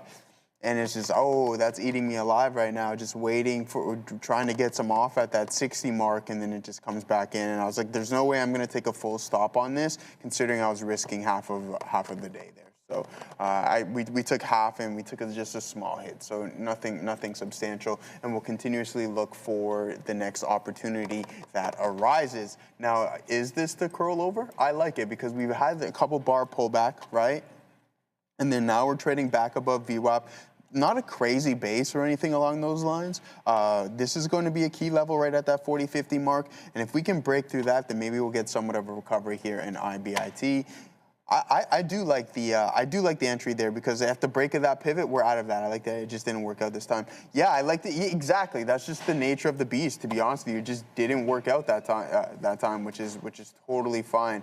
Oh, why is it doing that? Okay, I think I might have figured something out. We don't really necessarily want it to go on the MMs, the dark pools. No. So what we'll do is we'll pull it up here again and see if we can just change the destination, I believe, on this one and see what we can get going there. And over to NASDAQ, we'll do it live, actually, because we're not hiding anything along those lines. And if you guys are curious about the orders, you got to mess around with them. Edge A, I know a lot of individuals like using that one. We're going to try this smart routing. We'll go back to the buy, dark market. TV WAP work. What does that even mean? Got it, Joey. All right, I don't think that should happen. So maybe we'll have to switch it up and just go over to Frex. I'll mess around with that a little bit more on another time. So other than that, guys, I'm just relaxing, waiting for a high quality opportunity. 5-minute print is pretty good at VWAP. So I want to try to engage on this one and see if we can get that rocking and rolling. Moving forward, let's go back over to the Mag 7 and see how they've been performing here today. How's NVIDIA been? We know that it's been consolidating south of the volume-weighted average price. Apple, how are you doing? Nice pullback to VWAP, bounce off of it. Not quite to the high of the day. That's a key pivot. But look at the selling pressure on those on that 10-minute candle right here. So 5 minutes at the opening drive, first 5-minute candle, boom, to the downside there. Microsoft was relatively weak here today and hasn't found much of a rebound. Right, so you're getting that level of 370, you bounce off of it, but the buying pressure seems relatively weak. So maybe we'll avoid that one there. Meta, nothing all day. We'll head over to the daily and see what we got going over there. Yeah, earnings report flush up to 744. You're now trading about $55 from that specific level. How much are we down from a percentage standpoint from that previous pivot high? 797 to where we're currently trading. That's 24%. I mean, if we go back to Microsoft, wow, it's putting in a new low. What don't they like about this name? Is it Copilot? Is what they got going on with Sam Altman?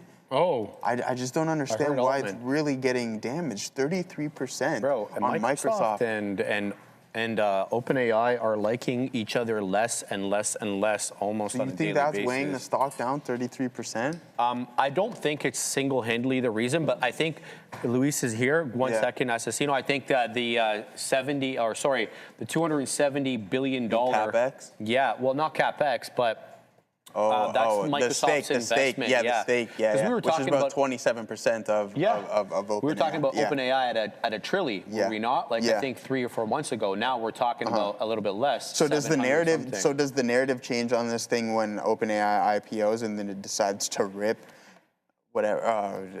We'll say 50% out I of would the. say so if it does the well. But I offering mean, the market has to reward it in some way. Just 1 second. Yeah, let's pull Luis in here. Yeah, let's get Luis. I'm all ready for the lesson because he has actually a really good platform. It's called it's his basically company Academia Day Trading, and he has his intranet. And remember, he gave us a bit of a lesson about how to use it, especially for the quantitative stuff, the odds of something closing red or green. So I'm super pumped, guys. There he is, Luis Barbado. Luis, you would be proud of me today. I don't know if you were watching, but I did short RMSG into VWAP. It took a couple of tries because initially I got in and I was thinking we definitely had a 70 seller, Luis. We ended up breaching the 70 seller, moving back into 73. That's where I got short again, where the volume weighted average price is. We took it down to 65, but that pesky buyer who keeps buying at 75 kind of put a damper on my short party, but I don't think this one is done quite yet. I know you were talking to me in the chat about RMSG as well. Yeah, I think you did pretty good. A few things to talk about in this one. First of all, don't short it on the way up because it's a bit price non-compliant. So the stock has several days to go over $1. So don't short this front side right in front of the dollar because the probabilities that goes over the dollar to avoid this compliance, the NASDAQ regulations, were very high. Once it fails, as you can see here in the chart, once it fails the 90 cents or $1, whatever, you can short here backside with a very tight stop. Or if you miss this one, you can just short here, perfect VWAP short, as you did. You have to trust in this trade. Your risk is a little bit higher, but I think it's an all-day fade. You should hold until the closing bell. Yeah, I like how you use price non-compliant. I like that because I've never had a definition for that, but that's exactly how I feel about some of them. They don't respect technical areas of support and resistance. They'll breach through them, right? And, kind of looks like an oscillating wave sometimes, that's really well put. I tried one on Sidhu.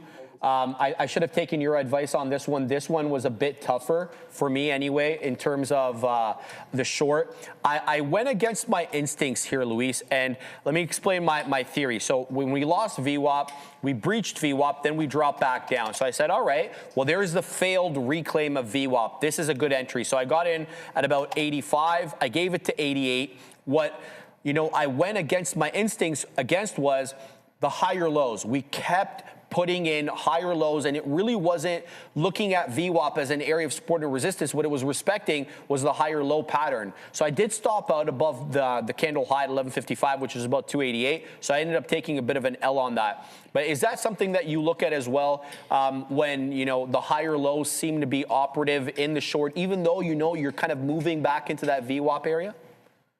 Yeah, few things here. First of all, if you see the overall chart a little bit more to the left, you see some what I call cooling here. You see many days cooling the stock, like reversing the trend. And today we were breaking this very important resistance. So if you're seeing breaking this resistance, I'm not thinking about short. Okay, first thing. Second thing, the movement up was with very light volume, and the level 2, there was no noise, as we call it. So it was only going up, no sellers at all. So if I don't see this fight between buyers and sellers, I avoid to short it because, it's like blind forecast that is going to stop. Why are you going to call the top? So we were waiting for the backside. The problem here is that I don't like the overall picture. When I look to the left, I don't like the overall picture.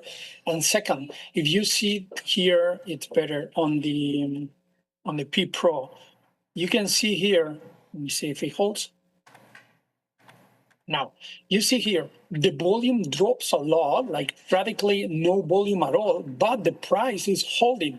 That's very bad sign for the short. So here I see more likely a VWAP reclaim, we call it reclaim the VWAP, and we go against to the highs because the full context of the movement and the low volume but holding lows. Okay, good stuff. Yeah, Luis, let's get right into it here. UGRO. All right, let's take a look at what we got going on with this name. And no, but in all seriousness, looking for the momentum play, a late entry and a chase on my behalf. Am I classify myself as a small cap individual? Absolutely not. But nonetheless, a trade is a trade, regardless of the name or the number beside it. Now, I want to know exactly how you were playing this trade, and you brought out a very good point to me at that $16 mark. Why don't you break it down how you potentially seen the short here in UGRO? Well, here, first of all, I didn't play it at all because first the movement was too sharp on the upside, and I'm not brave enough to jump so late into the momentum. I'm not good at it. I admire Sharif how he jumped in this $11 and $12 consolidation, $13 consolidation. I'm not that kind of trader. I need more tight, risk reward. So I'm very bad doing this kind of long. So I didn't trade it, first of all. We couldn't short it. I mean, we couldn't. You have to pay like $20 per 100 shares short locate. So it was, I mean, if you see the movement, okay, it's not that much. But if you, let's say you want to buy 500 shares, it's like $100 bill. So, sometimes it's a little bit tricky. It was worth it if you are waiting for the resistance. And when you jumped in, and I looked the chart to the left, as I usually call it, and I saw this resistance. So I thought, okay, he's chasing too late, with the momentum, with the euphoria, you chased there a little bit higher. But tight stop is okay. You can miss this trade, is fine. Now, of course, if the locates were not that expensive, we will short this one because it seems it's on the backside now. Also, very important, is a nano float. Okay, 700,000 shares, so very, very, very tricky. Perfect stuff. So another question here regarding the actual locates of this underlying. Does that have any correlation on with how much the volatility is stepped within it? So what I'm getting at here essentially is it was up 110%, and due to that that very wide range in which it traded from an intraday standpoint, is the locates priced into that volatility? Is that why it's so expensive to trade these names? Well, Question, bro. I'm not into the business, but I guess it has to do with several things. First of all, very, very low float, 700,000 shares. So what broker has this company to borrow you? There's almost no float to locate, so it's more expensive. And second one, the brokers see the volatility, and I guess they think, you know what, if you short here, you're gonna make a lot of money if it goes all the way down to $7 or $5. So they are more, in the right to charge you more for the locate. So I think float and, availability of these shorts and volatility is what it define the price of the locates, I think. Perfect. And final question here, just regarding this same name. On the current trajectory that it's on, do you see this downtrend continuing, and then the potential break of the volume-weighted average price keeps knocking on the door of this trend? It keeps rejecting. From your experience, do you believe that you're going to get a sustained breakdown, considering you're up over 100% here earlier in the day? Pretty sure today and tomorrow we will see this stock probably in $7, $5, $4, $3, whatever. You never know. All the way down, probably, yes. Perfect. All right. Thank you. We got to get to super chat. $10 super chat for you, Luis, from Zion nice. Lala. So we just have to talk about this quick. Always great to have Luis be. Question. In situations like short squeeze, do you wait a day or two to short? And Roma, spread is like 40 to 60 cents. Is that not good when you short? What are your thoughts on that, Luis? First of all, about short squeeze, and it's very good sample today. We had one, and I want to give a shout out to one of our traders here, because sometimes we find the best setups, not the day that the stock is in play. And if you check this BF, we've been trading for the last couple of days. You see, it was a huge movement up, few days in a run, and today no one was looking this one, and it is built what we call a first red day. No one is looking this because we have UGRO, we have CITO, we have RMSG. So the attention shift to another stocks. He shorted here this one 480, 470s when the VWAP broke all the way, all day fade probably will call below 370, 360, 340, whatever. It's a second day play or third day play. It's called first day. So sometimes if you see a very big short squeeze, as you see here, wait until the attention shifts to another stocks, and then you can short it with a very tight stock and better expected value. So the winning ratio and risk-reward combination is much better this day than this day, where you have no stops. You can short here against the 5. You're risking 20 cents to make $1, $1.5. That's fantastic setup, Luis. All right, I got it on the screen. Can we, there we go. All right, Luis. Oh, there you go. There we go. So take me through, so Luis, I want to ask you about the statistics. So remember how you were taking us through that last time and you were telling us basically, you know, most of these small cap gappers, these smaller cap names, they have an 80-some-odd% chance of closing red on the day. That's why, you know, it makes more sense to short these at, you know, technical levels, of course, not just willy-nilly. So take us through some of the options that we can use here. Well, here you have several tools. We can divide it by two, the market statistics or the market analysis and the trader analysis. You will have also available this trader analysis very soon, and I will teach you and go through what all you can check, the chart executions, the statistics of your own trading and so on. You will have this very, very soon, I promise. But so far you have the market statistics, which could be market analysis and a screener. Okay, if you click in a screener, we have developed this screener exactly for what we are looking for, okay? And you have here like moving up with a new high of the days or moving up without making high of the days, the halts, the pre-market movers, like a lot of things. And what you're talking about, the market, the quantum analysis, let's say quantitative analysis, is you click in the stock, okay, it gives you how many gaps had since 2020 and how many of them red close probability. So 8 over these gaps closed red during the day, for example, in this stock. And also, I go back here. And also you have all the gaps and the performance of these days. So if you click on wherever, 30th of June of 2025, you go there and it loads you directly the chart of that specific day, which is very, very useful to see what happened that day, right? And also in the screener, if you just put the mouse on it, you have everything, all the data you need, float, institutional ownership, the country, the market cap, all you need to have an overview of the stock, you know? That's amazing. That's actually excellent. So I just want to show our viewers this one more time. So for example, I click IXHL right there, and then I have all the different days that this was gapping up. For example, December 3rd of last year, the pre-market volume was X. The volume on the day was such, it gapped up 23.2%, but look at the day fade. It ended up dropping 9%. This is fantastic data to have. And click on the day. Click on the day. Click on the date. It will load you the chart of that day. Give me a second here. So, okay, I'm clicking it, but it's not going. Oh, look, I'm sorry. There we go. It just moved. I just had to restart it again. Give me 1 sec, because it's taking a second, but I did see it there. There we go. Okay, double click on the side. Can you do it on your side there? Because I've got it on. Yeah, go ahead. If I click the day, it loads exactly. You see? Yeah, there we go. Yeah. Another one. There you go. It loads you. Hold on, what's on here? Now. Yeah, it's there we go. I've got it on my screen. It's loading. Yeah. It's because all the Zoom call and everything is very slow, but it will load you exactly the movement of that day, so you can see if there is a pattern of what time, what part of the day start to fade, what part of the day is more momentum on the upside. This is excellent stuff, Luis. I'm going to have to use this every day. I'm going to have to put this as part of the rotation over here. Fantastic stuff, Luis.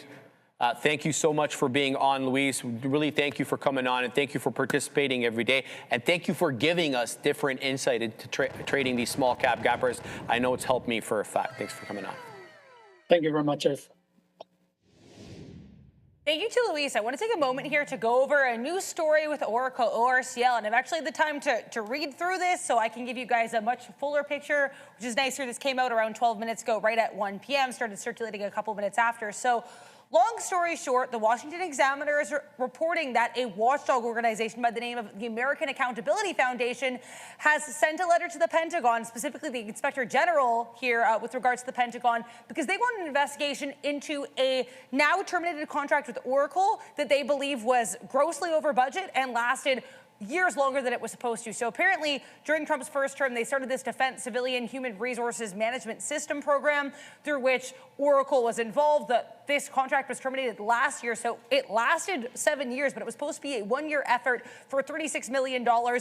Again, Oracle actually made it last 7 years, and the contract came in more than 700% over budget.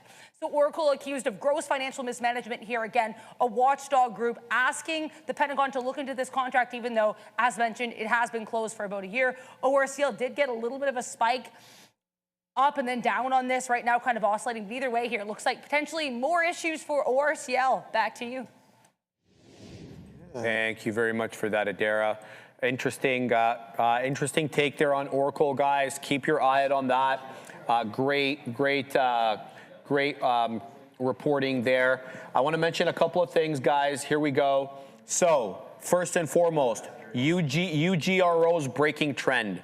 Now, this can be one of those ones where it sets up beautifully and it doesn't make a lower high. I feel these trend breaks have been making lower highs as of late. $15, watch out for that move into $14.50, $15, and then a lower high. If it does that, it's probably a short off that level with maybe VWAP as your target. UGRO is breaking trend, number one. Number two, you're getting failure here on SATL. Flat bottom break manifesting through that low. I want to say, definitely VWAP was an area of support. You can see a lot of the wicks defend the volume weighted average price at around 620, but you're getting failure, you're getting it in spades. You're also losing 6, so that even that whole dollar psychological level is also giving way here on SATL. This one's bleeding its own blood. 10.70, 10 3/4. It's still up on the day. Watch out though for general support at 6. This could pop back up, maybe test 6, 10, 15, 20 in and around that level. Look for a lower high and then a possible entry into SATL, but this one is losing the bid in a hurry. Guys, UGRO is still holding up here, man. This could be very interesting. Last but not least, LUNR. I gave you guys this one. This is the volume weighted average price retracement into 2060. You got money on this one. It popped back into 2120, so that's over $1.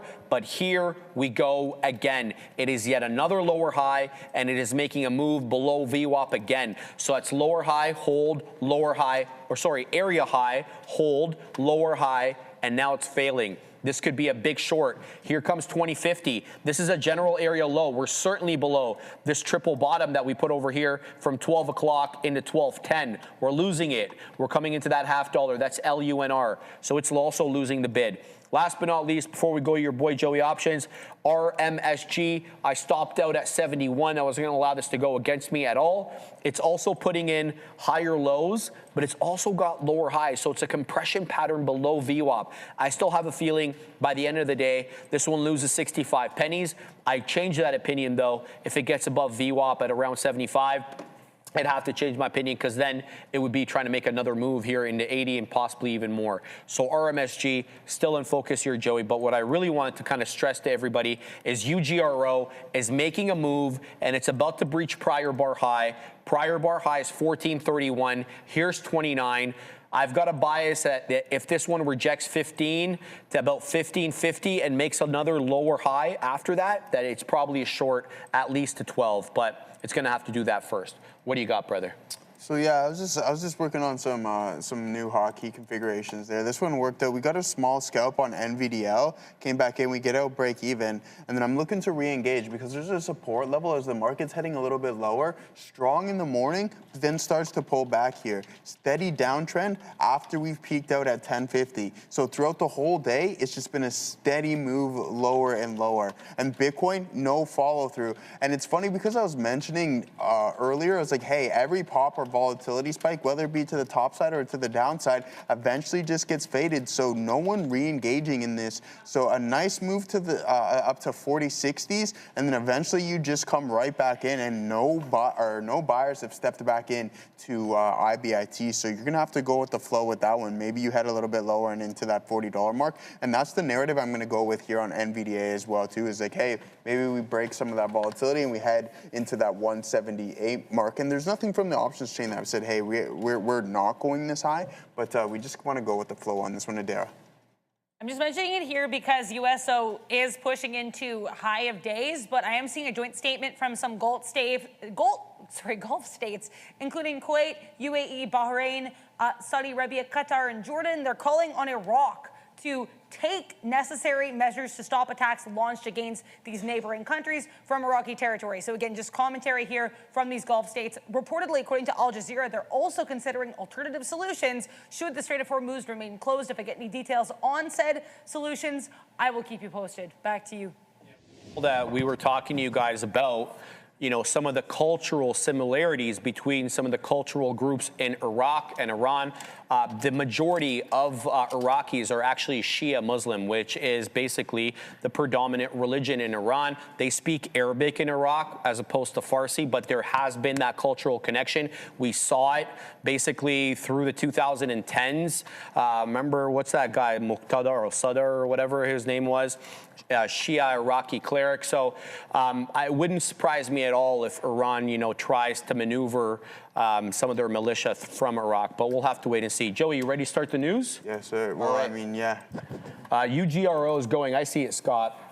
I've got my side chart up. Let's talk a little bit about Meta. So they had a bunch of headlines today. The first one is about the jury verdict yesterday in New Mexico. Meta was found liable by a jury for violating consumer protection laws tied to child safety on its platform. They were hit with a $375 million fine in civil damages. The prosecutor was actually looking for a number exceeding $2 billion. The jury came back with $375. Jury found Meta, quote, willfully violated unfair practice law. Meta plans to appeal the decision, meaning this becomes a multi-year overhang rather than, you know, just being resolved now and moving on. Obviously, it has larger implications as there's a lot of these cases going around the country. Guys, UGRO is making a move here. It's breached prior bar high. It's coming into 15. If you guys are looking to trade, UGRO needs to be in focus, but for careful with 15 to 1550 for a lower high. High day 1669. So the case centered on claims that Meta failed to protect minors from predators on Facebook and Instagram. The state investigation used a fake 13-year-old profile that was quickly targeted with explicit content as well as solicitations. Internal documents revealed that concerns about encryption also reduced the visibility into about 7.5 million abuse reports. So people using VPNs and other things to kind of mask their identity. This report is saying 7.5 million. Geez Louise. Prosecutors frame this as profits over safety. That's their framing. The case does highlight, though, and it signals a shift, that courts now are also targeting product design, not just user content that's put onto the platform. That bypasses the Section 230 defense that these companies have been relying on, I think, for like the better part of 20 years. Also, potential copycat lawsuits also remain as a legal overhang for Meta. Upcoming second phase, May 4th, could force Meta to publicly fund safety programs as well as implement some of these structural changes. So it's not just about paying a fine. They may actually have more to do here if they're court mandated. The broader industry risk, though, is the Snapchats, the TikToks, the YouTubes all get hit with similar litigations and possibly similar results. Legal experts are kind of comparing these social media kind of lawsuits to the 1990s litigation with the tobacco companies, and there are parallel cases ongoing. There's one in LA, there's another in federal courts, so we are by no means done this whole thing. We're going to pause for a second. We're going to Adara. We actually just got the LA verdict. So we had heard reports we were going to get that verdict. I actually dropped it in the chat. Well, Elise was there. We had the verdict. We didn't know what it was. Looks like both Meta and Google have, in fact, been found liable by a jury in the second social media trial. Again, this one had to do with social media addiction, and it was in LA. The verdict is still being read. So all we know right now, Meta and Google both liable. Back to you. For that, yeah, perfect timing. Guys, UGRO is doing what I suspected it was going to do. There's the move into 15, and there's the move down. Now, be careful here. If this breaches prior bar low, which is, let me see, sorry, the low of the prior bar. I'm talking about the 115 bar on the 5, 1393. This current bar, 1409 low. It's got a higher high and higher low, but my suspicion was it would move into 15, 1550, put in that lower high, then drop. Be on the lookout for that. I'm not saying that's what's going to happen, but you need to be alive for the lower high. Joey, what do you think about this Meta story? Yeah, I think it's. I think it was favored in the right decision, to be honest with you. I don't believe that this stuff is not addictive. It is highly addictive. I'm just reading more on this a little bit here. I think, so I watched a documentary the other day. It's called The Rage Machine, essentially based off of social media and how Meta was ranking its priorities. And you know how Zuckerberg went through that kind of that phase where he's like, hey, we're going back to our original form. We're going to eliminate kind of that filtering through. Yeah, and they had their priority kind of spectrum where it's like, hey, what are we going to prioritize for something that may cause harm to other individuals? Sure. And if you go through what he was going as P1, P2, and P3, some of the priority list was actually shocking. He would put, really? So yeah, it was extremely shocking. So there was an image of a politician with a pig as a head or something along those lines, and then there was explicit videos of a minor. What one was ranked higher in priority? No way. Yeah, exactly. No way. Yeah, 100%. So it's.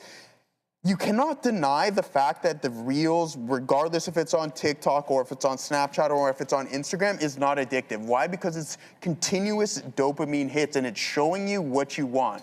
You scroll through something, if you watch something multiple times, it will give you more content correlated with that. So I think that was a rule in the right decision, in the right direction. Yep. And I honestly believe that we need to take more approaches like Australia, giving those age limits and eliminating social media for younger children, because it is. You're seeing that already, from my age to now. Yes, sir. Social media and kind of that Instagram lifestyle has such a drastic effect on individuals' mental health. I don't disagree with anything you just said there. Adira, give us your take on this Meta story. My take here is more kind of just, I'm really curious as to what kind of precedent this is going to set going forward, right? And clearly it already has. But here's the thing, too. These trials are not necessarily about exactly the same thing, right? Like there was child safety with regards to New Mexico. And then today you've got social media addiction, which makes me think if you've already set potentially, or sorry, not already set, if you've already had potentially precedent-setting verdicts in like two fairly different types of cases, how bad is this going to get for META? I mean, yeah, I don't know. I think the stock could maybe Zuckerberg for a while here, just as we react to this news. And all, you know, in fairness, like neither Google or Meta really reacted too much to this verdict, but it is interesting that it came during the open session. I want to see some more details, but again, apparently the Google verdict specifically had to do with the fact that they were found liable for failure to warn about YouTube's dangers. That was for this social media addiction trial today. So yeah, I think we're probably going to get more verdicts, and I think more often than not, they're probably going to be siding against these companies, because once that Pandora's box is opened, can you close it? I'm not entirely sure. I think a lot of it does have to do with reputation of the company too, right? And reputation obviously a little bit tarnished.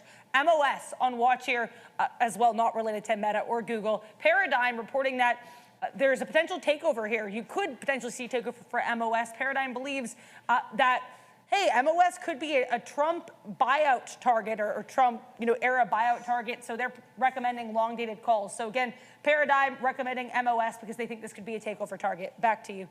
Meta is getting a price spike up thanks to the OG Darwin. Yeah, through 600 it goes. I still think it's a little range-bound Darwin, but your point is very well taken. Guys, this is what I meant on UGRO. This is literally what I meant. I've been seeing a lot more of this. These were really good. These trend line breaks for a pop-up, but now they're looking only scalp-related. You get into 15, you lost prior bar low now. Now, it's not the end of the matter, right? So that's one step for the short. Now you need to lose 13. So if you're getting in here, your stop needs to be above 15, above this prior bar, but you should be looking for 13 and then looking for 12. 13, an obvious area of support. We held it here, and then VWAP. So this is kind of what I meant by UGRO. Keep your eye on that one. As Luis told us, though, it's quite expensive to find locates on this. So that's for us. And I'm assuming if it's going to be expensive for us, it's going to be expensive for you guys as well. Dude, Bailey Buttons, don't do that. I want to go through some of these comments. The Lord of the Sword says good music is addictive. Let's have the government control that too. I mean, okay, I see where you're getting. We are addicted to trading. How is that different? Actually not addicted to pardon trading. me? I'm not actually addicted to trading. I mean, exactly. No, I don't think. Yeah. So I don't know. I don't know. What does that mean? Sugar. Oh, yeah. Caffeine. Life is full of addiction, so what does that mean? Is it fair for Zuckerberg to... I get what he's coming at. He's more laissez-faire. Like he doesn't want the government getting involved in his life. I couldn't sympathize more with that. I do have an exception, though, when it comes to children. Yeah. Because they're not as discerning as adults. They obviously don't have the same self-control. Their brain hasn't developed yet. So I'm willing to treat adults a little bit differently, obviously, than children. I don't want the government in my life, and I don't want the government in my pocket. Those are two things that I don't like. The self-discipline isn't there for people with developing brains still. Exactly. Yeah, thank you, Assassino. There we go. All right, let's go to Peking. I gotta have to hit that for you, man. That was funny. I like it. Shout out to Wanawana. Let's go on here. Meta bets big on AI talent retention. So Meta apparently is rolling out aggressive stock option packages to top executives to kind of retain their leadership. Some of the key names: the CFO, Susan Lee. We got the Chief Technology Officer, Andrew Bosworth, CPO, Chris Cox, and Chief Operations Officer, Javier Olivian. We're gonna pause for a second. We have more Meta news.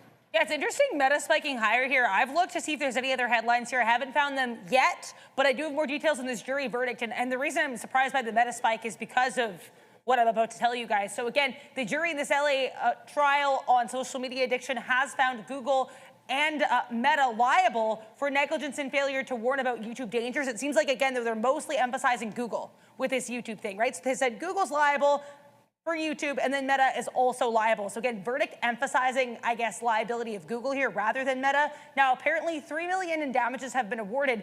Meta's gonna be paying 70% of that $3 million bill. Google paying 30%, according to reports I'm seeing. Also, USO here, I just got a headline from Al Jazeera on Iran. The Iran Revolutionary Guard claiming that their air defenses have struck a F-18 fighter jet from the US. Back to you. That I can believe a little bit more than the F-35 because the F-18 is not stealth. It's an old one. It's what we have here, Katina, man. Yeah, he's not going to like it, obviously, because it doesn't look good. We'll find out, guys. We'll keep you guys apprised. Oh, no, he's back. Adam James abroad with a 10-banger. I spend more of my life with Trainer TV Live than anyone, even my beautiful wife. Y'all have big hearts, great content, and are awesome people. Thank you, brother. So are you, man. But I learn from y'all and the viewers every day. Long live Trader TV. What a guy, bro. Long live. What a guy, man. But I mean, at the end of the day, you do technically spend more time with the individuals you work with than you do at home. Yeah, I agree. I agree. Right? Well, you spend like 8 hours here at least, more, right? Yeah, 5 hours. That's a good point. You're like, well, I mean, what, wait, 6, 7? 7:30 till 4. I'm with her for it's pretty close. It's pretty close, man. He's talking to the Katina man over there. Shout out to Adam, man. We appreciate you, Adam. That's very kind of you, man. Other Zinc bringing a good point. Sharif, you must limit your children. They aren't the parents. You're absolutely right. I'm not saying the parents don't have a part to play in that. Of course they do. I'm just saying, when it comes to, viewing adults as children, I don't necessarily feel that is the right move. Scott. Exactly. You don't sell cigarettes to children. You don't sell cannabis or alcohol to children. There's obviously things that adults do. Don't do that. All right, let's move on. Hold on 1 second. Scott H, buddy. Huh? Listen, I would take your advice, but in your page on your channel here, it looks like you're drinking Coors Light. I don't take advice from people who drink Coors Light. All right. All right. Whoa. Calm down there, 888. You're going to catch hands. What's he doing there? Okay, so let's continue on with this Meta compensation story. The option comes with high strike prices. So we were talking about their leadership getting these options, these stock options. Well, they're pretty lofty, guys. So a lot of them have high strike prices as well as 5-year timelines. The first payout will require Meta stock to hit $1,116, which is about an 88% move from yesterday's closing price. Some higher tranches, much, much higher. Of course, this probably will be split adjusted. The top tier of the stock options values Meta at $9 trillion. So the stock price would have to be $3,727, clearly aspirational as a target, but I wouldn't say beyond the realm of possibility. Meta, though, is lagging its peers like Alphabet in AI-driven stock performance. Llama 4, the release of that open source, pseudo open source API, LLM was underwhelming. The company also signaled their urgency vis-a-vis how much CapEx they want to spend on AI in 26, which is about 135 billion. Joey, this is an interesting take here from Meta. These are lofty targets. They are extremely lofty targets. But one thing that I'll say is that if you're going to be spending all of this money, you're going to want to see some form of a return on investment. Now, is this thing going to trade up 500% in the span of what we're in 2026, 5 years?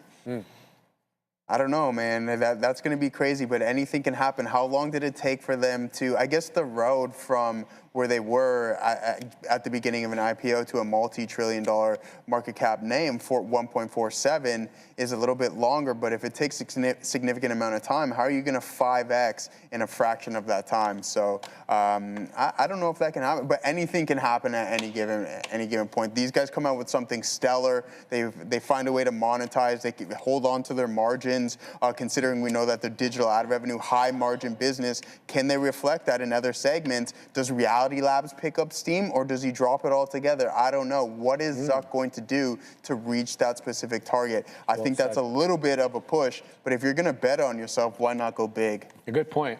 Good point. And it's quite motivating, too, for, you got to assume, for the top-level management. They see, like, oh, I'm going to invest this much, which is obviously... $9 trillion is crazy. It is crazy. It is crazy. But, like, if we said, 2 decades ago... $1 trillion, that exactly. NVIDIA would be $4 trillion right now, people will be laughing at us as well, right? Yeah. Like, anyway, but a decade, but that's he's saying in 5 years. No, I think that the first things start vesting in 5 years. I don't think this has to happen within 5 years. So it says the high with a tight 5. Oh, you're actually right. With a tight 5 year with an aggressive timeline. 5-year timeline. Interesting. Yeah, and I misread that. And how long did Elon give himself, the board give him? It was like 8 years or something along those lines. Adara would know details, in order for Tesla, for him to get that $1 trillion, right? He has 8 years. All right, let's go on to the next story. Last one here, I promise. Meta, 10 years, she said. Meta deal faces China scrutiny. We're talking, of course, about the acquisition of Manus. So Chinese authorities have barred 2 Manus co-founders from leaving China. The founders were summoned by China's National Development and Reform Commission. The focus appears to be on potential violations of the foreign investment rules.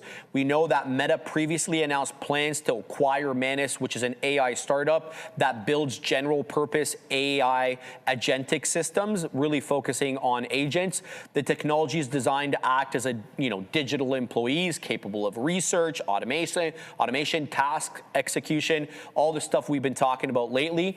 Losing or delaying this deal could certainly weaken Meta's hand, and quite frankly, they haven't done that well with their AI rollout, so this would be yet another blow. The deal reportedly was about $2 to $3 billion. We didn't really get the exact amount, which is relatively small compared to what Meta's been spending on, for example, Scale AI.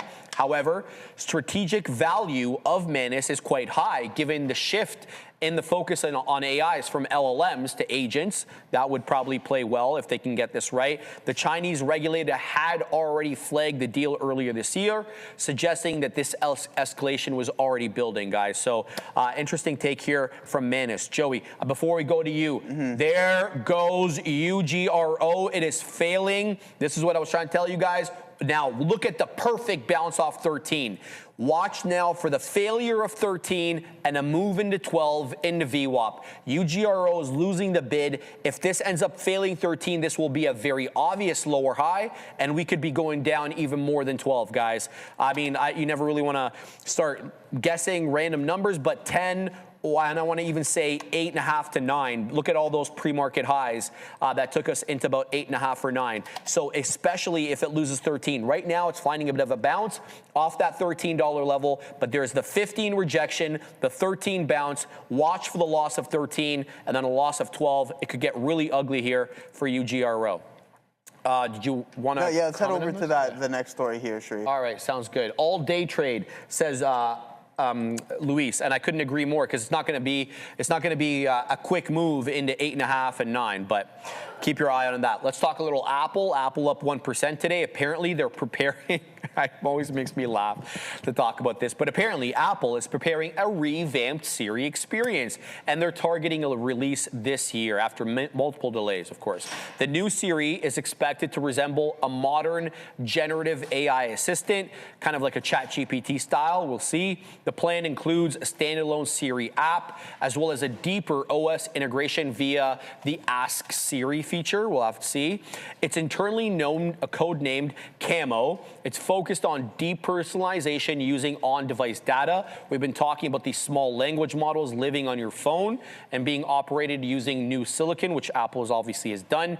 Siri is expected to handle in-app actions, web searches, multi-step tasks. So, moving beyond just the simple commands of, hey, wake me up here or remind me about this. The emphasis here, according to the report, is on maintaining contextual conversations, which is a key differentiator in the next-gen AI assistants. They're also, though, not doing this alone. They're leveraging Google's Gemini AI alongside their own in-house models. Reports also indicate internal work on a proprietary chatbot called Apple GPT. I don't know if that's the name that they're using. It didn't say it's codenamed internally.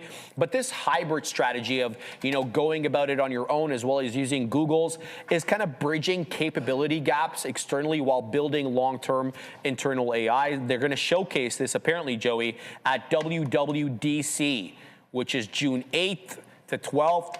Apparently, at least I hope, for my sake, it's better than the 2024 announcement of AI, which ended up being a complete bust. Here we are almost 2 years later. Yeah, I think they better hope that it's better than what we experienced before when they were just continuously Apple Intelligence with the new iPhone 16 Apple Intelligence.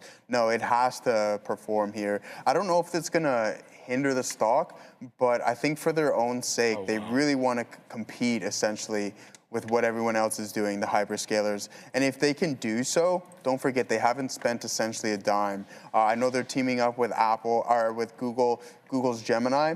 I think this is going to be a really, really big pivot. If it doesn't come out how kind of investors and the tech heads are looking at, I don't know if you're going to see the same growth within the next iPhone cycle. Yeah, it better be good. It needs to be really good. There goes UGRO all the way down. It's lost 13 now. The current candle low, 12.75. Guys, earmark that $12 area if this area gives way. So it's given away 13, but it's still holding area low. The low of this area are these three candles here from 12.50 to 1. The low of the 12.77, 12.77, 12.76. So it's essentially a triple bottom at 12 3/4. This current candle low, you guys guessed it, 12.75. That makes it a quadruple bottom. If this gives way, something's going to happen. All right, so that's UGRO. Keep your eye on that. Let's go on to Alphabet. Let's talk a little Google. So Google flat on the day, up 0.15. It's seen better days, and shares have now dropped. What? More than 3%, marking the steep. Yesterday, shares dropped 3% to 290. It's below it right now. It's at 289.62.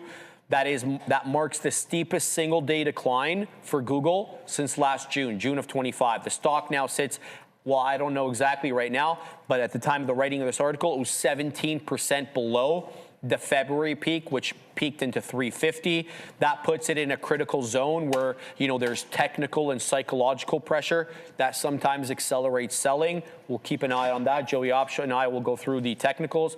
The sell-off is tied, well, you know, these are speculative opinions, to broader U.S. equity weakness and bond yields going up, geopolitical tensions, all the same stuff that we know about. But there's also the rate-sensitive tech names that have been seen renewed pressure, especially as, you know, investors rotate away from some higher growth, higher multiple stocks. Environment also currently favors defensive positioning, weighing on names like Google. Investors are increasingly focused also on the rising AI infrastructure costs. All that AI build-out concerns that scaling AI data centers chips could compress margins in the near term. It creates a disconnect where you have strong AI positioning, but uncertain profitability timelines. We'll talk about that. Trump's live. We're going to Adara. It's not Trump, it's Caroline Leavitt. But either way here, guys, it's worth noting because she just actually announced a date for Trump to go to Beijing to visit with President Xi of China. That's going to be May 14th to 15th. So mid-May, we're supposed to be getting this Trump-Xi meeting. Then President Trump and First Lady Melania Trump are going to be hosting Xi in the White House at a later time. So again, May 14th to 15th is going to be the date, as of right now, for President Trump to go to China. Keep an eye on FXI. It's not really moving too much, but I think this is a pretty big thing to note here. As this press conference or press briefing continues, I'll keep you posted. She just got started. Going to China. Going to China now. He's going to China. Well, it was supposed to be at the end of this month, but he said, you know, that he needed to postpone it because of the war. Yep. Let's call a spade. Asia doesn't have the oil supply that it wants because most of the Strait of Hormuz oil goes to Asia. And Japan, South Korea, including China, it's not just higher costs. It's actually getting your hands on oil. Yeah, I mentioned this before and kind of just using the example of, hey, as Donald Trump was slapping tariffs on everyone and countries find different trade partners, do you think that's going to be the case with oil? Do you think you diversify out of the Middle East and maybe where are they going to go, Joey? They can go to Canada, right? But your friend there, David Eby, or whatever the hell his name is, the premier of British Columbia, is trying to put the kibosh on the pipeline to the Pacific, which would go clearly directly to Asia. Now, Carney may override him on that. We'll have to wait and see. They got to do some more consulting with the indigenous groups in that on the seacoast there. But your boy Carney's trying to get it done. Whether or not he's able to get it done, we'll have to wait and see. But clearly there is a market. Okay. Yeah. Go ahead and comment about Google. Google? I'm done, yeah. I'm going to be honest. If there's a stock that I'm least worried about in the market, it's probably this name. Where do I start with it? YouTube? Where else do I go? I mean, there's just a long list. The cash flow, search. Oh, I forgot. Cloud. It just has so much going for it. We were talking about this name with the 23 times earnings. It then climbs up 150%. But I also mentioned, hey, regardless of how strong or you may be the best in class or you may have all of these things going for you, regardless if you're the tech ETF essentially under one name, you will pull back essentially. It's pulled off of that 345 high. You're now down to 291. But if you go back in the history of Google, if there's one name that you continuously dip by, in my opinion, it's this name. I just think it's probably. You love it. How could you not? The tech ETF. How could you not? How could you not love it? But I didn't like it at a point, but then they changed their tune. They changed it. Well, they were having obviously the front office issues where they're kind of getting too woke with obviously Gemini and just kind of too much regulation on it, right? Couldn't review Donald Trump article. Yeah, exactly. Just too much regulation behind it. Things have changed. That narrative has changed. But you just have so many segments within it that are going to continue to grow, right? Like we have Zoox to start with. You have obviously the LLMs. Waymo. Yeah. You have the LLMs and everything along those lines. I just think it's really hard. And we talk about too big to fail.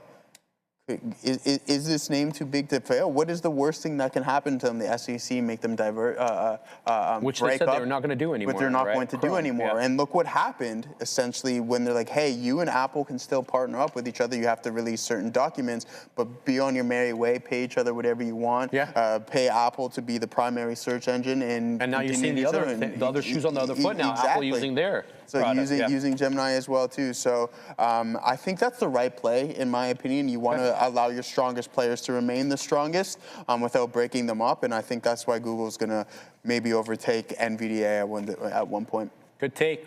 Give us yours, Adara.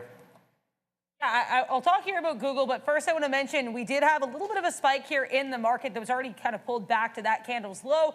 As White House Press Secretary Caroline Leavitt maintains the U.S.'s position that they have been talking to Iran. They've been holding productive talks over the last 3 days.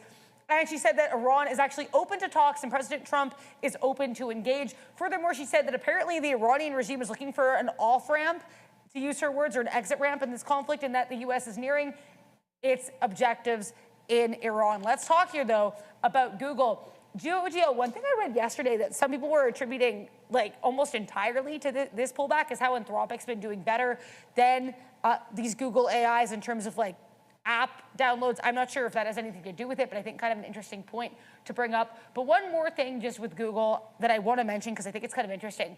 You've got not one, but two former Google execs that are going to be added to the President Trump's Tech Council, or PCAS, the President's Council of Advisors on Science and Technology. Now, Sergey Brin over here, of course, co-founder of Google, but he's not the only Google-adjacent person who's going to be on this panel. That would be also, where is he on this? John Martinis.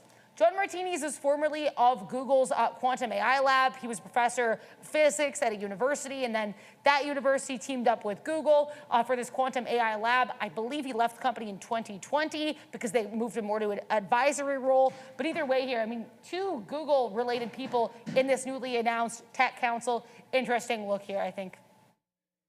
David Friedberg's on that. Yeah. Hey, get it, Friedberg. I was saying earlier, I wonder how he got on with David Sachs being the co-chair of this council. Absolute shock. Go ahead, Joey. And one more thing, if we're going to give ChatGPT this this $1 trillion valuation, yes, what does that mean for Gemini, Google's Gemini? Right? Like, what are we going to value this thing at if it's the more popular that's one? a good point, because a lot of people like to do that. They like to do sector valuations, like how much is Waymo worth? How much is Google Cloud worth? So I see your point on that. Yeah. Look, my interactions with Gemini lately have been positive. It was not always that way. I find Gemini to be quite useful for up-to-date information because it uses Google search. It indexes all these things pretty quickly. As I've said, also for Grok, because Grok uses X. For a lot of its search as well. So I find those to be very accurate for up-to-date information. Doesn't mean that they're the best for everything else. No, they're not. Like coding, I mentioned you the other day, it's not that great for coding. Image generation, it's pretty good if you have enough tokens and you don't use them all up. But what I had a comment that, so when we first started talking about this, we know that, and you mentioned you weren't in love with Google, right? It was lagging in the LLM thing. But what was really supposed to establish its dominance is just all the data it's had over the years from Google search, right? And then sure enough, we've seen that continuous leapfrog of what are you using, whether it's Anthropic, whether it's Perplexity, whether it's ChatGPT, but then you see this substantial leap coming from Google, and I think that's why it's up there and leading this race and one of the most useful tools right now, and I think it will remain there because they have the resources, and out of all of the other competitors, they have the most data. I 100% agree with that, and I've always kind of felt that was their moat. But they weren't utilizing it in the best way. Now they kind of are. Exactly, right? Like they opened the floodgates, what allows them to kind of dominate. Excellent point, bro. I couldn't agree more with that. Let's move on to the next story.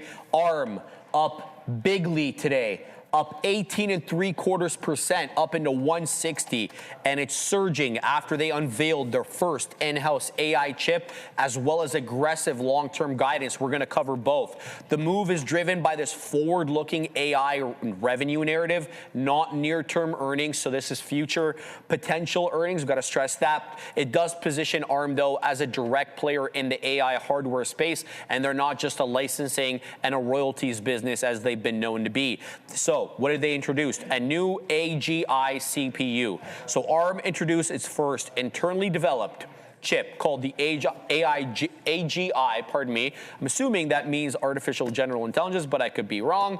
Targeting AI inference workloads. Good niche, obviously, as inference is the new kind of the important part of AI. Training seems to be a thing of the past. The models have already been trained. Now we can use the data through agentic sources. is designed, for the rise of agentic AI, marks a fundamental shift from the licensing of intellectual property into the selling of full chips to hyperscalers for infrastructure buildouts. It also opens a door to significantly larger revenue capture. If your gross margins with licensing were like, say, 30, 25%, now you're selling a physical good in the AI space, you can get 50. And apparently that's what the CFO is guiding. They're guiding 50% gross margins. That's not just on the chip. That's for everything, for the company, which is pretty good. They're projecting revenue to come in the region of $15 billion from the chips, from that AGI chip alone by 2031, with total revenue by 2031 about $25 billion. That does imply a 6 times growth from the $4 billion revenue base that they printed last year in 2025. Citi had some things to say about Citibank. Of course, they called it, quote, the most significant shift in company history, but they see they see the upside outweighing the risk. The key question to Citi analysts are whether customers embrace ARM as a supplier or they view it as a competitor. That's actually quite interesting there, because are you going to have the NVIDIAs buying this from you? Are they going to be looking at you now, including it in the NVIDIA server racks? Or are they going to look at you as a person that's trying to do what they do and then shun you? Hey, so that's a pretty good... It takes some of their market share. Exactly. Well, I mean, these guys have some pretty big customers, right? We got, obviously, Sam Altman, who seems to be making deals with everyone here at Cloudflare and SAP, according to the CEO. But what I find really interesting here, Sharif, and I don't know if I love this, but SoftBank holds an 87% stake in it. Yeah. You didn't know that? So, only 10% of the float is tradable. It's tradable, right? So, I mean... I don't know what to say to that, really. It's either it's like, hey, if one institution is holding the majority of this float, do you just go with what, I believe it's Masayoshi's son who runs SoftBank, isn't it? Yes. So it's like, hey, do you just follow what this guy's doing and grab as much of this as you possibly can, because you never know what can potentially happen if it's majority of it is institutionally held. Oh, yeah. Do they lose most of the time? No. Masayoshi? Yeah, well, he's had a couple of L's, but he took a big loss in Alibaba, I'm pretty sure, way back in the day. I think there might be some other things as well. I'd have to check. So, I mean, I don't know. I don't like that. I don't know. Actually, I don't know. I shouldn't say I don't know if I like it. I don't know how I feel about that, to be honest. That's fair. Okay. All right, Adara, give us the take on ARM. I do want to talk about ARM. I first want to say as well, more comments from White House Press Secretary Caroline Leavitt with regards to Iran. She said that gas prices are going to be going back down. The spike is temporary, similar to what President Trump himself has said. She also said that, yes, they are going to be holding to that 4 to 6 week time frame for operations in Iran, as previously reported and announced. And she also said that Iran has not officially rejected the U.S. 15-point plan yet. She didn't out and out confirm the 15-point plan, but she said there were elements of truth to it. Now I want to talk about ARM, and I'm going to do a little bit of, shameless promo here for TTV Research, because why not? And the reason I say this is because I post every single day at 3 p.m. The calendar for the next section. So Monday at 3 p.m. I posted the calendar for Tuesday, and I actually had right here, you can see it right up here, ARM hosting its ARM Everywhere event starting at 1 p.m. Then I also reposted a couple of minutes before this was scheduled to begin, so everyone would know, hey, ARM on watch. Now, it's funny because a lot of these events you have on here, they're not really going to move the market, but it's always worth it to be aware of these events maybe happening, because, guys, if you don't know they're going to happen, you can be totally caught flat-footed. Like I remember yesterday around 12:54, Neil yells ARM, and I immediately knew, oh, they have an event at 1. It's probably related, so I was on high alert for related catalysts. So this is honestly just letting you guys know, A, definitely feel free to follow us here at TTV Research, but B, don't discount these industry events. Because I know we talk about the big ones like CES or Davos or Communicopia, but there are a lot of smaller events held by companies that are certainly going to be of note, and you can track most of the major ones here on X at TTV Research. So again, just be aware of when these companies are having these things, and if you want to be aware, I have a location for you. Thank you very much for that. One more thing here. Go ahead, remember, someone mentioned WeWork. Remember what the former CEO of WeWork was doing? No, forget his name. I forget his name. Tall dude. But he essentially was just purchasing. What's his name again? Adam Newman. Yeah, That's yeah. it, yeah. So bro was buying real estate. Yeah, he was. And then renting the real estate out to the company. Yeah, yeah.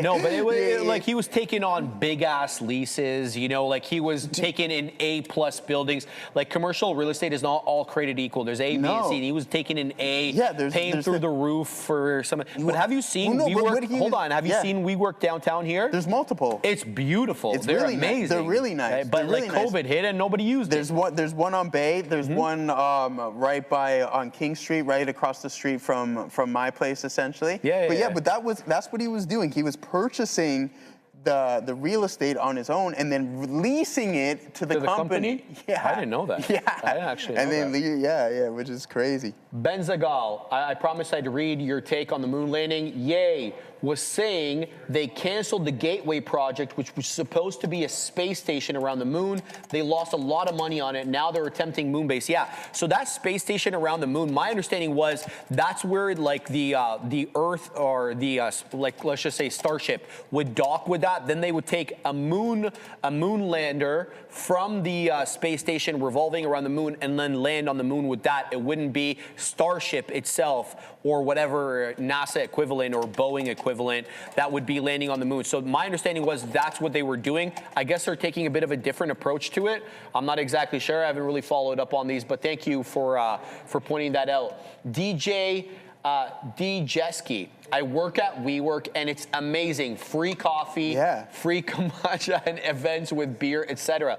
Dude, I have no problem with WeWork. I just, you know, clearly it failed as a business model for that time. I know that there were some external events. COVID obviously didn't help. But the market rewards and the market makes you pay. I swear when I was reading up on this, that Newman's motto was work hard, play harder.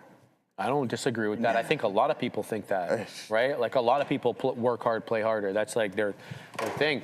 Let's cover this last one super quick. SK Hynix, not obviously listed in North America, Korean company, but they did file with the SEC for a potential U.S. listing. They're going to list as ADR, so it's not going to be the main listing. Time completion, apparently by 26, still the size and the structure, according to the report, remains flexible.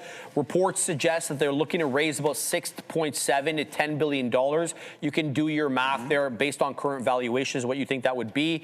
The ADR structure, American Depository Receipt for newer traders out there, preserves the existing shareholder value, but may come, with lower liquidity versus a full listing. But, to be fair, there's some ADRs that are quite liquid. Baba comes to mind, as well as some of these other Chinese names. Hynix is a leading supplier, in case you don't know, of HBM, high bandwidth memory, which is super in demand right now because of the global memory shortage with these AI data center buildouts. They're positioning themselves as a key beneficiary of the AI infrastructure buildout, and they're accelerating productions on several major projects. They've got a fab under construction in South Korea, another one in Yongjin, and another one, a packaging facility specifically, though, in Indiana, all of which are being accelerated with SK Hynix competing with major players like Micron, which is down, by the way, 3.5% today, as well as, of course, Samsung Electronics, a local competitor to them, South Korean company. First mover, though, according to the report, in HBM production, likely to capture an outsized margin because you're going to have the product that everybody wants, and you can give them a supply so you can charge what you want. Thoughts? Yeah, so the dilution aspect of the IPO, slightly worrisome, but Sharif, I think you'll like this one. So SK recently agreed to buy almost $8 billion worth of EUV machines from ASML. I heard about that. Yeah. So that pleased me greatly. That's big. That's big. Yeah. Obviously, coming the IPO, going to dilute the shares a little bit, and that's kind of alarming some of the investors. Way it works there. See the time there, Joey? I don't know what to say to Might Katina, have to multiply that by 2. Well, I don't know what to say to Katina, man. I don't want to cut into his time. I don't know. I don't want to cut into your time too much there, brother. All right, already 60 seconds. All right. Have a good night, guys. We'll see everybody. Same bat time, same bat channel. I think Joe's got it twisted a little bit. He asked to go on longer. Like, we're trying to give him more time over there. Good show, guys. I really like all that news segment stuff. It gets you really in tuned with what's going on over there. You've got something to tell everybody. Well, I actually have a question. Okay, well, I'm here to answer it. Well, you ready to become a real trader? Nope. It's more asking the audience. Okay. Our next training cohort is just around the corner, and this time, oh boy, we're expanding our reach. If you live outside the U.S., now's your chance to apply and join the campus program. You'll be trading U.S. equities during regular market hours, so be sure you're available for the continuous U.S. session. This campus program is carefully designed to help you master market microstructure, different marketplaces and venues, order types, professional execution versus retail or amateur approaches, and space is limited, so don't wait. Apply now and take your trading skills to the next level. That is the Real Trading Campus. You can see right there. Scan the QR code you see out in front of you. Go to realtrading.com and want to shout out to them. We have 2 hours to go. The market just lost the volume weighted average price. Looks like maybe we're heading back down. It was, and it was kind of like, I don't know, man. It was kind of an inside-ish. If you look at what really happened as I flip charts here from Micron. What was I on Micron just now? Not even sure. If you look at what really happened, we got into the overnight highs and didn't do much more with it on the NASDAQ. And so you're putting in lower highs but higher lows. So a bit of a wedge pattern being formed as we're battling with VWAP. So off of the lows, good, but from the highs, no mas. Unfortunately, but the last move was down, so I'm in a BM&R kind of continuation short, Intel trend break, at least for now. We have a couple hours. I'm willing to bet that we'll probably get a headline or two this afternoon. Maybe, possibly, yeah. When was the last, legit question, when was the last afternoon in which the biggest move wasn't something following some sort of headline from the Middle East? We either do nothing or we get a headline. Yeah, I was gonna say, like yesterday afternoon, we didn't have a whole bunch. It was kind of just moving around. We did get a couple spikes in peaks and valleys, and that's I think what Neil's getting at. And what we're gonna be looking for here as well are those peaks and those valleys, and see if we can hit some of them properly. Welcome everybody back to the midday show, afternoon show. I guess we just had the midday show. Yeah, long Palantir early, short off the 200 period late. I mean, I don't. Like we just came back. It's the only really trade we did. I did try to short the market right here off VWAP, and I was using that 80 area. We got lost. We made lost. That was basically an okay trade. But here we come back in right now, 156.95. So we're going to get it figured out here where this market's going. I'm almost out. I only have 20% again left on this, trying to figure this out. But yeah, going short right now in the market and ears to the ground, right? I mean, I don't need to tell you guys if you've been watching the show, especially the midday show, you know that they've been talking about everything. Adair has updated us with some of the news pieces as they've flown through. Nothing super exciting from what I can see or anything like that, but you know, enough. There's some news about Google and Meta there, and oil just kind of dipping and diving and ripping and tanking and not doing too much. I mean, if anything, it looks like we are upside right there, holding on to this 200 period moving average. It's still going to show us down 2 and a bit percentage points, but you know, we've all sat here and watched this name continue to creep up, and that's of course oil all day long. So yeah, that could be a good, interesting spot there. We just got another piece out of Palantir down there. I don't know. We just got a really low fill. I don't know what happened there. All right, 156.05. Like if you don't sit there and put out bids, you don't get them. So we just grabbed that. Now we have 20% left, and we're going to wait a little bit longer. Why did I just hear that UPS is adding an 8? That seems a lot if you guys are using UPS. Oh, upside there. Okay. They're adding an 8% fuel surcharge, I just heard, to all of their packages. So the UPS. Passing on cost is a good thing. So yeah, for them. Yeah, for them it's a good thing. I think the consumer doesn't have much choice anyways, right? I mean, you don't. And I don't know. You just compare the prices. I don't know how UPS compares to a FedEx or anything like that. Like all I know is that I'm ordering on Amazon and literally getting things same day or next day now. Oh, I don't know the last time I ordered something that wasn't basically same or next day. Let me think. I know I did, but it was like it was a weird thing. No, I got like it wasn't like a normal. It was like like a skipping rope but without the rope. It's just like these weighted things. You do the motion, but there's no rope. They're not like stocking those. No, you gotta wait. I could probably find it at a fitness store, but I was kind of like I was doing a workout. I was like, these would be cool when I saw it in a YouTube video. Instead of like the next day going to the store, I finished my workout, pulled out my phone, and within a couple of days. I had it. Yeah. And I'm willing to bet you I could have saved myself some money, but the convenience is out of control because I would have forgotten about it, in my opinion. It's not even about saving money for me. It is just more about the convenience. It's not like I go on Amazon and I price checking things. Like I know if I want deodorant or something and I go on there, it's going to be a good price. Well, sometimes the subscription things aren't bad if it's something you use regularly. I remember when Aaron was like younger, my daughter was younger, and it's like things like wipes. Like you're going through them at a certain point. So you might as well. So order. You just do that. You do that subscription thing, and you save money. You just got to remember to kill it. 5 or 15. We got a super chat here, and it's worth addressing here.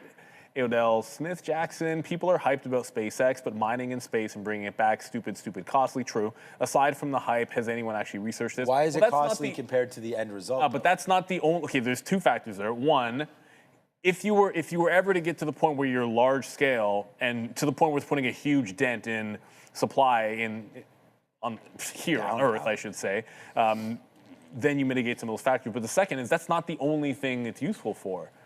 Right? Like you're also talking about data centers in space, satellite launches. There's a heck of a lot more that SpaceX is bringing to the table than just that. And I'm not defending whatever valuation it comes out as because I don't know where the valuation is going to be when we see. Valuation doesn't mean anything these days. I love them, and it might be ridiculous by the time it gets there. But I think there's a little bit more to it, but it's a fair question. I mean, I do think it's just crazy costly. What I meant by that comment is the fact that it's like, what resources are you bringing back? I mean, if what you're mining is giving you a margin that the stock market or whatever is accepting of, then that's what we're doing, right? We're trying to buy companies that have good businesses. Yeah. And if you can, I mean, just look at, there's lots of businesses where the margins are small, like on Uber or even like a Walmart or Amazon retail, things like that. But if you do it enough and you're able to grab that lithium or whatever, what would they be mining? If you could dominate it.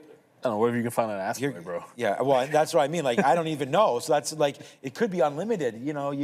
It could cost you, $10 million. There was one asteroid. I remember this was years back. Look at this.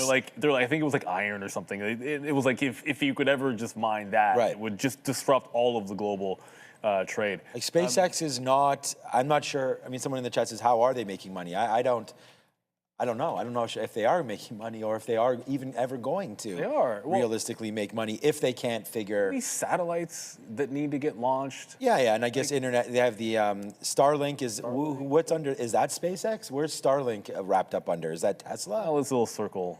No, I don't know. Like where does that revenue wind up?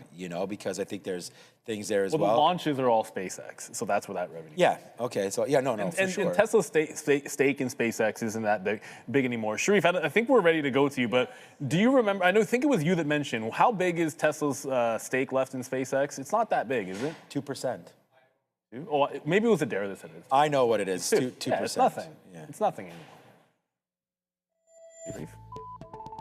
I'll find out. Welcome, everyone, to the Afternoon Rundown, the show where we decide what we talk about every afternoon. Big boys known as Neil and Sean, they are locked, they are loaded, and they're ready to look at the tickers as decided by you. But the only way to get your tickers on the Afternoon Rundown, you got to vote, and vote from early on, 8 a.m. And now you can vote from any of the streaming platforms off which we stream. So make sure to vote. It will register, but it will only register if you throw in that $ before the ticker of your choice. Let's look at all four major averages here, and they're all in positive territory, starting with the triple Qs, up 0.83. Good look. Same thing with the SPY, up 0.7. And the Dow, also the DIA ETF, up 0.78. Faring the best, though, is the IWM Russell 2000 ETF, up 1 1/5. Good look for the major averages today. The first one, as decided by you guys, URGO, big midday mover here to the high side, trying to hold this $13, $12 level. It's moving up big after announcing the all-stock merger, integrating Innovative Production Group with Flash Sports and Media to consolidate T20 Cricket League commercial rights on the NASDAQ platform. The company is going to benefit from global cricket expansion, citing this team over here with $1.63 billion in implied valuation as evidence of cricket's growth as an institutional asset class, guys. So Urban Grow, a big. And we talked about it. It's a monster league in terms of viewership. 2020 cricket has changed It's changed the landscape over in India and to like all across the world. And UGRO, I believe, I might have said it the other way around, but UGRO has been an absolute rocket ship. You know it's good when it does a steep all-day trend, and this doesn't even, like that breakdown is textbook, and it can't get to VWAP. It goes right to this first support, and you're holding the line, at least for now. So that'll be 1270-ish. It's above VWAP. It's holding that line. That's where I'd be pretty keyed on that level, because the trend break happened and it confirmed the high from the trend break. So you get that follow through in here. It's hard to peg where it could hold other than VWAP, because there was nothing.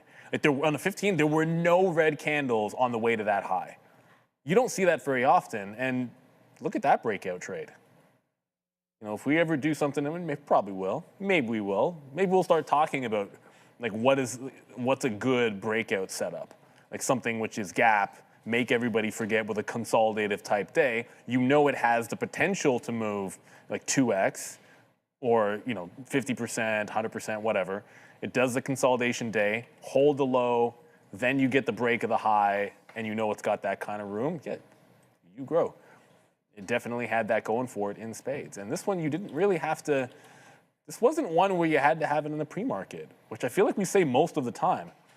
Absolutely different. That breakout came a little bit later in the session, just as we were leaving air, actually.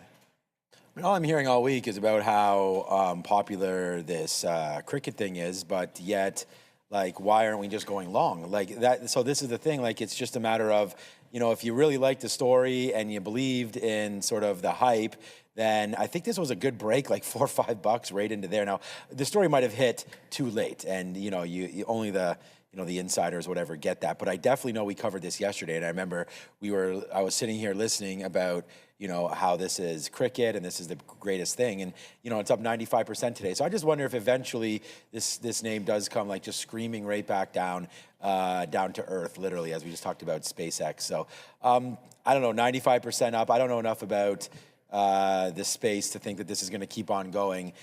We know that the short float is probably quite large at this point. Let me just double check it before we go off to the next stock here. UGRO. Short float only 9%. The market cap is only $5 million. The market cap $5 million on this. So that's not very much there at all. And I was trying to look for the float of this name, and I don't see it here anywhere where it would say float. But I'll have to find this out for you guys later. But right now, it's only market cap 5 million shares. Just how many shares are existing? But it looks like the price is, so I would say there's like 2 million shares. Just to be clear, because I don't want anyone to get it twisted. As was said in the story, they have rights to the JPL. That's not the IPL. 2020 cricket was blown up by the IPL in India. So that's not who they're dealing with. If they had some exclusivity with the IPL, this is a huge short. The JPL. No, I'm not saying it's a huge short. No, I don't know either. I'm just saying. So if it was the IPL, that would be a different story. Like, that's the NFL. Think of it as like an alternate, like NFL blows up football and you're looking at an alternate football league. That's where I would see it. So again, I don't know as much about this league, but it is a big growth market. It's the momentum play that matters more than anything else for the small cappers, I think. And then after a couple of days, let it settle down, and then you can worry about the after a couple of days, usually you have to worry about the fundamentals a little bit more. We don't always have to worry about fundamentals with some of these other names on the list, but next on the list has been known to trade at prices a lot higher than the quote-unquote fundamentals would demand. Correct? I love how you set that up, Neil.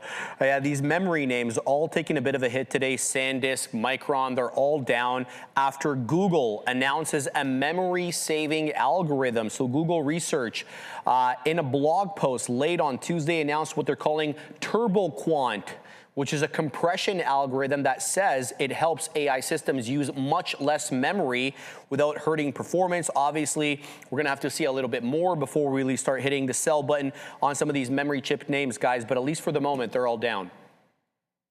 Yeah, for the moment. I don't know if, like, every time this looks like it's forming some kind of a top, it's been proven wrong. And whatever it does, it just simply bounces off the 50-period moving average on the daily. And talking about SNDK, Micron probably, this is a little bit of a different chart. So it looks like it's short and it's all done. You get the 50-period bounce, and the second it bounces the 50-period, it's gone.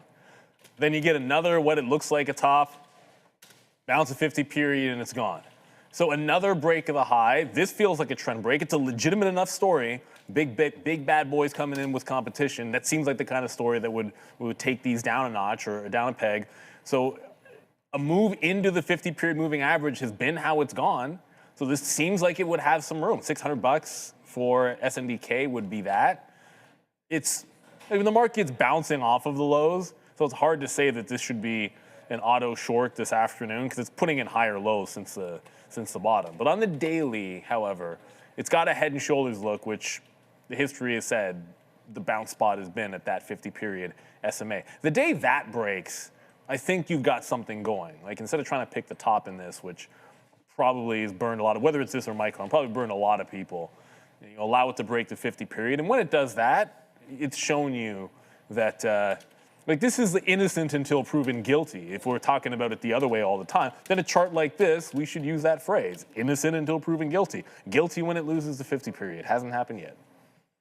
Just real quick here on Palantir, I do have a bid out 156, basically flat 05s right now. So if that comes in, and then we just got a piece out there in the at 80, 85. So we only have 15%, a little bit under 15% left right now on this trade as it comes back in. Yeah, I mean, look, I think SanDisk, WDC is another name in this space as well, Western Digital, that, could see a move back lower. Today, it's not really making those crazy moves, but this was another spinoff from SanDisk as well. So Western Digital, or the other way around, nice move there to the upside in near $300. Looks to me like it's getting pretty toppy out there, but I also thought that Micron was getting toppy a long time ago, and it just kept on getting longer and longer and longer. So yeah, I mean, despite the NASDAQ being down that 7 or 8%, from its top, these names continue to work, man. So WDC, Micron, SanDisk, I think they're all basically longs until they break. I'd say the 50-period moving average.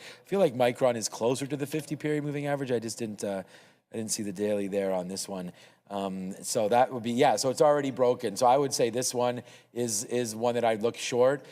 There's the break zone that I thought was happening last time and did not. So we were wrong on that, right back to the upside. But I just, the market has an easy way of figuring things out. And, as supply gets more and more, I guess, thought of, demand will match what supply brings. So it's the other way around. Sorry, supply will match demand. So I think these companies will at some point, start to have enough chips around and enough DRAM and whatnot. Leave it on that chart for a second. To suffice. Palantir, I think we might, yep. Like in all fairness, it didn't really break that's not a real break of the 50 that other time. Oh, right here? Yeah, because that's like, it's an the thing is, I don't know about that. Yeah, like it wicked underneath, like it closed just underneath, and the next day, the first thing, it obviously bounced the next day. That's to your point, like now we're finally closing. Yeah, we closed below. Like this is a real one. Like there's, you're not getting, unless that goes 402. Up $30 in the next. What's the price? In the next 2 hours. It's 402 or so. Yeah, we're not going $30 or whatever, $20 in the next 3 hours. Yeah, so I think, Micron has. I think Micron is downside from here, but risky, and probably options probably very, very expensive. There it is.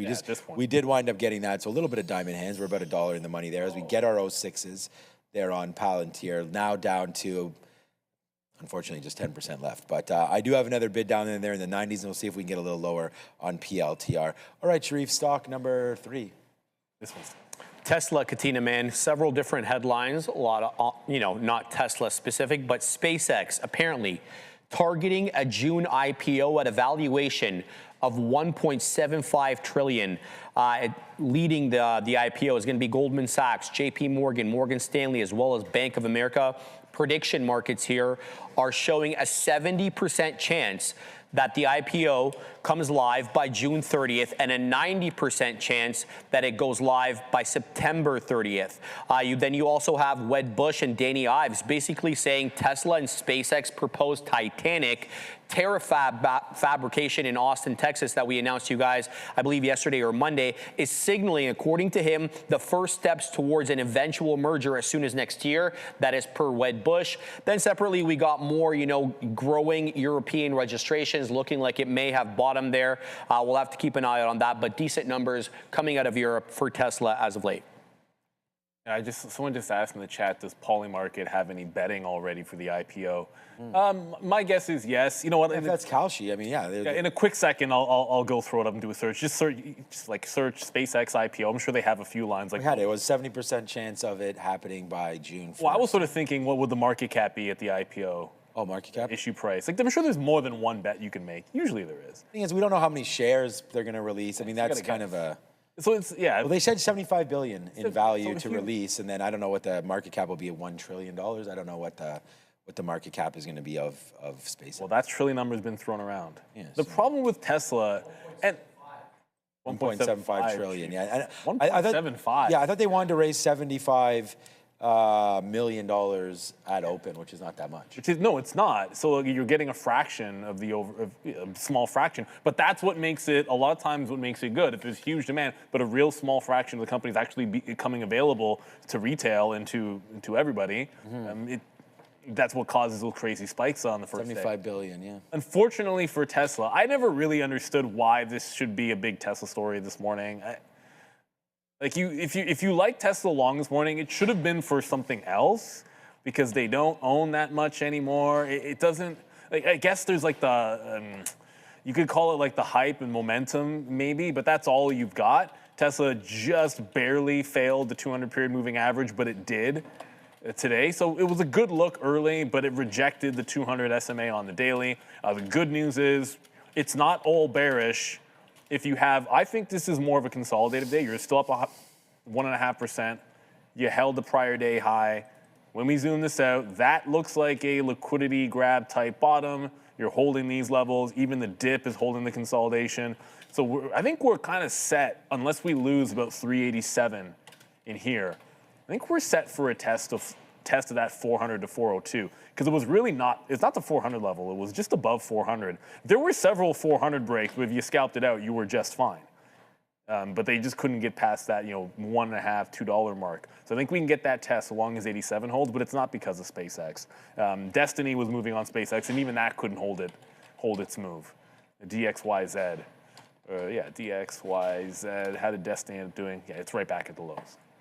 Well, if the move was supposed to be the SpaceX hype, Destiny owns 50% of this fund is SpaceX pre-IPO, and even that didn't do anything today but get sold off. So if that's what your reason to get into Tesla, you could just watch this chart. Yeah, that's for sure. I'm going to send this selection over here. It's a question I want to thank you for asking that deep tranquility right now. And it's would I rather buy, or what are my thoughts right now on buying IGV at this point? So thank you so much for that question. Yeah, this is what the IGV looks like. And of course, it is a software ETF right here. And I actually just pulled this down into Google and into from Gemini, and I'm going to show it to you in a second. So right now, you're getting beat up pretty good on this name, right? I mean, it's now been huge moves down. This was on that Centrini report where it was just talking about how everyone's jobs are over and all these businesses are all going to get squashed at some point, which may or may not be right. I think it might be partially right. But that was that move. We had a little bit of a recovery there on names like Adobe and some of the cybersecurity names, but now they're starting to get hit again this week. So what my response was in the chat was that I would rather buy Oracle, Palantir, and Microsoft as individual stocks than the ETF. So the reason why I'm bringing that up is right into here. These are, and I'll zoom in so we can all see this a little bit better. So these are the top holdings in the IGV, okay? So this is a software ETF, right? So you have Microsoft right there at 9.2%, Palantir at 8.1%, Oracle at 8%. So I can wrap my head around pretty much buying all three of these names like no problem. I even said, like, I think I'd rather buy Microsoft than IGV, right? I mean, Microsoft's going to give you a small little dividend. Plus, we know what's underneath the hood there. They've got Windows, they've got Azure, and they'll try to figure out the rest of it after that, including Xbox and ChatGPT and the relationship with OpenAI, blah, blah, blah, okay? Palantir, I'm not going to talk about that. That might even be part of what we talk about soon. Oracle's been beat up. There's no doubt about that. And I think if you're looking to pick up some value, you can pick up Oracle at these levels. We talked about data center and what's required there. They're going to keep on going going. But then when you look down here at sort of the next names that are involved, this is why I'm not so excited to sit in there and buy an ETF. Sometimes you have to look under the hood a little bit. I already own some Salesforce. I wish I didn't. Palo Alto's an easy one. I mean, I do already own that, and I'm not talking about I wouldn't buy it because I already own it. I think these names are all the ones that are going to be in question moving forward. AppLovin and Intuit. I mean, you know, filing your taxes and all that kind of stuff. Like, I think a lot of that is in trouble. Adobe's there as well, and then CrowdStrike. So the only thing that I would say is if you're looking to buy an ETF and you're thinking about the IGV, why not? You could just pick up, you know, Bug or Cyber or something like that. And I think that gives you good exposure to some of these names that are in the IGV ETF rather than just sitting there and having to hold whatever else is in it. So my suggestion would be for myself is no, I do not want to buy this ETF and would rather just buy the individual names. I mean, I think you have so much more upside. I'm not going to call them up, but I think you have so much more upside in Microsoft, Oracle, Palantir, and all those names than you do in the IGV. And I know that, you know, Neil and I have sat here and bought some CrowdStrike, some Palo Alto on these dips. So I feel much happier and more secure with those individual names than I would the basket of those stocks. Well, we were just looking at Oracle during lunch. I don't remember exactly when we were looking at it, but we were looking at Oracle on a higher time frame. If you look at Oracle on the monthly, I mean, like what? Just every single year, if all you did, if you closed your eyes and bought Oracle every time it got under $140 in the last 3 years, it's done it once a year. This dip between 120 and 140, between 120 and 140. And now it's doing it again. It actually already went underneath very briefly last month, and this month we're getting the bounce off this is a 50-period moving average on the monthly. And it's getting relatively cheap, but do you like everything? Like, it's this exact same reason why halfway through, even though XLF was one of my picks, halfway through the year I was like, I don't know if I like them that much, but I like a few individual names in the financials instead. So instead of buying more XLF, I just bought more Morgan Stanley. You know, sometimes it's just how it is. Although, you know, I get it. Sometimes simplifying it. I just think it's easier to do it that way. Yeah, but sometimes if you really just you want to keep it simple and do the ETF because that's good for you, fair enough. But sometimes you really do want to have a look, and if you really don't like 20 to 30% of an ETF, then you got way better options. Either find a different one or simply buy, you know. See, if you had 10 grand and you divided up like a third into three of those names that you like, you can almost miss on one of them and win on the other. Like you could almost go 1 for 3 or 2 for 3 and still be greater than $10,000 by the time you're over with. I do that all the time. If you put all your money into the well with IGV. And it says it's called Expanded Tech Software ETF. Yes. So probably more newer names in there, despite having Microsoft and Oracle near the top. Okay, Sharif, it's 2:28. One more? Right now, 2 more names, I believe. We're working this guy overtime. Yeah, no, it's good. Let's start with President Trump's tweet, basically confirming what we already knew about the Trump-Xi meeting. He tweets, "My meeting with the highly respected president of China, President Xi Jinping, which was originally postponed due to our military operation in Iran, has been rescheduled and will take place in Beijing. On May 14th and 15th, First Lady Melania and I will also host President Xi and Madam Peng for a reciprocal visit in Washington, D.C. at a later date this year. Our representatives are finalizing preparations for these historic visits. I look very much forward to spending time with President Xi in what will be, I am sure, a monumental event. Thank you for your attention on this matter." He also, President Zelensky of Ukraine telling Reuters the U.S. offered to finalize security guarantees if Ukraine withdraws from the Donbass region, saying withdrawals would be highly risky for Ukraine and Europe. Apparently, the U.S. is still supplying weapons despite the Iran war. Ukraine, according to the report, has the capacity to produce 2,000 drone interceptors a day and has parity with Russia on these FPV drones, about 7 million per year, according to the reports. All right, let's actually get to the next ticker, which is Micron. We already talked about SanDisk and how Google announced a memory-saving algorithm on that, which is kind of causing these ones to drop down in the day. The Google research in a blog post yesterday announced TurboQuant, which is a compression algorithm that says it helps AI systems use much less memory.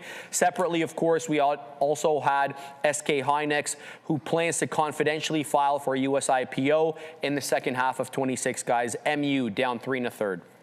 In our defense, we had a super chat about Micron, SanDisk, in which we kind of covered the difference between SanDisk and Micron right now and how competition has potentially broken the trend here. It's certainly done it in a definitive technical way for Micron, as we pointed out. Like this is not the last test of the 50 period. This is a definitive break of the 50 period in which you have a support level at 367, 370, so maybe it'll bounce off that. Looks like it already did today.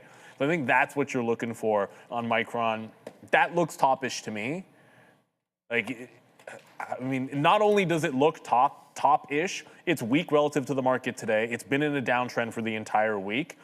Even without that story, Micron was already in a downtrend, so you got to lean onto that. I can't see how you don't look for some continuation short here, or maybe some early participation. Like I said, if SanDisk can catch up, it would need to take out this bottom here, because SanDisk actually got a bounce. That's the difference. SanDisk bouncing, Micron not. So for the time being, this is a little bit stronger relatively if you like those memory names. But they're showing some signs of rollover. And there's other places that the chip money was going today. The chip money was going into ARM and AMD.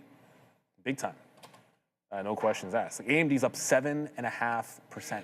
Wow. 7.5. Like, what's NVIDIA up? It ain't that. It's not. Like, if NVIDIA was up huge, I'd be NVIDIA's under VWAP and up 2%. Still like the 2%. Yeah, well, apparently the next name on the list is AMD. Okay, just real quick, man. I mean, yeah, there it is, man. Spin it one more time. We're now at $1.30 in the money as Palantir. And I just put out a tweet, man. Long early, short late.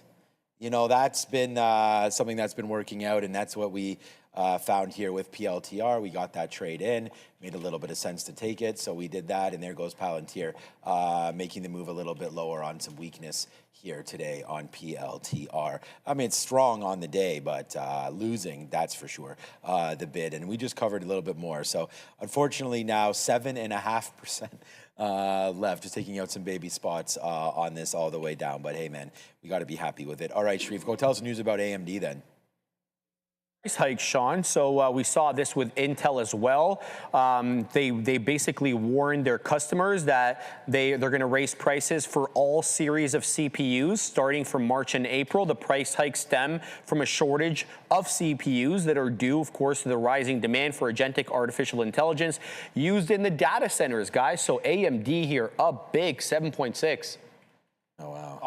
I'll cop to it. Like when AMD made a double top, made this high up here. I said to myself, okay, well, I want to trim some stuff. So what am I selling on my personal account? And my thought was, okay, I'm going to sell AMD shares, the bulk of my holdings AMD, which I've had for a while, and I'm going to not sell anything in NVIDIA. Like that was the decision made. And on top of that, when we came back in and bounced off this support, I was like, I like NVIDIA more than I like AMD. So reloading NVIDIA has done here. It's done absolutely, positively nothing. Well, whatever. It's a little bit off of that 175, not much, but it's done nothing. It's still sideways, and AMD is getting going. I still believe that. I know the rising tide lifts all ships. I know the growing, continued growth is going to allow AMD to compete. Yes, AMD has a lot of other things going forward as well. Just from a valuation standpoint, it was hard to wrap the head around why NVIDIA wasn't a better value, but. Ball isn't lying. This bounced so clean off the 200. Now we're getting the 50. That's a good momentum shift here that you're seeing in AMD. And you can't, it's unquestioned today. Dip buy never really materialized. And at the open, it was basically gone $7 right away. So it was a tough chase in here. And the other side of that story, well, I guess it's the same part of the story because it was both AMD and Intel. Intel broke a 15-minute trend. On a shorter time frame, it broke a trend and didn't work. On a 15-minute, it broke it, and we're still in the consolidative phase on the 15-minute chart, and we're looking to play the pullback on Intel, which is not exactly like AMD, but a very similar held to low. Intel, look at that, we're closing back above the 50-period moving average. So you're getting, as we said, you're getting that chip money that is going to a few other places today. Certainly not the memory names, and to an extent, I hesitate to say not NVIDIA because NVIDIA's up more than the market is, but I think it's fair. It's fair to say NVIDIA's been a disappointment today. 2% should not be a disappointing day, but it feels like it right now for NVIDIA. I just wanted to say another name that obviously we just talked about NVIDIA. We also talked about, thank you, Smith Jackson, and this might be a good spot here about Marvell as well for that. So you're talking about water. Yeah, I mean, I love the water aspect. A company tried this already. You can go look for yourself up in space. It's gonna, I mean, yeah, things are gonna be different, man. The way you mine it and the way that these data centers work up there, I think will be different in space than it is here on Earth. And I don't know. The whole thing is like, well, in order to like cool, you need to transfer heat. How do you transferring heat is it's a problem. And I'm not saying it's an easy thing. Someone smarter than us is going to figure it out. Yeah, I'm not that's saying what I it's was an going to easy get at. thing. Like, I don't know. This is not Neil and I taking a company to space. These are Elon Musk and people that actually know what the hell's going on. Before we go to SoFi, that UGRO is halted to the upside. The UGRO. Oh, good. Yeah, now 22 halts, 1554 theoretical auction price. So it's indicating it's going to open to the top. Oh, you know what? I keep forgetting that we can show this to you guys. The imbalance locator is also useful in halt situations because you can look. It doesn't always matter here because usually it's not a bunch of size. But right now you can see it's flipping between a buy imbalance and a sell imbalance. So as you get closer to the 5-minute mark, which will be 239 or so, you might actually see this level off and give you a better indication of direction. But it's flipping back over. He'll show you the auction price as well. And this is just if you're at real trading or if you have access to the imbalance locator. Useful for halts as well. We probably should show that more often. Our halt scanner? Well, because not just a halt scanner. When something is halted, you can throw up the imbalance locator to get some kind of an indication as to what things are looking like in the moment. Mopar, thank you for the super chat. We'll check on SoFi. I just want to, we can get rid of that now. We'll check SoFi in a minute. Don't worry about it. Just Marvell right there to the upside. So, we've really liked Marvell. I'm going to get that. Okay, you got it off. Okay, good. To me, this is more significant than AMD and everything today. Not just because we're pretty loaded on this stock, but it looks like it's trying to finally break, right? And so we're going to wait to see. I'd like to see a carry forward day tomorrow on Marvell. We've been sort of talking. I mean, we even brought this up with Brian Shannon yesterday. I mean, I'm talking about it all the time.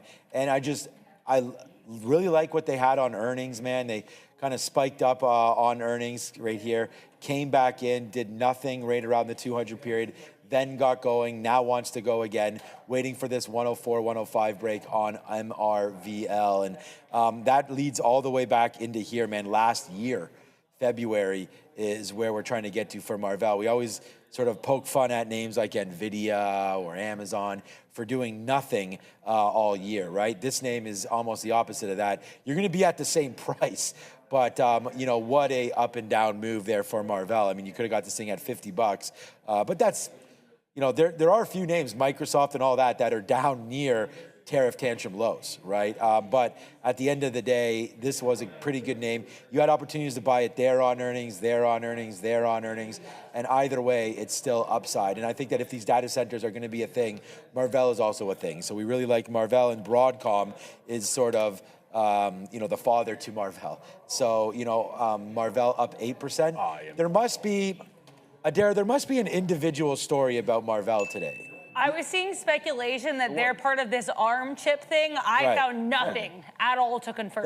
We brought it up. We brought it up with the ARM thing. I'm just surprised at 7%. And I know that SoftBank is. Oh yeah, that's another connection.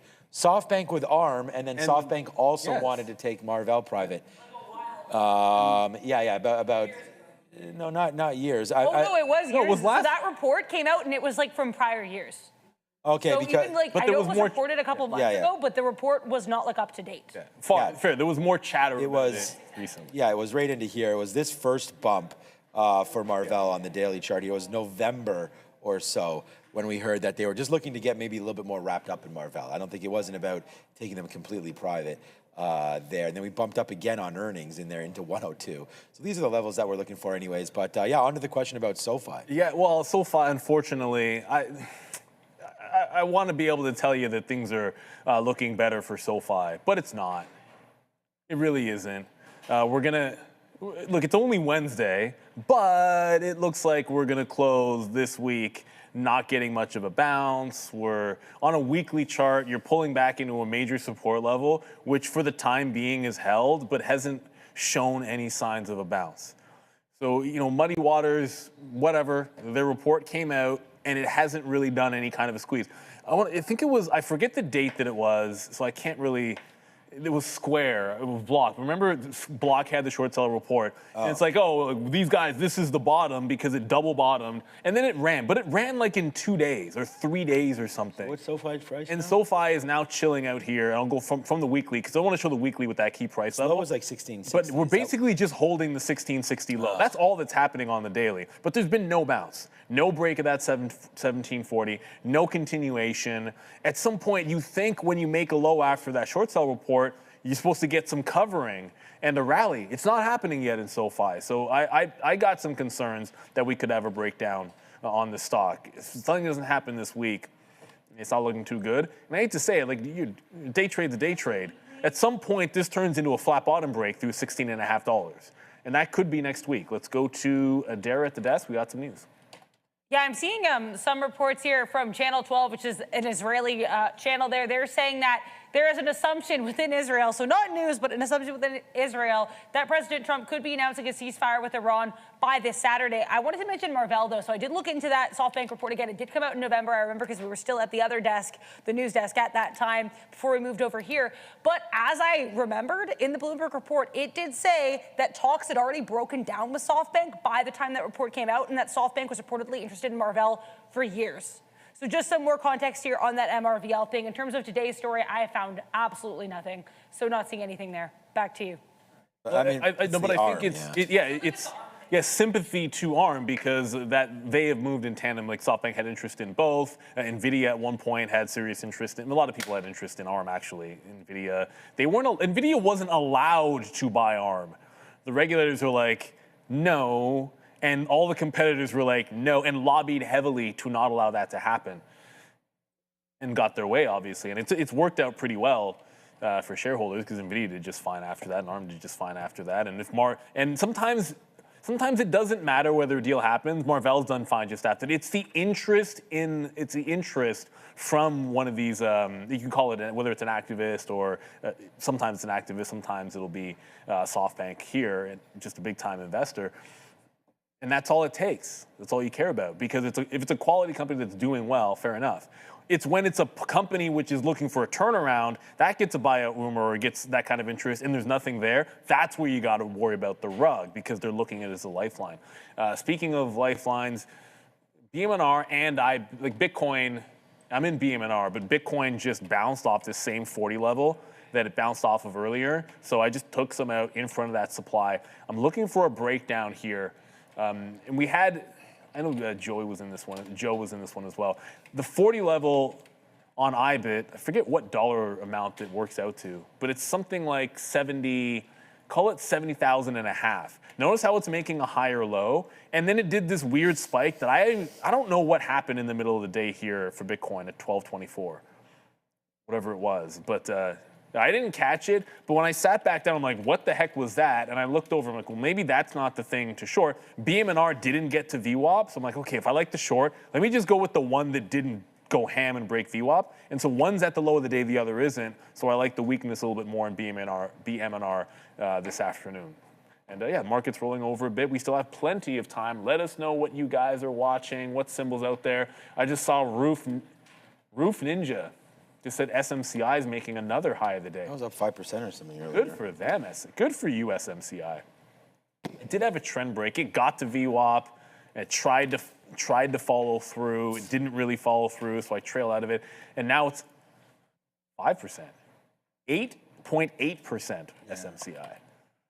So SMCI is on the comeback trail. Well, we talked about that earlier. It's too bad we can't celebrate it because it's down 25% from that gap. But, yeah, you can only celebrate it. It's like if you bought that, I'm buying that low. If you bought the $20 level on, I guess that was on Monday, right? Yeah, that was on Monday. I went off that $20 level. That was about it. And Urban Grow looks like it opened up and, instantly halted again. Yeah, insta-halt to the upside a second time. Now at 1810, and the tap is 1840. So urban grow is now. We just talked about that. It was up 95%. Remember, I was like, wow, if you really think this is a good idea, you could just buy the thing. Now it's up another 50% on that move. But I don't know, like, if this war is going to be either announced victorious, or what was that thing on Saturday? It was going to say a ceasefire there, or what was something was going to be announced on Saturday? So not a report, oddly enough, an assumption that was being reported by Israel's Channel 12 News. But I guess in Israel, they are assuming, and again, that's the word they're using, that by Saturday, President Trump is going to be announcing some kind of ceasefire with Iran. Also, we just got more comments while I have you guys here from Foreign Minister Arghichi of Iran, saying the U.S. has failed in its war goals, saying they have not had a quick victory and they did not get regime change. Well, don't tell that to President Trump. He will not like to hear that something's been failed over there. But that's obviously someone's opinion. Else? I mean, what are they going to say? We have been defeated. I mean, what exactly? You have knocked out. They're not going to say that. The thing is, the regime change. That's like more of a mentality. Like they've taken out every single major leader or whatever, as far as we've been told over there. So I mean, yeah, they can keep on bringing in new, but I don't know if they're able to change the culture and the way they feel about governing their state. I just don't know if there's ever going to be a change. That's all. That's the thing. If you never actually bring, if you just keep going down the rung and everyone down the rung thinks the same way, then they had asked Trump about like what is going to classify as a victory, and I don't know if he needs a victory per se. They just.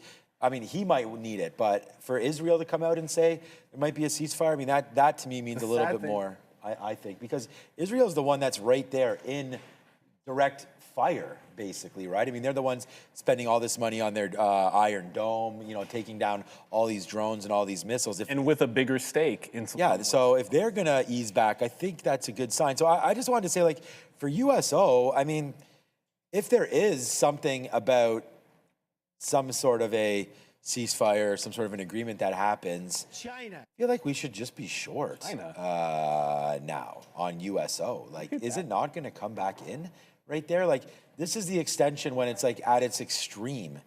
Can we get worse? Of course. This could all be wool over our eyes. Like, just because you announce a truce or something like that doesn't mean that that's accepted globally or internationally. But I'm looking, and like that, this is why I look at this. It's been happening here in the last 10 minutes in oil. Like, if there was some truth to all of this, like, who's bidding this up? I know oil just closed at 230 anyways over there in NYMEX. This is USO. But who's really bidding up right now the price? You still have Ukraine and Russia still needs to be solved there, and maybe that's what's on sort of the docket next. But yeah, for me, man, waiting for more information here as we go. It looks like there's a little bit of a move higher there, but yeah, we'll wait for some more information from Adair, and then hopefully we'll be able to make a better opinionated idea here with the price of oil. And I don't even want to make a decision. Like, I just want to trade the action, and right now it looks like it's going upside. This would have been, I mean, I know I shorted Palantir and I'm really happy with that, but this right here too, not a bad opportunity to get a little shorter in silver. Up 4% today, really good rally back. I mean, I was thinking, like, right into here, man, 60, this is a decent spot for silver. I mean, we've bottomed out here a couple of times and have made that rally back.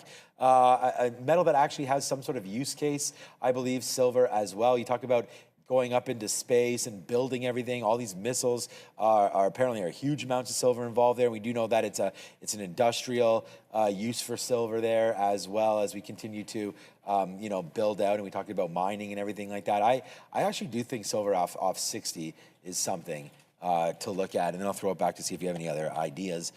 Keep it going, man. It's only 2:49. It's not even power hour yet. Let us know if there's let's know if there's any trades developing. I mean, right here, this looks like we may get a break on gold again now, right? And so this could be making its move back down in. We could have a quick look at, and I know I said I'd throw it back, the dollar right here, just because we just looked at gold and silver. So this is the US dollar here on a 1 minute chart. So far today, pretty strong, good strength there in the U.S. dollar. But now that I see this price 99.50, it just makes me go back and think about a day chart right here, where that's still 1 minute. Let me look for a day chart right there. That we've still been sort of hovering around these levels, right? We got into Iran, I believe it was right around, was it January? No, January. That's not that long ago. Must have been, when was the very first? I mean, I guess we had Venezuela.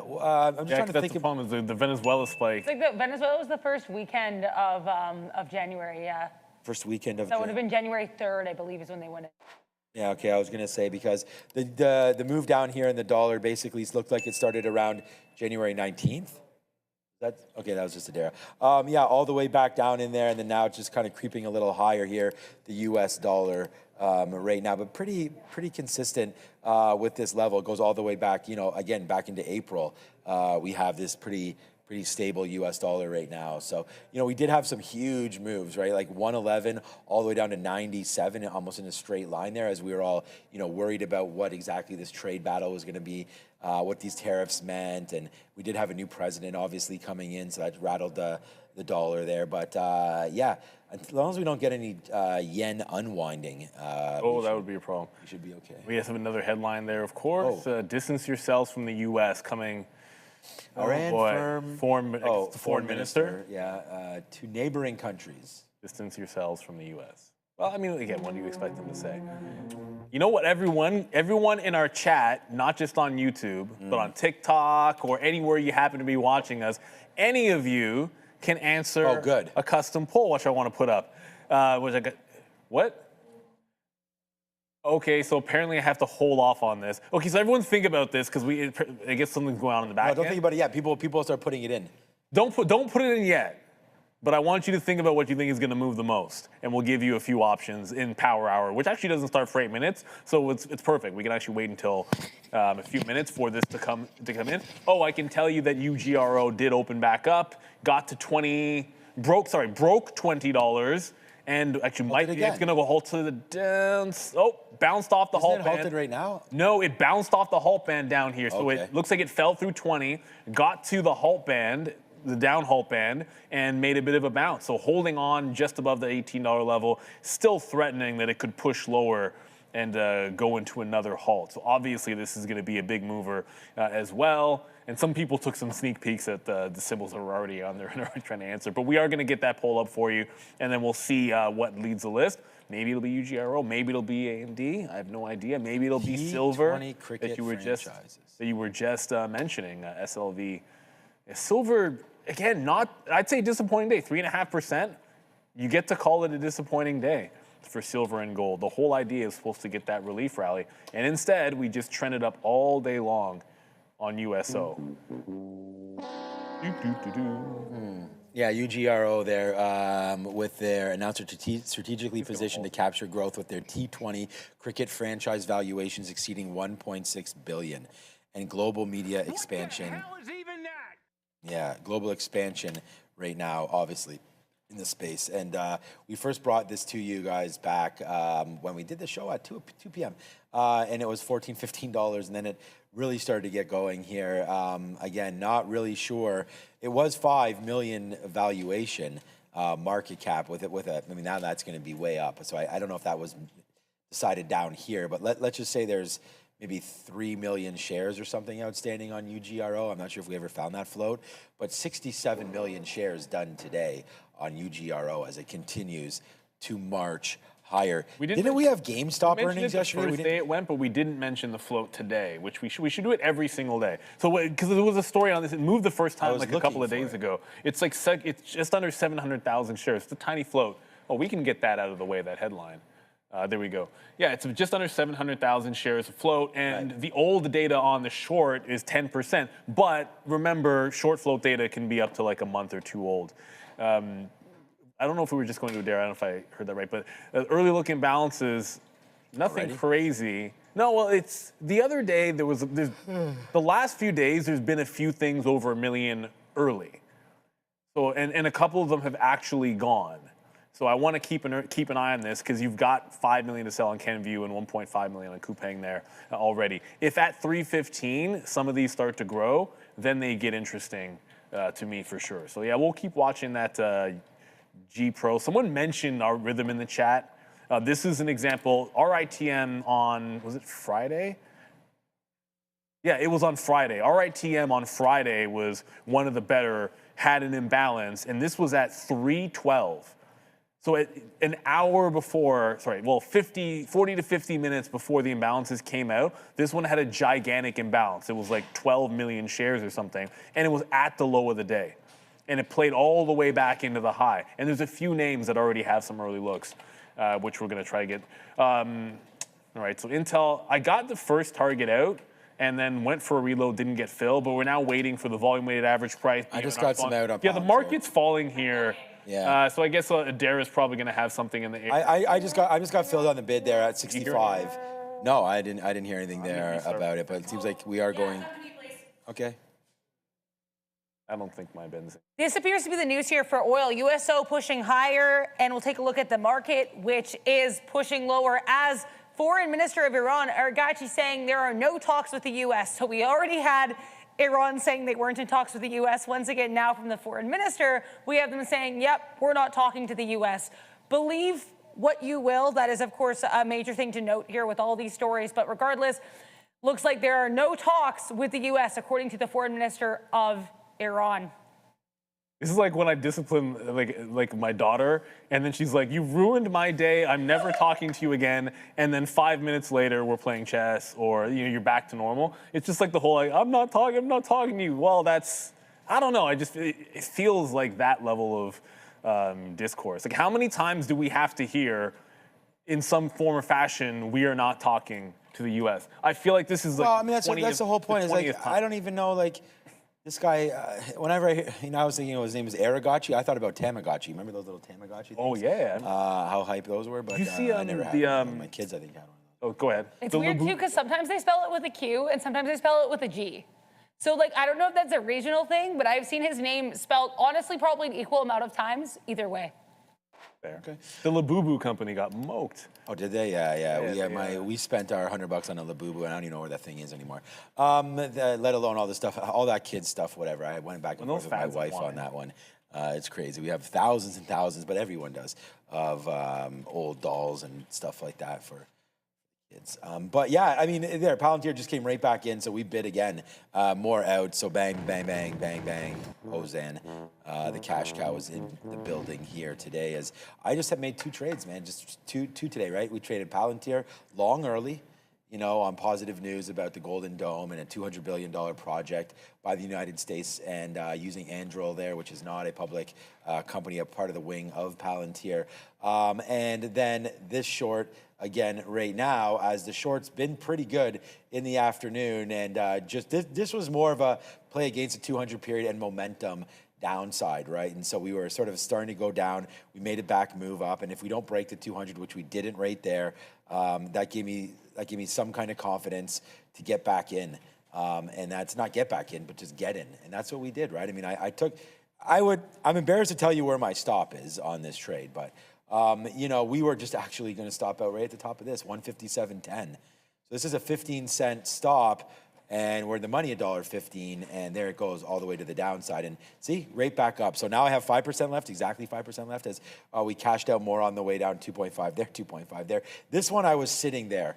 I took this bid when I heard that news at 75, and I was already sitting at 65, so that was a good little flush there. What I want to get at was GameStop. Wow, what a good quarter for them. They actually reported down on revenue, up on collectible revenue, down on overall revenue. I think it's a collectible story. I talked about that. I really do think that if they can get a website or some sort of a hub going, and I believe they already have it actually on the web, where you can trade just whatever, Pokemon cards, sports collectibles, pieces of art, whatever is cool, NFTs, if they ever get back. GameStop is an interesting spot there because, card grading and all that stuff. We just saw Logan Paul's Pokemon Illustrator 1 of 1 go for $16 million there. And, the Golden, the auction house, the amount of money, I think they make 20% or so on that. So if GameStop can get that sort of side going, I know my kid has a couple graded cards and whatever. Just an interesting spot to be able to sell them and get going. So I kind of like what GameStop's doing. And then the important thing too is I'm not sure where they got this from. I have to go through the report. But how in the hell do they have $9 billion in cash? So I mean, that's like that cash number. Yeah, I did read through the report and I don't even understand it. So yeah, so. Yeah. And that's double what it was last year. It's doubled it. This is the thing that I don't understand. Their entire market cap. That's what I was going to say. We can make fun of GameStop as much as we want or whatever. I mean, I remember when I went to Dumb Money and I was sitting beside Citadel guys here in Toronto when it was previewed or whatever here at Toronto Film Festival. It was a wild ride, obviously, GameStop, but they have $9 billion in cash and their market cap is $10 billion. So we're only giving them $1 billion for their basic business, which we just heard revenues were $300 million.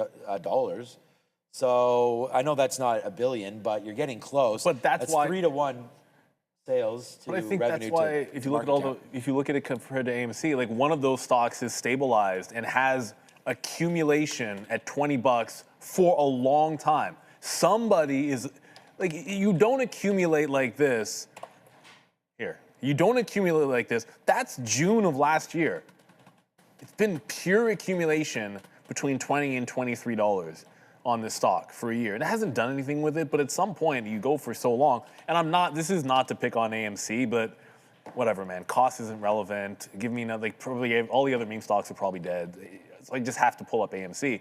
And during that exact same time, its brethren tried to accumulate and has been falling precipitously. So it's not a sentiment thing. Like it's a great point. There seems like there's a there. And the other good thing is, how many times have we seen the story where you have a flush on the actual print on earnings, which is what it did. The dip gets bought up, and then the low just gets held. So it's held that low, and it's rinsed some people out. Like anybody that shorted that print or hoped that they'd get their money back today, well, they're out of luck, and they're not looking any better. And even if it gets under VWAP or under $23, they're still going to be out of the money. The market probably bringing it down like everything else is coming down right now. So if Intel bounces off VWAP, we're going to get out. That was the first spot that it found support at 46.85 this morning when it went absolutely ham after breaking out. So if it bounces off of the volume weighted average price, I'd want to jump out of that bad boy.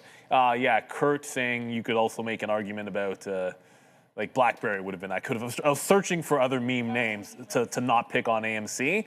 BlackBerry would have been another good example, right? Downward trending because all the meme stocks never developed into anything. Adara? More commentary here from Foreign Minister of Iran, Arghachi, saying that the U.S. is sending messages through different mediators. So, because I guess being asked here, hey, you're saying that the U.S. and Iran are not in talks. What does that really mean? Well, Arghachi's saying, yes, the U.S. is talking to mediators, but talking to their mediators is not the same as the two countries coming together and speaking, which Arghachi maintains they're not doing. So again, basically, I guess Iran's foreign minister here addressing claims that mediators are talking, saying, yeah, that could be the case, but that doesn't mean the two countries are actually in a dialogue. Back to you. Okay, thanks, Adara. Yeah, I mean, that's... I don't like the fact that he's talking about like getting messages from this person and that person, this person. So we need to clarify exactly who's in charge here when this all, he talked about, I mean, Trump just used his first name. He's like, oh, Marco and Pete. Polo. These guys are over there. Little, when he was facing Rubio, he was calling him Little Marco and like all this kind of stuff. Now they're best friends, but. He loves Marco Rubio. I know, but I remember. He's obsessed with Marco. No, but. Yeah, he did. They did battle back and forth very on this first run. If you remember during the campaign. Yeah, all about. The primaries, actually. Yeah, all about the Florida and all that stuff down there for Little Marco Rubio. But look at DraftKings right now, down 8%. We have another one. Plug your ears if you're a Republican, but we did. It was everyone's favorite lawmaker, I guess, at Alexandra Ocasio-Cortez there, and Martin Shkreli come down on DraftKings and Polymarket, saying that it's basically just all like basically a scam, like a scheme, that there's really is no guardrails against anybody doing insider trading or gambling or anything like that on DraftKings. BTIG comes out, this is on Polymarket and Kalshi, BTIG comes out and downgrades DraftKings on their EBITDA as well for next quarter. So I wonder if DraftKings today, and look, ICE, this Intercontinental Exchange here, they invested $2 billion in Polymarket. Will it become more regulated? That's definitely possible. I was thinking that DraftKings obviously getting hit throughout this whole time as Kalshi and Polymarket start to become more and more popular. Now they're getting hit. Like if Kalshi or Polymarket were public companies, they'd be getting hit as well.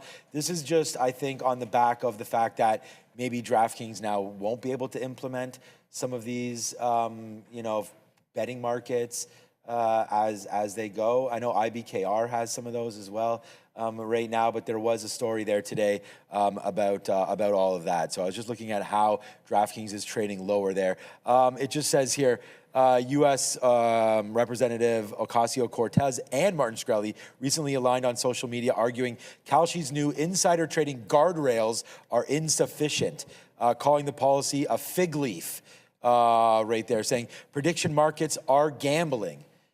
So yeah, that's not going to help out a lot of these gambling websites as we, potentially look for more regulation in an already probably way over-regulated market. They're already telling our kids they can't use Facebook and Instagram and all that. Now apparently you can't bet your money that you've earned. So, congratulations on that one. Although the stock market's much more of a gamble than DraftKings. Everyone always tells you what you can't do. Yeah. What you can do is take advantage of volatility. And volatility is going to create movement. So if you're a sophisticated trader, you want to take advantage. And Beta Pro by Globex offers Canada's first and longest running suite of leveraged and inverse ETFs built for sophisticated investors who understand the risks of leverage and the importance of precision. Its triple leveraged bull and 3x bear ETFs tied to the NASDAQ 100 index are designed for daily tactical trades, providing amplified exposure and giving traders tools to navigate both upward and downward momentum. These strategies are currency hedged, seeking to offset US dollar exposure back to the Canadian dollar. For those navigating short-term market moves up or down, Beta Pro offers the flexibility to act with conviction, whatever that looks like for your individual strategy, objectives, and risk profile. You can trade tactically and scan that QR code to do so. Visit betapro.ca. Shout out to them. And speaking of volatility, in probably no one's surprised at this point, UGRO did not, so it did not halt down, hit the halt band. Sometimes when you get one of these things, it's halted up a few times, and it tries to halt down, but does one of those like false halts, gets to the band and bounces. Maybe there's something there. I don't know. But it's now halted up, $20.98. The tap was actually at one point just under $23. Whoa. Okay, it just opened at $22.90. So it did open at that 23, and it's going to go into immediate halt at $24.20. Where is it? Oh no, I'm on the wrong page. There it is. $24.20. So, whatever. It's up 3x since we if talked about it. If 420 comes up, I have to hit the button. Yeah. Yeah, it went from $14. Well, this morning it was at $7. But now this is clearly just gone. The shorts are, well, I don't know. Let's just say bamboozled. I'll keep it clean. The shorts are bamboozled at this point on that name. That said, Intel is bouncing off that support level. I'll probably just trail it to this prior bar, like this support level in here to like the 15s. BM&R, I don't think I'm as concerned with that. That's still trending to the downside. I'll probably look at something like this. You're after power hour, so I'm going to move my stop from this wick into probably this one in here. So they can't lose money, but I'll respect the trend that we're sitting in here. Crypto heading downside. Everything's pretty much heading lower. Yeah. Did we get a super chat about Tesla? I feel like we skipped that, but if No, it was during the rundown. Tesla rundown. Okay, good. I was just going to say, I definitely do not want to skip any super chats, and I want to say congratulations. I assume if you were super chatting about Tesla, you must have been short. So there goes Tesla all the way to the downside. Great call there, whomever was involved there with TSLA as it's going lower and lower and lower and lower. Remember we talked about gold? Gold was a breakout spot. Duh, Sean. We literally, like my kids say, Dad, literally, Dad. We just talked about this play on GLD, right? Remember it was right up here? And I was like, well, it's looking good for a break. So I don't know what what is going on right now with gold, but there comes the downside as we get more and more worried right now about the geopolitical situation, as Tamagotchi over there in Iran is saying like, no to any of these sort of deals happening right now. Adair's, of course, been throwing out some of the news stories there as we go, but there's the break, man. There's nothing new right now. Yeah, I just wanted to update. Yeah, okay, so... Yeah, all good, Dara, thanks. Yeah, so just waiting to see if there's any sort of more action there on gold, and there it goes to the downside. And we should have, shoulda, woulda, coulda, didn't, right, at the end of the day. Could have traded this to the short side and didn't. So a little bit of a missed opportunity there for sure on GLD. I also wanted to quick have a look at silver and see what silver was also doing. But yeah, missed opportunity for me on this side of things here in this space. We still do hold on to the Palantir short, but have very little left of that. And honestly, man, trying to get more involved, just missed that. And look at silver. This is another thing that I want to talk. Whoops, this is another thing I want to talk about. Look at it just fall out. I'm keeping my eye on Palantir because it's once again near that 50 marker and looking to break lower. Just look at this. There's the, would you take a look at that? There's your 50-period moving average all the way to the downside. We could have rode this down if we did have that sort of thought of more negativity happening in the space. And it's just, yeah, downside play. We're both still short the market. Someone in the chat said, BMNR, and I think, Fabian, when is that thing ready? Let me know when it's ready, just because I know Neil wanted to put something up as well. But someone had an idea in the chat, and I thought it was a great one. Oh, okay. Okay, perfect. The code changed on that. So we may not have that up today, just to give you an idea, Neil. But okay, that's fine. So what I wanted to say instead was maybe, someone said in the chat, BMNR or GameStop moving forward. For me, it's easy, GameStop. I don't believe. Yeah, I would. Do you believe in Ethereum? If I ask any investor in Ethereum right now what the bull case is for ETH, I want to know if they can give it to me. Stablecoins. Right there. Yeah, stablecoins is fine. But that's coming from somebody who, look, I'll be the first to admit. But stablecoins are built on Solana.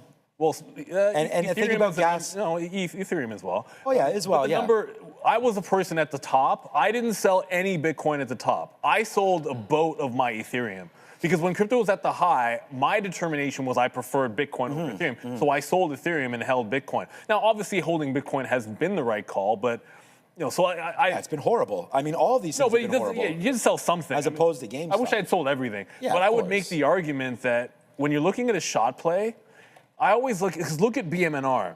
Like, first of all, I just don't like the treasury plays in a general sense, because I feel like your downside risk is huge if it fails.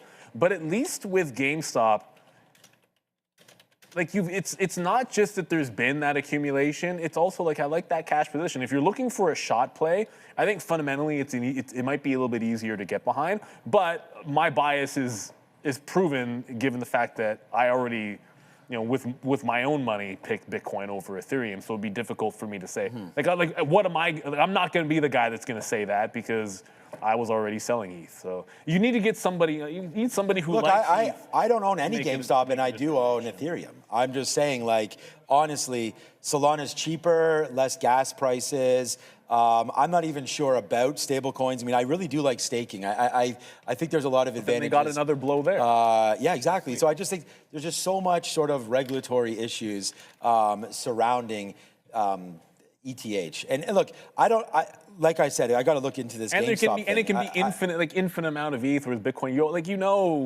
know how much Bitcoin there's gonna be. There's always gonna be that constrained supply, which to me is a big deal. That was one of the original theses, and that has not changed. And money continues to be printed like it's going out of style and being spent like it's going out of style.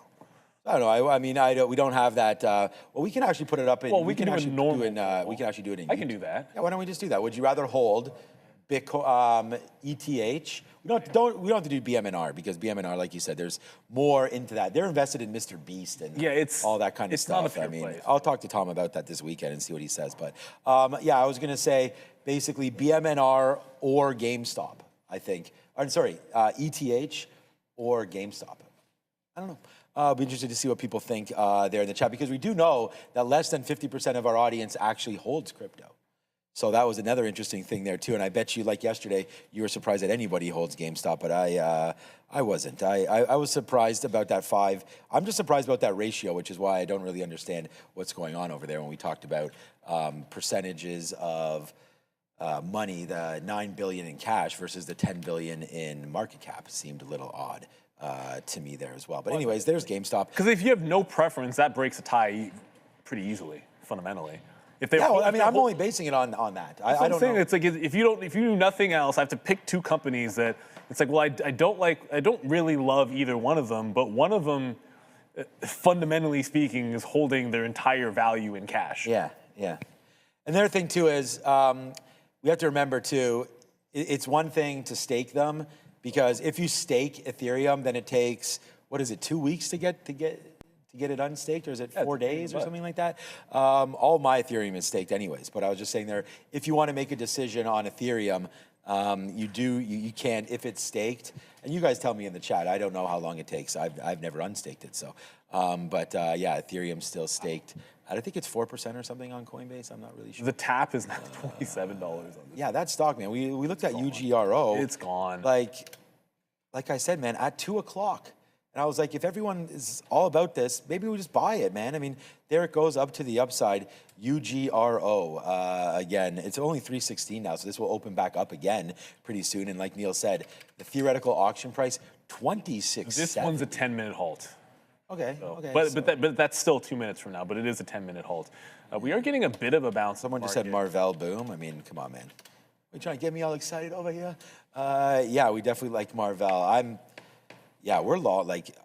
The price we're long at is pretty juicy right now, and I don't want to sell any of this Marvell. I'm really excited about the way that's going. Yeah, I don't know, but gold continues its move lower, right? I mean, that's going to be something right there to watch out for. If we battle back into into this 25 period where we've sort of seen that's 415 and change, that could be. It's coming up. That could be a short. Silver also right here. We're on a nice heater here today. I'm not sure if I'm going to do too much else, but here comes silver right back up. I actually don't mind this. Was something happened again all of a sudden because the market is trying to battle back upside a little bit. I think I will take silver here though on that short if it does come in 65 or so for a level. Yeah, that's 65 right there. Let's see if silver comes back up. Why don't we take a look? Okay, it's almost here right now. All right, I'm going to try silver against that 50-period moving average, which we haven't really seen too much of an issue with since 2 o'clock. So far, so good on that. Let's try to go short silver using basically 65.20 right now as our stop. So we'll wait for 65.95, like to get it in and around where that 25-period moving average is. So I'm just going to push offer, get up there into 95, put a couple shares down there or up there, see if we get filled, and then average it back in if we are lucky enough to get anything near 65.10, and then we'll use a break of that 50-period as our out. So unfortunately, we just looked at it and instead of talking, we could have just hit the button there, and we would have been short at 92 or 93. Let's wait and see if we get it back upside, man. That was only a minute ago it was there. So if silver rallies, we'll be there to catch it, hopefully. Yeah, just because I know our usual way of displaying this is down right now. Mopar, thank you for the super chat, saying, can't stake ETH in Cali. Okay. I take Bitcoin. That's fair. Bitcoin. Okay. Right now, it's actually 72% Ethereum, 28% GME. So there you go. And I think it comes down to, there's obviously some love for ETH. I'm glad we did that instead of BMNR because I feel like you get some. I'm actually not sure there's love for ETH, more that there's no love for GameStop. Well, yeah, but fair enough. I would agree because if you put on there ETH versus the SPY, I think it'll be 100 to 0. Like even I said, like if my pick, I don't love either one of those names. I can't say I wouldn't buy. I would never say never is the best way to say it. I would never say never on a GameStop. UGRO opened and halted again. Yeah, I thought you said it was 10 minutes. It was a 10-minute halt. Oh, it was a 10-minute halt. Okay, it opened up already. And I mean, now the tap is $35. Yeah, this is. So now you're just growing and growing your account on Ugro. This was 16 over cents here. At the beginning of February. 16 cents. And then you know what? Like the first move and then reversal. It's split. Oh, that's a split. I don't have my E-signal chart up. I have the other chart up. But I guess it's a split, which makes it a habitual line stepper. 1 for 25. Usually you don't see that kind of a breakout. Oh, there's got to be some firms that are burned. Like if you're a firm that shorts reverse splits. Its 52-week low is 202. Yeah, you're basically screwed. But that's still ridiculous. Oh, it's still yeah, $2 to $30. Here it is right here. Ridiculous. There's the 52-week low right there made after the split. It came in. The 52-week low, it looks like, was on the 19th of February. So that was its 52-week low right there. It basically barcoded at $2, and then it said, whoosh, upside right now, and we halt. We're looking at the tap right now of $35. This is a crazy stock because like this was already, and again, it's split adjusted. So the E-signal charts go all the way back. But based on, the current split price, we already got up to $71 before. So this name can go. I mean, realistically, you're not going to get too much overhead supply issues until 38, between 35 to $40, which looks like where we're going to open. So I'm going to make a call right now. I mean, I think this might be the last sort of tap upside right now. So let's wait to see what winds up happening on UGRO. My call would be for you guys as day traders, and again, just trading advice, not financial advice here. If you're in the stock, which I guess is financial, I would think that's 34 tap. That might be a decent spot to think about getting some out, because you can't be short or you can't be long anywhere here where that's not a victory. So take your victory lap, man. I would say if you are looking to trade this out, you could just put what is this trading on NASDAQ? You could just put a NASDAQ offer right now at $29. And what it's supposed to do when it opens up is give you whatever that opening price is.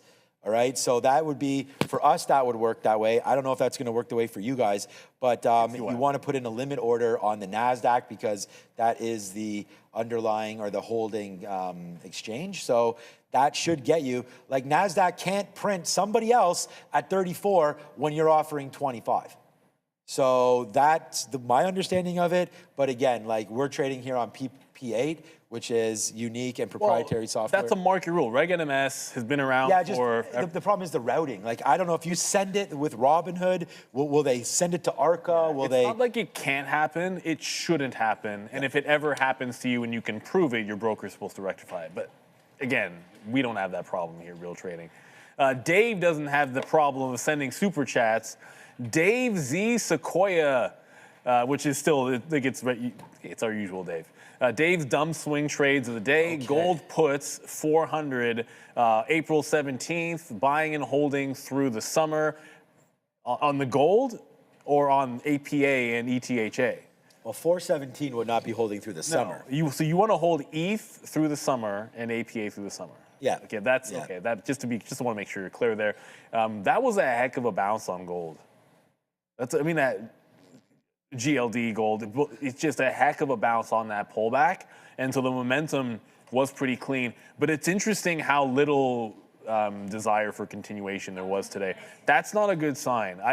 I really did think, and it ended up not being a breakout trade, and then SLV was sort of the same thing. It ended up not being, there was just no breakout. It was set up perfectly to be a breakout trade to fill this gap, like we said this morning. But you know what the good thing about breakout trades are? It's one of those strategies where you can't get roped into it if it's not there. Because if it never breaks the level, you never have to worry about trading it. And dip buys can be a little bit different. Like you can try a bunch of times to dip buy. With a breakout, it's a lot more simple. Adara? I have more Middle East headlines. I'll start here with LHX. This is for L3Harris. I just saw this come out. I've not seen any confirmation, just one headline, but be aware here, LHX, L3Harris, reportedly going to be providing autonomous underwater capability for the U.S. Navy submarines. Furthermore, USO here on watch as we get CNN reporting that Iran has been building up defenses of Karg Island, which we know is very important for oil. And the goal of this is, of course, to protect against potential U.S. ground attacks, as we do hear reports that the 82nd Airborne Unit is going to be heading over to, or at least roughly, I think, 1,000 to 1,500 was the last number I saw. Good portion of these soldiers reportedly heading to Iran. Back to you. Thank you, Adara. Come on. Close enough to a VWAP bounce. I'll trail out of intel. I mean, it pretty much the volume weighted average price. Now, I don't know if it comes back to retest the lower high, but it is now it's almost 330. Ooh, FXI is a buy and bounce. So it's going to give the early look a look, and you still have Kenvue, still $5 million to sell. I don't like that one because it seems like it's there a lot and never seems to matter. And UCAR is a penny stock, so FXI right now would be the interesting name, and not much anything else. GDX is pretty small, $6 million to sell. AbbVie, that's pretty small, 600. Then you got Soxel, ONDS, but they're all pretty small. I want to see something get over $1 million and hold that's significant. Procter, Procter's not the kind of stock that's going to be that good on an imbalance either. So potentially FXI, I might throw that one up on one of my windows. You know, some of those Amex names have been pretty solid there. You know what? We didn't really say anything about Pinduoduo. There's something about No, they reported. They did? Oh, okay. Yeah, we didn't really. Yeah, it's. You know, look. First of all, one of the best things about getting our watch list or Shreef's note is, you know what? If we can't cover everything, and all the times it'll be, what are we looking at to trade? What are the stories that we can compact? What are the names that you guys are throwing into the chat? Pinduoduo fell through the cracks, but you would have been able to find it on this graphic that Adara put out on Trader TV Research, B on the watch list, and in Shreef's note. So shout out to Adara. Explain the note, because they had a huge move in the middle of the day. It went like $8 off the open. That was crazy. I didn't realize this even happened on Pinduoduo. Adara? Or no? Not yet. She's going to. We'll go there in a quick little second. But that was a great move on PED. What I don't like, and I will say this as someone who sold most but not all of my Alibaba, is Alibaba gapped and did nothing with it. So when Pinduoduo was going $8 off of the open, Alibaba went to VWAP and rejected. So it's catching a bit of a bid, but like, how much closer do we let it get back to that breakout? It was such a good break, Alibaba. I'm glad it takes something out. I could have taken it all out at some point, but yeah, we could. This is not impossible that Alibaba could make a retest under $100, where that's been the spot. Like when it gets under $100, that's been kind of the place to buy. And it's proving to you that it might be headed back right to that same level. And geopolitical concerns aren't going to, as long as those don't go away, like why expect it not to trend back down, right? Yeah, it's funny. We almost got, like, I was sitting there on silver. We almost got that print again, and we're at 95s. I didn't change it. Came all the way to 90s, basically, right there, and fell off again. So I'm still willing to take this SLV if it does come in. It's 326. We have a couple more minutes until imbalances. As soon as I heard, like, this, well, now it's coming back in, so I don't know. But we just had a nice move up there in Palantir. And remember, we are short. I just took another cover there. We'll see if we can get back into these lows. Like, as if Iran's going to, you know, get ready for this military that's coming, boots on the ground from the United States. That's not going to go well. The only thing is, people keep on saying, like, remember Vietnam and all this? Yeah, I mean, Iran is a huge space. But hopefully this island, I don't know how big it is exactly, but I hope it's not like one of those wars where there's somehow all these casualties, because it sounds like right now there is going to be human intervention, and that's always a scary thought. So we wish well. Just never wanted to get to that. No, and that's what I don't like to hear that, and I think that I don't know. I'm actually surprised the market's not going a lot lower on news of that happening. But I think I think the market's getting a little desensitized to like, we'll still get wicks and movement, but it's like we're not getting the huge moves oftentimes. Like, you just see what's going on with, or not going on with USO. Like, it's been, like, it's that weird. UGRO is basically, it's just trending higher, and that's about it. Here we go. UGRO. Yeah, UGRO is going to open up. I mean, it looks like it was 10-minute halt again. Yeah, it was 328.29. So right now we have 12 seconds before Urban Grow grows your portfolio upside. I think this is the end of it. I don't know. I didn't pay for shorts, but here it comes. There it is. 32.50 opened up at right there. Sorry, 32.85. All right, so here comes the move. Let's just see which way it halts now. I still think it's going to go downside.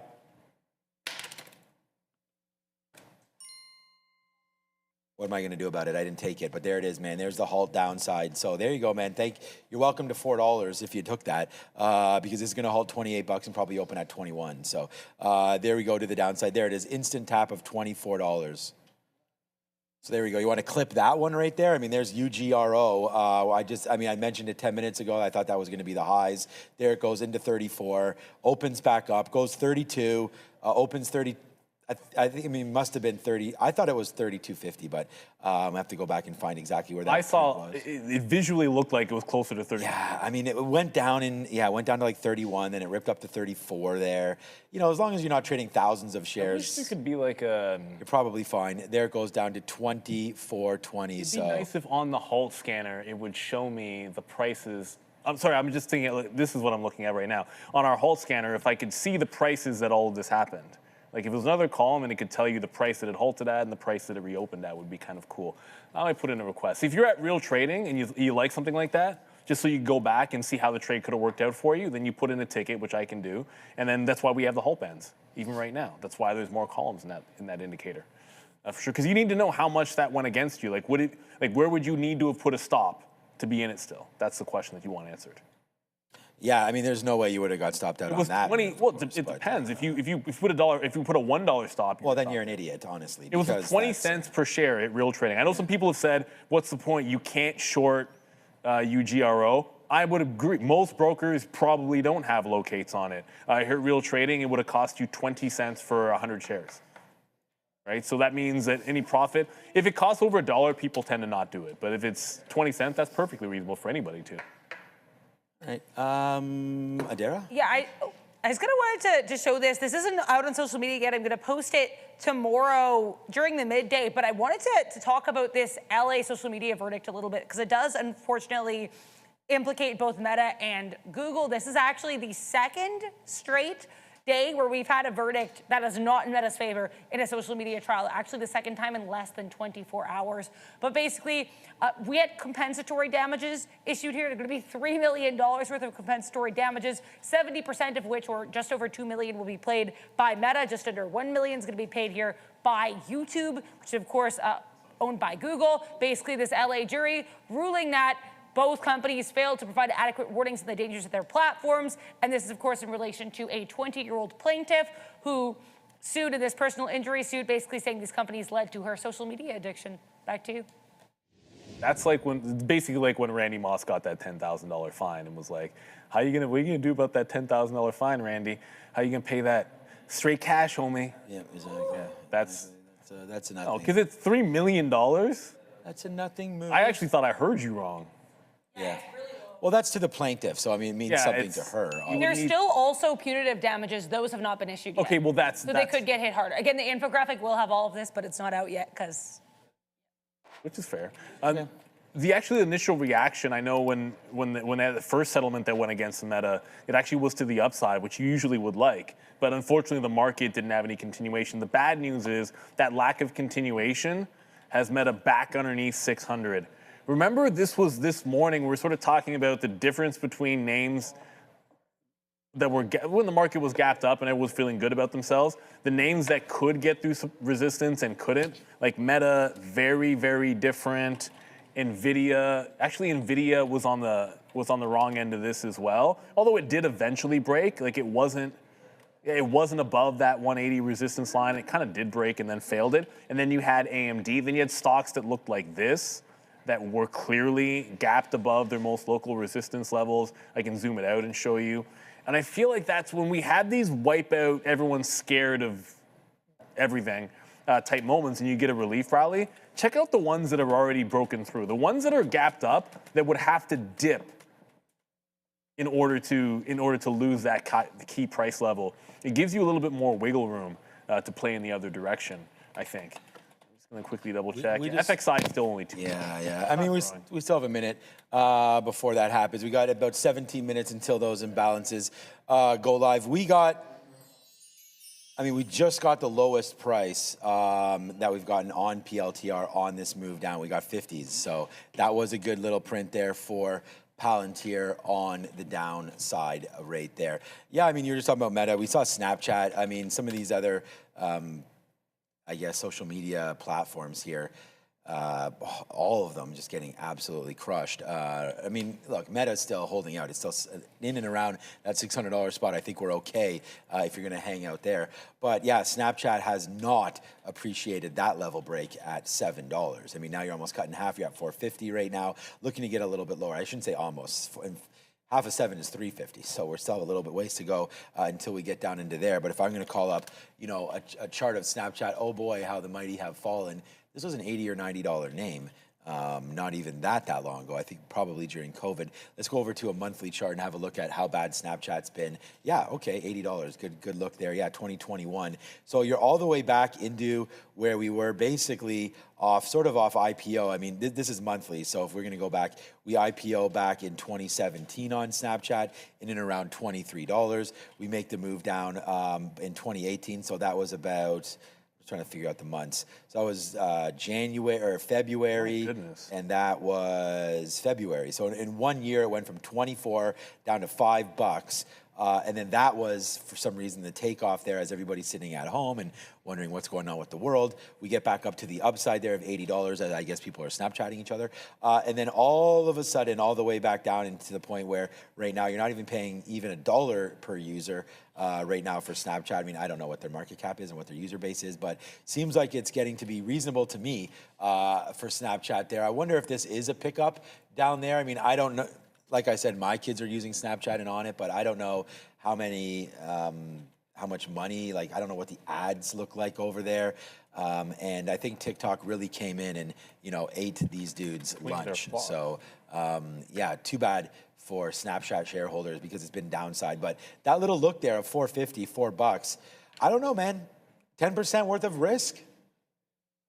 Seen worse, man. I mean, you go long here, maybe wait to see what tomorrow brings, and I don't know, but you could think about a long in Snapchat. One thing, and then just put your order to stop yourself out, man, if you break through $4. 10% is tough when it's $4 isn't the penny stock, but if you think about the appreciation of the overall market, like the stocks that I considered penny stocks in my brain, things that are between $1 and $5 now in terms of usually when they're like down, they're kind of like penny stocks. Well, what is And so I feel like usually you need to give those like 20%.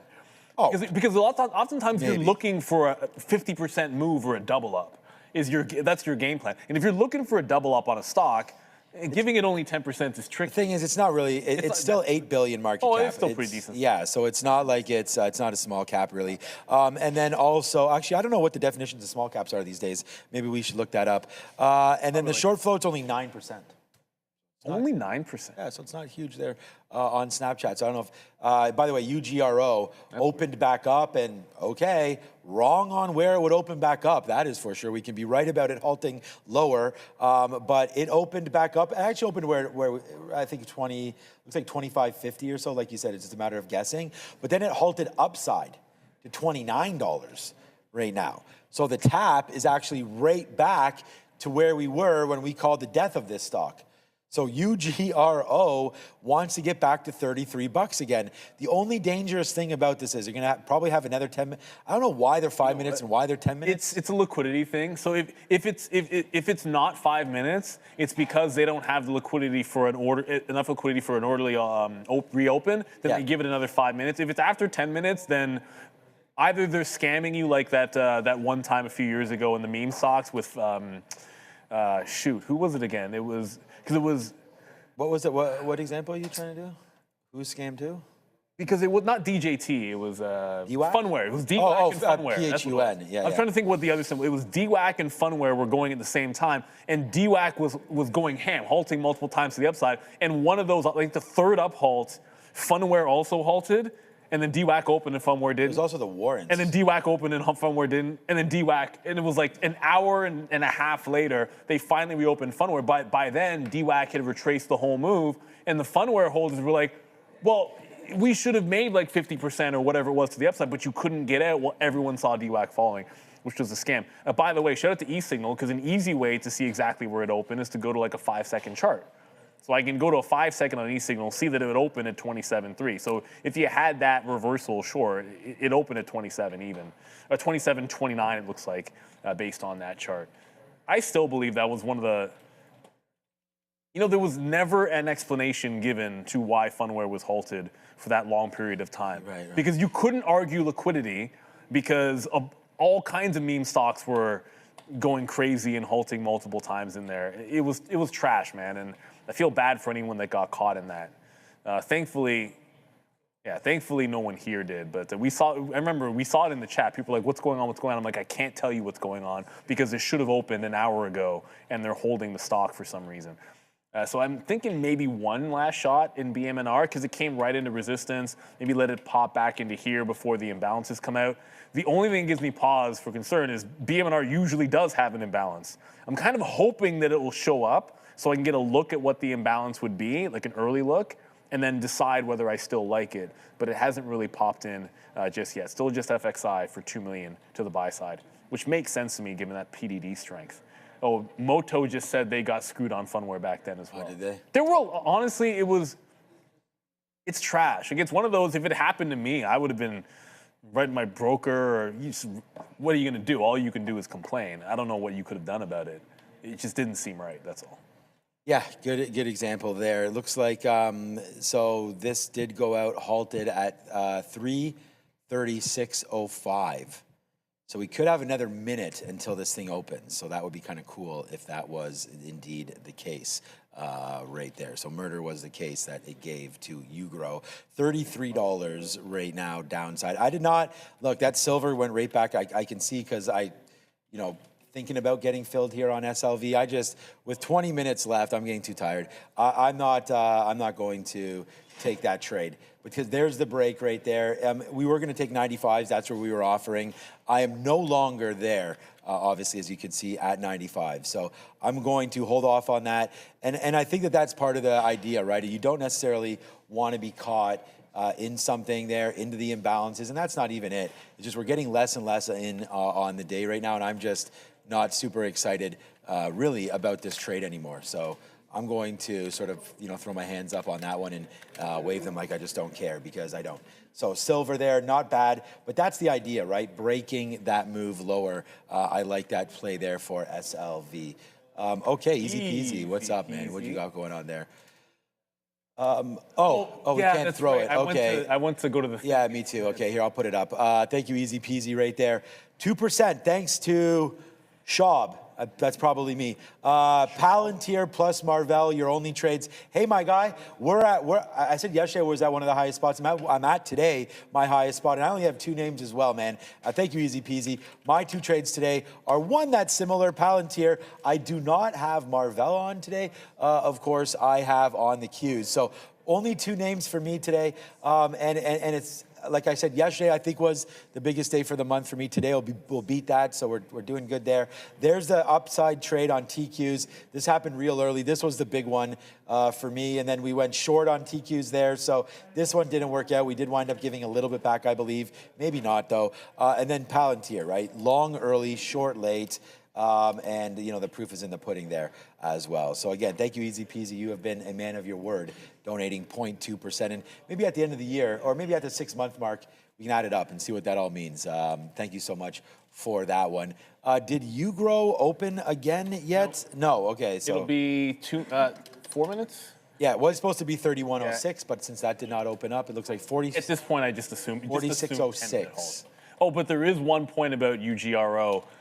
Before, I just saw Joe in the chat, Joey Options in the chat. There's one point that we got to mention because SMH. So it's going to open back up here in 4 minutes. If it does halt in the last 10 minutes, no matter what, the reopen is 4 o'clock. So if it halts at like 3:51 or 3:52 or 3:50 in 1 second, it doesn't matter. The reopen is at 4 o'clock. I saw Joe in the chat, but I didn't see what you said there, brother. Oh, yeah, he was trading Tesla. He was just saying that he did some good trading there on Tesla. Joe, you had IBIT.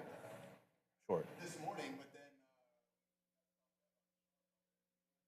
You say he got stopped out? I know he probably doesn't have his mic.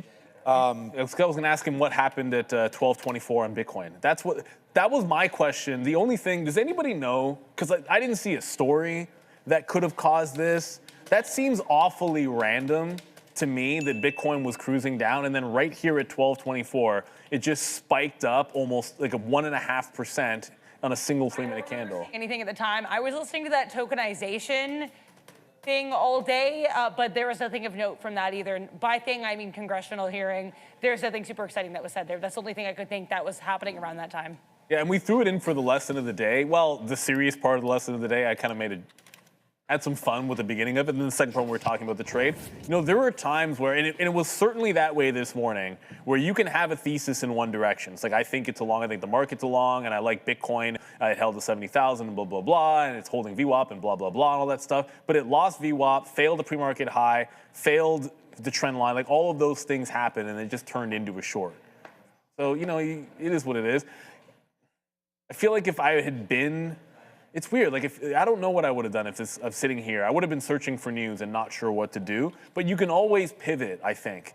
If that doesn't make sense and you don't know why it's up, that's why I went over to BMNR. I'm like, well, whatever is happening over here, forget about it. BMNR was still making sense at that point. But it didn't make sense when it came back into that local high. It just blew through the local high and tagged VWAP. But it's 5 minutes till it bounces, a little bit too close for comfort. Only because BMNR usually has over 1 million shares, one way or the other. And there's just no point. Oh, there it is. It's actually not that big. It's 700,000, but it is growing. So the buy imbalance was small. Now it's growing to 700,000. You don't need that growing to over 1 million when you're, I'm shorting off of VWAP, and then this thing decides to grow to a 2 million imbalance. And what does VWAP matter when that's the case? That's part of the thing. It's not that you wouldn't want to trade during the imbalances. It's just that whatever technical thing you're looking at becomes pretty irrelevant at 350 if something comes out rather large.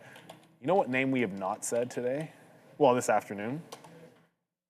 ARM's only up 17%. Oh, ARM today, okay. Yeah. Making their own chips for the first time. They're talking about $15 million in revenue from this chip, which would be by 2031, by the way, which would be 3 times their last year's revenue, which is huge. And total revenue they're projecting to be 5x by then. And remember, this is a stock that is always traded extremely expensive.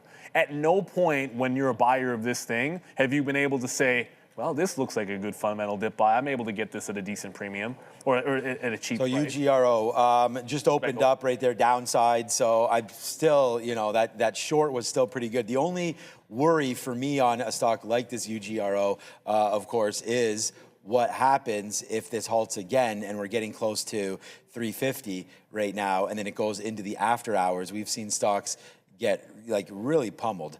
Like right there it is. So 36.30, right? So this is what I was gonna, like, it's too late to trade this right now because, so there it is, it's gonna halt at its highest spot right now. I could probably get long. I mean, there's a lot of dark pool prints there. We have many dark pool keys here at Real Trading. So, you know, if you guys are using any there and anybody got long, maybe if there's anybody else trading at Real Trading, you could let me know what dark pool that was. But there were many, many dark pools going through at 30 right there. Because when it halts, you can't take the offer. You can only get filled on the bid. I've tried, you know the key, you know the one that's just, we have a key that's literally called dark. I've tried that one, and it never seems to fill me. I think that one routes, that's why. I think you want to be able to say, like, okay, we have the JP Morgan one, or the Citadel. We have Citadel dark pools. We have IEX. So many. All these different names, or all these different venues out there, and that's what printed. So, like I can show look at that. Look where it's going to open now. $44 is the new tap. So all I had to do was put 100 shares. You know what you do? Yeah. So you set up because you can do this at Real Trading. You just set all the different dark pools. Ooh, You yeah. could go there's JP Morgan's one, Nexus is one. There's a bunch of others. This is my entire keyboard. And you can set up a basket key. Right. That just goes, okay, it's going to throw out these 4 dark pools. Okay, the only problem with that is when you get filled on all 4 of those. Okay, so what you'd have to do is you'd have to want all 4 and be willing to only have one of them fill. So, like, if I only get one, that's fine, but I'm okay if all 4 of them fill. If you put a basket order out, your expectation is that you get filled. So you should always do that. When you put orders out, like, let's just say I only want, at a certain level, I only want 1,000 shares, but I want to put 5 bids out, then you put them out for 200. That's the reasonable approach. We had a trader one time who took the opposite approach on a $3 stock. He's like, whatever, it's not going to fill all of them at the midpoint. And then all of a sudden, he starts screaming at lunchtime when nothing is moving on a stock because he got filled like 10x what he was willing. He's like, well, auto cancel didn't work. I'm like, well, auto cancel doesn't work if someone swipes the bid for 1 million shares, bro. Yeah. Anyways, it's I'll never forget that day. You know, nothing is happening. All of a sudden, I look over and some guy in our risk for the office has Bombardier for like 10 times what he would ever take as a position. And we're like, dude, it didn't move. Why do you have all these shares? And he's like, auto cancel. Now you know why no one ever makes any money. UGRO, Actually, okay. But the crazy thing is, at the time on the floor, he was the second most consistently profitable trader. He just simply misread the situation there, did something he didn't normally do.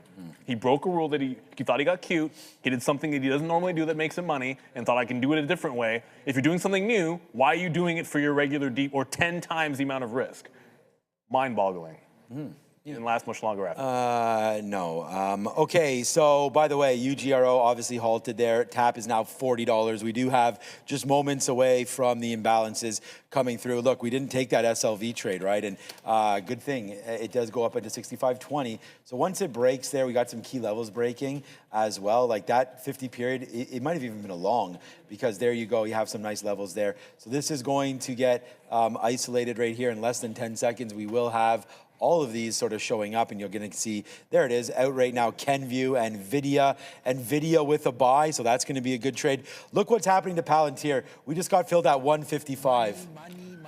So, yeah, man, I mean, the money is spinning today on these trades, that is for sure. Palantir short, man, we just took $2 right there. We got 155 of 10s. On the short side there of PLTR. So congratulations to everybody that's been trading here today. If you've had Palantir and Easy Peasy and the rest of them, good job on Joe. And obviously we've had some good trades here on the afternoon as well with Intel or BMNR or whatever you had over there as well. I just looked here. It's only $20 to go short 100 shares of UGRO. I don't think it's very relatively cheap. So very cheap. A stock like that, we big up real trading all the time, but I fully expected sometimes you'll see that be like $2 or $1 or something. 20 cents, that just means that if it moves 25 pennies, you've made money, or 21 cents or whatever, you've made money. It's the ones where you're already out a $2 move.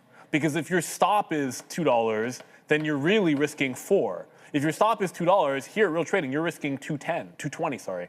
And that's the advantage of having a good broker. Not to toot the horn, but I can't imagine being a small cap trader and not having advantage of those locates. Like, what are you supposed to do? So none of those imbalances are actually that big or that interesting. You end up with nothing. Kenvue, again, nothing, which is expected. But overall, the Mag 7, the NASDAQ's a 9 million buy. The Mag 7 is 500 million according to Adair. We don't have the overall market, which is weird, but I would suspect it's a buy. The overall market's like 240 million. Okay, but I would have thought it'd be a buy because Google and Apple, yeah, they're both $1 million to the buy side. NVIDIA is $1 million to the buy side. Warner Brothers, for some reason, is a sell. That's still ridiculously underpriced. The market doesn't think that deal. There's some risk the market's pricing in on that deal actually going through. You can still get it at a 10% discount. All right. Shout out to Warner Brothers. I'm just going to stop out if this breaks through 50, man.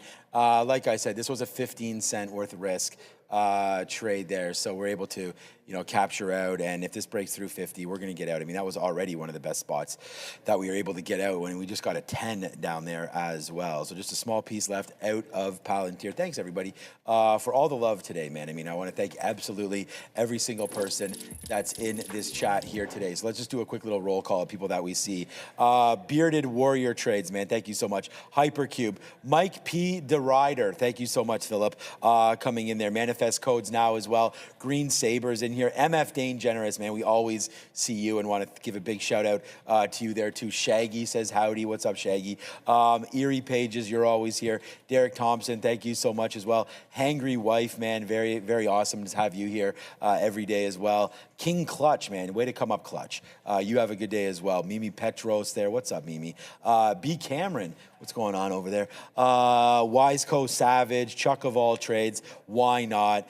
Teabag King, what's up, Teabag King? Hope you're having some green tea over there. I like green tea as well. Ryan O'Day, thank you so much. And what's up, Wendy's Tendies? Thank you for your contributions in said chat as well today. So just a little bit of a shout out to everybody. And there goes Palantir. We're now out of that, and we can officially stamp today as a good day. So yeah, thank you Bastone over there as well for the good talk about our show as well. So yeah, Big 40 nephews in the building as well. What up, Big 40, Big E40? What you got on my 40, homie?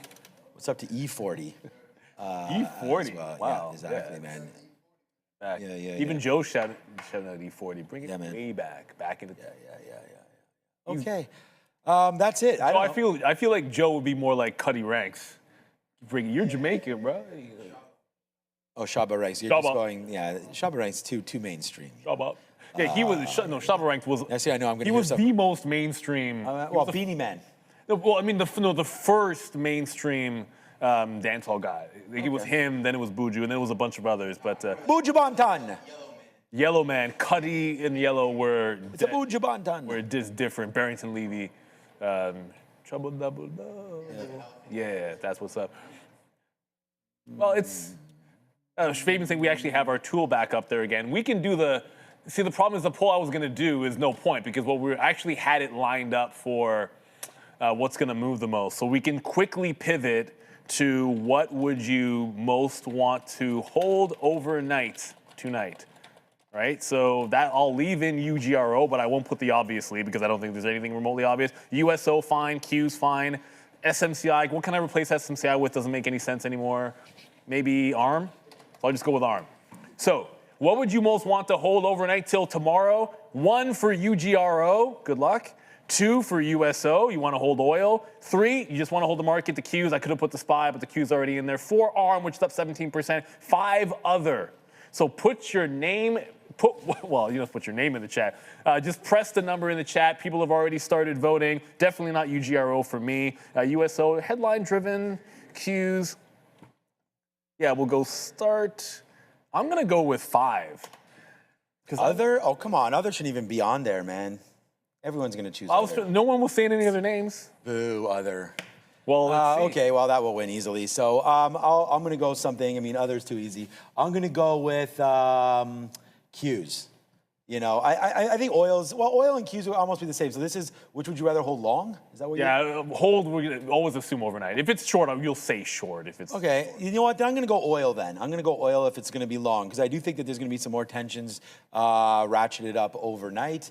And I just, you know, all this confusing talk about who's in charge, who's not in charge, who's giving all the information, who's not. Everyone talks that week. Yeah, I think that ratchets up overnight there. So I'll actually take a shot and say USO. People actually like. Okay. We actually have votes for UGRO. That's the bullshit. Well, at least with that one, the thing about holding overnight, which. The reason I think that's kind of, it's not that it's crazy, that it's difficult. If it goes open up right now. If it goes to $70, if it goes to $70 overnight, it could be at $30 by 9:30 tomorrow morning. Like you don't get the benefit of what it does at 4 a.m. It's where it's going to be at 9:30 when it opens up tomorrow. That's the risk of a UGRO. And we saw that happen with, what was the other name? It was Battle, BATL. Remember Battalion Oil, right? So Battalion Oil went ham. I guess the 15's not going to get it. You got to go to here. Battalion Oil went absolutely ham. Look at when it made the huge parabolic move from like 13 to 30, and that was it. And even when it made another move and retested 29, and that was it. You never got a chance to get that one back. Once it made the turn, and it went crazy. Like it was gapped way up in the overnight. And it ended up not mattering. You still, if you didn't get out at like 4 a.m. or 5 a.m. that next day, you were basically toast. The reason UGRO didn't open up is in the last 10 minutes, you open at 4 o'clock. That's the rule. The whole time thing for volatility halts gets thrown out the window on at least NASDAQ in New York. I'm not sure about the AMEX. By the way, Palantir just breaks 155, so hopefully you guys had a little more diamond hands than I did. But a great trade to end the day there. Palantir going to be my #1 P&L. I hope you guys are having a good day, and as your day's about to get better if you're not, because the market will be closed. All right, so here it comes in right now. Just trying to figure out these last couple minutes as gold does make that rally back. So again, sort of a congratulations to anybody that was sort of looking at the GLD trade there at the end of the day. Silver also made its move back up to the, oopsies, AAAM, back up to the upside as well was silver. So, you know, that was probably a good take at the 50-period moving average. Once you break it, you come back and let the break happen, and then it becomes support. And now you're going back up to the upside right there on UGO, so something to talk about there as well. On silver as we go. And then Bitcoin, I don't know, hasn't really done much today. I know it's gone up and down. I don't want to say it hasn't done much. We did have some moves, but, you know, we sort of just end where we sort of started there on IBIT. Oh no, actually we started up higher. I thought we were around 71,000, but I guess we were not. We opened up there at 40 bucks. I mean, I wrote down 2% retracement actually. I wrote down IBIT today 40 long. Okay, wow. I almost wish I didn't see that. So I wrote, Joe, man, honestly, I can't. I need somebody to really whack me over the head, because all these things that I write down, it seems to be, there's IBIT 40 long. Right there for IBIT. We write that down at the beginning of the day. And of course, we write it down like 7:30. So we write it down when it's at 40.80. What's the low of the day exactly on IBIT? $40 right there. So that would have printed you huge to the upside over there. So we'll try to be more on that when we come. But that was, I could make it into an algo, but then that would be unfair, right? So I wasn't even here to watch that trade. So unfortunately, that's what you do when you take a break in the middle of the day. But at least we called it, man. It was a nice snap. The brain is still legit. 2 and 1. All right, guys, thank you so much for watching. NASDAQ closes the day 2/3 of 1%. ES closes up 0.5%. So it's always nice when we get upside plays there. And let's just There's have the end. Yeah, let's have it hit 40 and a huge reverse. Yep, so we'll see what's going on with UGRO right now. So yeah, these prices have been a little bit of a problem for, what was it, UGRO? I don't remember the company's name, but UGRO. So yeah, often you'll open back up, and now the problem with it now is there is no halt mechanism for the end of the day. So if you're in after hours, this will not halt again. So you're gonna have to just sort of deal with whatever share size you have and whatever prices you wind up seeing, because it's not going to give you that halting mechanism again. I mean, I guess the company could request for halting of shares, and just get ready for UGRO to drop a offer. Yeah, a few people have said that in the chat, which, like, the thing you have to know is, do they need to file, and therefore it could be days or weeks, or do they have one file that they can drop at any time, meaning you could literally get it overnight? If you're ever swing trading small cap stocks, it's something you want to know about the stock that you hold overnight. We don't, so I tend to not care, but that is some of your risk, everybody. And it's been a wild one. I suspect we're going to get a little more headline-driven action tomorrow as well, because that's the market that we're in, which we love, and that's absolutely fine. And the best thing about it only ever takes one move, right? Like, you get one good move, and then you're done. My day was red until there was one. Marissa writing the stickies. I've always said, I mean, she's much smarter than I am. So basically, thank you. like passion. Thank you to yeah, exactly. Thank you to Marissa for that. We have a dude in our pool. He's been good twice, and I can absolutely 100% confirm there was at least one time I was with him when his wife was helping curate his list. Yeah. And we saw it live, and that was like the best year that the dude had, and we're just like, dude. She knows her stuff with football. I don't think she does. Okay, $29. I watched games with her. She actually. Oh yeah, no. But I'm saying for fantasy sports, I mean, come on, man. I'm comparing her to him. Throwing darts at fantasy. Okay, guys, we'll see everybody tomorrow. Thank you for joining us. Thanks to everybody that's part of the Trader TV Live team. Thank you, Bravely, over there, watching out for TikTok and all those messages that are coming in. Thank you to everybody. UGRO, $28. We'll catch you tomorrow morning. It's Thursday. See you then. Peace.